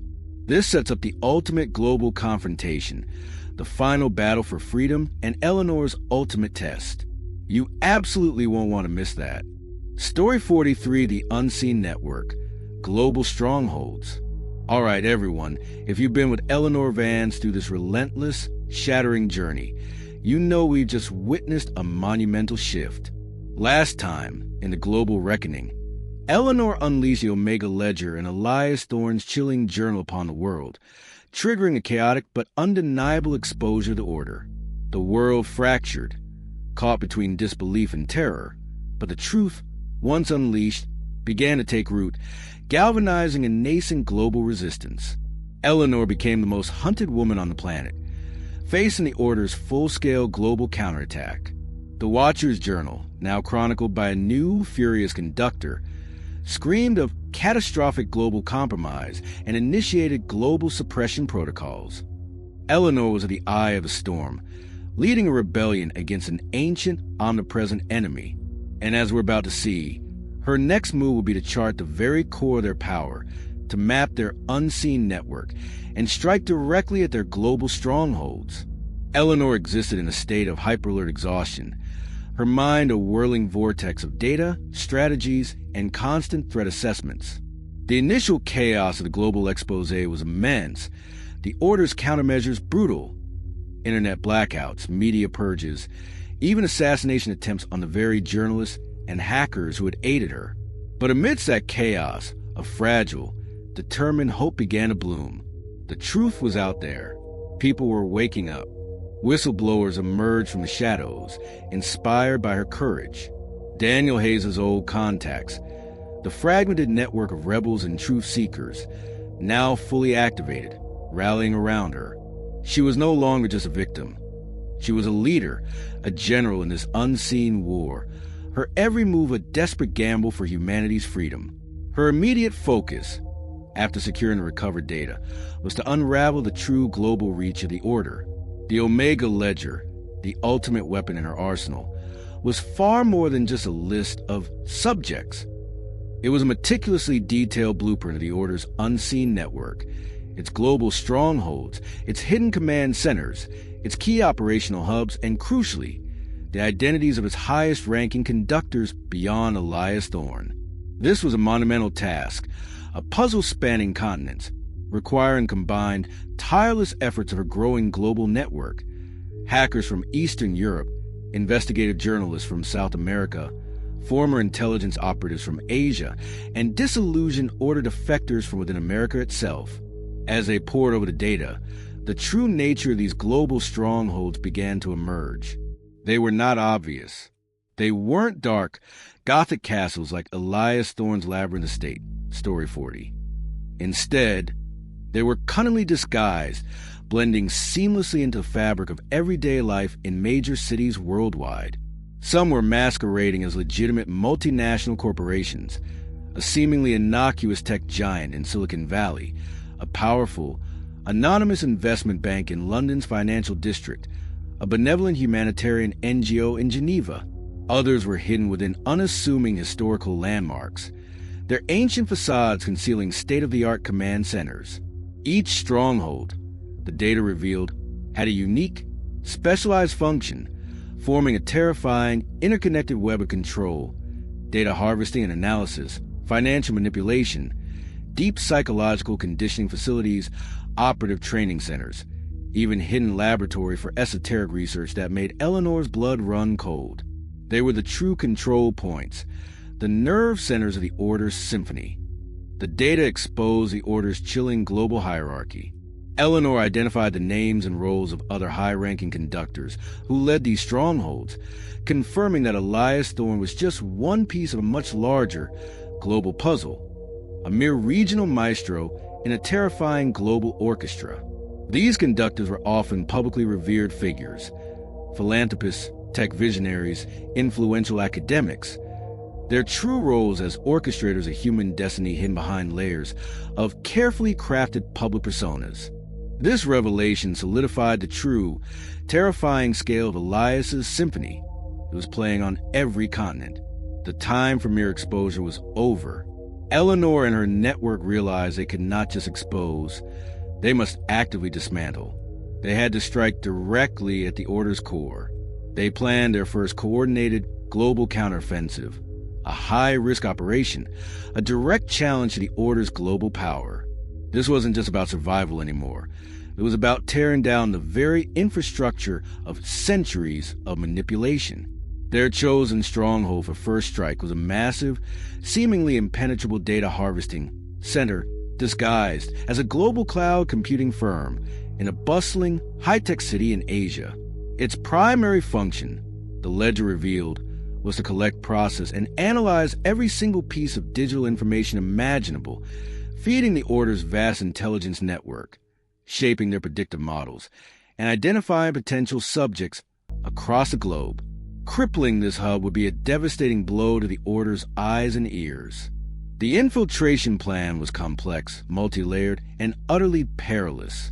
Eleanor, leading from a secure, undisclosed location, collaborated remotely with teams of hackers, physical operatives, and on-the-ground intelligence gatherers.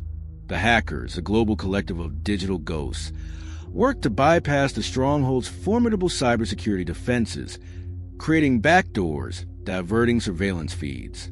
The physical operatives, former Special Forces members and disillusioned Order agents, prepared for a tactical insertion, aiming to plant a powerful EMP device or extract critical, live data.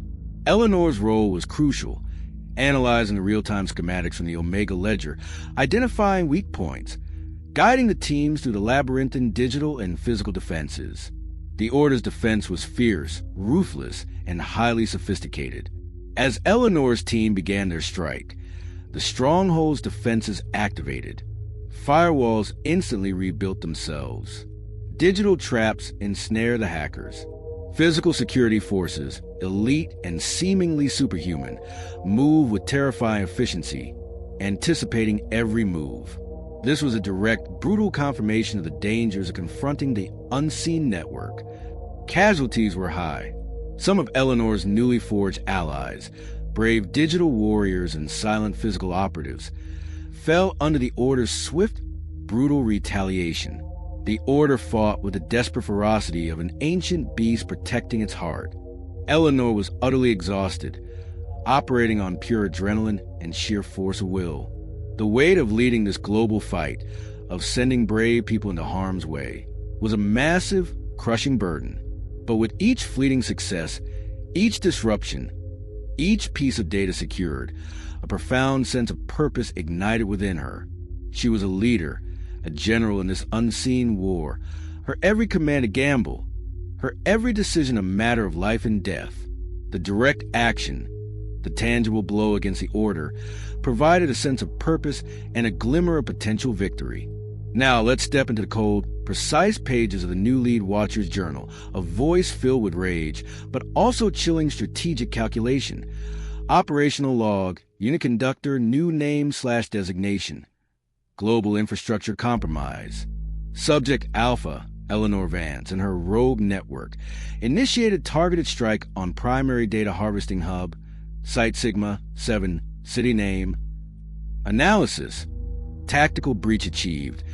Data integrity compromised. Loss of assets. Significant. Evaluation. Subject Alpha's strategic planning and coordination capabilities indicate elevated threat level. Response protocols. Immediate activation of global retaliation protocol. Objective. Crush rogue network. Eliminate Subject Alpha. Method. Targeted strikes against identified network nodes. Severe psychological attrition against Subject Alpha via proxies. Note, the unseen network remains largely intact. This victory by Subject Alpha is a controlled variable in the grand design. The symphony will be restored. The hunt is now global and personal. The cold precision of that entry, the chilling reduction of Eleanor's profound courage to mere tactical efficacy, and her hard-won victory to a controlled variable is truly sickening. It confirms the Watcher's terrifying awareness, their meticulous control, and their absolute, unyielding determination to contain the truth and crush the resistance. The first direct strike against the Order and their fierce global counter-response confirmed the true scale of the war. Eleanor and her allies had achieved a costly, partial victory. They had disrupted a vital stronghold, perhaps even extracted more critical data or rescued a high-value subject, but they had suffered casualties. The Order, though wounded, was far from defeated. They were now fully alerted, their vast resources mobilized for total war. Eleanor now faced a truly global battle, with more strongholds to target, more operatives to evade, more sacrifices to be made. The focus would shift to the immediate, personal cost of this global fight, the sacrifices that must be made, and the relentless pursuit of Eleanor herself, leading directly into the next terrifying stage of her torment. You absolutely won't want to miss that. Story 44, The Puppet Master's Grip, a personal retaliation. All right, everyone, if you've been with Eleanor Vance through this relentless, shattering journey, you know the stakes have reached an unimaginable global scale. Last time, in the unseen network, Eleanor led a successful, albeit costly, global strike against an Order stronghold, crippling their massive data harvesting operations. This confirmed the Order's terrifying unseen network of global strongholds and its highest-ranking conductors. But that tactical victory came with an immediate, brutal price. The Order, reeling from the global reckoning, responded with fierce, widespread countermeasures and unleashed its full global retaliation protocol. Eleanor, now a reluctant global leader, found herself the most hunted person on the planet, facing unprecedented danger. The Watcher's Journal, now chronicled by a new, furious conductor, screamed of global infrastructure compromise and reiterated their determination for Eleanor's elimination. And as we're about to see, the new puppet master would make that retaliation intensely personal, twisting the knife into Eleanor's deepest wounds, targeting her last fragile anchors, her last remaining hope. Eleanor existed in a state of profound, bone-deep exhaustion, operating on pure adrenaline and sheer force of will. The global chaos she had unleashed was immense, the Order suppression efforts brutal. Yet the scattered victories of her ad hoc global network provided a flicker of hope. She was a general in an unseen war, coordinating strikes, analyzing intelligence, constantly moving through a dizzying maze of safe houses and clandestine meetings. But the Order's wrath was absolute, their focus singular. They wanted Eleanor, and they wanted her broken. The new, high-ranking Watcher, the very essence of the puppet master, decided to make this retribution excruciatingly personal, weaving Eleanor's deepest fears and past torments into a new, horrifying symphony of despair.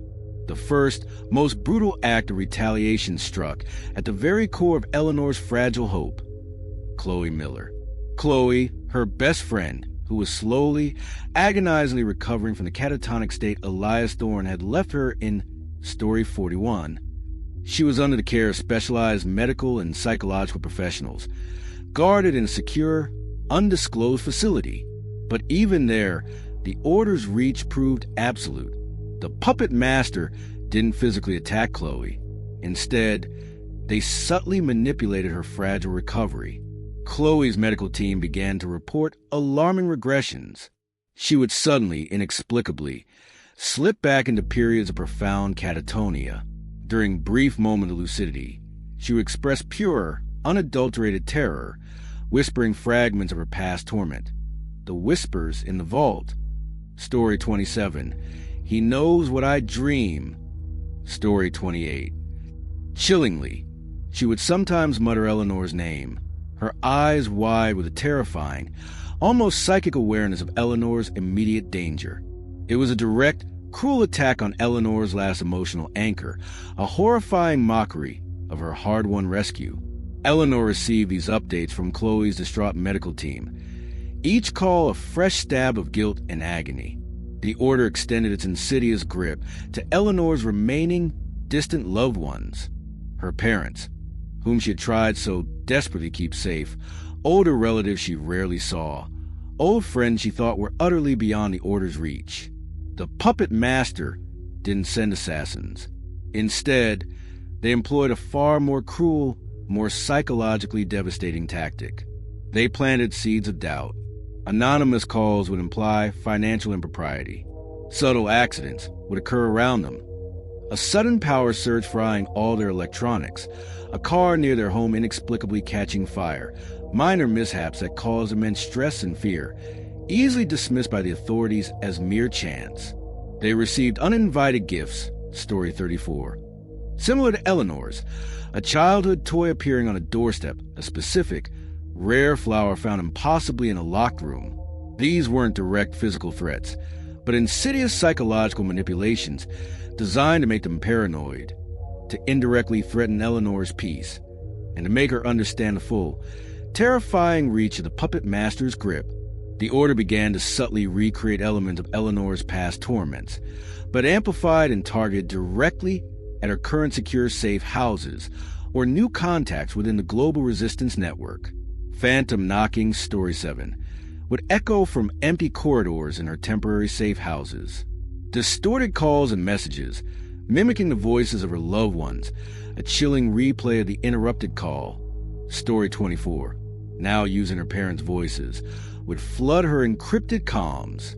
Even her security camera feeds, supposedly secure now, would suddenly distort, showing brief, terrifying glimpses of the spectral distortions she had seen in her old home, Story 9, or flashes of Julian Caldwell's contorted face.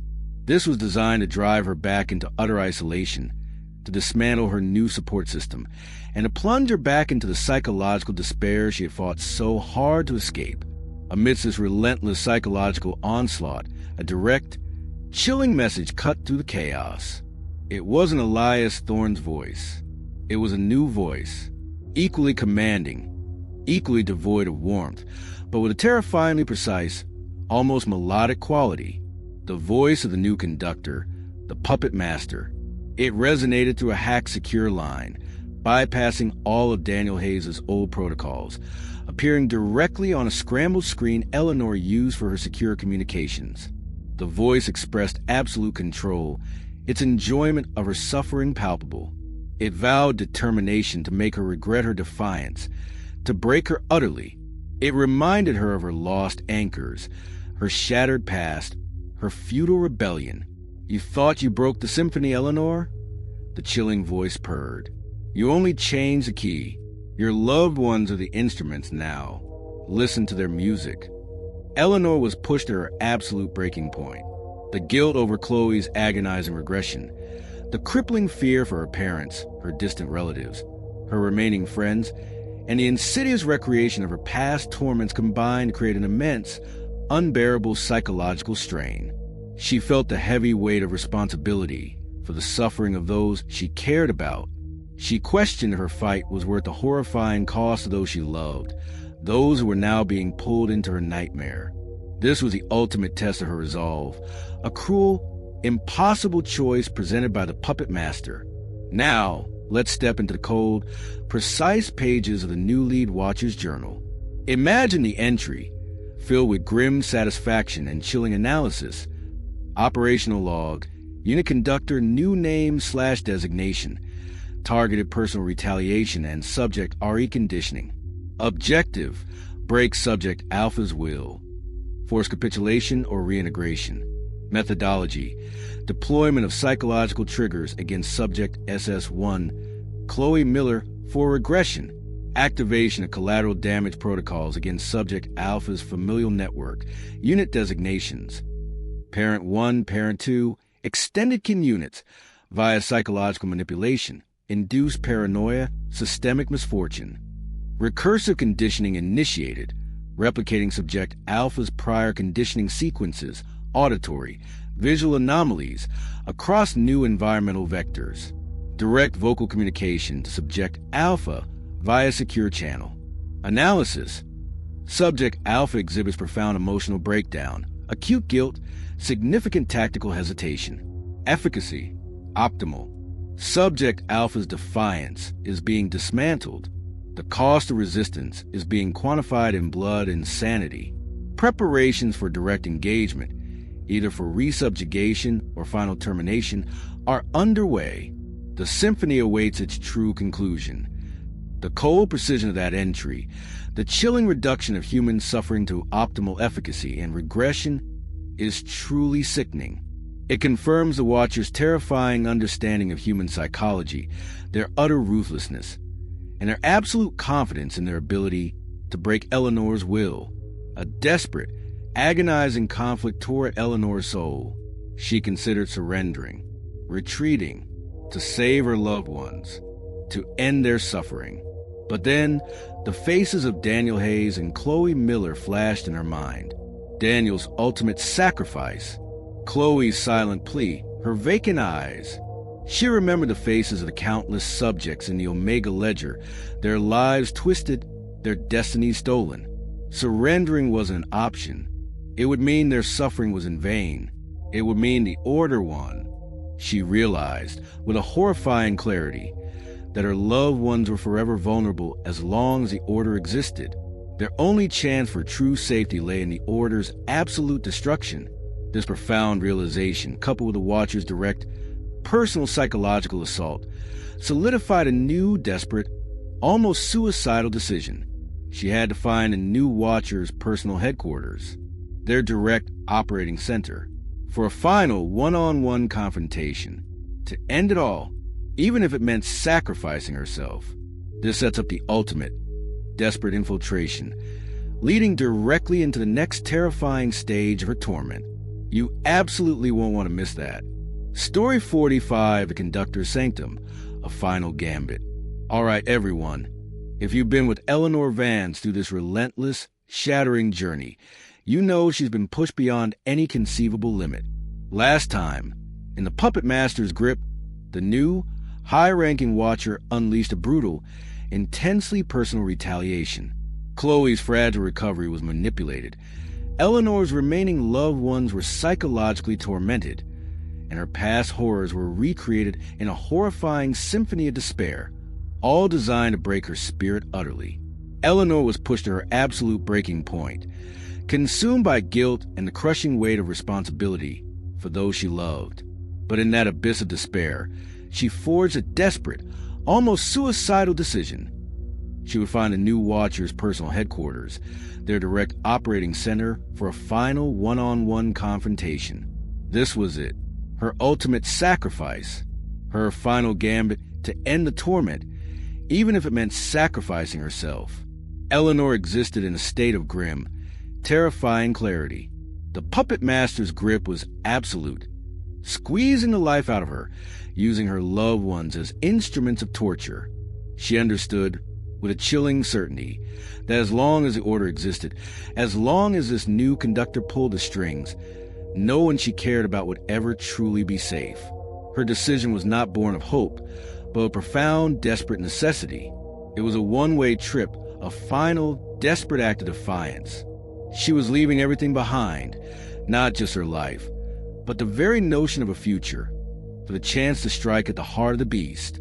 Her singular focus now was locating the conductor's sanctum, using the remaining uncompromised data from the Omega Ledger from Story 41 and Elias Thorne's fragmented journal, combined with the tireless analysis of her dwindling global network of allies, hackers, disillusioned operatives, and rogue data analysts. She meticulously pieced together the new Watcher's personal headquarters. It wasn't a public stronghold, not a data harvesting center or an operative training ground. This was a private, highly secluded, utterly impenetrable personal sanctum, designed for absolute control and the orchestration of the Order's global symphony. The data hinted at an ultramodern hidden bunker, disguised as a desolate research facility in the heart of a remote, unforgiving mountain range, or perhaps a fortified island retreat, shrouded in permanent fog. Its location was designed for absolute secrecy, its defenses for absolute denial. Eleanor devised her most audacious infiltration plan yet, knowing this was a solo mission, a final, irreversible act. She had no backup, no extraction plan. She was using everything she had learned: Daniel Hayes' mastery of stealth and tech bypass, Dr. Evelyn Reed's insights into psychological vulnerabilities, perhaps to exploit the conductor's own arrogance or patterns, Julian Caldwell's chilling tactics from the maze for navigating complex, psychologically taxing environments. She meticulously crafted her disguise, not just physical, but psychological, adopting a persona of absolute submission, of a broken subject finally surrendering. She knew she wouldn't walk out alive, or at least not the same. This was her final gambit. The journey to the sanctum was a brutal, perilous odyssey. It spanned continents, involved multiple near-impossible logistical leaps, using the very chaos of the global reckoning as her chaotic cover. She used the last remnants of her global ally support for the approach, relying on their expertise for intelligence on perimeter defenses, satellite imagery, and weather patterns. She traveled under aliases, through forgotten border crossings, navigating a world now consumed by the Order's aggressive countermeasures. Every step was a risk, every shadow a potential assassin.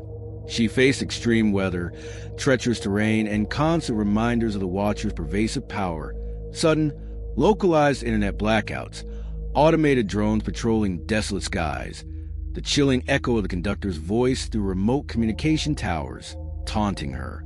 The Sanctum's defenses were a culmination of everything Eleanor had faced, amplified to a terrifying extreme and chillingly personalized to her own vulnerabilities. It was a fortress, yes, with layers of biometric scanners, laser grids, and silent, automated sentinels. But its true terror lay in its psychological defenses, tailor-made to exploit Eleanor's specific weaknesses and past traumas. Sound-based offenses that played the distorted whispers from her old apartment walls, Story 11, or the frantic cries of Chloe, Story 27, through hidden speakers. Visual illusions projected onto the polished surfaces, recreating the distortions from her haunted mirror, Story 20, making her question her own eyes.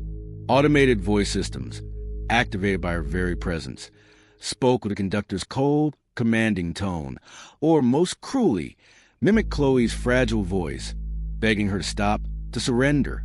It was a psychological gauntlet, designed to break her spirit before she even reached the conductor. Eleanor infiltrated the sanctum, moving through its pristine, sterile corridors, her heart a frantic drum against her ribs. Every step was a battle against her own mind, against the ghosts of her past. She bypassed biometric scanners, manipulated thermal sensors, and navigated shifting laser grids by anticipating their patterns, using the very data she'd stolen from the underground lair, Story 33. She confronted the psychological torment head-on, forcing herself to see the illusions as mere projections, to mute the voices in her head, to push through the exhaustion. She was a single, defiant spark in a world of absolute control.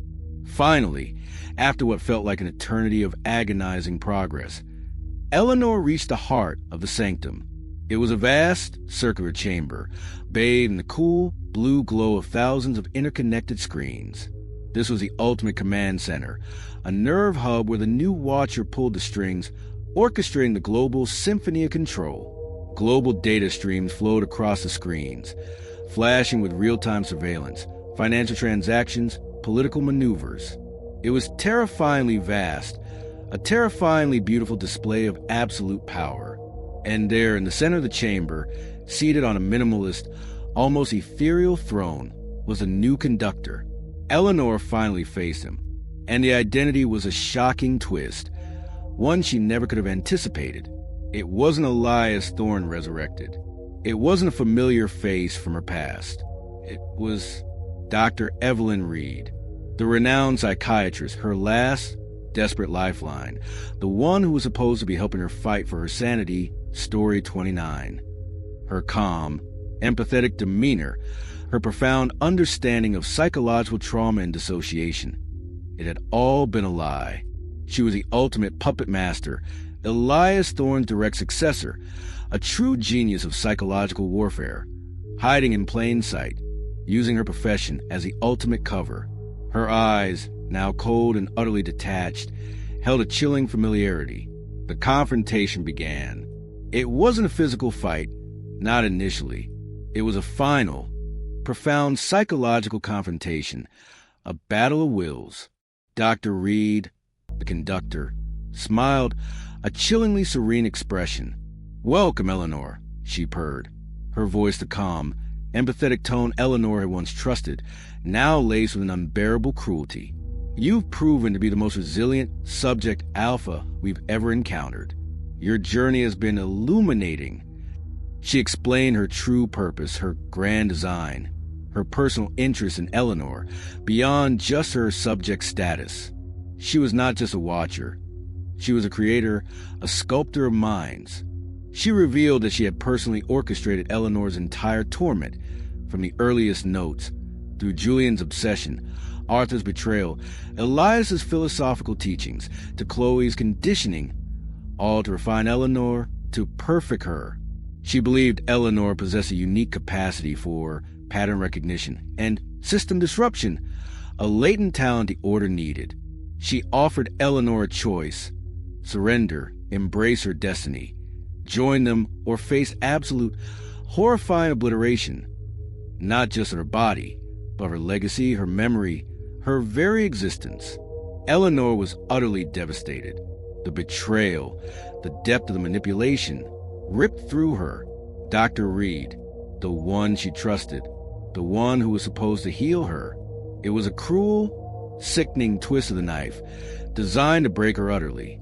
But even as despair threatened to consume her, a tiny, defiant spark ignited within her. She remembered Daniel's sacrifice, Chloe's silent plea, the faces of countless subjects in the Omega Ledger. She wouldn't break. She wouldn't surrender. She chose defiance. With a primal scream of rage and defiance, Eleanor lunged, not at Dr. Reed, but at the main console, the heart of the conductor's global system. She used her body, her knowledge of the Order's tech from Daniel's notes, her raw, animalistic desperation. She slammed her fist against the central processing unit, tearing out wires, smashing screens. Dr. Reed, her serene mask finally cracking, shrieked, activating the Sanctum's physical defenses. Automated turrets whirred to life, alarms blared, and hidden vents spewed a blinding, suffocating gas. This was Eleanor's ultimate final gambit. Now, let's step into the chillingly precise pages of Conductor's Journal. Imagine Dr. Evelyn Reed's final, desperate entry, written with a frantic, furious hand, perhaps just moments before the catastrophic event. Operational log, Unit Conductor ER, Dr. Evelyn Reed. Fatal compromise. Subject Alpha, Eleanor Vance, has breached Sanctum Core. Final conditioning protocol initiated. Subject exhibits unprecedented defiance, rejecting integration. Physical engagement commenced. Unforeseen variable. Subject Alpha's capacity for direct system sabotage. The grand design, the symphony, is failing. Loss of primary control parameters. Irreversible. Note, Subject Alpha's elimination remains paramount. All remaining protocols to be activated. The pattern breaking. My entry ends abruptly with a distorted digital screech. The cold precision of that entry, the chilling reduction of Eleanor's ultimate sacrifice to system sabotage, is truly sickening. It confirms the Watchers' final fury, their disbelief at Eleanor's defiance, and a catastrophic collapse of their global control. The confrontation culminated in a catastrophic event. Eleanor succeeded in disrupting Conductor's main operation, triggering a chain reaction that sent massive power surges through the Sanctum, causing explosions and fires. The global screens flickered, then went dark. The Conductor's vast network was crippled, but the cost was immense. Eleanor, severely wounded, collapsed amidst the destruction. Her fate was uncertain. Dr. Reed, the Conductor, was either incapacitated, trapped in collapsing Sanctum, or vanished, her ultimate fate unknown. The victory was hard-won, but the price was her life, or at least the life she knew. Eleanor emerged from the Conductor's Sanctum, not triumphant, but a phantom herself. The Conductor's global network was crippled, perhaps broken, but her own body was shattered, her consciousness fading. The world outside, the chaos of the global reckoning she had unleashed, was still raging. Her ultimate act of defiance had succeeded, but it had come at a profound, possibly final cost.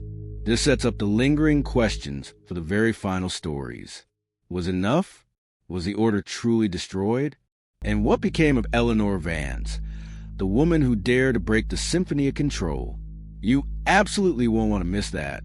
Story 46, The Fragmented Dawn, A World Adrift. All right, everyone, if you've been with Eleanor Vance through this relentless, shattering journey, you know we reached the absolute apex of the nightmare. Last time, in the Conductor Sanctum, Eleanor made her ultimate sacrifice, a desperate final gambit to end the Order's reign. She faced Dr. Evelyn Reed, the new Conductor, in her pristine, terrifying headquarters, a chamber where the very strings of global control were pulled. Eleanor, despite being profoundly wounded, managed to sabotage the Conductor's core system, triggering a catastrophic collapse that sent massive power surges through the Sanctum, presumably incapacitating Dr. Reed and crippling the Order's vast global operations. The world held its breath. The victory was hard-won, paid for with Eleanor's very life, or at least the life she knew, and as we're about to see, the world would awaken to a fragmented dawn, utterly adrift in the chaos she had unleashed. Eleanor's immediate fate was shrouded in agonizing, terrifying ambiguity. The last thing she remembered was a blinding flash of the system core rupturing, the shriek of alarms, the smell of ozone, and then nothing. Utter darkness. She lay amidst the wreckage of the conductor's sanctum, severely wounded, bleeding, barely clinging to consciousness. It was a race against time.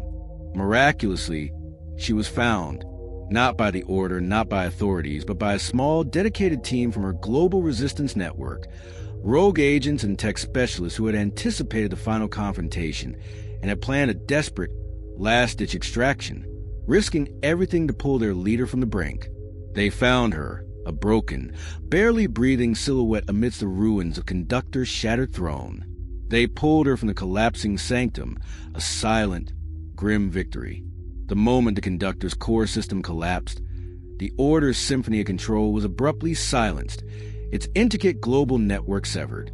The impact was instantaneous, catastrophic, and utterly unprecedented. Financial markets, long manipulated by the Order's hidden hand, crashed worldwide in a dizzying cascade of defaults and bankruptcies. Global communication networks, subtly infiltrated and controlled for decades, flickered, fragmented, then failed, plunging vast swathes of the planet into an unsettling digital silence. Political systems, long influenced by the Order's puppet masters, buckled under the sudden absence of their unseen guidance, leading to widespread instability, riots, and a terrifying breakdown of societal order in major cities across continents. News channels, no longer filtered by the Order's influence, were overwhelmed by a torrent of raw, unfiltered information, contradicting decades of established narratives. The world was utterly adrift, plunged into a global chaos of its own making. This was the fragmented dawn. The Order itself, once an impenetrable, monolithic force, was thrown into a state of unprecedented disarray. Its centralized command was broken, its highest-ranking members, the other conductors, scrambling, isolated, unable to communicate effectively. Lower-level operatives, accustomed to strict directives, were left without direction, many abandoning their posts, others trying to seize control of fragmented cells. Some, caught in the sudden collapse, were captured by awakening authorities, their identities revealed by the very data Eleanor had unleashed in the global reckoning. The unseen network, once so flawlessly invisible, was now visible, but fractured, bleeding, fighting for survival against a rising tide of global chaos and public outrage. Eleanor's recovery was long, arduous, a brutal battle for both her physical body and her shattered mind. She lay in a medically induced coma for weeks, hidden in a secure, undisclosed facility deep within her global allies' network.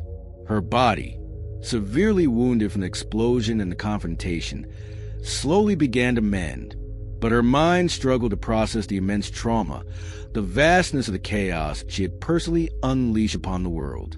She experienced fragmented memories, terrifying vivid nightmares of the collapsing sanctum, of Dr. Reed's final, furious gaze.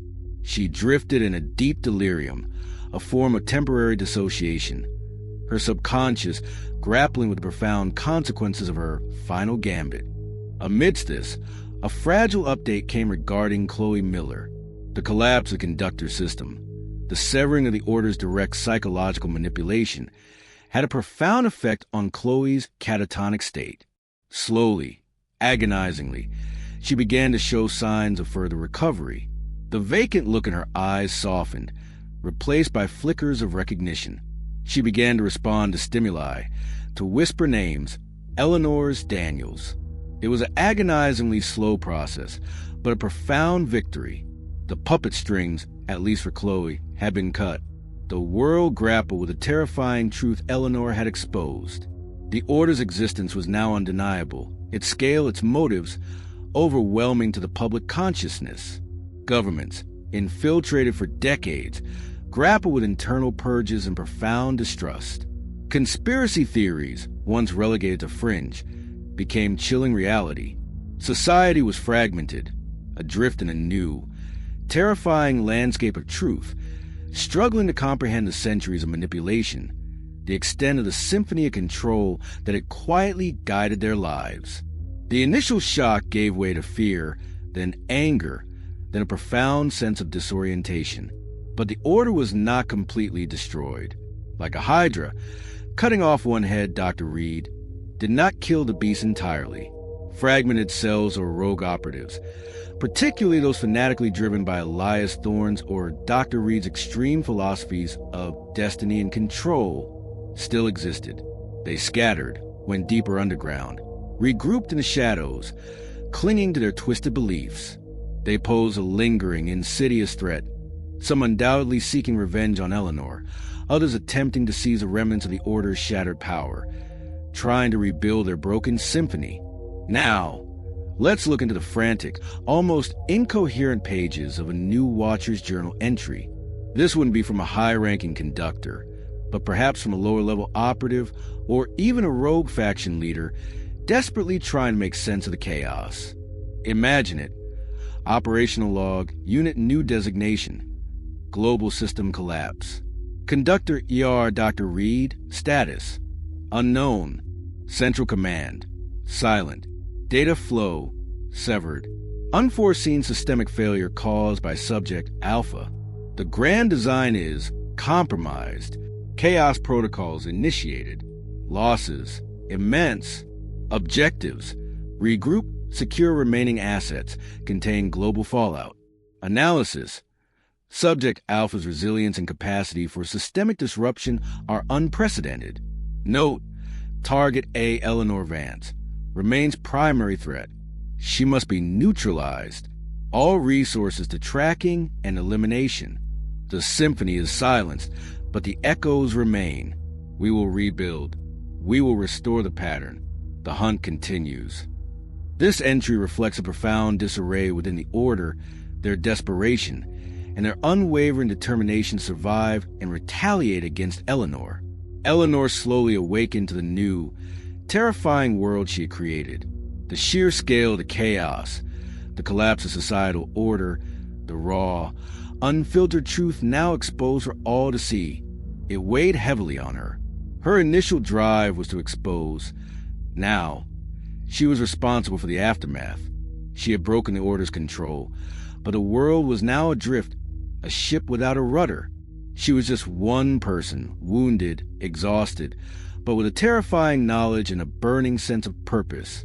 She had a choice to make: to disappear into the quiet aftermath, to simply focus on her own healing, or to embrace her new role, to help the world navigate this fragmented dawn, to continue fighting the scattered remnants of the Order, helping humanity rebuild from the ashes of centuries of hidden control. Eleanor's slow, agonizing recovery and the overwhelming, terrifying chaos of the world she had unleashed set the stage for her next monumental challenge. She had broken the Order's control, but the world was now adrift, fragmented, struggling to cope with the profound implications of her truth. She needed to decide what her new role was in this fragmented dawn: to help rebuild, to continue hunting the remnants, or to simply disappear into the shadows, a ghost in the new reality. This would lead her to grapple with her profound new responsibility, the world's desperate need for guidance, and the lingering, unseen threats of the Order. This sets up Story 47, where she tries to grapple with her new reality and the world's aftermath, charting a new path forward in a world forever changed by her actions. You absolutely won't want to miss that. Story 47, The Silent Architects, Rebuilding the Ruin. All right, everyone, if you've been with Eleanor Vance through this relentless, shattering journey, you know the world itself has been utterly redefined. Last time, in the fragmented dawn, Eleanor emerged from the conductor's sanctum alive but profoundly wounded after crippling Dr. Evelyn Reed's global control. The world plummeted into chaos. Financial markets crashed, communication networks failed, governments fractured under the weight of the Order's exposed influence. The Order itself was in disarray, its central command shattered, but fragmented cells still posed a deadly threat. Eleanor, awakening slowly to the immense responsibility of the global disruption she had unleashed, was a beacon of truth in a world adrift. Now, As she grappled with profound aftermath of her actions, her purpose would shift from fighting the shadows to becoming one of the silent architects, working to rebuild the ruins she had, in a way, created.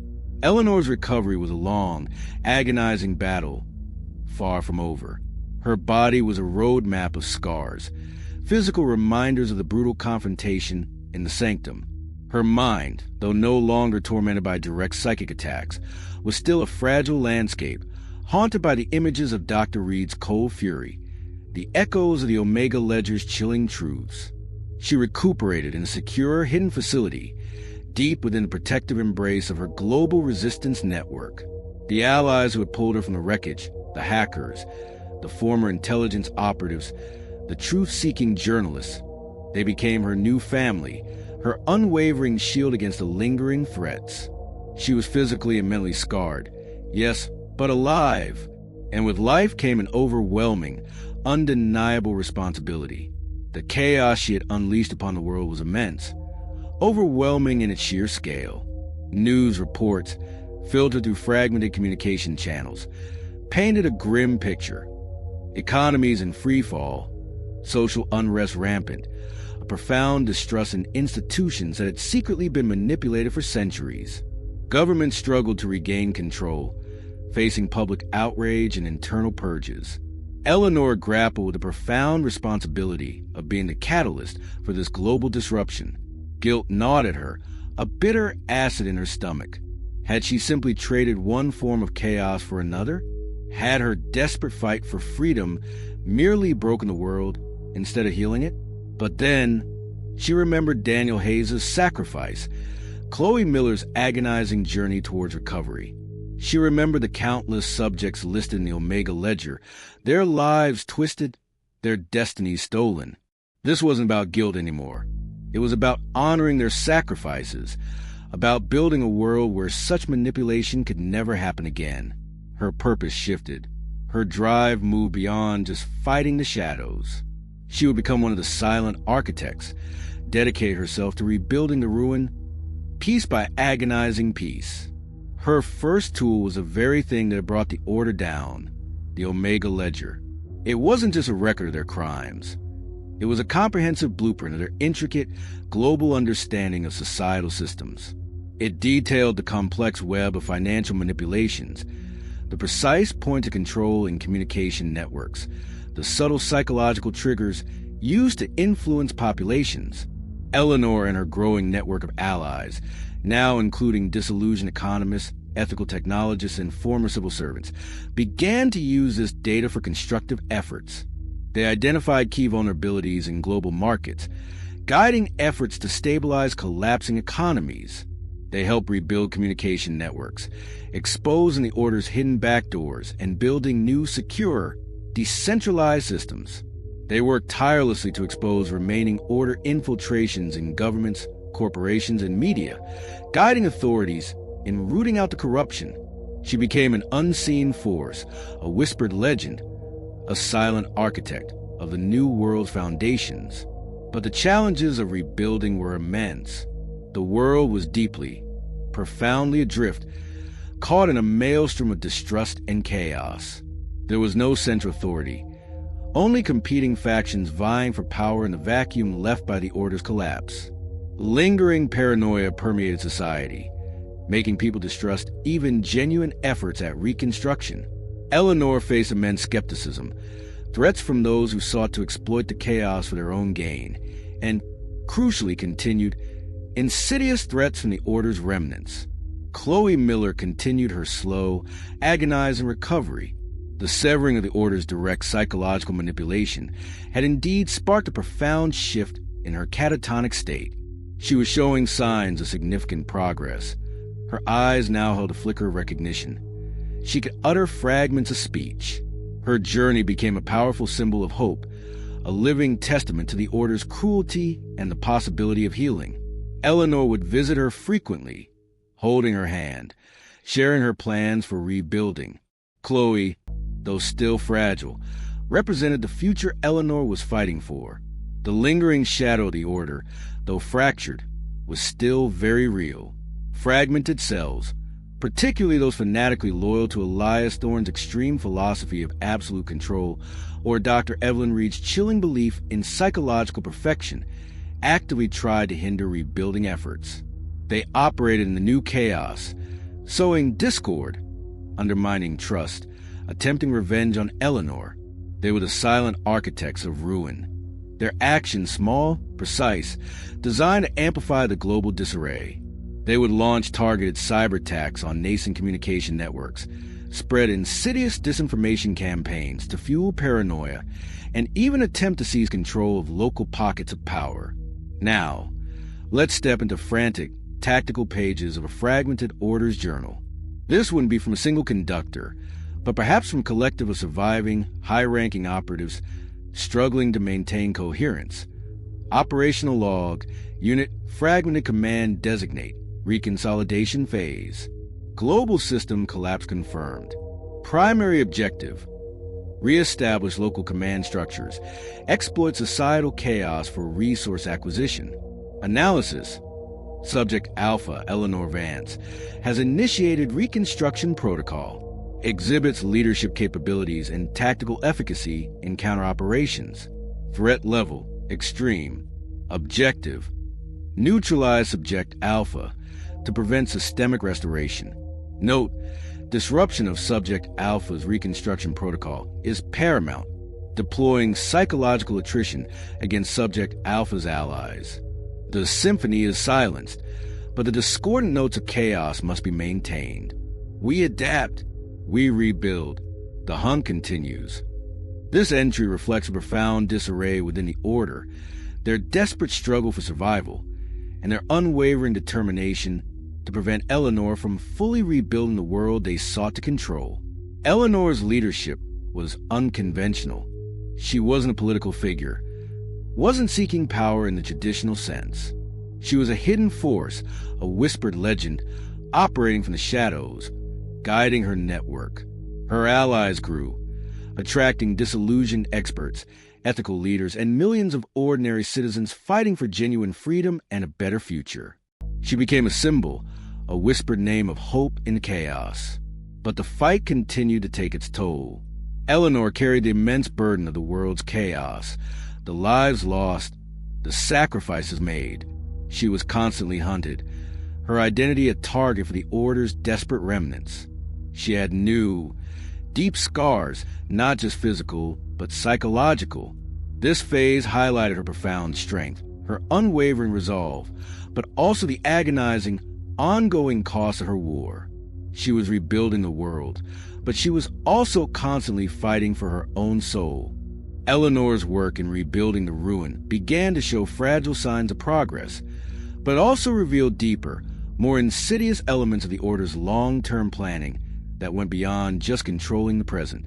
As her network analyzed the remaining fragments of Elias Thorne's and Dr. Evelyn Reed's research, they began to unearth hints of a hidden, future-oriented aspect of the Order's grand design. Not just about controlling the current world, but about shaping the next era, a chilling plan for a new world order or a new kind of watcher. This terrifying revelation that the Order had planned for their own collapse and designed a future beyond it would force Eleanor to confront a new, more profound threat, leading directly into the next terrifying stage of her torment. You absolutely won't want to miss that. Story 48, The Architects of Tomorrow, A New World Order. All right, everyone, if you've been with Eleanor Vance through this relentless, shattering journey, you know the world itself has been utterly redefined. Last time, in The Silent Architects, Eleanor, still recovering physically and mentally, embraced her new role. She used Expo's Omega Ledger to guide global efforts to rebuild after the Order's collapse, helping to stabilize markets and expose lingering infiltrations. But even as pockets of normalcy struggled to return, the Order, though fragmented, still had rogue elements trying to sow chaos. Chloe was slowly, agonizingly recovering. Eleanor's work, her fight, was slowly, painfully, yielding fragile progress. But as we're about to see, buried deep within the Order's own data, lay a chilling truth. They had a contingency plan, a horrifying blueprint for a new world order, waiting to rise from the very chaos Eleanor had unleashed. Eleanor existed in a state of perpetual exhaustion, but her resolve was unyielding. The sheer scale of global chaos she had unleashed was immense, a constant, dizzying reminder of the power she now wielded and the responsibility she carried. The scattered remnants of the Order, the silent architects of ruin, continued their insidious work, sowing discord, undermining trust in newly forming institutions, trying to push the world deeper into anarchy. Her new global network of allies, hackers, journalists, disillusioned scientists, and former agents worked tirelessly, analyzing the vast Omega Ledger data, not just to rebuild, but to fully understand the Order's pervasive reach. Chloe, meanwhile, continued her slow, agonizing journey toward recovery, her gradual reawakening a constant, powerful reminder of the human cost of this war and the fragile hope for a future free from manipulation. As Eleanor and her team sifted through the deeper, more complex layers of Elias Thorne's and Dr. Evelyn Reed's research from the Omega Ledger and Elias's personal journal, recovered in Story 41, they stumbled upon a hidden, intricately encrypted section. It was buried under layers of seemingly benign data, disguised as long-term meteorological projections or global resource management models. It was almost missed, but Daniel Hayes's old, obscure decryption protocols, which Eleanor and her tech allies had painstakingly reconstructed after his demise, finally cracked the final layer. What they found made Eleanor's blood run cold. It was the Order's future protocol, or as Elias Thorne chillingly referred to it in a buried audio file, the succession plan. The future protocol revealed a horrifying truth. The Order had not only anticipated its own potential collapse, but had meticulously prepared for it for decades. They had a hidden faction, operating entirely separate from the main Order, beyond Elias Thorne's direct command, a clandestine group known only as the Architects of Tomorrow. Their sole purpose: to emerge from the ashes of societal breakdown, leveraging the very chaos Eleanor had unleashed, to design and implement a new, more insidious world order. This new order was not about subtle manipulation and hidden strings. It was about overt, benevolent authoritarianism, a direct, undeniable control presented as the only solution to humanity's self-inflicted wounds. The blueprint for this new world order was terrifying in its ambition and scope. It wasn't about secret societies. It was about a global reset, leveraging advanced technology for total control, presented as universal salvation, biometric identification systems enforced as mandatory for all transactions and travel, eliminating anonymity, a single, universal digital currency, rendering cash obsolete and tracking every financial movement, thought monitoring AI, presented as tools for emotional well-being and societal harmony, but designed for total cognitive surveillance, enforced societal harmony through algorithmic behavioral nudges.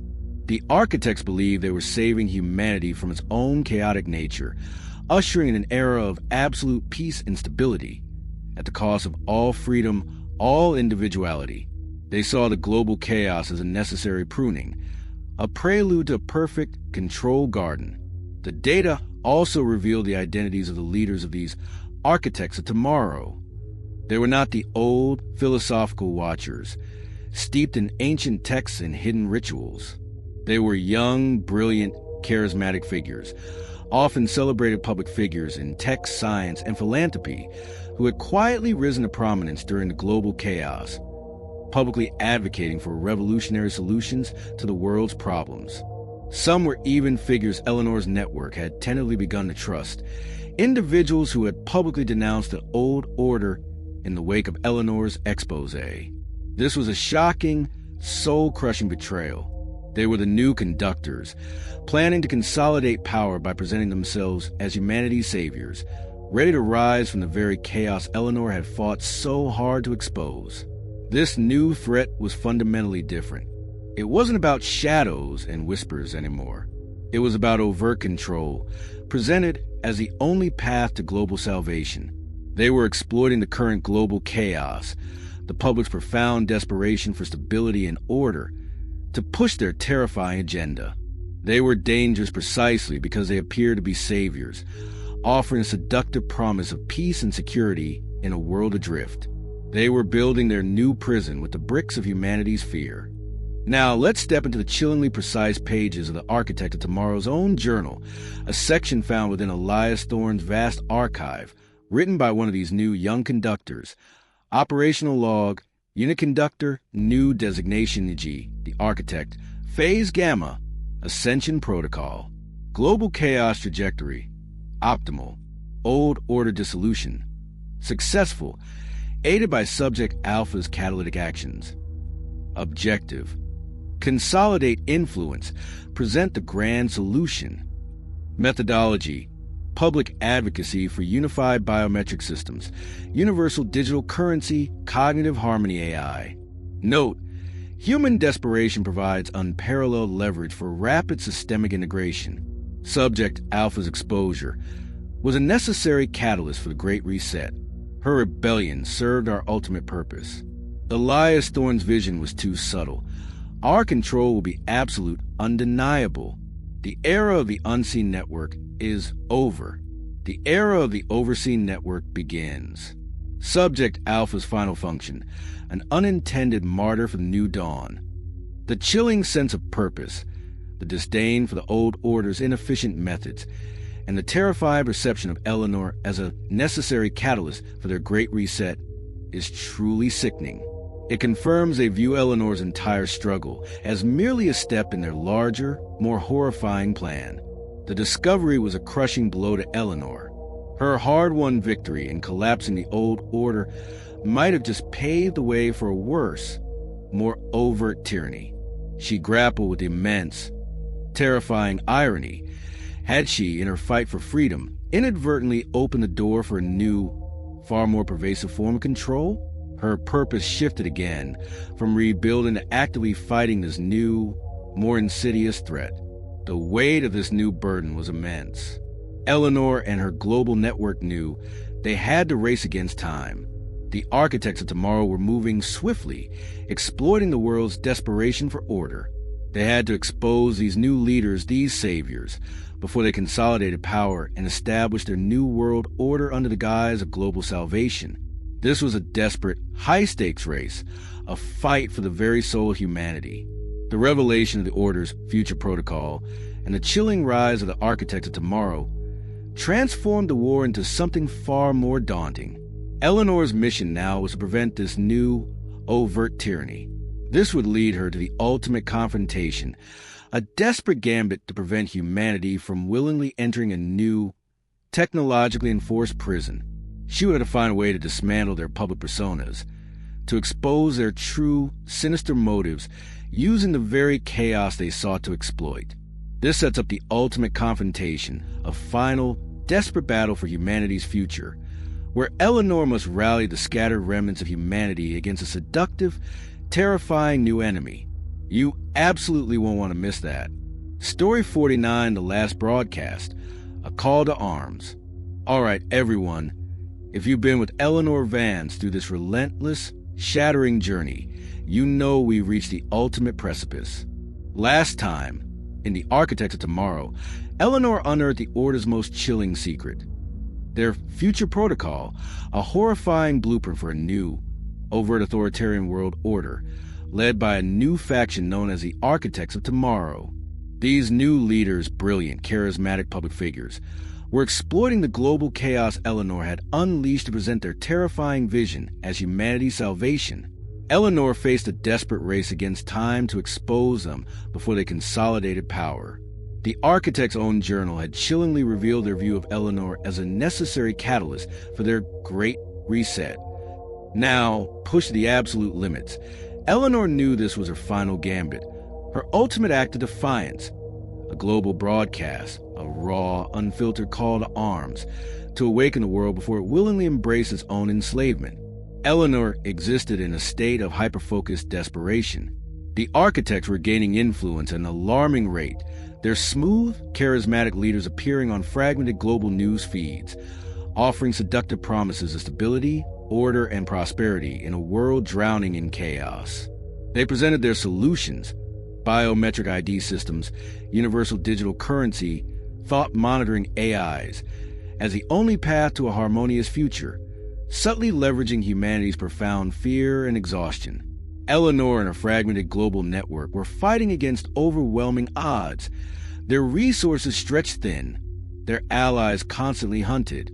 They knew this was their last best chance to expose the architect's true intentions and prevent humanity from willingly walking into a new, technologically enforced prison. Eleanor understood that the architects were masters of public perception, using the very chaos she had created as their ultimate marketing tool.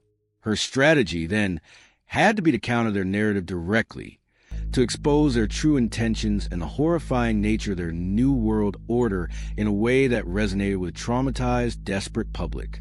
This was no longer just a battle for data. It was a battle for hearts and minds, a desperate plea for humanity to choose freedom over forced peace.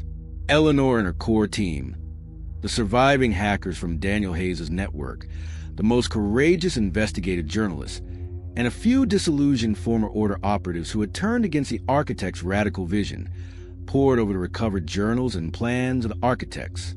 They meticulously identified the specific lies, the hidden agendas, the chilling compromises inherent in the architect's benevolent solutions. They found the damning proof, the fine print in the biometric systems that allowed for total surveillance, the hidden code in the digital currency that granted absolute financial control, the chilling algorithms and the thought-monitoring AIs that would suppress dissent and enforce conformity. Every promise of salvation held a hidden clause of enslavement. Eleanor devised her final, most audacious act of exposure, a global, simultaneous broadcast. This wasn't just data dumps anymore. It was a highly sophisticated, direct communication to masses, designed to bypass all traditional media gatekeepers. Her surviving tech allies had spent months secretly building a new, secure global transmission network, patching together old satellite feeds, hijack frequencies, and darknet protocols. The plan was to hijack major news feeds, stream directly onto millions of devices, flood public screens in major cities, a torrent of truth designed to reach every single human being capable of receiving a signal. This was the last broadcast. The content of the broadcast was raw, terrifying truth. It would be narrated by Eleanor herself, her true voice unfiltered, powerful, and raw with the weight of her suffering and her journey. It wasn't just a factual expose. It was a deeply personal testimony, a call to arms. She would share her story, briefly, powerfully, concisely, resonated with the public's own fragmented experiences of chaos and hidden influence. She would then reveal the architects' true identities, their public personas stripped bare, and expose their chilling plans for a new world order, detailing their specific lies and how their solutions would lead to total, overt enslavement. She would use compelling, undeniable visuals from the recovered data, fragments of the architect's own planning documents, their chilling algorithms, the true schematics of their global control systems. The moment of the broadcast was a terrifying, breathless countdown. Eleanor was in a secure, undisclosed location, her voice raw, but her resolve unyielding. As the signal went live, the world was plunged into a chaotic, mesmerizing maelstrom of truth. Screens flickered, then displayed Eleanor's face, her eyes wide with urgency, her voice cutting through the noise. The architect's reaction was immediate, furious, and global. They tried to shut down the broadcast, launching massive cyber attacks against Eleanor's transmission hubs, sending physical raid teams to known transmission points, deploying their remaining elite operatives.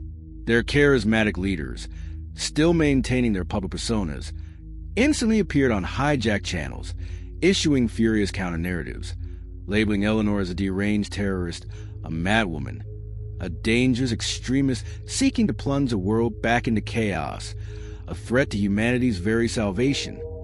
They threw everything they had at it, their vast resources screaming in a desperate attempt to silence her. But the broadcast, fueled by truth and despair, pierced through. It plunged the world into ultimate chaos. Initial disbelief, then absolute terror, then a stark, undeniable division. Some blinded by the promise of order, clung to the architect's solutions. But others, seeing the truth in Eleanor's eyes and words, hearing her raw, undeniable testimony, understanding profound personal cost of her journey, were galvanized. Mass protests erupted in cities across the globe. Small, localized rebellions sparked by her call to arms broke out against the architect's growing influence. The world was pushed to a tipping point, a choice between orchestrated peace and chaotic freedom. Eleanor became the ultimate target, hunted by the architects and their loyalists with a vengeance that transcended all previous attempts. This was a final, desperate chase. She knew they were closing in, but she had to ensure the broadcast continued, to make sure her message resonated, even as they came for her.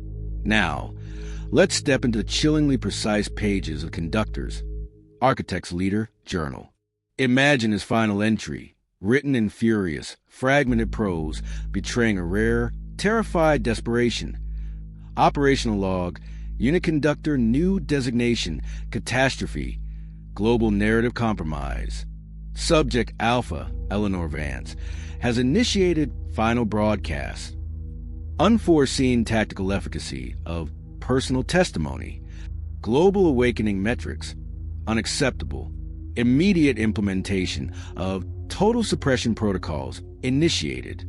All resources diverted to physical elimination of Subject Alpha and Rogue Network. Analysis. Subject Alpha's capacity for systemic disruption confirmed. The Great Reset is in critical jeopardy. The promise of order fracturing. Note, this subject represents an existential threat to the new global paradigm. She must be neutralized at any cost. The ascension must proceed. The symphony. Entry ends abruptly with a furious, jagged line, then a faint bloodstain. The cold fury, the utter disbelief at Eleanor's success, the acknowledgement of catastrophic loss of control, is truly sickening. It confirms the architect's desperation and the monumental impact of Eleanor's final act. The broadcast succeeded, but Eleanor's survival was precarious, bought at an immense personal cost. As the last fragments of her message faded from global screens, the architect's forces finally closed in. She made a final, desperate personal sacrifice to ensure the broadcast completed, to transmit one last piece of crucial, encrypted data, perhaps the very code to dismantle the architect's global digital currency, or to completely neutralize their biometric systems. Before they overwhelmed her, this was her ultimate act of defiance, her final legacy. The broadcast culminated, leaving the world at an agonizing precipice. The architect's plans were exposed, but the world was plunged into ultimate chaos, divided between those who accepted their solutions and those who would fight for true freedom.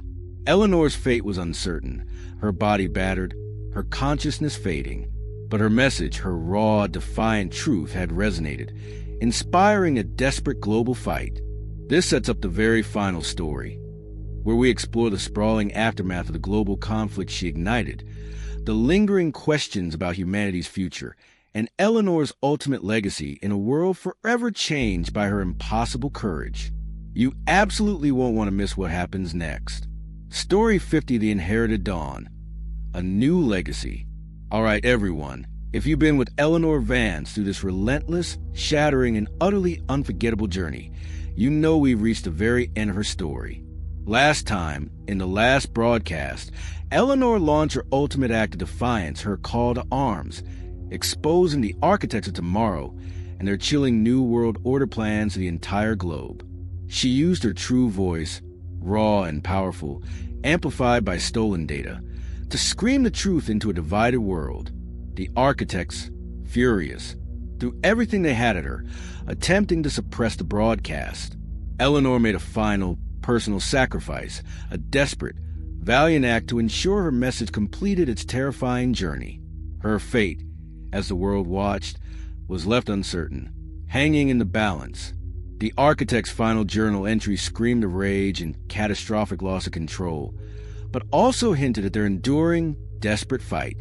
Now, As we draw to a close, we witness the inherited dawn, the world struggling to rebuild from the chaos she unleashed, and the beginning of Eleanor's true, terrifying legacy.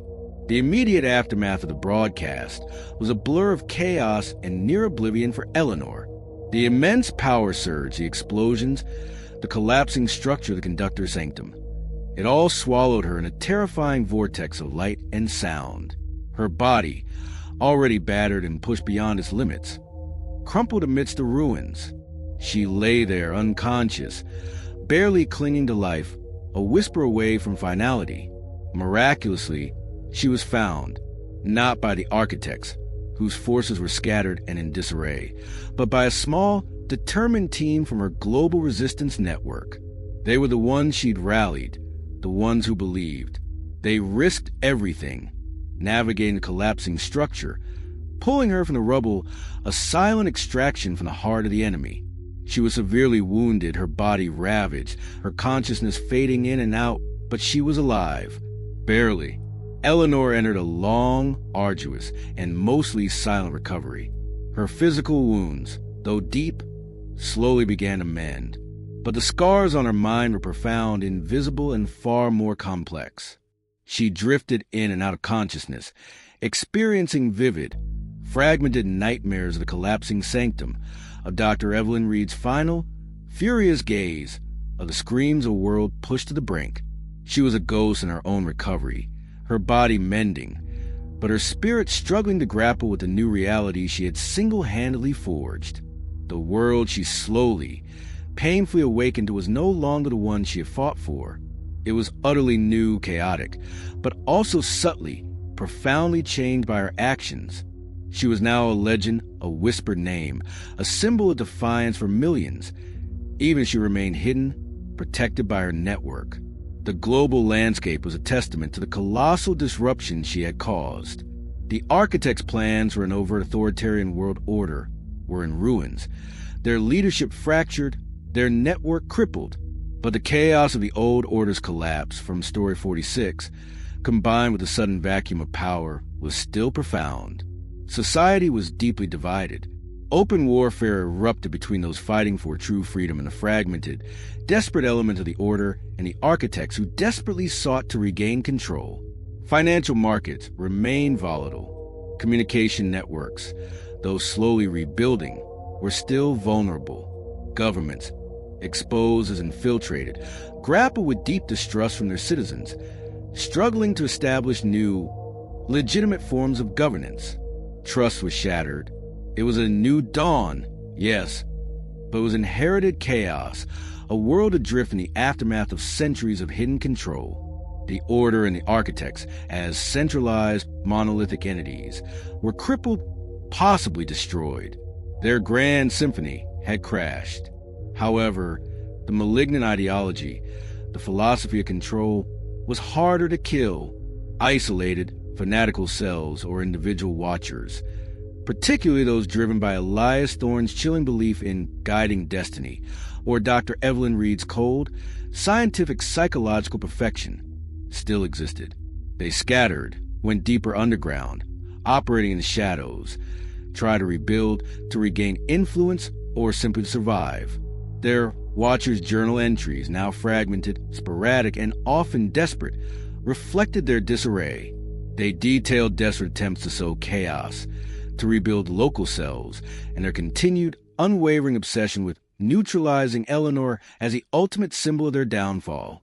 They might express a chilling satisfaction at the global chaos, seeing it as a necessary pruning that Elias Thorne had always envisioned. Chloe Miller continued her slow, agonizing recovery, but with a new, profound sense of purpose. The severing of the order's direct psychological manipulation, the destruction of Dr. Reed's core system, had indeed freed her mind.